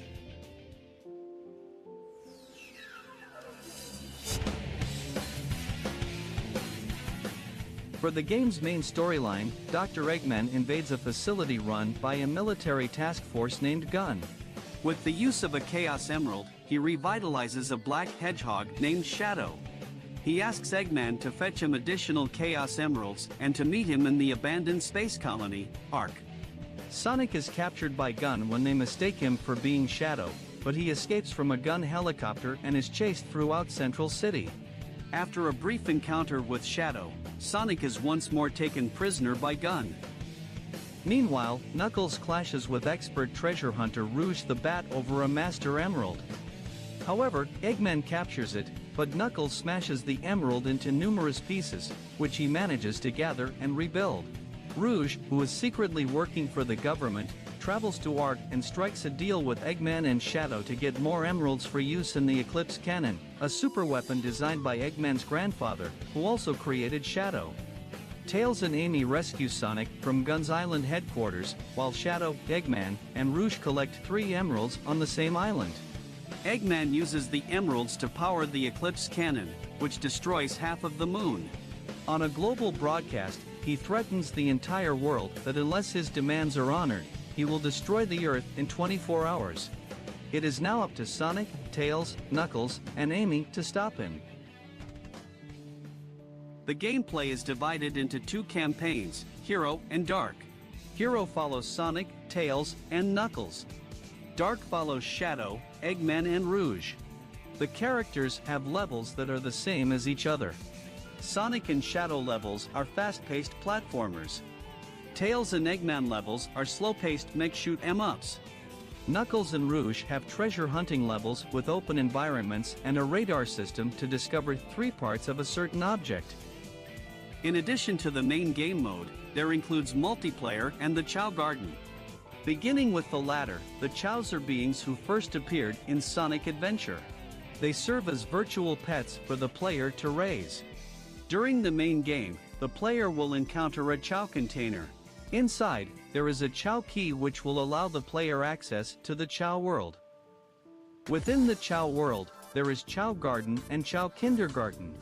The garden is the main area where the player can hone their Chow, feed them fruit, and give them chaos drives and small animals that will boost up their attributes such as flight, power, swimming, stamina, and running speed. In the garden, there is a cave where the player may play as their Chow and Chow race and Chow Karate. These mini-games are also available in multiplayer mode. In Chow Kindergarten, there's Black Market, a shop selling products such as fruit, seeds, hats, and eggs that hatch different colored Chows. Chow Classroom, where Chows learn to sing, dance, draw, and play instruments. The principal office is where the player may obtain advice on how to raise their Chow. The health center is where the Chow's health may be examined. And fortune-telling house, or a psychic Chow, gives the player's Chow a name. In multiplayer, there are 6 modes. Action race, 2 players race to the finish line. Treasure hunt, whoever finds pieces of a master emerald first wins. Shooting battle, 2 players blast at one another until one player's life gauge has run out. Chow race, Chow karate. And finally, kart race, which was a level in the main campaign. Sonic Adventure 2, Battle received mixed to positive reception. Critics praised the upgraded graphics and gameplay, while some would feel that it was a downgrade of the Dreamcast version. At the first week of its availability, Battle sold over 2.56 million copies. The legacy of Battle has led to fans seeing it in a more positive light. Furthermore, Sonic Adventure 2, Battle has the debut of Rouge and Shadow, the latter of whom received his own game spin-off, Shadow the Hedgehog, which was released in 2005 for the GameCube, PlayStation 2, and the original Xbox.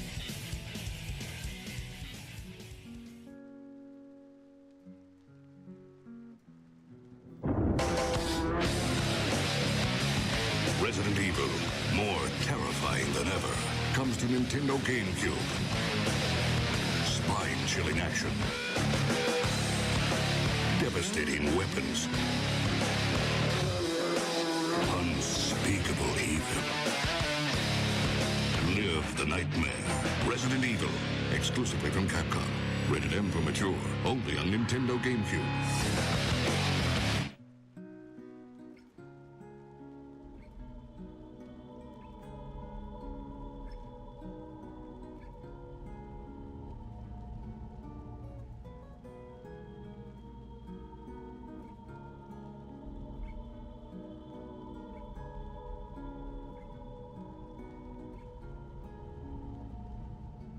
Resident Evil is a remake of the original Resident Evil. The first game was released on the original PlayStation and was a commercial success and coined the term survival horror. It was created with the intent of it being a remake of the Famicom game, Sweet Home. Capcom, the studio behind Resident Evil, made an agreement with Nintendo to port previous and new games in the series to the GameCube. With this, the original game's director, Shinji Mikami, felt the remake would help newcomers to appreciate the game and would fix the localization problems with the first. Much like they did with the original, the developers used 3D models on top of pre-rendered backgrounds for the environments, as trying to make them with computer graphics would cost too much hardware. Other improvements included some tweaks in the gameplay, a subplot that was cut from the original which involved character Lisa Trevor, and the biggest addition was the use of motion capture and new voice actors. The production lasted for a year and 2 months.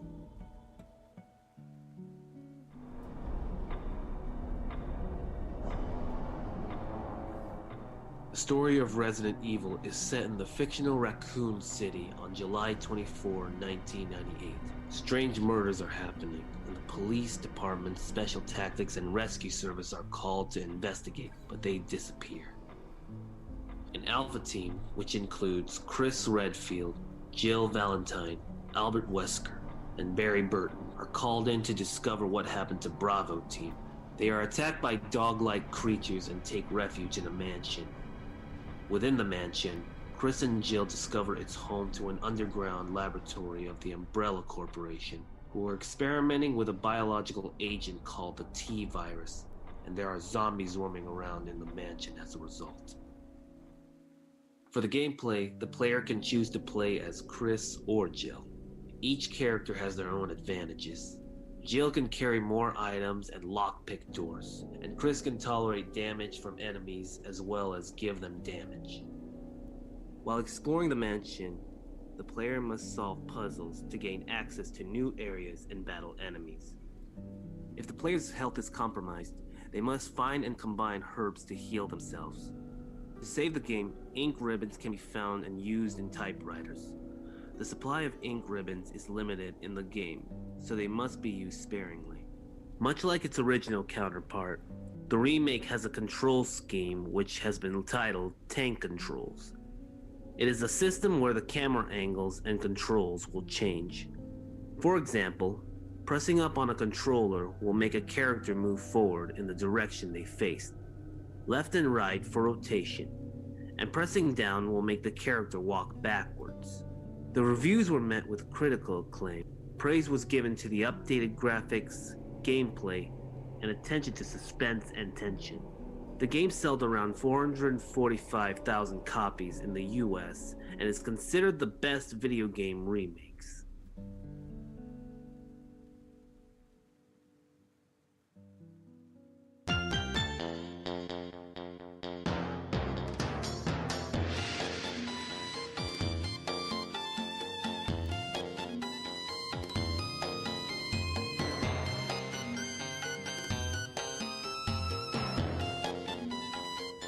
Bomberman Generation is the 19th installment in the Bomberman series. The first game was developed by Hudson Soft. It was released in Japan on 1983 for various home computers, such as the MSX, the NEC PC, Sharp MZ, and the Fujitsu FM. In 1985, it made its way to the NES. In the following years, the Bomberman series has been on the Sega Saturn, Game Boy, TurboGrafx 16, Nintendo 64, and the original PlayStation. The gameplay of Generation has the player going through 6 worlds with each having 5 levels. The levels have environmental puzzles the player would solve, battles with Pokemon-like creatures called Cherubombs, and mini-games such as Bomji Jump, where the goal is to jump into a moving log that is flowing down the river. Motor Bomber, where the player must ride the motor bomber while avoiding obstacles. Bomber Marathon is a race to the goal and avoid being crushed by a tumbling boulder. And finally, Rail Bomber, where the player will ride a rail lorry to reach the goal and take out obstacles on the way. With multiplayer, there is Standard Battle, where players can defeat each other by using bombs. In Reversi Battle, players must use bombs to flip the color panels that match their assigned color. Coin Battle has players breaking coin barrels to collect coins. Dodge Battle, where players must avoid falling bombs. Finally, Revenge Battle, in which players get points on how many moles they take out with bombs. Bomberman Generation received a positive reception. Nintendo Power Magazine awarded it the title Most Underrated Game of 2002. What is real? Is it the light? The emptiness? Your fear? The terror will consume you, and nothing will be what it seems. Eternal Darkness, only for Nintendo GameCube, rated M for mature.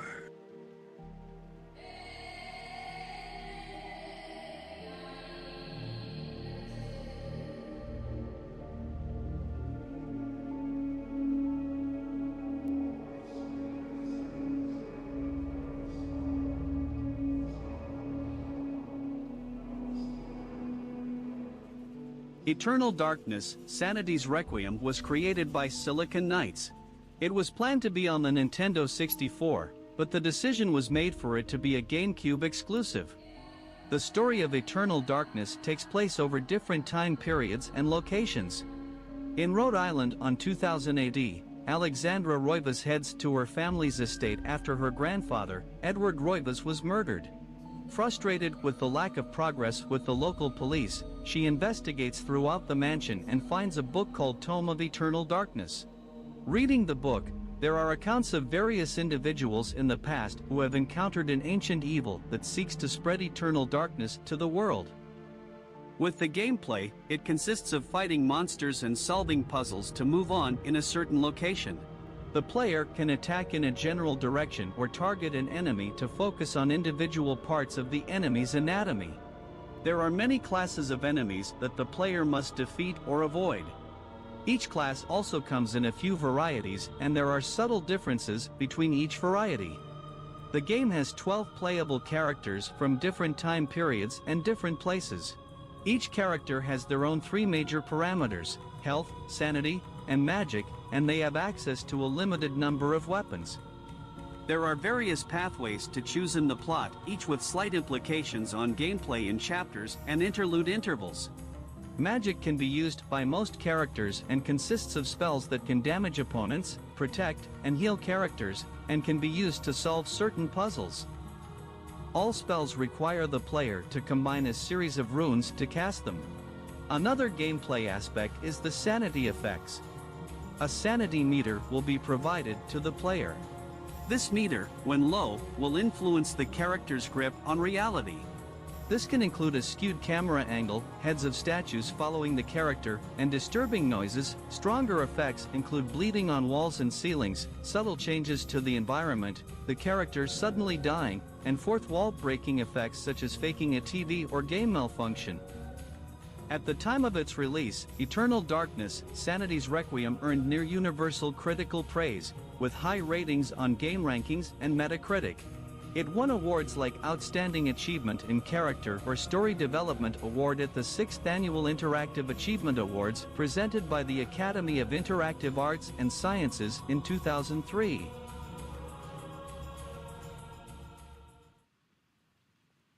The world a special place. Cherish life and never waste. Everyone loves a sunshiny day. We're gonna keep it that way. Cause clean is better than dirty, and dirty's meaner than clean. Let's all lend a helping hand. Mario can't do it alone. He'll spray his water to fly around and clean the sludge that's on the ground. Cause clean is better than dirty, and dirty's meaner than clean. Super Mario Sunshine, only for Nintendo GameCube. Rated E for everyone.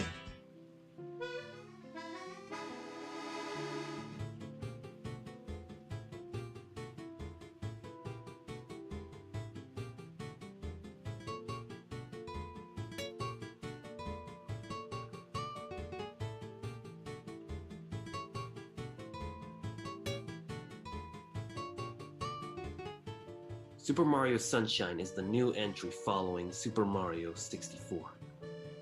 Following the success of 64, Nintendo was getting ready to develop a sequel. It would have featured co-op with a second player as Luigi and the chance to play with Yoshi. It would have been on the Nintendo 64 DD, a magnetic disc accessory that was only Japan exclusive. But because of the 64 DD's commercial failure, the sequel was cancelled. During Nintendo Space World in 2000, the tech demo Super Mario 128 was shown. The demo paved the way for the mechanics for Pikmin, and many felt that it would be the next installment of Super Mario. But really, the plan was scrapped, and the development of the new Super Mario game took place around late 2000. The game's director, Yoshiaki Koizumi, wanted to involve an idea of Mario using a water pump, leading to the creation of the Flood water pack. It was originally going to be a gun-like nozzle, but was removed to avoid possible controversy from the United States.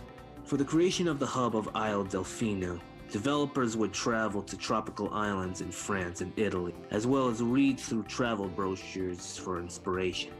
The hub world would have been populated with human NPCs, but were changed to the Piantas.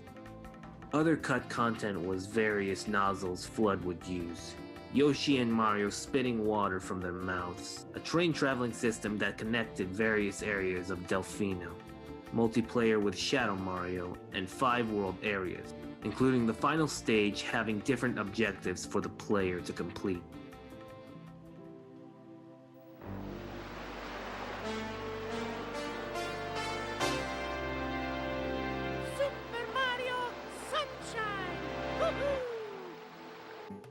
The story of Sunshine finds Mario on vacation along with Princess Peach, Toadsworth, and other colored toads. Upon arriving at Isle Delfino, they come across a goopy slime-like graffiti in which a water spraying device called Flood helps Mario in cleaning it up. A mysterious Mario doppelganger frames Mario for polluting the entire island, which causes the sources of power, the shine sprites, to disappear, and the island is covered in shadow as a result. The residents of Isle Delfino, the Piantas, sentence Mario to clean up the mess. Much of the gameplay is the same as Super Mario 64. Sunshine is a platform game where the player controls Mario as they explore various worlds with different objectives. By collecting shine sprites on every objective, more will be unlocked. In the main hub, Delfino Plaza, various worlds will be accessed as the player progresses in the gameplay. They can also buy shine sprites by collecting blue coins. With the flood mechanic, the player can use its various nozzles for different purposes. The squirt nozzle is used to spray water to clean up slime and fight slime-based enemies. The rocket nozzle is used to shoot Mario up into the air. The hover nozzle allows Mario to hover for 5 seconds. And finally, the turbo nozzle allows Mario to run at incredibly fast speed over land and sea. Flood will need to refill on water, which the player can do by entering water sources like fountains and the sea. In addition, there are platform levels where Flood is taken away from Mario. The use of Yoshi, who can eat fruit to fuel for juice, so he can use it for spitting, and it dissolves orange wave-like obstacles. However, if Yoshi encounters a large body of water or runs out of juice, he will dissolve. Sunshine would receive widespread praise from critics for the graphics, puzzles, music, and gameplay. Although some fans took issue with the flood mechanics, the game would end up being one of the best-selling games on GameCube. And on September 18, 2020, it was released in a compilation pack called Super Mario 3D All-Stars for the Nintendo Switch, which includes Super Mario 64 and Super Mario Galaxy.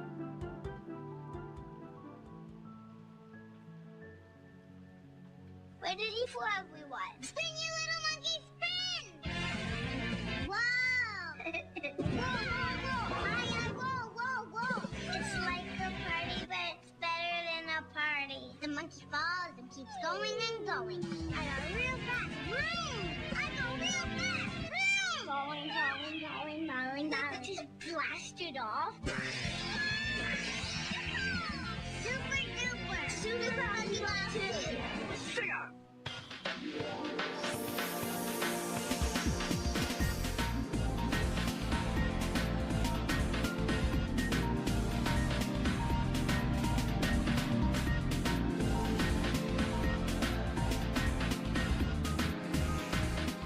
Super Monkey Ball 2 is the sequel to Super Monkey Ball.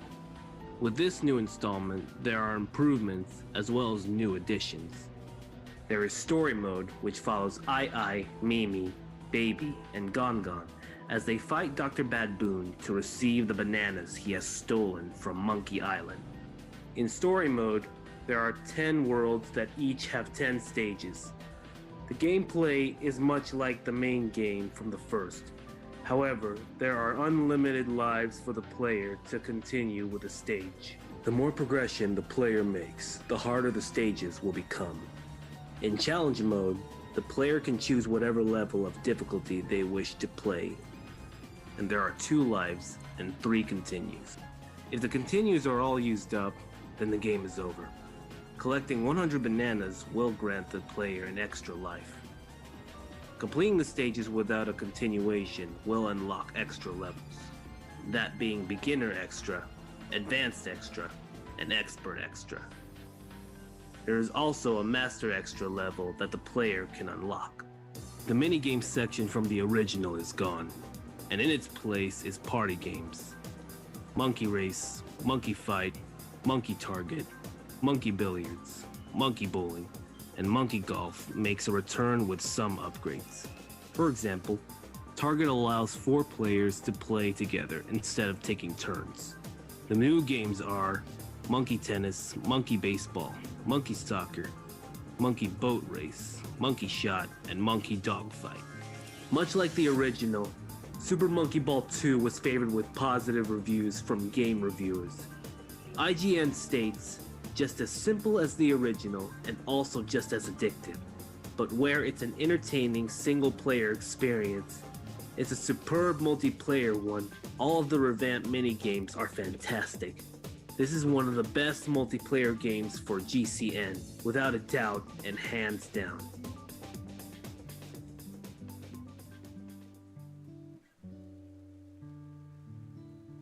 Here's a true story. Of 4 friends picked to live in a video game. And find out what happens when they stop being themselves. And start being someone else. Animal Crossing for Nintendo GameCube. A walrus moved into the village today. Hot. I just been fishing, you know, seeing some pals. All Rob does is fish. Fish and see his pals. I'm the one getting the job, tending the Welcome to Animal Crossing, the live game that's happening every minute of every day, whether you're playing or not. Hey, it's called a lawnmower. Other people have to live here too, you know. Rated E for everyone.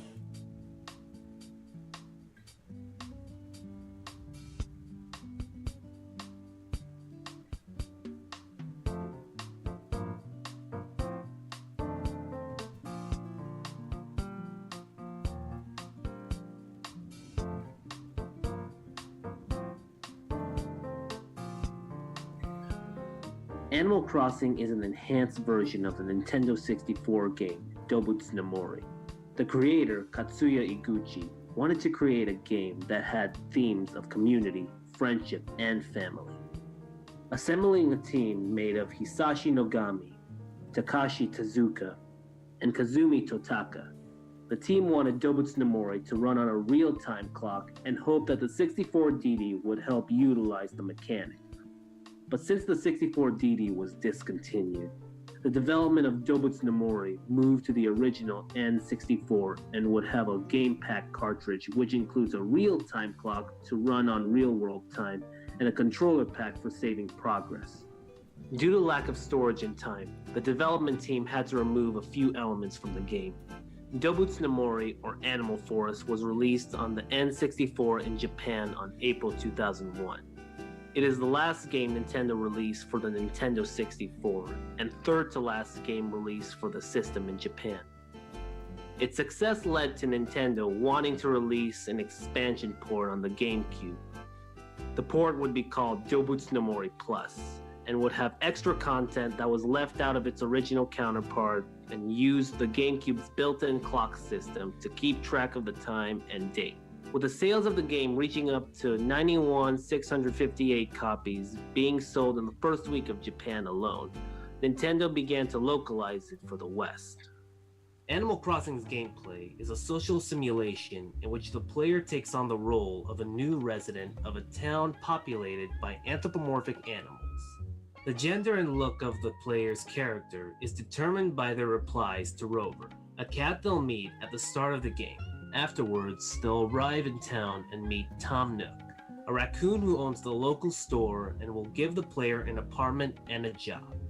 There are also a variety of chores and objectives to complete by interacting with the town's citizens. The player can also visit Nook's store to buy and sell items, decorate their home, buy or design new outfits at the Able Sisters clothing shop, drop off mail or deposit bells, the game's currency, to pay off the mortgage, and donate artwork, fish, fossils, and insects to the museum to be displayed. Whenever the player wants to stop the game, they can save their progress by talking to a gyroid, a machine that resides next to their house. Saving is a vital part, as exiting the game without doing so will result in loss of progress. The game takes advantage of the GameCube's internal clock system to track days, weeks, months, and years, so every day plays out in real time. So holidays like Christmas and Halloween will occur like in real life.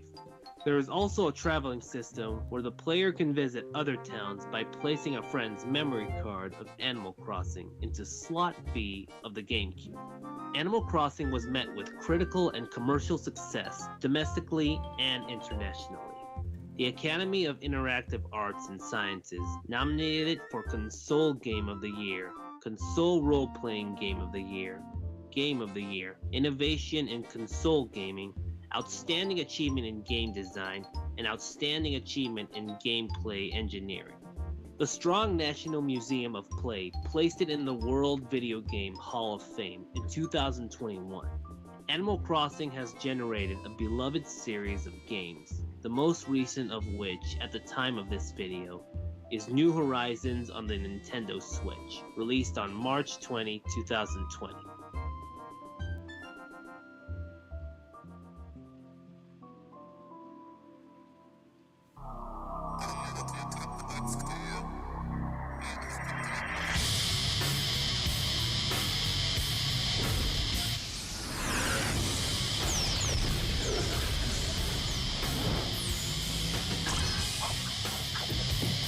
A planet that only knows fear needs a hero that has none. Star Fox Adventures, only for Nintendo GameCube. Rated T for teen.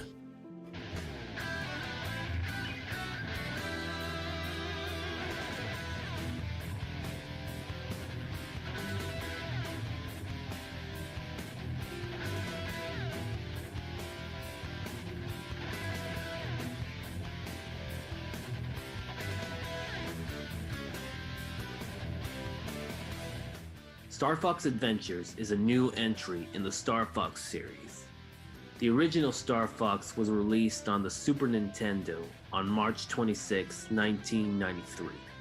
It was a 3D aerial rail shooter that took advantage of polygonal graphics thanks to a Super FX graphics chip in the cartridge. The sequel, Star Fox 2, would have been released in 1995. But around that time, the original PlayStation and the Sega Saturn were demonstrating the capabilities of 3D graphics, and many felt that this would be the future of games. Star Fox 2 was shelved, but managed to be officially released on the Super NES Classic Edition in 2017, and is available on the Nintendo Switch online service. After the cancellation of the sequel, the team behind it worked their efforts on making Star Fox 64. It was released on the Nintendo 64 on June 30, 1997. Around this time, the development company Rare was creating a new IP called Dinosaur Planet.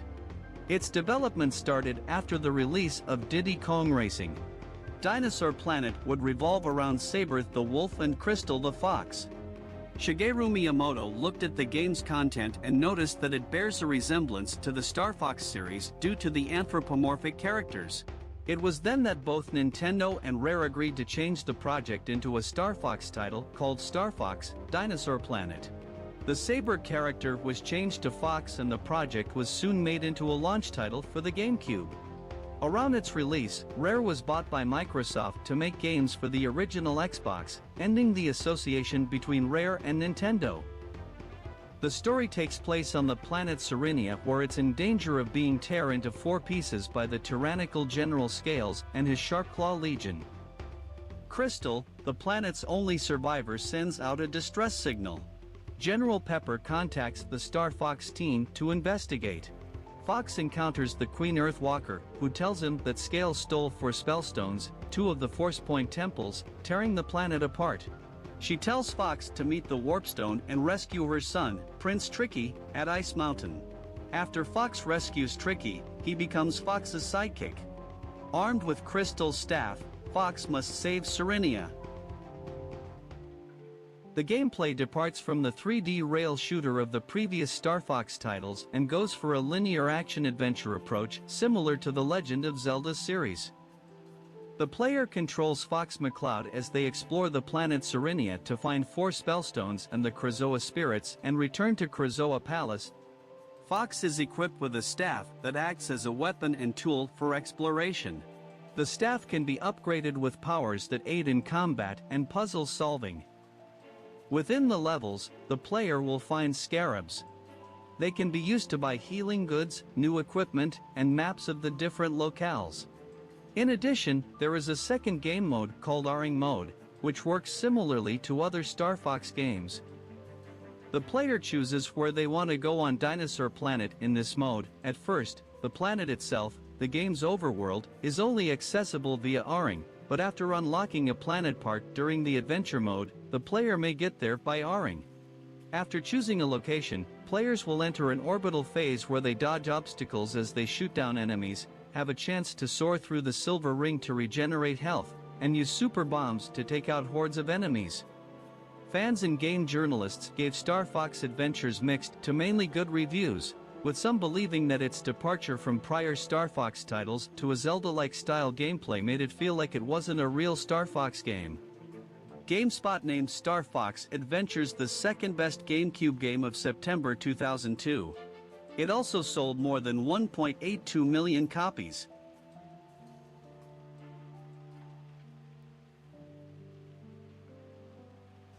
Get ready for eye-popping, jaw-dropping GameCube action. with Mario Party 4, where good friends go at it, live and uncensored.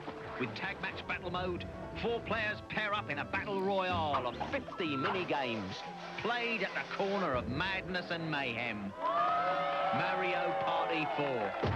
Because it's not a party until something gets broken. Only on Nintendo GameCube. Rated E for everyone.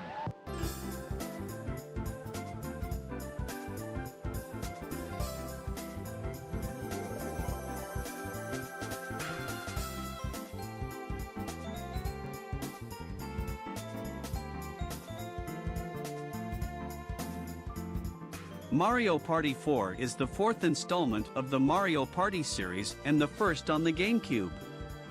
The original series started on the Nintendo 64. The gameplay of a Mario Party title is that there's party mode. In party mode, 4 players are on a game board where they take turns rolling a dice block, 1 to 10, leading to how many spaces they'll move on the board. After the players have taken their turns, a random minigame will follow, and the winner will receive coins. The coins can be used to purchase items, pass through gates, use Boo Ghosts to take coins from other players, play the lottery to win coins or items, and purchase stars. The player with the most stars wins. Items can be purchased from the item shop or landing on mushroom patches. Mega Mushrooms grows players into a giant, allowing them to roll 2 sets of dice blocks and crush enemy players with coins. Mini Mushrooms shrink players and roll blocks of dice, including number 15, but can pass through small pipes. Various types of spaces are scattered throughout a board with each effect. Blue spaces give a player 3 coins. Red spaces will take 3 coins from a player, happening spaces would activate a positive or negative effect, and battle stages would activate a battle minigame. The playable characters are Mario, Luigi, Princess Peach, Yoshi, Wario, Donkey Kong, Princess Daisy and Waluigi. The minigames are divided into 7 categories: 4-player, story, 2 vs 2, battle, Bowser, 1 vs 3, and etc. There are 16 minigames in the 4-player category. Manta Rings. Players will swim through as many rings as they can, and golden rings are worth more points. Whoever has the most wins. Book Squirm. Players must move on a book with falling pages that have shaped holes. The player who's the last standing without being flattened wins. Stamp Out. Players are given a large stamp where they must put their assigned color on a canvas floor. The one who shows the most color is the winner. 3 Throw. Each player begins in front of 3 movable rows of basketball hoops. The aim is to make as many jump shots as possible to gain points. Shots from the top or bottom row are for 1 point, but shots from the center row, which moves quicker, are worth 2 points. The player with the most points wins. Slime Time. Players are trapped within a blob of slime and must break free from it. Mr. Blizzard's Brigade. Players are set in a frozen pond and must avoid snowballs being thrown by the Mr. Blizzards. The last player standing wins. Avalanche. Players must escape an avalanche. Toad's Quick Draw. Toad will hold up a colored flag, and the players must shoot the balloon that has the same color. Take a Breather. The longer the player can have their character hold their breath, they will win. Mario Speedwagons. Whoever reaches the goal under 10 seconds, they will win. Bob Bomb Breakers. Each player begins with their own column as they must use the falling blocks to score points. A chain is established and additional points are gained if the blocks shatter in such a manner that one set falls to form another group of 3. When a Bob Bomb is surrounded by blocks, it explodes and destroys all the blocks that are touching it, awarding points for each one. The winner of the game is the player who reaches 100 points first. Paratrooper Plunge. Players skydive from an airplane with balloons strapped to their backs must collect coins in bags of coins while avoiding Koopa Paratroopas and Fly Guys. Mario Medley. Players must swim for 3 laps. Domination. Each player uses a switch and a mallet. The switches must be pressed as many times as possible within 10 seconds for the players. A whomp is activated each time a switch is pressed. The womps are knocked down by a punch from the characters when the time is up. The player who has the most womps knocked over wins. Long Claw of the Law. Depending on the wanted poster, if it's a Goomba, Bob Bomb, Chain Chomp, Boop, Thwomp, or Shy Guy, the players must use their claw to capture the enemy 3 times, all of which is hidden in various doors. Photo Finish. Players must put an 8-piece puzzle together. There are 6 battle minigames. Trace Race. Each player has a giant crayon and a long path that they must trace. The winner depends on the accuracy of the trace. Chain Chomp Fever. The goal is for players to avoid the chain chomp while also avoiding stepping on the pool of lava and walls of fire. The player who's the last one standing wins. Paths of Peril. Players must navigate through a large canyon and reach the end goal first. Bowser's Bigger Blast. Players take turns pushing down on the pumps connected to the Bowser Bomb. Only one pump will set the bomb off, and if a player activates it, the bomb will explode, eliminating that player. The player who's not been eliminated wins. Butterfly Blitz. Players will catch butterflies to gain points. Yellow butterflies are worth 1 point, red ones are worth 2, and blue ones are worth 3. Rumble Fishing. Whoever can pull their fishing rod the fastest wins. There are 3 Bowser minigames. Fruits of Doom. Bowser will deliver a list of fruits he wants. Players must give him the right fruit one at a time. Failure to give Bowser the right fruit or give him the same fruit leads to elimination. Darts of Doom. The players will have to throw 3 darts at a spinning dartboard with 8-point numbers 1, 5, 10, 30, 50, 70, 90, and 100, and Bowser's face as the bullseye. Whoever has the lowest point or hit the Bowser bullseye loses. Balloon of Doom. Players will ground pound a balloon pump to inflate the balloon. Whoever inflates the balloon to the point of it popping loses. The 1 versus 3 category has 9 mini-games. Candlelight Flight. Set in a dark room, the solo player is equipped with a candle and the 3-player team are equipped with water guns. If the solo player can keep the candle lit and avoid the team, they will win. Goal. The 3-player team must kick 10 soccer balls in the goal within 30 seconds while the solo player must defect them.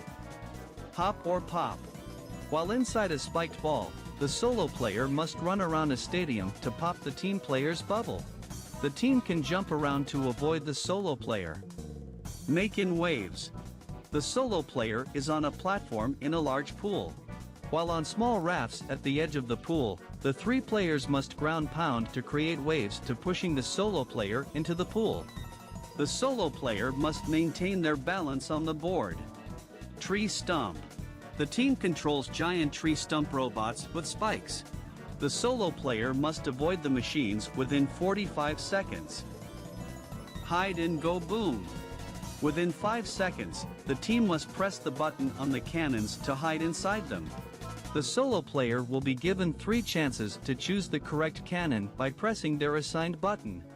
The fuses will light up and 1 player or more will be blown out of the cannon. Money Belts.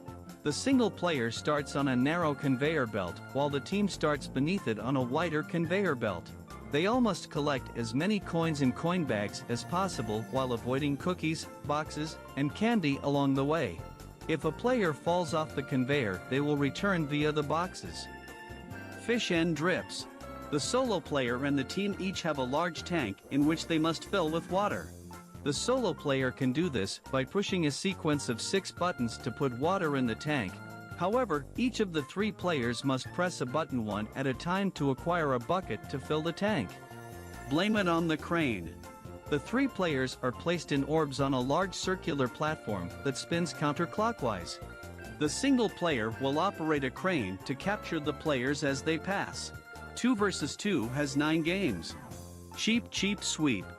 The players are in a pond filled with fish called Cheap Cheeps. They must catch them with their nets and bring them over to their team's cage.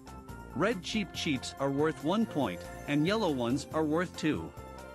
Cliffhangers. Players must climb up a snowy mountain. While climbing, strong winds will attempt to blow the players off, so they must hold on to the mountain, otherwise, they will fall out. The team who makes it up the top wins. Order up. There are various food items covered by boxes on a table, one for each team. The tables will spin around, and once they stop, Toad will order 2 of the food items. The team must find the right items. Whoever does it first will get a point. Rivera Bomb. Bob bombs are walking toward either side of the playing field. Players must press the 6 buttons on their side to divert the bob bombs away from them and toward their opponent's team. Bob bombs that reach the end of the platform will explode, stunning players at its location if they happen to be there when this happens. The team with more total lives at the end of play wins. Parasailing. On each team, there is one player driving a boat and the other player on a parasail.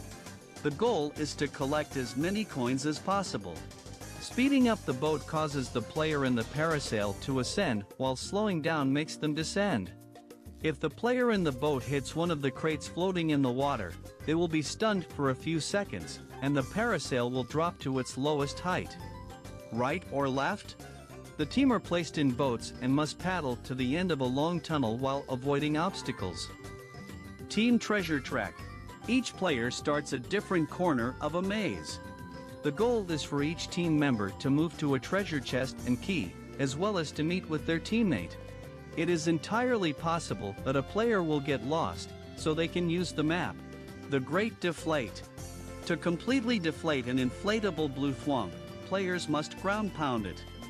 Story has 5 mini-games within the main game's story mode. Bowser Bop.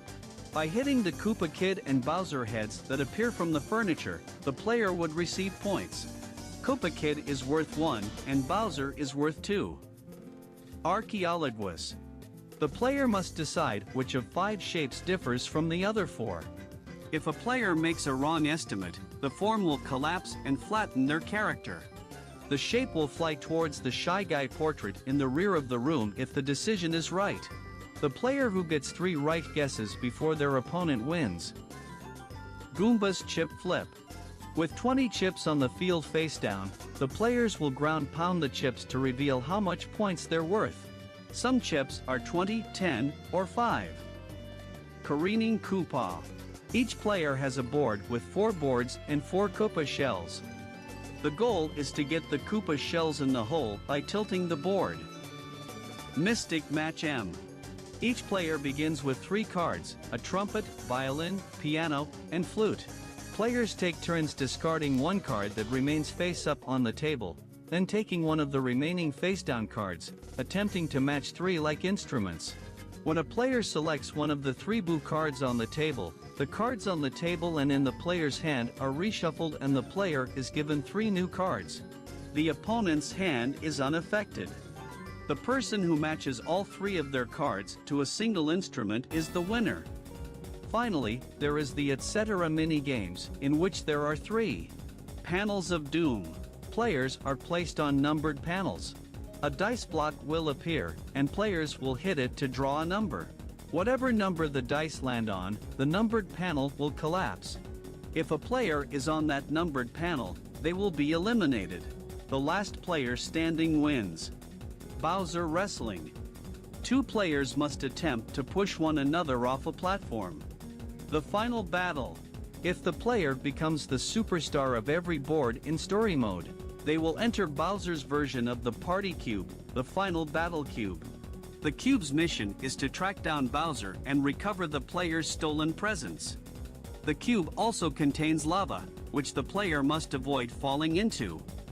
There is also extra mini-games within the extra room. Mario Party 4 received mostly mixed to positive reviews from game critics. Praise was given to the graphical improvements, the multiplayer, and the variety of mini-games. But some felt that this new entry may not be able to bring back players who were burned out by the previous Mario Party games. Story mode was also criticized for its slow pace. The game won the award for Family Game of the Year at the 2003 Interactive Achievement Awards. It sold 1,100,000 units from its release to December 27, 2007 in North America, and an additional 902,827 copies in Japan.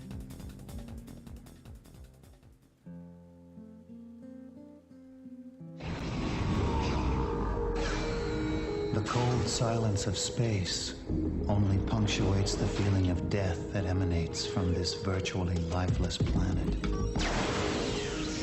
Only one thing is alive and well here. Evil.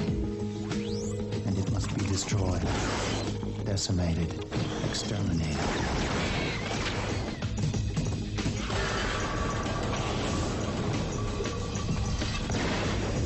But first, it must be found.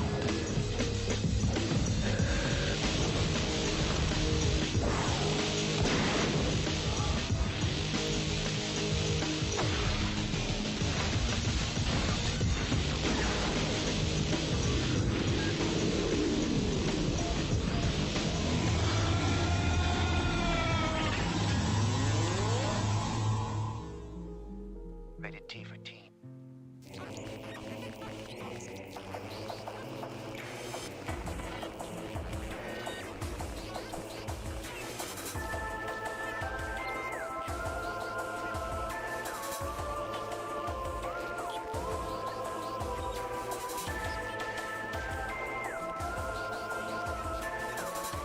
Metroid Prime is a new installment in the Metroid series.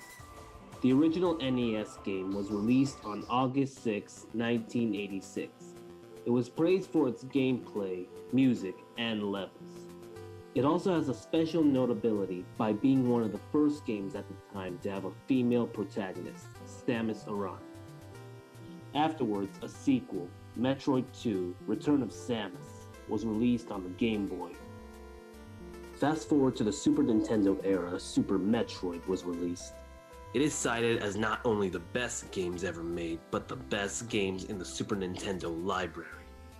The legacy of Super Metroid gave birth to the term Metroidvania, a mix of Metroid's labyrinth-like levels and the Castlevania games, with the most notable game in that definition being Castlevania: Symphony of the Night.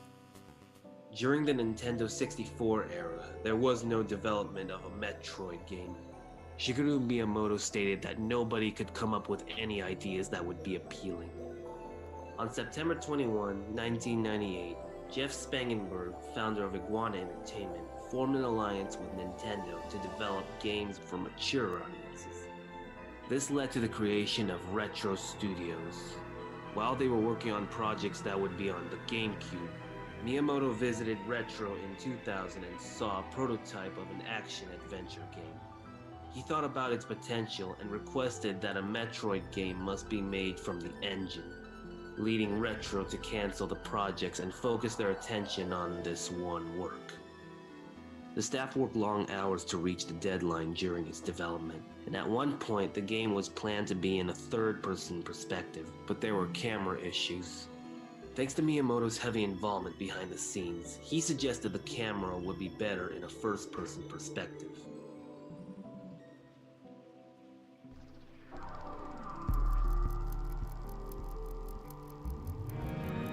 The story of Prime is set between Metroid and Metroid 2. Samus Aran detects a distress signal from the space pirate frigate Orpheon, whose crew has been slaughtered by the pirate's own genetically engineered experimental subjects.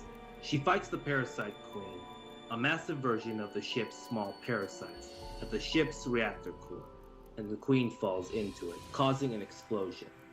While escaping the frigate, Samus encounters Meta Ridley, a cybernetic version of Ridley that damages Samus' suit. She follows Meta Ridley to the planet Talon 4. The gameplay of Prime deals with exploration. The player will travel through Talon 4 to find 12 Chozo artifacts that will open the path to the Phazon meteor impact crater. While exploring, the player will come across power-ups, weapons, and armor upgrades. For the suits, there's the Various suit, which can create a shield in Samus' armor to protect her from severe heat in the volcanic zones. The gravity suit allows for underwater exploration. And finally, the Phazon suit, which is the most powerful suit but can only be accessed at the end of the game. The power-ups include the Morph Ball, which lets Samus roll into tight spaces and drop energy bombs, and the Grapple Beam, which functions similarly to a grappling hook by latching onto specific hooks known as grapple nodes, which allows Samus to swing over gaps.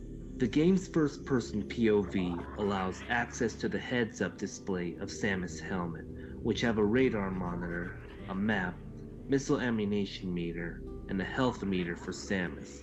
It also includes a thermal imaging vision, X-ray vision, and a scan visor, which is an important function as the player can scan the surroundings for clues and information. It can also hack computer terminals and activate elevators. Metroid Prime received strong reviews from critics. Praise was given to the graphics, music, level design, gameplay, the use of the first-person view, and how it elevates the classic Metroid style to a new era. It became one of the best-selling games on the GameCube with 2.84 million copies sold, and it was also the second best-selling game sold in November 2002, behind Grand Theft Auto Vice City. The success of Metroid Prime led to 2 sequels and a 4th installment, which is currently in development.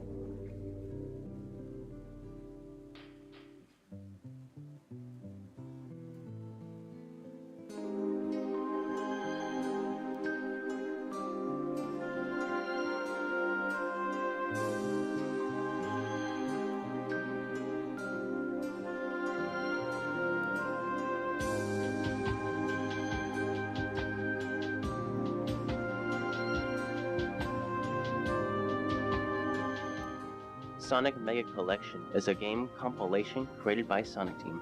The game's director, Yojiro Ogawa, wanted to make a game compilation that would introduce young kids to the Sonic series during its run with the Genesis. To make emulators of the games, Sonic Team gained the help of publisher VR1 Japan. Sonic CD was intended to be on Mega Collection, but it was dropped due to storage issues.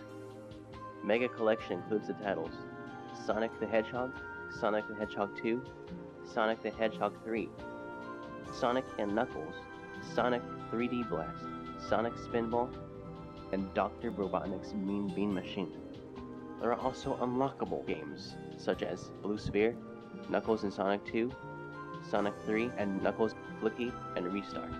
The reviews were positive, praising the quality of the game's controls and the conversion of older games.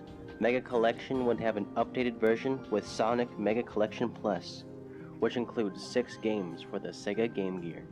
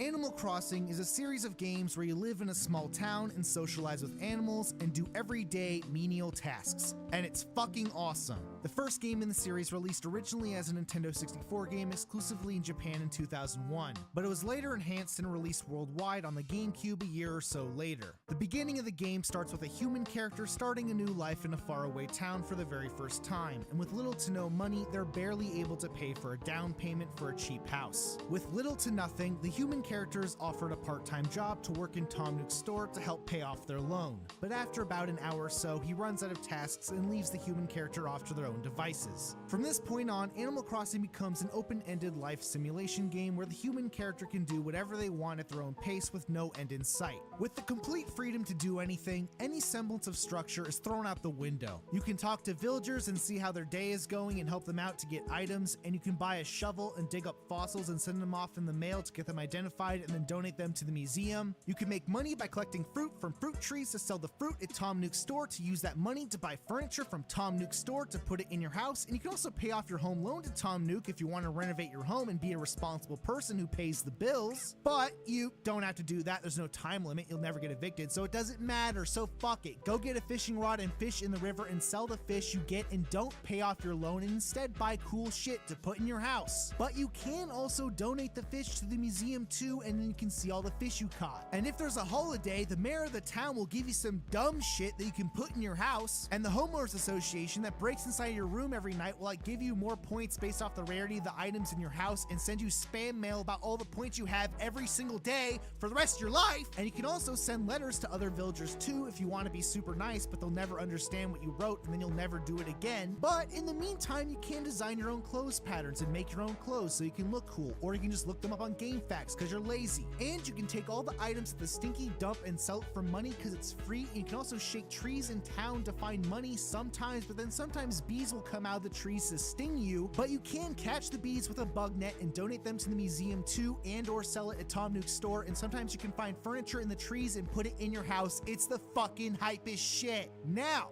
after hearing this, some people may believe that Animal Crossing is a waste of time because you're doing meaningless tasks just for the sake of doing them. And yes, that is true, but that's also kind of missing the point. The reason Animal Crossing is fun is because you can calm down and relax while you find joy in the more mundane experiences of life. It provides a sort of therapeutic experience, like going on a morning walk, or watching the waves at the beach, or fishing on a lake, or looking at the stars. These sort of activities are fundamentally boring, but they're also things that people do because they like doing them. And if you like doing something that makes you happy, it makes that otherwise pointless activity worth doing. Believe it or not, video games as a medium are a waste of time. Did you guys know that? I mean, why watch a movie when you just sit there and do nothing? Why eat healthy food and work out if you're just gonna die anyways? Why enjoy anything? You know what? How about this? Since life is pointless and you're going to die anyways, how about you just fucking kill yourself? Just get a shotgun and blow your brains out. Just die.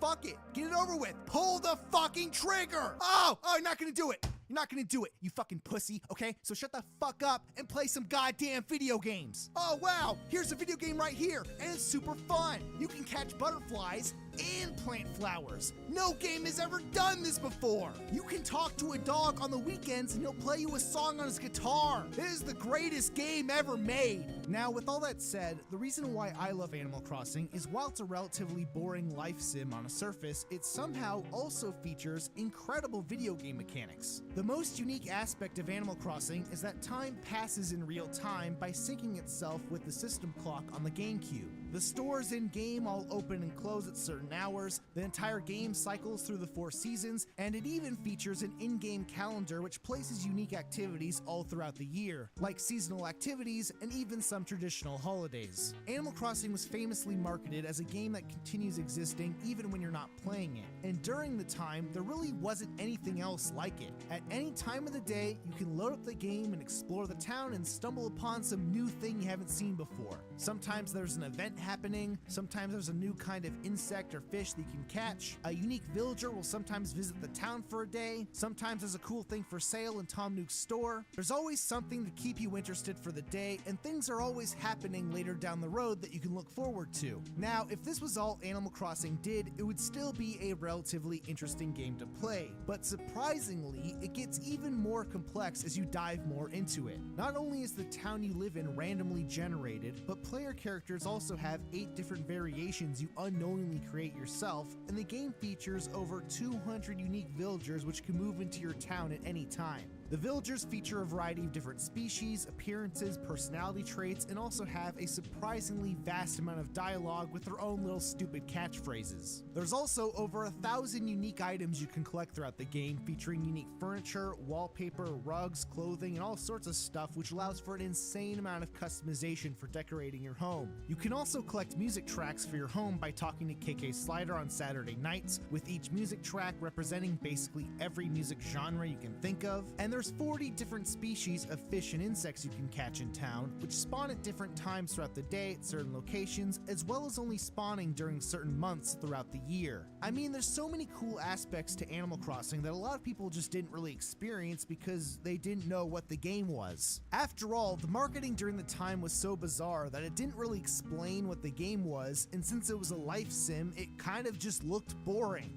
But it honestly isn't. The game is charming as hell and has tons of fun interactions you can experience with other characters. Tom Nook himself is a greedy, money-hungry capitalist, but he's also kind of benevolent for giving the player a home despite being homeless and having no money. It's a very hilarious contrast that paints him as a sort of exploitive yet generous person, but only due to the absolute horrible standards we place on our society in real life. As the player continues to spend more money, he'll eventually expand his business by renovating his shop into a fancy, full-fledged 2-story department store and resorts to child labor to keep his business afloat. And no, apparently Timmy and Tommy are not his kids or related to him in any way. They're literally just some random kids he hires because he's a fucking asshole. Also, to go on a bit of a tangent because I know I'll have to address this, but his name is pronounced Tom Nook and not Tom Nook. The game does not have voice acting, so you have no in-game proof either way, so suck my dick. You got these fucking nerds out here saying, oh, his store is called Nook's Cranny, and since it's a play on the words Nook and Cranny, its name is actually pronounced Tom Nook according to the Oxford Dictionary. But listen, you dummy, his store is actually pronounced Nook's Cranny, which is just a play on the words Nook and Cranny because it's Tom Nook's Cranny. That's why the store's called Nook's Cranny. Fucking Nookingtons, bro, come on. Also, Tom Nook is a fucking Tanuki. Tom Nook, Tanuki, it makes way more sense. Listen, there's absolutely no possible way I was slightly illiterate when I played this game as a 7-year-old, okay? His name is Tom Nook, okay? Fuck you guys! Blathers is another fantastic character who runs the museum, and it's pretty funny because since he's a nocturnal owl, it means that players have to constantly wake him up during the day. Every time you donate an item, he'll also straight up give you an entire lecture about it, and again, there's a surprisingly vast amount of dialogue, so much so that most players probably don't even give a shit, but he'll explain every minute detail about this fossil you just donated, and you better pay attention and fucking learn something. The Abel sisters are also a fan favorite. Mabel's the main person who runs the shop and interacts with all the customers, but Sable quietly works in the corner and never says anything. Now, what's really cool is that if you keep trying to talk to Sable, she'll eventually open up to you over the course of a couple of weeks and eventually become your friend, and you can discover some pretty crazy in-depth Animal Crossing backstory. Okay, fuck Dark Souls, we got Animal Crossing lore! I mean, there's so many cool characters. You got Red, who runs a black market, who constantly tries to scam you with forged paintings, but he's also got all the super dank furniture, so you keep going back and buying stuff regardless. Pelly works at the post office, and she's super sweet, but Phyllis works the night shift, and she's a total bitch and just wants you to leave. You can ride a boat with a turtle, and he'll sing you sea shanties, just spitting bangers left and right. And one of the best characters in the game by far is Mr. Rossetti, whose entire purpose is to be a giant asshole. If you ever turn off the game without saving, you'll get confronted by this character in front of your house the next time you boot up your save file, and his only purpose is to yell at you for cheating. And if you continue to do it in an attempt to manipulate the time mechanics, he'll eventually become more and more aggressive until he's eventually just full-blown screaming at you. It's one of the most meta things I've ever seen in a video game that is also fucking hilarious. Which is incredible because they put in so much work for this character that most players might never even come across. You see, the secrets and hidden mechanics you can discover in Animal Crossing are insane. For example, every day a random rock in town will be a money rock, and if you randomly decide to hit it, it'll release a bag of bells and will continue to pour out money for a certain amount of time. There's also a glowing spot that randomly appears in town once a day that you can dig up to attain bells. Now, what's special about the glowing spot is that by burying bells in the glowing spot location, you can obtain the ability to plant a money tree. The way money trees work is that depending on the amount of money you bury, you're more or less likely to have the money tree grow, which will yield different profits depending on the amount of bells you bury. Which sounds extremely overpowered at a first glance, but as hardcore Animal Crossing fans discovered, the profit ratio of the money trees was so bad that it was essentially a massive gamble to make even a measly profit. Now, what's more cool is that if you take your shovel and bury another shovel into the glowing spot, you will be able to plant a golden tree, which will give you a golden shovel. The benefit of the golden shovel is that it allows you to randomly dig up money whenever you dig a hole, which is pretty sick. There's also golden variations of all the other tools. The golden net can be obtained by catching every bug in the game, and it has a larger catch radius. The golden fishing rod can be attained by catching every fish in the game, and it's able to attract fish more easily. And the golden axe has infinite durability and is obtained by maintaining a perfect town rating for 15 days straight. Obtaining the status for a perfect town rating is notoriously difficult because the game utilizes a hidden score system which determines your town rating. You can increase your town rating by planting more flowers, pulling weeds, picking up trash, and planting trees in barren areas and cutting down trees in cluttered areas. And figuring out the perfect balance to obtaining this perfect town rating is by far the hardest thing to do in the entire game. There's also a special villager you can buy turnips from every Sunday morning, which you can resell at Tom Nook's store at fluctuating prices and essentially gamble your money away to make a profit through the stock market. Because turnips are a stock, it's literally a stock market. And the price of turnips will actually trend to certain patterns that you can discover where you can predict when you should sell your turnip stocks to maximize your profits. Now, as someone who played this game as a stupid kid, I thought, wow, let's use time travel to cheat the system and make a bunch of money. Because, of course I did. But as I soon discovered, the game actually takes this into consideration because if you even attempt to cheat the system by changing the in-game clock, the turnips will eventually go rotten and you will lose your entire initial investment. And then Mr. Rossetti will yell at you and call you a bitch. There's also an entire hidden luck system throughout the game which you can unknowingly manipulate. You can get your fortunes read by Katrina, which will obviously temporarily affect your hidden luck stat, but you can also permanently increase your luck stat by utilizing feng shui. Players can inject Chinese energy into their homes by positioning objects in certain corners of your room, which increases your chances of coming across rare items or increasing the chances of finding money or increasing their overall luck stat, which does something sometimes. And there's also a completely random list of items which instantly increase your luck stat for some reason. Like, it's fucking crazy. Animal Crossing also utilized all the GameCube tech to its fullest potential. You can hook up your Game Boy Advance to your GameCube and unlock the ability to travel to an island, and there's like a whole mini game you can play on your Game Boy Advance that you can use to unlock items and money. You can scan cards with the e-reader to get items, and you can even travel to other players' towns by plugging in their memory card into the second slot of your GameCube. The game also features collectible NES games you can place in your house, which you can actually play in-game, like actual legit NES ROMs you can find as in-game items. You can play Punch-Out, Excite-Bike, Balloon Fight, Wario Woods, tons of other stuff, and if you get an action replay and cheat, you can even get Zelda 1, Mario Bros, Super Mario Bros, and Ice Climbers. It's fucking awesome. I legit played through the entirety of multiple NES games through Animal Crossing on the GameCube. Like, this shit was so fucking cool back in the day. I mean, when you look back in time in this pre-YouTube era where made-up video game rumors were rampant amongst playgrounds and internet forums, what was crazy was that like 99% of the stuff talked about in Animal Crossing was fucking true. It was all in there. Like, someone would be like, dude, there's an invisible ghost that wanders around town at 2 o'clock in the morning, and the only way to find them is to walk through them, and they'll give you a super rare item. It's like freaking crazy.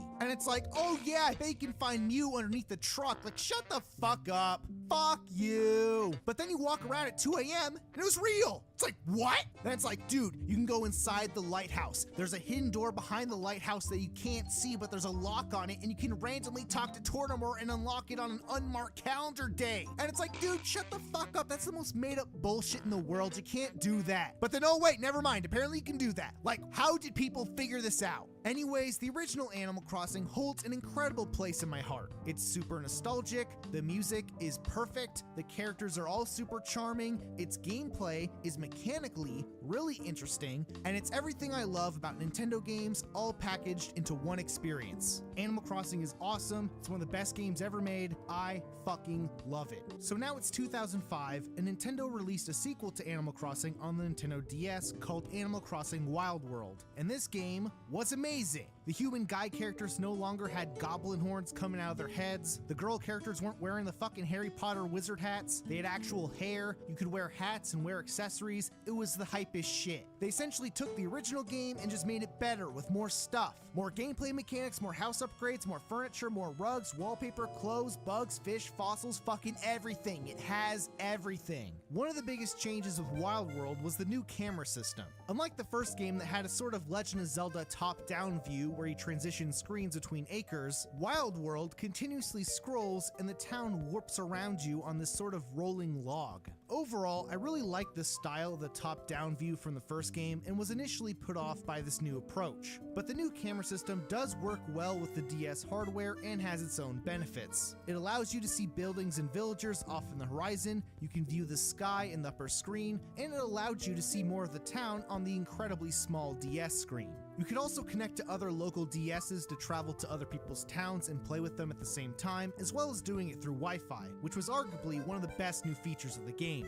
Now, the only downside of the multiplayer aspect of this game is that if you shared towns with another player, you would essentially become roommates and share one house together, whereas the original game allowed 4 players to each have their own individual houses, which was obviously much better. Now, despite this technical limitation, it didn't really matter. The more personal experience of having it on a handheld as opposed to a home console meant that you didn't have to share your system with someone else, giving your game file and your town the ownership you deserve. And since the game features real-time multiplayer with other players, there's almost little to no incentive to share a town with someone else when the biggest feature of the game is playing with other people. Wild World also brought some really interesting gameplay mechanics to the series. New notable changes were the new slingshot tool, which you could use to shoot down balloons out of the sky and go over in a fucking UFO, and the watering can, which can be used to water flowers and prevent them from wilting, as well as incentivizing the creation of hybrid flowers, which was a massive new mechanic for the series. By planting 2 of the same flowers in a group, it increases the chances of 2 flowers next to each other to spawn a different colored variation of the same flower the following day. Depending on the color of the 2 flowers, they will carry over their genetic information to the new hybrid flower, which will occasionally result in uniquely colored variants of flowers you can't buy at Tom Nook's store. There's black, blue, orange, pink, purple, and the golden watering can also gave you the benefit of turning black roses into gold roses. The museum also received a major overhaul. A major improvement to the series was that Blathers could now inspect fossils without having to send them through the mail, which was much more efficient and saved players a shit ton of time. An observatory was added to the 2nd floor where Celeste will allow you to stargaze and create constellations in the sky, and a cafe was added on the 1st floor where KK Slider will play songs on Saturday nights. And if you buy coffee from the Brewster, he'll start talking to you and you'll get some dank Animal Crossing backstory, okay? Fuck this stupid Dark Souls shit. No one gives a fuck about the furtive pygmy. Animal Crossing lore is way cooler. There's also a new beauty salon added to Tom Nook's store after he upgrades his store to Nookington's. And yes, that is the correct way to pronounce it. In classic Animal Crossing fashion, you can change your hairstyle by answering a couple of questions, and then Harriet will change the style and color of your hair depending on your answers, which usually resulted in some awful looking pink monstrosity where I would eventually just look up the answers to pick in order to actually make my hair look the way I wanted it to. A lot of the services and shops have also been consolidated in a much more efficient manner. Tom Nook's shop and the Able Sisters sit next to each other on the same acre to make a little shopping area where the Able Sisters now exclusively sell clothing and accessories alongside their usual custom patterns. The Town Hall is a new building that combines the post office, dump, and wishing well into one building where special events occur outside in the main plaza. And there's a town gate that combines the services of the train station station and the police station, which is mainly used for multiplayer. Wild World also streamlined the game by allowing players to save their game by just pressing start and quitting whenever they wanted to, which is by far the best feature. In the previous game, the only way to save was to talk to your gyroid at your house, but Wild World made saving such an easy task that Mr. Rossetti basically didn't even need to exist anymore. Now, while this game was like the hypest shit and I loved it, there was also some changes to the game that I personally didn't like as much as the original. First of all, the soundtrack wasn't as nearly as catchy. The first game's music featured a lot of goofy samples of cat noises, whistling, weird synths and stuff like that. It was so bouncy and happy and groovy and very chill. It nailed this beautiful mix of the colorful, goofy vibes of Animal Crossing. Whereas Wild World is still good, but I feel like the more organic sounding guitar strings and other instruments gets a little too repetitive. The towns also didn't have cliffs or any notable elevation changes, which visually made them a lot less interesting. Also, they got rid of the NES games and never brought it back again, because it was too cool. And now that Nintendo charges money for these things, they'll literally never do it again. Finally, another minor complaint is that Wild World removed a lot of the versions of the more traditional holidays like Christmas, Halloween, Thanksgiving, and replaced it with like made-up bullshit holidays that no one cares about. Like, oh boy, it's time to celebrate Yay Day, where you tell villagers like shitty knock-knock jokes. Oh, it's La-di-da Day, ooh, zippity-doo-dah Day, oh, like they fucking celebrate Kwanzaa. Like, dude, fucking black people don't even celebrate that shit. Like, what the fuck, where's Jingle? We genocided these Native Americans to celebrate Thanksgiving, and now we can't even have our bastardized, whitewashed version of history in Animal Crossing. This is fucking bullshit. Okay, the Trail of Tears happened so I could get the harvest lamp in Animal Crossing, and now I can't do that. Like, it's fucking ridiculous. Still, despite this, Animal Crossing Wild World is a goddamn classic. It was an awesome sequel, and I played the absolute shit out of it. Unlike the next game in the series, Animal Crossing City Folk. Now, this game was released in 2008 on the Wii, and while it's still a really good game, it was also somewhat disappointing. Overall, what made Wild World a good sequel was that the amount of new features, items, and gameplay mechanics was astronomical, where City Folk doesn't add as much new content to the series. In fact, it basically adds nothing. It features nearly the same identical camera system as Wild World, it brought over the same exact mechanics of Wild World, and barely added any new features of its own, and it even has the same identical soundtrack. There were some minor improvements to the older mechanics of Wild World, like obviously more fish and bugs and furniture and whatnot, but nothing substantial enough to really keep older players engaged. They brought back real holidays, you can now do pro designs and create more intricate patterns for your clothes, you could have multiple players live in separate houses in unique acres, they brought back the cliffs, which made the towns look a lot better, there were some minor town improvement projects, they added silver variants to all the tools alongside the gold variants, but despite all their best efforts, City Folk was basically like Animal Crossing Wild World Game of the Year Edition ported to the Wii with all the DLC. The most notable feature in City Folk was a city that you travel to by taking the bus, but from my personal experience, there really wasn't much of a reason to go there. All the best places like Tom Nook's shop, the Able Sisters, and the museum were all still inside your town, whereas all the stuff in the city was more gimmicky and didn't serve as much of a purpose. You could occasionally access Crazy Reds and visit Shampoodle to change your hair, but everything else was kinda whatever. There was a theater you could visit where players could learn expressions from Dr. Shrunk, you could visit the auction house to like sell items via Wi-Fi, which I never did, so it was basically useless. Gracie runs a shop that sells ridiculously expensive furniture and clothes that you could literally never afford ever because she's a fucking bitch. You could visit the Happy Room Academy and finally tell them to fuck off directly to their faces. I don't care about the points! Stop sending me letters in the fucking mail! You could visit Katrina and get a fortune, which is whatever. Kicks can shine your shoes, which automatically changes their color to match your hair or clothing. You could visit the Reset Surveillance Center to unlock the Silver Shovel, and that's about it. There's like some dude who sells balloons, like, I don't know, It's cool, I guess. To be fair, it was an interesting concept, and maybe it was just poorly executed. But for me personally, I don't play Animal Crossing to go to the city. It's just not the vibe I'm looking for. When I play Animal Crossing, I want to walk around the forest, want to talk to animals, fish by the lake, walk on the beach. That's why I love Animal Crossing. It's the complete antithesis to the chaotic world we all live in. Meanwhile, city folks just like, yeah, fuck that, let's go to the city. Loud as fuck, annoying ass fucking people, cars honking and screaming, like, get out of the fucking road. Like, I don't want that. I don't want to go to the fucking city. Now, the city is more of a personal complaint that I don't like, but if we want to talk about the actual worst aspect of city folk, it's by far the grass deterioration. Essentially, the game would track the player's movements throughout their town, and depending on how often they walked over the ground, the grass would start to deteriorate and form a path. And as a concept, it's really neat. But the issue is that if you play the game for hours on end and walk all over town, then all the grass in your town just gets destroyed and there's basically nothing you can do about it. It becomes such a problem that the lack of grass can cause certain insects to not even spawn in your town. Like, what a fucking terrible concept. Also, on a more random note, some copies of Animal Crossing City Folk came bundled with We Speak, which I honestly thought was something that they announced and never released, but apparently it did actually come out. It was basically a live microphone which acts similar to the Xbox One Kinect, where everyone in the room can just shout out their favorite racist slurs all at the same time while Kanye West's Power is on full blast and a baby is crying in the background and the mic just picks up everything all at once. Now, for me personally, I never had any desire to use this thing because I never trusted anyone online to go inside of my Animal Crossing town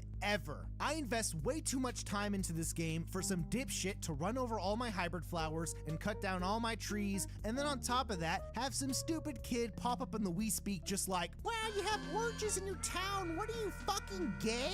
Oh my god, you have pink hybrid flowers, you're fucking gay, this town's gay. Like, why would anyone want that? One of the main reasons why I love playing video games is because I don't want to fucking talk to people. I will speed run my way to turning off voice chat in the settings of every video game I play. Like, do you think I play Animal Crossing to have human connections? No, of course not. I'm friends with a fucking bird. I want to fish by a river by myself and plant flowers, and I want to dig up a gyroid and put it in my house and make it do fart noises, okay? That's what I want to do, all right? I'm having fun by myself, thank you very much. Now, I'll take some screenshots and show off my town on social media, but don't fucking come. I don't want you here. This is my fucking town. Oh, you trying to sneak in here and steal all my fossils? Oh, you trying to talk to all my cool-ass villagers to bring them over to your little shithole town with pears? Yeah, no thanks, buddy. Get the fuck out of here. Anyways, City Folk was just whatever. I didn't really play it that much because I kind of just got bored of it, but it's still pretty good because it's just the same game as Wild World with some new stuff. So when Nintendo released the trailer for Animal Crossing New Leaf,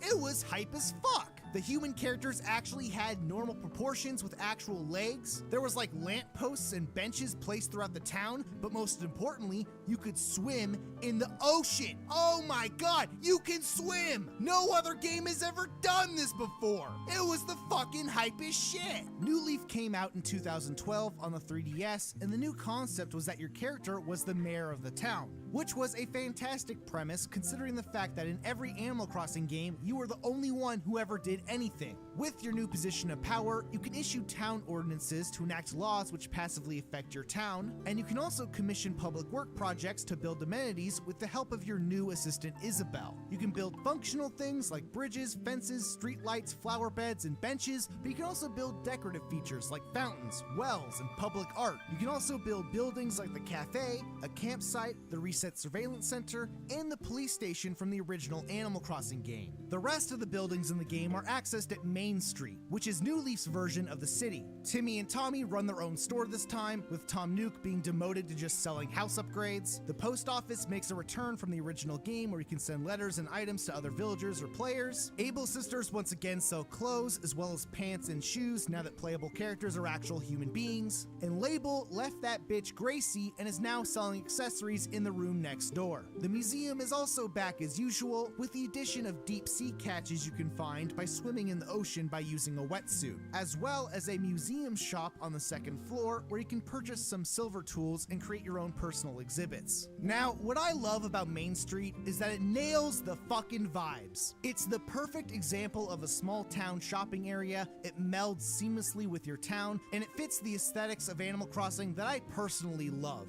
It's fucking beautiful. Another great thing about Main Street is that as you play through the game, it continues to develop and evolve. Kix from City Folk will eventually establish his own store next to the Able Sisters. Shampoodle will move into the second floor. There's a new gardening store run by Leaf where you can buy flowers, saplings, and shrubs. Club Lul replaces the Roost in the theater as an entertainment venue where KK Slider performs on Saturday nights. The Fortune Shop is just the Fortune Shop again, and you can unlock the Dream Suite, which allows you to visit other players' towns that were uploaded to the internet. There's also the Happy Home Showcase where you can view houses of other players you've street passed, and you can also special order their furniture in their house. But for the most part, it's just an ugly gate that Digby awkwardly stands by 24/7, and I kinda fucking hate it because it's so transparently artificial. Like, this dude does not fucking move ever. He's such an NPC video game character, like he's a fucking alien. There's also a new store located in town called Retail, which is run by Reese and Cyrus. You can resell items to them at a higher price than Timmy and Tommy's store, and their other main service is being able to customize furniture for your home. Basically, this was the main place you would go to sell items to make money, which I found a little disappointing because frankly, I like Timmy and Tommy more, and these guys are just kinda whatever. The island also makes a return from the first game in the series, where the previous town mayor Tortimer runs an entire shop where you can participate in multiplayer minigames. The main benefit of traveling to the island was being able to catch all the rare fish and bugs which only appeared in the summer and reselling them for a massive profit. In fact, this new strategy for grinding for bells was mainly one of the biggest reasons why I stopped playing. With the new addition of all the public work projects, the sum cost to build up your town with bridges, shops, and other amenities became extremely expensive.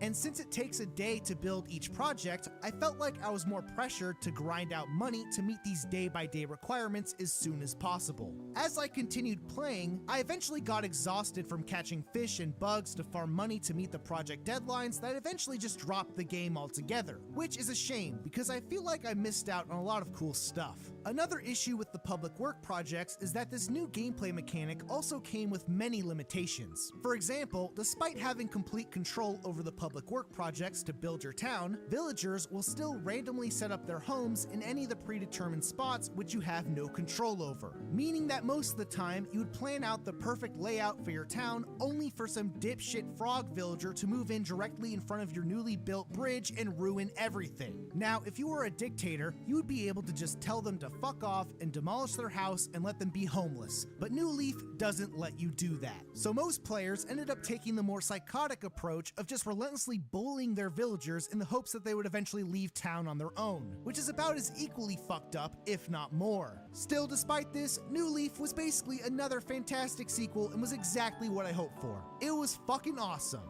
In fact, New Leaf was so awesome that the hype for the next game in the series was unreal, especially since most people were anticipating that the series would finally be back on console. The wait for the next game was also incredibly painful because Nintendo spent a ton of time messing around and releasing a bunch of Animal Crossing spin-offs that I personally did not care about. Animal Crossing Happy Home Designer was released in 2015 as a sort of interior design game through the Animal Crossing universe, which honestly seemed kinda boring to me. They also released Animal Crossing Amiibo Festival the same year, which I think was like a shitty Animal Crossing Mario Party game that no one wanted. But fully knowing this, Nintendo decided to exclusively package the game with the Isabelle Amiibo so all the obsessive Animal Crossing fans would still buy it despite the game sucking dick. But then Nintendo was like, fuck it, we need even more money. So then they also included another amiibo of the shittiest character in Animal Crossing alongside the bundle to jack up the price even more. Like, what a bunch of assholes. They also made a mobile game called Animal Crossing Pocket Camp in 2017 where players designed a campsite, and apparently some people liked it, but I never played it because, you know, it's a fucking mobile game. Anyways, Nintendo eventually got their shit together and announced Animal Crossing New Horizons at E3 2019, and the hype for this game was unreal. real. The game looked beautiful, it took place on a remote island, they showed off a ton of new mechanics like material gathering, an entire crafting system,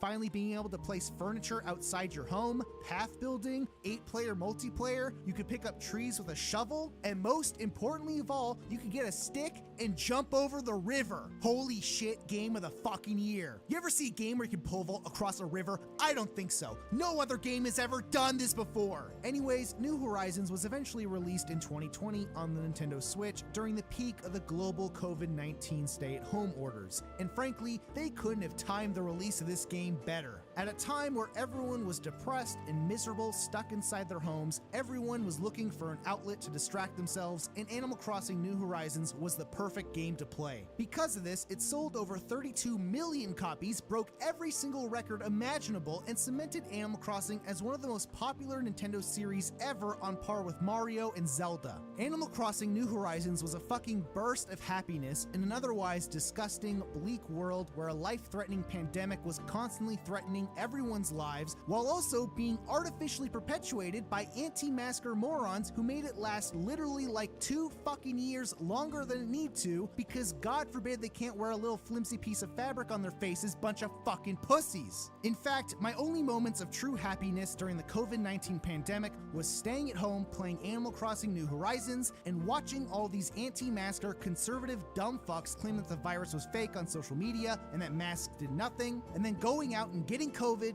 and then fucking dying a week later, and it was hilarious every time it happened, and I don't care. Fuck them, fuck their stupid friends, fuck their inbred, neurodivergent, retarded ass families. The only downside to the pandemic finally starting to end is that more of these dumb fucks will no longer die in the most embarrassing way possible. Animal Crossing New Horizons was the only good thing that happened, everything else sucked dick. So with all of that out of the way, New Horizons was a pretty good game, but it wasn't nearly as good of a sequel as Wild World and New Leaf were. You see, while New Horizons added tons of new features, it also had a lot less content from the previous games and was outright missing a lot of the core features the series was known for. The game was missing a lot of shops, there was no Main Street shopping area equivalent, Crazy Red wasn't even in the game at launch, Tom Nook's store only had like 1 upgrade, the cafe was just gone, gyroids were non-existent, the game had notably less interactions with villagers, a lot of the fruit trees added in New Leaf were missing. There's just a lot of missing features that didn't carry over to this game.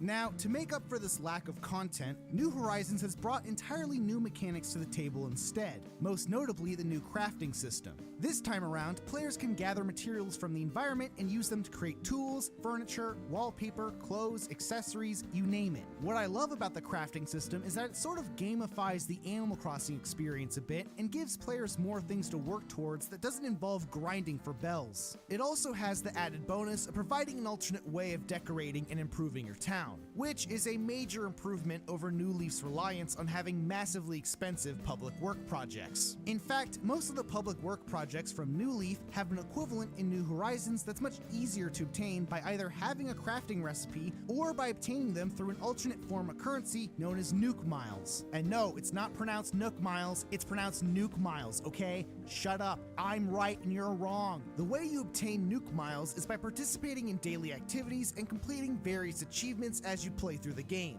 which again gave players more things to do on a daily basis. All these new mechanics are propped up through Tom Nook's latest scam, Akka, the Nuke Inc. Getaway Package. Initially, Tom Nook sells the player on the idea of a deserted island vacation getaway, but as time progresses, you slowly start developing the island to attract new villagers and eventually transition the island into a full-blown tourist destination, where the finale of the story involves getting KK Slider to visit the town to play a concert. This entire experience from start to finish is one of the only moments in the entire series where the game's credits actually felt like the ending to a game. And despite not playing it for very long after, it still gave New Horizons a sense of closure that I really appreciated. Showing up to a shitty island with absolutely nothing and turning it into a full-blown town was incredibly rewarding. And if anything, all of New Horizons' gameplay mechanics work together to strengthen this initial experience of completing the main story. In fact, the truly massive improvement to New Horizons in comparison to New Leaf is the amount of freedom players have when building and developing their towns. Right from the start, players have complete control to choose the location of every single building and infrastructure project down to the exact tile, and almost all the problems from New Leaf are essentially gone. In fact, once KK Slider shows up to your town, you also unlock the Island Designer application in your Nuke phone, which allows you to adjust the exact layout of your town to your heart's content. Players can create ponds, they can create cliff sides to adjust the verticality of their town, they can add waterfalls, they can adjust the paths of the rivers, they can create pathways between buildings, and you can essentially change every single aspect of your town right down to a single tile. So with all that said, Animal Crossing New Horizons was very good. It's a very solid experience that I personally really love, and I could recommend it to just about anyone.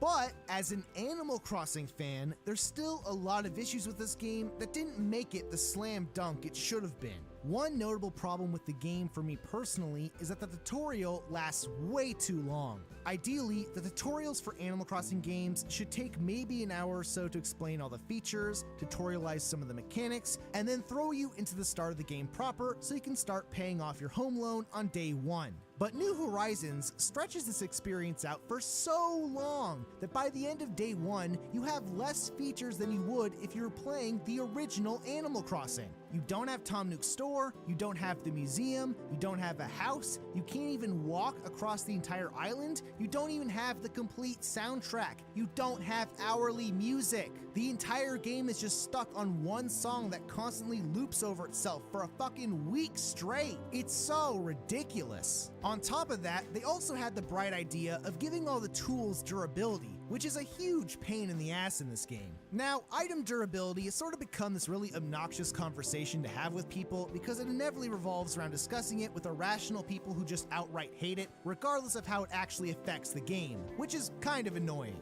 Breath of the Wild is a perfect example. Everyone loses their minds over the durability of weapons in this game, but at the end of the day, it doesn't negatively affect the combat system in a substantial way. Whether or not you have a sword, or a spear, or a two-hander weapon, or a bow, or a boomerang, or an elemental weapon, they all serve the exact same function of killing monsters. And the combat system is always fun, regardless of how good or bad your weapons are, and you also have runes and other means of killing monsters even when you have nothing. In contrast, tool durability in New Horizons is more frustrating in this case, because each tool in the game has a very hyper-specific function that the other tools cannot serve. For example, if you're trying to catch bugs in New Horizons and your net ends up breaking, then you can no longer catch bugs and you have to get a new one. There is no other option. So as a result, you end up in this really obnoxious situation where you have to counter this system by essentially crafting a shit ton of tools and storing them in your house. And then when you want to do some fishing, you have to go out with like 4 fishing rods in your inventory and preemptively prepare for them all to break. It's just not a very fun solution. You see, unlike all the other activities in Animal Crossing that are enjoyable wastes of time, having to gather materials and craft 20 backup sets for all of your tools is a miserable waste of time. To top it all off, if there was any game in the series where the gold variants of the tools should all have infinite durability, it should have been New Horizons, but it doesn't. The gold tools still end up breaking. Like, what the fuck? Why even make them? And it's not like this is something they missed or didn't think of. Like, this is precedent from like the original Animal Crossing game. The axe in the previous games always had durability and the golden axe didn't. That was the benefit of having the golden axe. So why don't they have it in this game? Another issue I have with the game is that the DIY crafting system also created some unintended consequences with the way you obtained furniture. Essentially, you can either purchase furniture from Tom Nook's store with bells, or you can obtain a DIY recipe for free, but then have to create the furniture by gathering resources. It's a very good concept that I think is brilliant, but the main issue is that the only way to obtain the DIY recipes is by randomly obtaining them from villagers or by finding a message in a bottle. Initially, before the game was released, I thought Tom Nook would be selling random DIY recipes in his store alongside the furniture, but this sadly wasn't the case. As a result, roughly half of the furniture in the entire game isn't even available in Tom Nook's store. Entering the store on a brand new day and having all the furniture end up being duplicates of items you already have was an everyday occurrence. And it also didn't help that it was entirely possible for the game to give you duplicates of DIY recipes which you already have. This isn't even addressing the issue that some furniture through the DIY recipes can also be absurdly difficult to craft due to the rarity of the materials. So when you do finally find some really cool DIY recipe, you usually end up never making it, which is by far the worst possible outcome. Also, did anyone else find it needlessly cruel and unusual that you unlock the landscaping tool after you obtain a 3-star town when all of your buildings and bridges are already in place? Like, why the fuck would they do it like that? With the system as it is, you can't even remodel your town once you unlock it because now you have to move all your buildings and demolish all the bridges and ramps in order to even rebuild anything from the ground up. To make matters worse, it takes an entire day to move one building, and Tom Nook charges you fucking 50,000 bells per building. And then once you finally can afford it and move the fucking thing, you can finally terraform the area and do whatever you wanted to, and then you have to pay Tom Nook another 50,000 bells to place the building in the spot you actually wanted. So it actually takes 2 days and 100,000 bells per building. Like, what the fuck is this shit? And people say Tom Nook is a good guy. What a bunch of morons. Alright, Tom Nook has always been and always will be a greedy capitalist fucking asshole. Like, these dumb fucks will be like, oh man, he doesn't charge you interest on your home loans. He's actually really accommodating. Like, shut the fuck up, you fucking bootlicking peasants. I mean, did you guys even play New Horizons? This is the worst game to date. Tom Nook is back at it again. You spend all your time and energy in New Horizons developing Tom Nook's island for his company, which you don't own or have any stake in order to get KK Slider to show up to generate more tourism and clout for Tom Nook's island to generate more money for the town which you built by yourself with your own materials on the island you don't own exclusively for Tom Nook, while you are also paying off your mortgage loans for your house, which you still don't technically own, on the fucking deserted island vacation getaway that you fucking paid for. Like, you are the biggest cuck in this game. Like, why the hell do I have to pay bells to develop infrastructure for Tom Nook's island? Like, bitch, it's your fucking island! Why don't you pay for it? You do all this shit for Tom Nook's island and he still doesn't even pay you. He doesn't give you anything. It's fucking ridiculous. You water the flowers, you plant trees, you gather materials to build fences, pathways, critical infrastructure. You build the museum's entire exhibits from fucking nothing. You go out on island tours and colonize other islands to harvest their natural resources. You do free outreach for Nook Inc. to persuade other villagers to move to Tom Nook's island and literally pay Tom Nook money to build the villagers' homes, who will still end up paying Tom Nook anyways. He's a fucking asshole, and if you think he's a nice guy, you're a fucking moron. You're being duped by a capitalist mastermind. You are a fucking cog in the machine of the Nook Inc. Corporation. You are helping Tom Nook develop and fund gay whore pedophile bathhouses on his private islands, and he's fucking raping Timmy and Tommy and all the kids, and the blood is on your hands. Wake the fuck up! What the hell was I even talking about?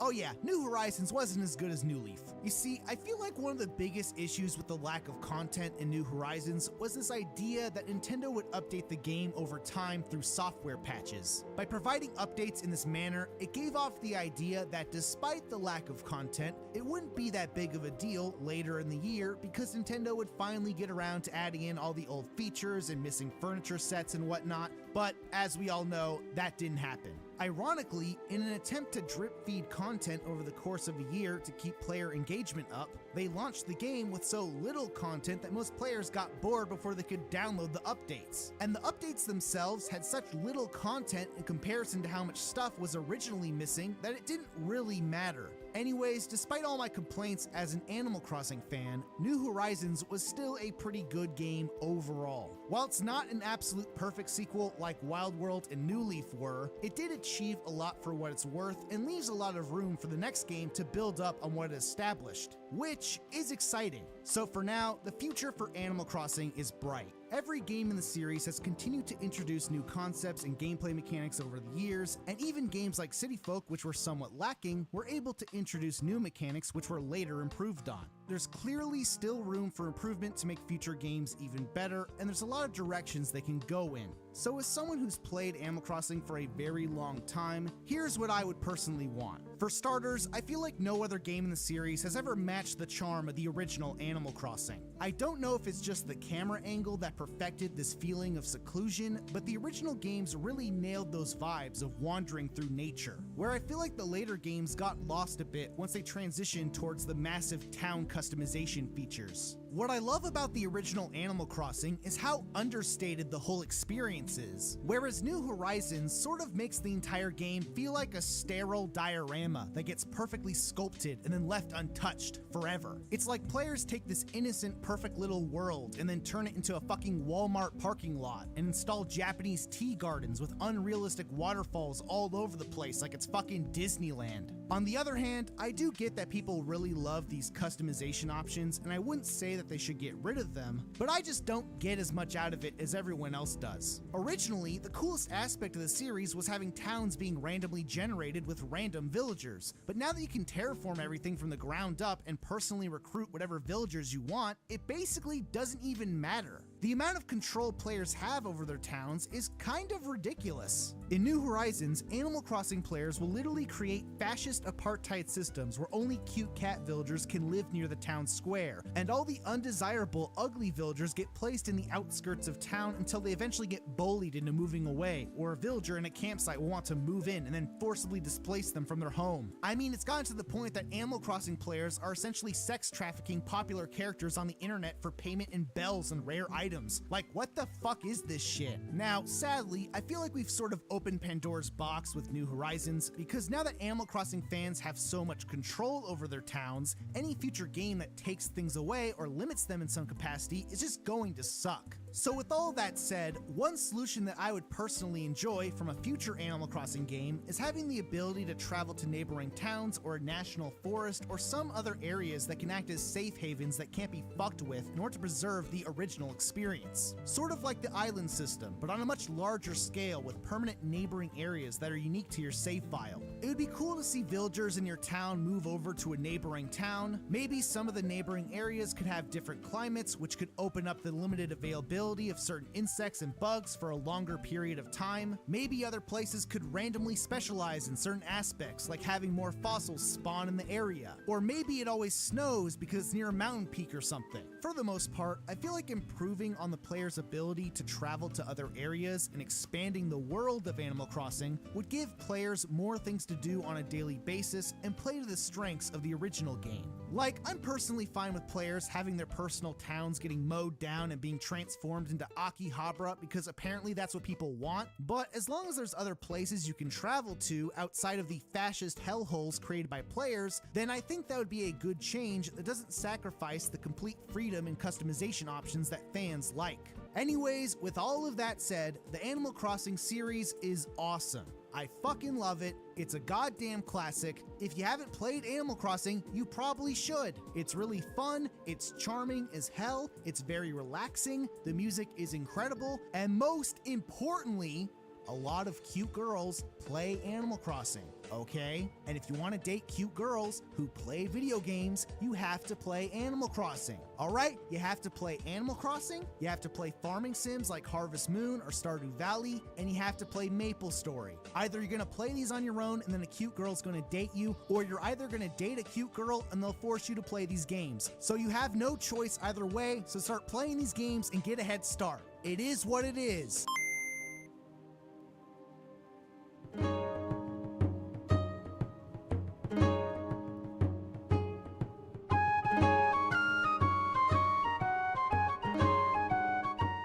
There's one very important thing I need to preface before beginning this video. The Wind Waker is one of those games I hold very close to my heart because of the memories I have with it as a child. This was my very first Zelda game, and one of the first GameCube games I ever played. I love it to death. No matter what I say in this video, no matter how far I try to separate myself from my biases, they exist and they will affect the video in some way. Maybe I'll be too critical, too forgiving. Whatever the case, there's nothing I can really do to prevent this. I will certainly try my hardest to critique this game as fairly as I possibly can. We start, as always, with the remake differences. The biggest change comes with the swift sail, which rapidly increases your boat's movement speed, and will change the wind direction depending on where your boat is pointing. This cuts down on the frequent use of the wind's requiem that was present in the original version. I like that it's an upgrade and isn't given to you at the start of the game, because it allows for a meaningful feeling of progression for the boat that doesn't exist otherwise. The Triforce chart quest at the end of the game has been tweaked to be more manageable. Instead of having Tingle decipher 8 Triforce charts, 398 rupees each, you can instead find 5 pieces of the Triforce on your own using the Incredible chart. This means you only have to have Tingle decipher 3 of the charts. Paired with the minimum wallet size bumping itself up to 500 instead of 99, it makes the quest much less time consuming. Finally, the most substantial change is the integration of the gamepad. It allows for on-the-fly weapon switching on the touchscreen via dragging items onto face buttons. It's similar to the previous 2 3DS remakes, but in the Wind Waker you don't have to pause your game to move items around. It also lets you look at and interact with the map while you're sailing. These changes alone elevate Wind Waker HD to soaring heights as a remake, but a variety of small tweaks solidify it as the definitive experience. When using the grappling hook, you can now change swing direction while you're swinging, as opposed to only being able to change it after coming to a stop in the GameCube version. Gyro control is back and better than ever for aiming. The cutscene for the grappling hook on land and while roping up treasure on the seafloor is much faster. After you play a Wind Waker song once, it won't repeat the song back to you. The effect of the song will simply activate. The Wind Waker itself is now forever bound to the D-pad for instant use. This means you don't have to waste an item slot for the Wind Waker like you did in Ocarina of Time's original version. Similarly, on the boat, the cannon and grappling hook attachments are on the D-pad, so you don't need the bombs or grappling hook equipped to face buttons to use them on the boat. The pictograph can hold up to 12 photos, and you now get the deluxe picto box via completing the quest on Windfall Island without having to bottle a ferry from the Lost Woods. Pictures will also tell you if you captured a correct shot of characters that can be turned into statues at the Forest Haven, significantly reducing the margin for error. Finally, a hero mode has been added where you take double damage and there are no heart drops. You're forced to heal using fairies, potions, and heart piece or heart container pickups. From experience, hero mode is the definitive way to play the Wind Waker. My 100% playthrough was done on normal for the sake of review, but I have done an any percent run through of the game with hero mode and can safely say it's a breath of fresh air after the ease at which I completed the game on normal. It isn't a perfect solution, and I would have preferred the game organically raise its difficulty by virtue of its design, similar to Master Quest. However, I realize this may have been a feat outside of the likely small porting budget. At the very least, hero mode adds challenge. It doesn't really take anything away by existing. All of these changes are more than welcome, and the touch-up to the already timeless graphical style is great, but I feel this is a case where the graphical enhancement is a bit overkill. The bloom effect is excessive, and the character models don't look as solid as they did in the original. The colors look a bit washed out. This is especially evident while you're on the ocean. It frustrates me that the game couldn't have simply been an HD touch-up of the original, because that's all the art style really needed to remain effective.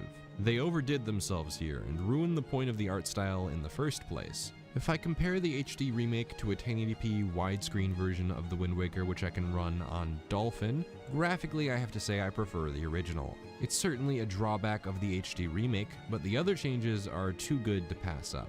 I suppose I should jump right into talking about the art style. Considering the Wind Waker is technically a sequel to Majora's Mask, it makes the art style of the Wind Waker feel even more suspect. Ocarina and Majora were more realistic, and Majora in particular used this to craft an even darker atmosphere. The Wind Waker is one of the most feel-good games I've ever played in terms of its aesthetic. Everything is bright and colorful, character models are wacky and chibi-esque, they make strange noises, Link is so fucking expressive. That's what I really love about it. The enemy models are similarly cartoony, and I think it lends an air of uniqueness to each combat encounter. The music accentuates this feeling. It's always upbeat and adventurous. Even the darker themes still feel a bit cartoony, especially the combat theme.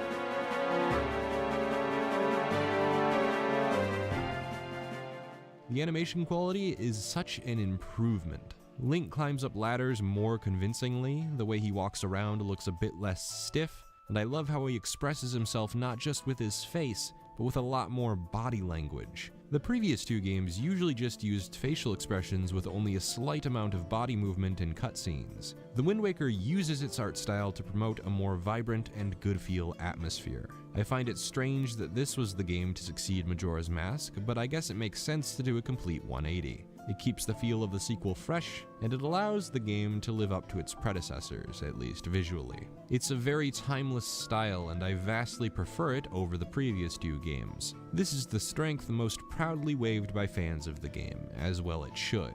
It's very easy on the eyes, and future-proofs itself much better than any other 3D Zelda. To this day, the original GameCube version still looks phenomenal. You get a pretty good idea as to what you're in for when you boot up the game. The title screen is lush, the music is more upbeat and cheerful, and it pans around Outside Island, letting you take in the environment.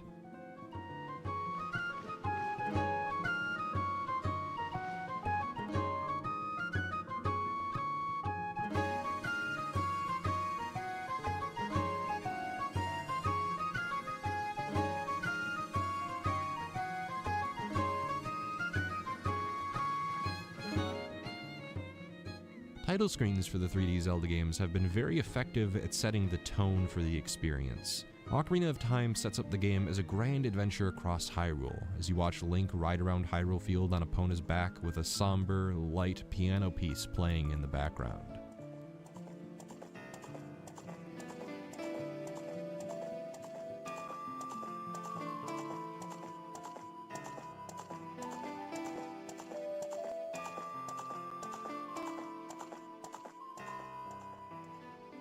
You get the feeling you're watching the prelude for a typical adventure. Majora's Mask starts off in the same cheery way as the Wind Waker, panning across Termina to the various townsfolk.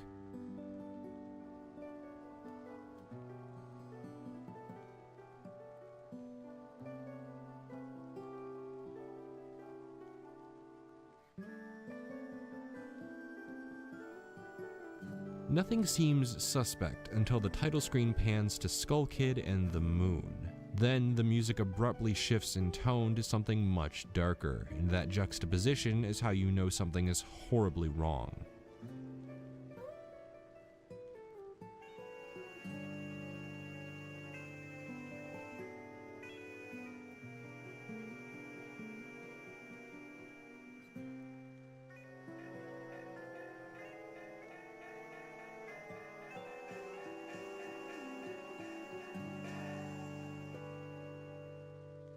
The Wind Waker is cheerful all throughout the title sequence, and it presents the idea that you'll be going on a much more pleasant adventure than previous Zelda games, perhaps meant to resonate with a younger audience. Once you start your save file, the game establishes itself as a sequel right off the bat. It recaps the story of Ocarina of Time up to the beginning of Majora's Mask. Apparently, while Link was off finding Navi, Ganon reawakened and flooded all of Hyrule. The hero of time never returned to save the day. This is what I gather from the game. I haven't really paid any attention to the official timeline, so that could be a wrong assessment. I'm just going off what the game told me. Plus, the fact that it's a sequel to the previous two would infer that it's taking place after the previous two.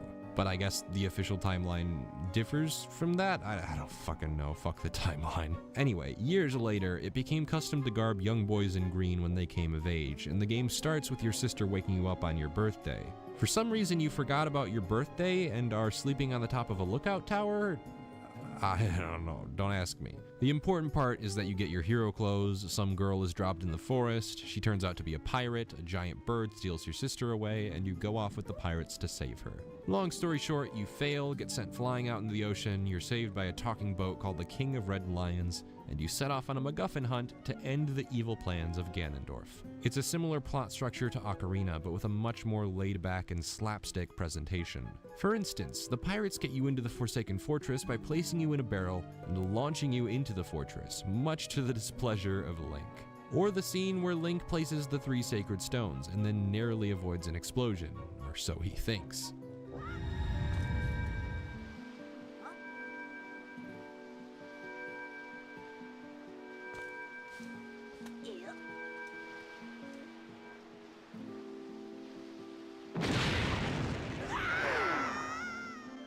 This never ceases to get a chuckle out of me. What I love most about the story is that it knows when to be serious. When Medley and Makar are learning of their ancestry and coming to terms with their positions as sages, they have time to think about what's to come. Medley in particular is shown worrying about the future of Komali, who she's been entrusted to guide. Or when at the end of the game, Ganondorf is given some actual character development where he explains there was much misfortune and death in the desert where he lived, and he was jealous of the good fortune present in Hyrule. This is why he wants the Triforce so badly. And when he loses Hyrule after the King of Red Lions floods it, he snaps and attempts to kill Link and Zelda to prevent them from living out the future the King of Red Lions wished for them. I think for this reason, The Wind Waker has the best story so far. Plot-wise, it's by the numbers, but there are so many memorable characters and a lot of the cutscenes are so silly that it adds brevity to an otherwise serious story without forgoing the serious aspects that were ever present in Ocarina of Time. Sure, it never purports to be as dark as its predecessors, but I think I prefer the tone and structure of the storytelling in The Wind Waker over its predecessors precisely because it manages to balance its light and dark tones superbly well. As for Majora, I don't find the story itself to be the most compelling part of that game. It's mostly the darker atmosphere and side characters, so I have no qualms in saying The Wind Waker has a fantastic story presentation, especially for the younger demographic which it's so clearly aimed at. And once again, there are themes that can be enjoyed by anyone, especially with the King of Red Lions, who has to let go of his old generation and embrace the new, different generation. Whereas Ganondorf represents the part of that old generation that can't let go of the past and won't allow the new generation to take hold. If I had one criticism of the story, it's the handling of Tetra. She starts off the game as a playful pirate captain who takes zero shits. I like how sassy she is and the way she passive-aggressively interacts with Link. If she was consistent with this character, she might be my favorite incarnation of Zelda. The issue pops up near the halfway point of the game, where it's revealed that she was Zelda all along, and for some reason she accepts this without any complaints, and remains that way until she becomes Tetra again at the end of the game. It's hard for me to swallow that Tetra wouldn't reject her ancestry, and it's clear by the end of the game it was wrong for the King of Red Lions to hold her to steadfast tradition. Overall, though, it's a succinct Zelda story that never oversteps its boundaries. It respects what should be the more important part of the game, which we'll dig into right now: sailing. This is what you'll see on the front of the box art, this is what the promotional material is all about, this is what's pronounced no matter where you are: the Great Sea. It's a vast 7x7 tile grid of ocean. Apparently it's 7,000 by 7,000, but there are no units of measurement, so I'll just assume meters? That's what they use in Japan, right? Look, I'm not an expert at this stuff, and it doesn't really matter. What does matter is that the Great Sea is pretty damn big. The kicker is that most of that size is the ocean. Each square tile has one island in it, with a few barrels, submarines, or lookout platforms to fill extra space. You'll be sailing a lot, and this presents the core conceit of the game, which is to encourage exploration at every turn. You can talk to fish in the ocean by giving them bait, and they can fill in parts of your sea chart to show you where the island is and give you a bit of information about the tile you're in. Additionally, when you open a sea chart, you can find a huge glowing pillar where the treasure is located, and when you dig up that treasure, there's a red circle mark to indicate you found a treasure. These two aspects encourage you to chart the Great Sea for everything it may hold. The pure satisfaction of that activity can't be understated. It's simple pleasure, but I enjoy looking at my sea chart and seeing everything filled in. It calls back to the original in a profound way, and it also makes me feel like a pirate. Your map is practically empty when you begin. You have no idea what each tile holds. You're required to explore the Great Sea thoroughly to find out. That's not enough though. You can't just play the entire game talking to fish and digging up treasure and call it a satisfying experience on its own. The islands and rewards matter just as much, if not more, than charting the Great Sea. It's here where The Wind Waker begins to betray its own thesis. There are quite a few islands that are very interesting. I've always enjoyed the flight platform, where you use your Deku Leaf to navigate to the end of a long stretch of ocean. You have to manage your use of the updrafts to keep you afloat, but avoid overusage of them because it means you probably won't make it to the end. It's a fun challenge in and of itself. Similarly, I enjoyed the island where you play golf with the Deku Leaf, a very unique and fun challenge with a worthwhile reward. Of course, the main islands you have to travel to for the main quest offer as much content as you'd expect them to. I particularly like the lava and ice islands you have to freeze and melt with your fire and ice arrows. They have mini dungeons in them that unlock the power bracelets and iron boots. This is the better side of the Great Sea, and it's what kept me going. However, there's a much darker side to the Great Sea and optional content in general. There are a plethora of islands that shamelessly repeat content. The most glaring issue are with the various reefs. They exist so you can bomb the ships and cannons, spawn a treasure chest, and then walk all the way around the reef for a good spot to use the Deku Leaf to glide over to the treasure chest. And you repeat this activity a total of 6 times. This means there are 6 titles that net you a treasure chest by doing the exact same thing. Similarly, there are several submarines with the same inside layout, just with different enemies to defeat. I mean, for fuck's sake, even the ghost ship uses the same room layout as the submarines. It's really disappointing. Especially when you look out at the Great Sea on Outset Island and expect something wonderful out there. Instead, there's just a lot of sailing, with hit or miss rewards lying in wait. For every interesting island, there's either a boring island where you get something and leave, or something equally boring on an interesting island that's part of a boring quest chain. For example, the Private Oasis is a pretty interesting island. You can get a sea chart there and travel under the cabana for a piece of the Triforce. God help me, I'm never gonna have the patience for this slide puzzle, but it's only for rupees, so I can gladly ignore it. But there's also a Korok there who's planted one of his trees. He's one of 8 Koroks across the Great Sea on various islands you have to visit with a single bottle of forest spring water that lasts for 30 minutes. The side quest almost guarantees that you'll have to visit various islands over again just to water some fucking trees. Additionally, there's a trading quest where you have to trade items between 3 Gorons on Great Fish Isle, Mother and Child Isles, and Bomb Island until you have the legendary shop statue, which you can give to the Goron on Great Fish Isle. This involves always holding on to the most expensive item and traveling to the other 2 Gorons to see which of them makes a better offer. What does a quest like this accomplish for the player? I don't understand why trading sequences are recurring themes in the Zelda franchise. I haven't found a single person who finds them engaging in the slightest. This is probably the worst instance of them based on how long it takes to complete. Let's talk about the sea charts themselves. To get all of them, you have to do a series of side quests, and you won't even know you have all of them unless you know there's only 1 per island. You can deduce that there are 49 islands, so there must be 49 charts, including the Triforce charts. If you don't know that though, you have to look that shit up yourself. You also don't know what you'll be getting until you go out and see it for yourself.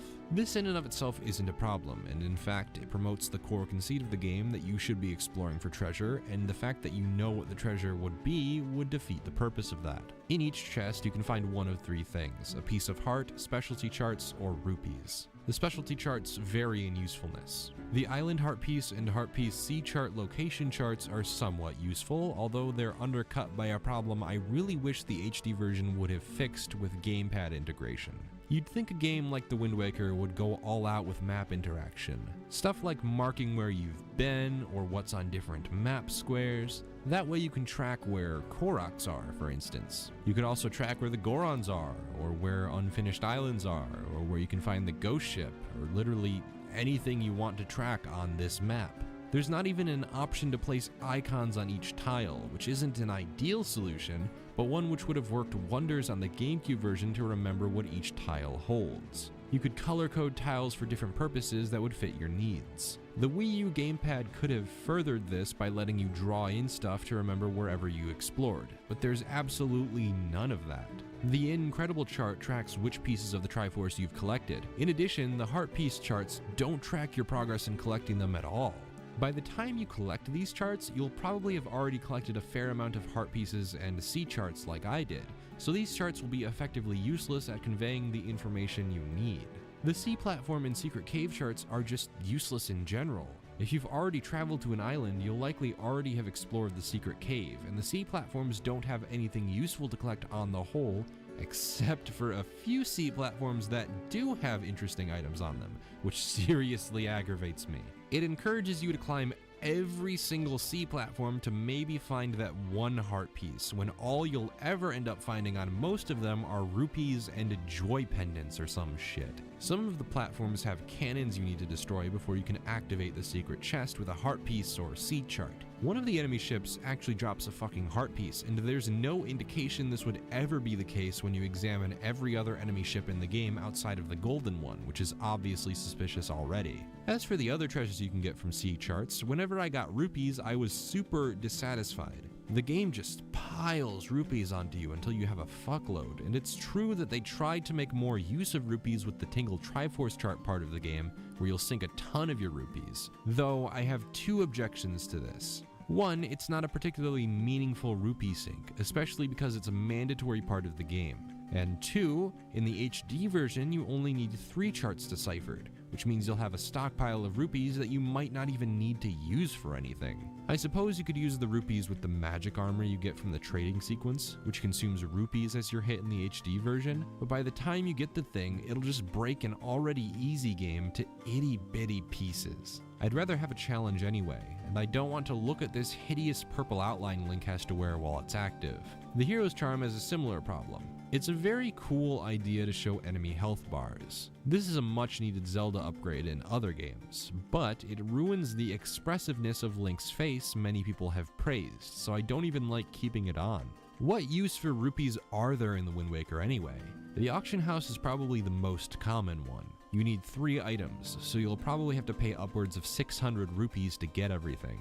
You end up paying around 500 rupees or so when you do the trading sequence correctly, and when you decorate the town with trading items, you'll probably spend around 100 or 150 rupees depending on what you buy. Outside of that, you probably pay around 5,000 rupees overall to fully complete the Squid Hunt minigame, but it comes with the added cost of forking over 3 or 4 hours of your life to play a stupid randomized cannon minigame. Yeah, I don't like this minigame, can you tell? In fact, wow, when did the minigames take a step backward?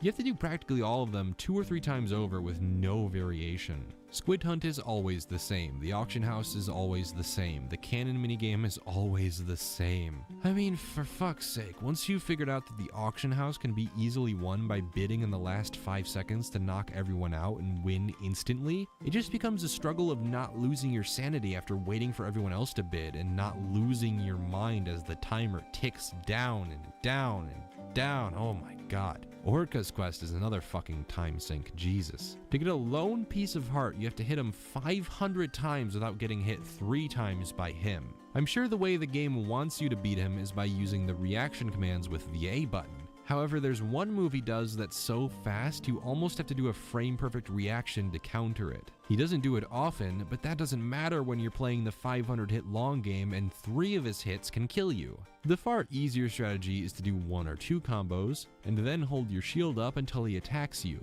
You rinse and repeat this with almost no variation.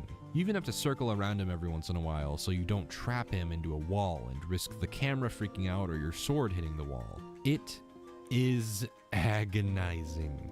The repetitive nature of the game's extra content is compounded by the game pushing you to do almost all of the optional content near the end. At the beginning of the game, you don't have a whole lot to work with. You aren't even allowed to branch out until you obtain the Wind Waker, which is understandable because you can't change the wind direction. But on the other hand, the fact that the King of Red Lions takes so long to give the damn thing to you makes no sense to me. He clearly has it in his possession when you first meet him, but he doesn't give it to you then. No, he waits until after you've completed Dragon Roost Cavern. Once you can actually explore, there aren't a whole lot of islands you can interact with until you get the bombs in the Forest Haven. That's when the Great Sea truly opens up.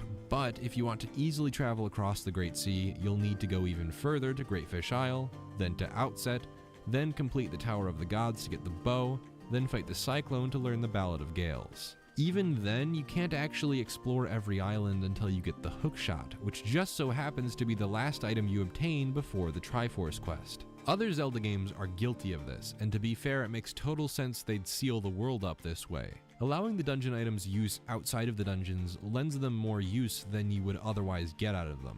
Part of the fun to complete a Zelda game is to notice you can't do something here yet and keep it in mind for later.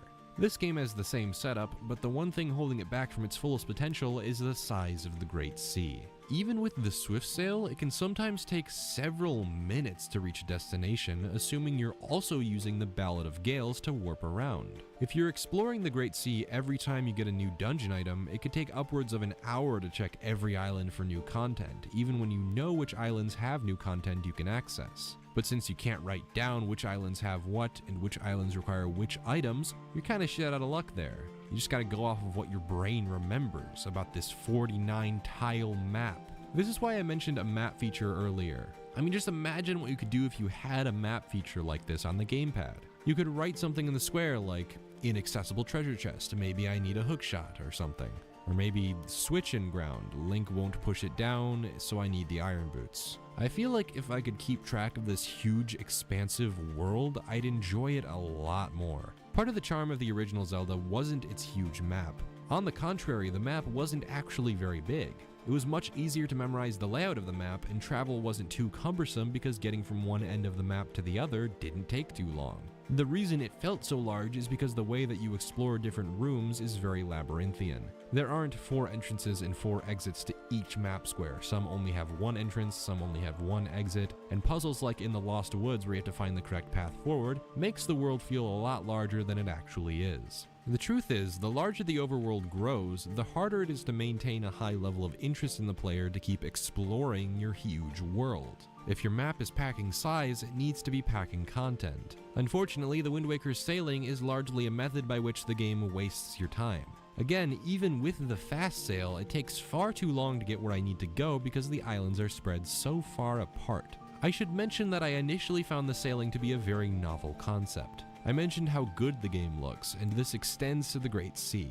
Watching your boat rocket across the waves, bobbing up and down, parting the water as it tears through it all, and the ever-memorable music of the Great Sea playing in the background, it's relaxing, I have to admit that. Nothing stays perfect forever though, and this is definitely the case with the sailing. After maybe the halfway point of the game, when you'd really start to get into the exploration, sailing starts to get really boring. There isn't a whole lot to do while you're sailing, outside of the occasional rupee to collect on a barrel.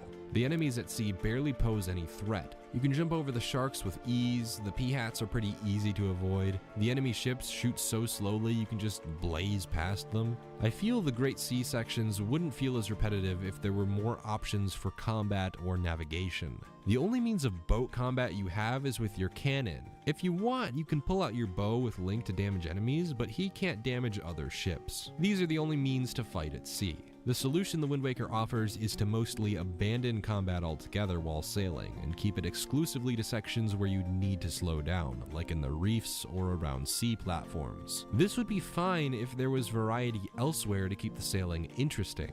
Aside from the fast sail, you can't upgrade the ship. You can't make it bigger, for instance. Maybe then you could have expanded your combat capabilities. Or maybe you could get an upgrade for a hovercraft if they wanted to go that route. Those might sound like stupid examples, but then again, I'm not a game designer. I'm just trying to offer solutions, because I feel bad just saying the Great Sea gets too repetitive too easily, we need more variety here, without offering potential solutions of my own.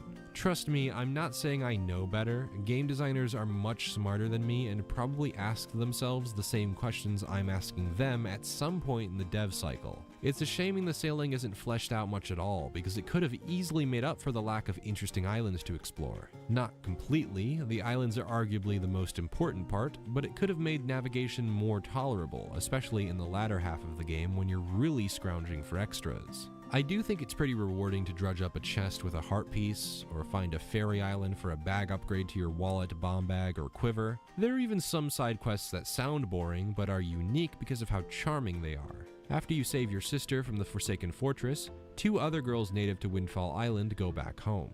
The rich father spent all of his money to the pirates to get his daughter back, and the other father, who was poor previously, takes over the mansion and becomes rich himself. It's a pretty cool way to make Windfall feel a bit more dynamic, but what I love most of all about this is the side quest with the daughter and a moblin named Mo.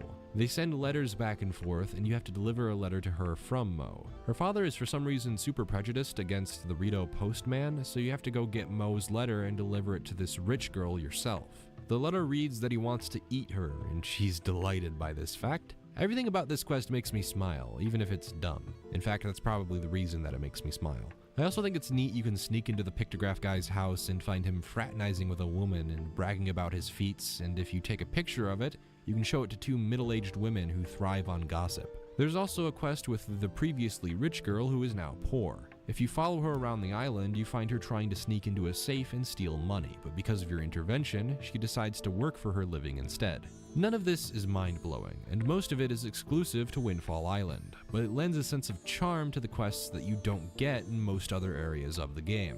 The Savage Labyrinth is one of the stronger side quests. It focuses entirely on combat, which is a good time for me to get into how the combat works. While it isn't a huge step up from its predecessors, it is a step in the right direction. Combos mostly work the same. The big differences come in the more fluid animations and the addition of reaction commands. Fighting the Darknuts will prove difficult because they have armor protecting every layer of their body. You can take it off by hitting the straps on their back, and to remove their head armor you have to wait until a reaction command pops up, hit the A button, and do a front flip sword attack to remove their helmets. The reaction commands are mostly used exclusively for Darknuts, but you sometimes use them against other enemies, like the mini-boss in the Forbidden Woods, and the fight with Ganondorf at the end of the game to deliver the climactic final blow.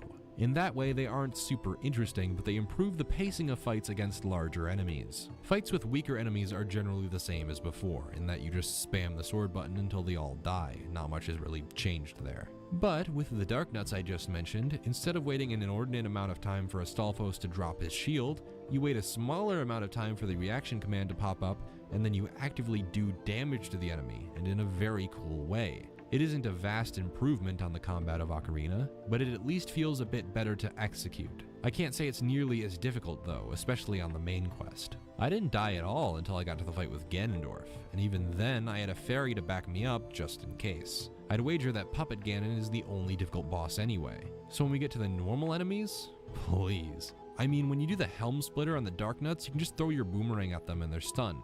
You just keep throwing the damn thing at them and then they die eventually. That's not really difficult, is it? It's when the game starts to throw multiple enemies at you that it becomes harder to manage. This is why the Savage Labyrinth is a genius idea. It scales very well, starting out fairly easy and ending with a fight against 4 Darknuts at the same time. Yeah, I know what you're thinking. Here we go again. Dark Souls 2 difficulty philosophy all over again, but I think it works better in the case of the Wind Waker. It's obviously not the ideal solution. The ideal solution would be to make each individual encounter more difficult, instead of plastering a bunch of easy encounters to overwhelm you. But it is worth noting that it creates a more difficult combat scenario than most others in 3D Zelda, and for that, at the very least, I can praise the game. Because the alternative just doesn't do it for me. Unfortunately, it isn't just the combat that's easy. Almost every dungeon is a cakewalk with the exception of the Wind Temple, which I'll discuss shortly. This might sound harsh, but the Wind Waker has the worst selection of dungeons compared to Majora's Mask and Ocarina of Time. Imagine the Shadow Temple is almost every dungeon in the Wind Waker. That's basically what you're in for here. It's an inverse of Majora's Mask in that regard, which had brilliant dungeons that brought back memories of the Water Temple. I don't really consider Forsaken Fortress to be the first dungeon, but it is worth noting that it's a fairly okay way to introduce you to some aspects of finding your way around a dungeon. It mirrors the Gerudo sections of the previous 2 games, and there's nothing all that offensive about it. Dragon Roost Cavern is the first official dungeon of the game, and it's not where I started to worry. Most first dungeons are fairly straightforward, and this one is no different. You start off looking for the way forward, but you can't use any of the doors or pathways except for one door across the bridge. So you travel there and follow the path. You throw some water onto the lava to create a platform, break some wood, find a small key, keep moving forward until you find yourself right back at the beginning again where there was previously a locked door. This is now your only new way forward, so you unlock the door and progress on the outside until you make it back inside, solve an easy block puzzle, get another small key, make it outside, unlock the locked door. Eventually on this linear path you get the grappling hook, and after you get it, you have a new path you can use to immediately find yourself back on the right path, and it allows you to see a line of grappling hook bars you couldn't use before to make your way to the big key. Getting the big key is the only time you ever are required to backtrack to even think about where you're going other than forward. Again, fairly typical of first dungeons in Zelda games, so I let it slide. But this problem, well, it isn't exclusive to Dragon Roost Cavern, not by any means. The Forbidden Woods follows the exact same formula. Go from room to room solving relatively easy puzzles, go the only path you can possibly go at any given moment until you make it to the end of the dungeon. I never got lost, and maybe that's because I know the game so well at this point, but looking at the layout of each dungeon, I highly doubt it would be very difficult for any Zelda fan to make their way through a Wind Waker dungeon with relatively little thought. The Tower of the Gods comes the closest to a complex dungeon, but only in its first section when you're on the King of Red Lions. When you enter, you have multiple options. You don't know where to go right away. Eventually, you figure out what you're supposed to do by exploring each room, which is a lot more compelling than being strung along a shiny path that only goes in a straight line. Unfortunately, the Tower of the Gods feels a bit like a funnel. It starts out pretty wide and narrows in the further you look. Once you get past the boat section, the dungeon is so linear it hurts. The real kick in the teeth is that paired with a similar dungeon layout as the previous two, it also has an opportunity where it could have let you tackle 3 challenges in any order you wanted, but forces you to tackle them in order for no conceivable reason. The choice wouldn't have made the dungeon any harder, but it would have given the dungeon the variety it sorely lacks. The game restricts another choice with the final 2 dungeons, the Wind and Earth Temples. It shows 2 objective markers on the map for both of them at the same time, implying that you can tackle them both at the same time. Indeed, you can even obtain the necessary items and songs to tackle the dungeons whenever you want. So you're just short of starting the Wind Temple, but you have no idea how to open it. Makar isn't where he should be, and if you're a first-time player, you won't have any idea where to go in the first place. The musical note indications that normally appear when Makar is in the waterfall are absent, so you'll likely find Medley first, and then complete the Earth Temple. The puzzling thing about all this is that even though you can fulfill every single fucking prerequisite for the Wind Temple, Makar will never appear until you beat the Earth Temple. Even though there are 2 objective markers on the map at the same time, and this game is supposed to celebrate non-linearity. If you're gonna do something like that, don't fucking lead me on. I don't understand why this couldn't have been the case, especially when in Ocarina of Time you could do several dungeons out of order if you wanted to. As I said, the Wind Temple is the only good dungeon on display. Although it isn't necessarily as complex as the Water Temple or the Great Bay Temple, I do think it's a pretty satisfying dungeon to navigate. While it starts off fairly linear, it eventually opens up, and you're in this huge circular room with a ton of doorways, none of which you know are the correct path. It's up to you to find a way to each doorway and figure out which ones you need to go through to progress and rescue Makar. It promotes a higher level of thought than any of the other dungeons, and I do admit I got lost once trying to find where I was supposed to go, which is usually the mark of a good Zelda dungeon. The puzzles themselves aren't horrible, but none of them are terribly engaging. An example of a good puzzle would be in the final room of the Earth Temple. You have this elaborate system of mirrors you have to maneuver to shine light to both podiums, so you can use Link and Medley to shine light at both sides of this sun head. It's a bit tricky to figure out at first and mostly relies on clever positioning on behalf of the player to move the mirror in the right locations. The somewhat decent puzzles are the simple to figure out ones that evolve as you make your way through. In Dragon Roost Cavern, you can use your sword to break a wooden wall at first, but then you need to use fire to burn it with a stick. Then you need to set fire to the stick, and then throw the burning stick across the room at the wood to burn it. In the Forbidden Woods, a similar evolution occurs with the plants that block doorways. You first learn you can throw nuts at them to break them. Then the concept is expanded when you have to bomb it. Then expanded further when you have to get a nut across a movable bridge, or out of the way of some vines. And expanded even further when you have to throw a bomb on a movable platform to a room below where a plant is blocking a chest you need to open. And this is also expanded further when you get the boomerang and can basically kill all of them. While none of these puzzles are particularly deep, the thematic through line it creates for the dungeon is what makes them slightly satisfying. Then we have the puzzles that don't play very well. In the Tower of the Gods, you're taught the command melody, which allows you to move some statues. There's never a point when doing this that promotes a higher level of thinking other than moving from point A to B more than once, because you need to get both this statue and Link over a pit. The solution is almost always to have Link stand on a switch and use the command melody, and once he's done, just get off the switch and get over himself the same way he got over before. Even when you have partners to control, it's almost never more interesting than make partner do this than have Link follow up in some way. It's honestly not all bad. There are some decent puzzles, and a lot of them actually revolve around a lot more platforming than you would expect. But none of them are amazing enough that they make up for the incredibly simple navigation of dungeons, and the boss fights only compound their repetitive nature. The first boss, as you've come to expect at this point, is a total pushover. The way you beat him is by grappling to Valu's tail, waiting for the boss to get the stone off his head, then immediately using Valu's tail again, rinse repeat until you fight the actual boss by targeting his eye, grappling it toward you, and hitting it with your sword. It's mind-blowing how little thought actually goes into this encounter. Grapple hook tail, grapple hook eye, that's about as complex as it gets. The next boss you fight with your boomerang, and not much is different here. I appreciate that you have to avoid the tentacles while you're managing the boomerang targets, but outside of that, the boss is piss easy. Especially if you have the forest spring water, I hear. Then we have Mr. Rehash Bongo Bongo, and the only real difference here is that you need to throw bombs into his mouth after you've shot arrows at him. The Wind Waker handles its lock-on much better than Ocarina though, so it's a better fight overall. The game now takes priority to lock on rather than recenter the camera, so there are really no more issues with it outside of targeting the wrong target, which is just an inherent problem when there are too many enemies on screen at once. I can't conceive a fix for that. The most interesting boss outside of the final one is the Demon Bird under the control of Ganondorf. He's not too hard, but I like the section in the beginning where you have to escape the rising water because it adds some much needed tension. I just wish it was actually a difficult portion. When you actually get to the fight though, it's a lot of waiting around to smash his beak with the skull hammer.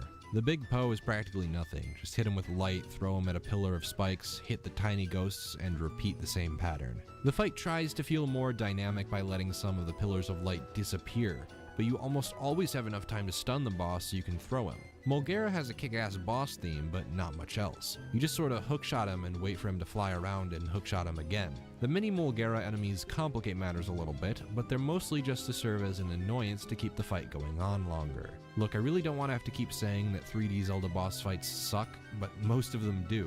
They're almost always reliant on easy pattern recognition and a bunch of waiting around, and I'm not a big fan of that. Puppet Ganon is a good example of a Zelda boss done right because of one unique aspect. The boss requires good timing. In every phase of the boss, you have to time your arrow shot correctly to land on Puppet Ganon's tail. In his final form, this is pretty damn difficult. He shoots around the room in circles, and it's really hard to gauge where he's gonna end up next. Timing my shot with the bow is more engaging than any other 3D Zelda boss combined. Plus, there are some unique elements to the fight, like having to look down at the water reflection to figure out where the spider form will land so you can get behind him and shoot him. The actual Ganondorf fight has an amazing backdrop of water rushing down from the sky at the top of a tower. It's really beautiful. And the two blades Ganondorf uses titillates my sword-loving soul. But in terms of being a difficult boss, you tell me. You just sort of wait around for Zelda to shoot light arrows at him so that you can hit him. You end up having to reflect one of them off your shield and then do a reaction command to finish him off. Not the best of ways to end off the game, but it's a bit better than the finale of Ocarina. Ganondorf gets some development, the scenery is so much cooler, Puppet Ganon is actually hard, and while the final form of Ganondorf isn't that hard, neither really was Monster Ganon from Ocarina, or Mr. Energy Tennis for that matter. Plus, the music for the final fight is epic, and I love the tension buildup when you're slowly ascending the tower with your grappling hook in pure silence. That said, the boss rush thing before you fight him isn't very interesting. It seems like it's going for the same thing Majora's Mask and Ocarina were, but those two were actually challenging and didn't make you fight horrible bosses over again. Look, I know I sound extremely negative, but there's no other way I can look at it all and just ignore how it's a blatant step down from its predecessors. I do prefer Ocarina of Time over the Wind Waker, and that might shock a lot of people, but I think I've figured out the best way to explain why this isn't a good 3D Zelda sequel. Some of you might be shocked to know that I still love the Wind Waker with all of my heart. How could I? I just put it on blast for the last hour. I don't know how long this video is going to be, I'm just scripting it. My point, I played it when I was a kid as my first Zelda game. I happen to believe the Wind Waker is the best Zelda to start with if you're somehow unfamiliar with the games. It's easier, more kid-friendly, the presentation in general is gorgeous, and for the newcomer to Zelda, it's a fairly straightforward journey to the end of the game. There's nothing super cryptic like feeding a fish to Jabu Jabu or something. It's just a straight, pure 3D Zelda. The dungeons are easy, but for a newcomer to Zelda, they would probably prove a challenge. The reason why this game resonated so much with my younger self was because it was so simple and easy to get into.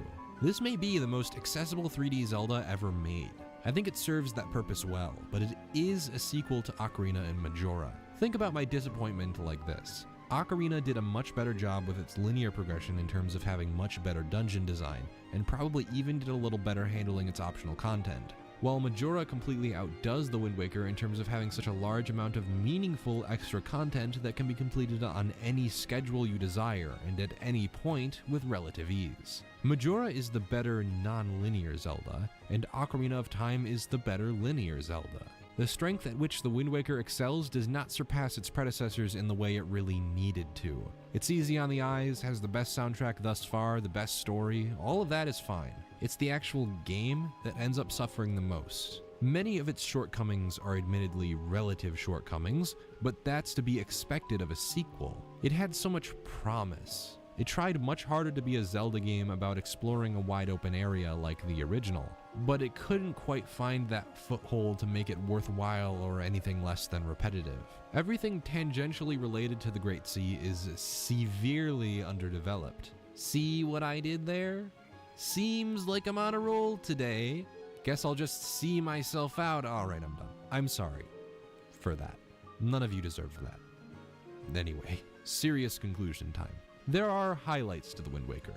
I would by no means say it's a bad or even average game. It's a good game. It's a decent Zelda game, but it's a step in the wrong direction as a sequel. What The Wind Waker proves more than anything is that even though a non-linear philosophy seems tailor-made for Zelda on paper, the execution of that philosophy is what ultimately matters most. In that sense, The Wind Waker is incredibly half-baked. Next, we're tackling Twilight Princess, yet another tonal shift, and the first Zelda game to debut on two consoles, the GameCube and the Wii.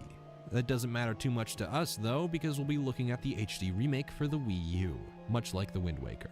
Join me then, if you will. In regards to the video at hand, I hope you agree with me, but if you don't, feel free to leave a comment below. I have a feeling a lot of you will disagree with me about this one. I'm always willing to have a discussion about anything. All you have to do is ask. If you liked the video, feel free to give it a thumbs up, and if you didn't like it, feel free to give it a thumbs down. All I ask is that you tell me why you liked or didn't like it so I can take that feedback and improve myself, my content, and my channel. Thank you for watching. My name is Ben King K, and I certainly hope you have some well-deserved fun today.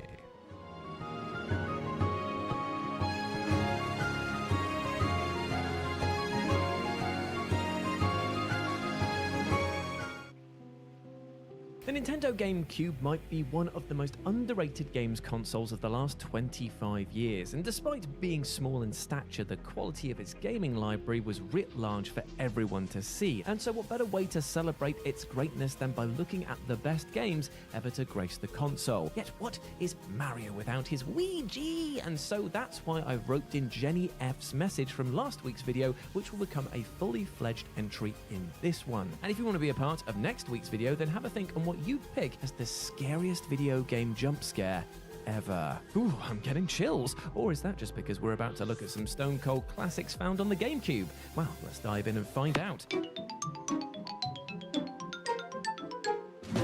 Number 10, Eternal Darkness: Sanity's Requiem. Eternal Darkness is arguably one of the most criminally underappreciated video games ever made. A horror-tinged action-adventure game which broke new ground with its approach to tearing down the fourth wall all the way back in 2002. Its millennia-spanning narrative is intriguing enough, but what takes Eternal Darkness to the next level is its highly innovative Nintendo-patented sanity effects, audio-visual hallucinations intended to confuse and bewilder players. These range from protagonist Alexandra randomly changing size to the walls bleeding out of nowhere, meta flourishes like your TV volume appearing to turn itself down, and the game pretending to reset your GameCube. The effects did a fantastic job of throwing players off balance and keeping them locked in a constant state of unease throughout its entire 15-hour experience. That Eternal Darkness didn't sell well enough to get a sequel, well, leaves us all much poorer. Number 9, Metal Gear Solid: The Twin Snakes. Now, remaking a game as hallowed as Metal Gear Solid is basically a thankless task, especially barely 5 years after its initial release, which even in our remake-happy present seems totally ridiculous. But The Twin Snakes is a special case. Produced by Eternal Darkness devs Silicon Knights, The Twin Snakes offered up a visually lavish upgrade of Hideo Kojima's OG masterpiece while having almost the entire voice cast re-record their lines. But best of all, it implemented numerous quality-of-life gameplay upgrades from Metal Gear Solid 2: Sons of Liberty, such as improved AI and the inclusion of a first-person perspective. Though not everybody loved the Matrix and inspired new cutscenes directed by Japanese filmmaking legend Ryuhei Kitamura, and many felt that the first-person camera made the game too easy for its own good, this is still one of the most impressive glow-up remakes in gaming history. It doesn't erase or definitively improve upon the original in every respect, but as a bonkers, ambitious remix,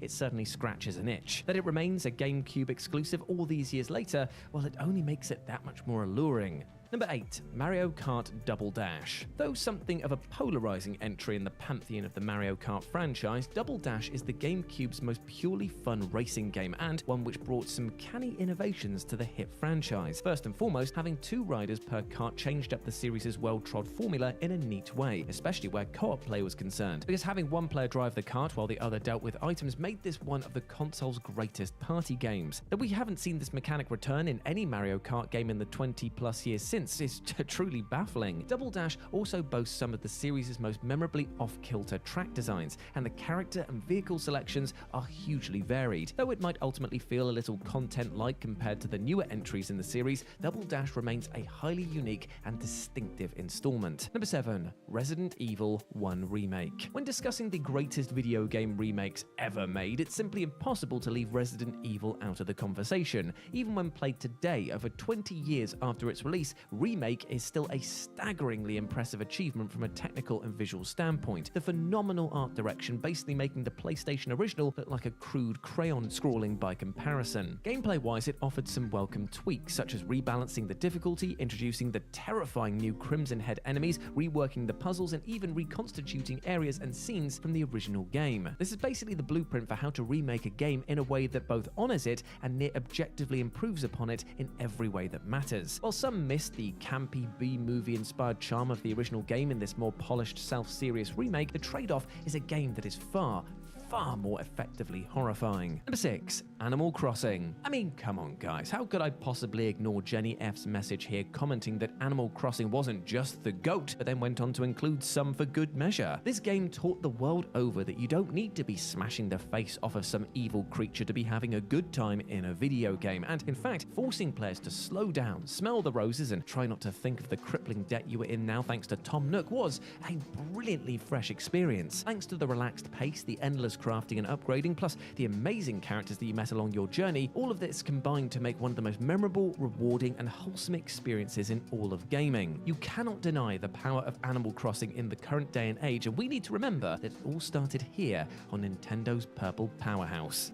Number 5. The Legend of Zelda Twilight Princess. There are certainly those who feel that The Legend of Zelda Twilight Princess was an overcorrection to the polarizing response to the Wind Waker's cel-shaded visuals, but it nevertheless delivered on the promise of a dark and gritty Zelda game. From its deliberate, some might say slow introduction through to its mesmerizing dungeons and the brilliant ability to transform Link into a wolf, Twilight Princess is far from the safe rebuke to the Wind Waker that some like to characterize it as. Forgive the slight awkwardness of the game being braced between 2 generations, releasing both on the GameCube and Wii simultaneously, and this is a rich, bold offering that deserves special commendation for delivering arguably the series' best ever sidekick in the form of Midna. Twilight Princess remains something of a divisive Zelda game among the fandom, but as a farewell to the GameCube era of Zelda games, it is an absolute corker.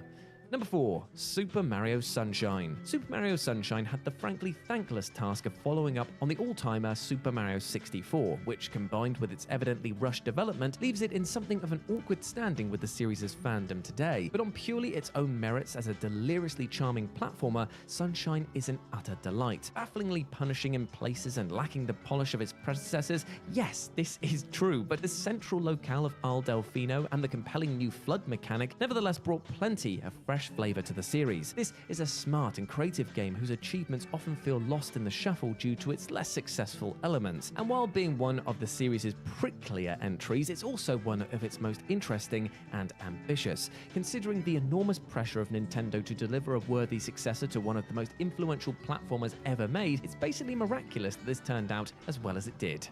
Number 3. Super Smash Bros. Melee. The GameCube's party game to rule them all, Super Smash Bros. Melee is embedded in the minds of millions of gamers for the many long nights that it had them playing with their friends in their formative years. So it's little surprise then that it was the GameCube's biggest selling game ever. More than just about any other game on the console, save perhaps for Mario Kart, Smash Bros. Was something basically anybody could pick up and have fun with. Such is the genius of its easy to play, difficult to master gameplay. If the N64's original game was an exceptional first first effort, Melee improved upon it in basically every conceivable way. It felt snappier, deeper, more responsive, more intuitive, and better balanced. Until Ultimate came along on the Switch, this was the definitive Smash game and remains a vaunted fave amongst the competitive scene for a good reason, because it's almost as fun to watch as it is to play. Number 2, The Legend of Zelda: The Wind Waker. For anyone who was actively following video games in 2002, it was basically impossible to ignore the controversy surrounding The Legend of Zelda: Wind Waker, whose unexpected cel-shaded aesthetic rubbed a lot of players the wrong way. And while this kid-friendly art style ultimately led The Wind Waker to post disappointing sales, prompting Nintendo to make a more grounded pivot for Twilight Princess as we've discussed, time has thankfully been incredibly kind to this game. The visuals are eye-wateringly beautiful, the seaside setting further differentiates it from its franchise brethren, and the dungeon design is outstanding, and well, that music is incredible. For anyone craving a break from the earthier aesthetic tones of the Zelda games either side of it, and a reminder that gamers can be a terribly closed-minded bunch prone to being proven wrong by history. And number 1, Metroid Prime. And finally, there is no two ways about it. Metroid Prime absolutely frickin' rips, and it is the definitive GameCube game in my opinion. The Metroid series' 8-year hiatus finally ended with this bold reinvention of the iconic IP, which was the first to feature 3D graphics and a first-person perspective. To call these swings a resounding success is quite the understatement, as Metroid Prime is a masterpiece of level design and atmosphere that serves as one of the most brilliantly radical reinventions of any dormant IP in the medium's history. To take exploration and first-person shooter mechanics and meld them together so seamlessly was virtually unheard of in 2002, and yet Retro Studios made it feel like it was the most natural marriage imaginable. While the pre-release skepticism surrounding Prime's release absolutely made sense within the context, there were few, if any, doubters once the game hit storefronts. It proved beyond any doubt that shooters didn't need to be generic brainless blasting galleries, they could aspire to be genuinely thoughtful and envelope-pushing. And there we go, my friends, those were the 10 greatest GameCube games ever made. I hope that you enjoyed that, and let me know what you thought about it down in the comments section below. And if you want to be part of next week's video, have a think about what you pick as the scariest video game jump scare ever. Ooh. Yeah, let me know down below. And if you want to follow me on the social medias, I'm over on AX and Instagram, where it's @RetroJ, but the O is a 0. Hope to see you over there, my friends, and I hope you're treating yourself well. But until then, as always, I've been Jules. You have been awesome. Never forget that, my friend. I'll speak to you soon. Bye.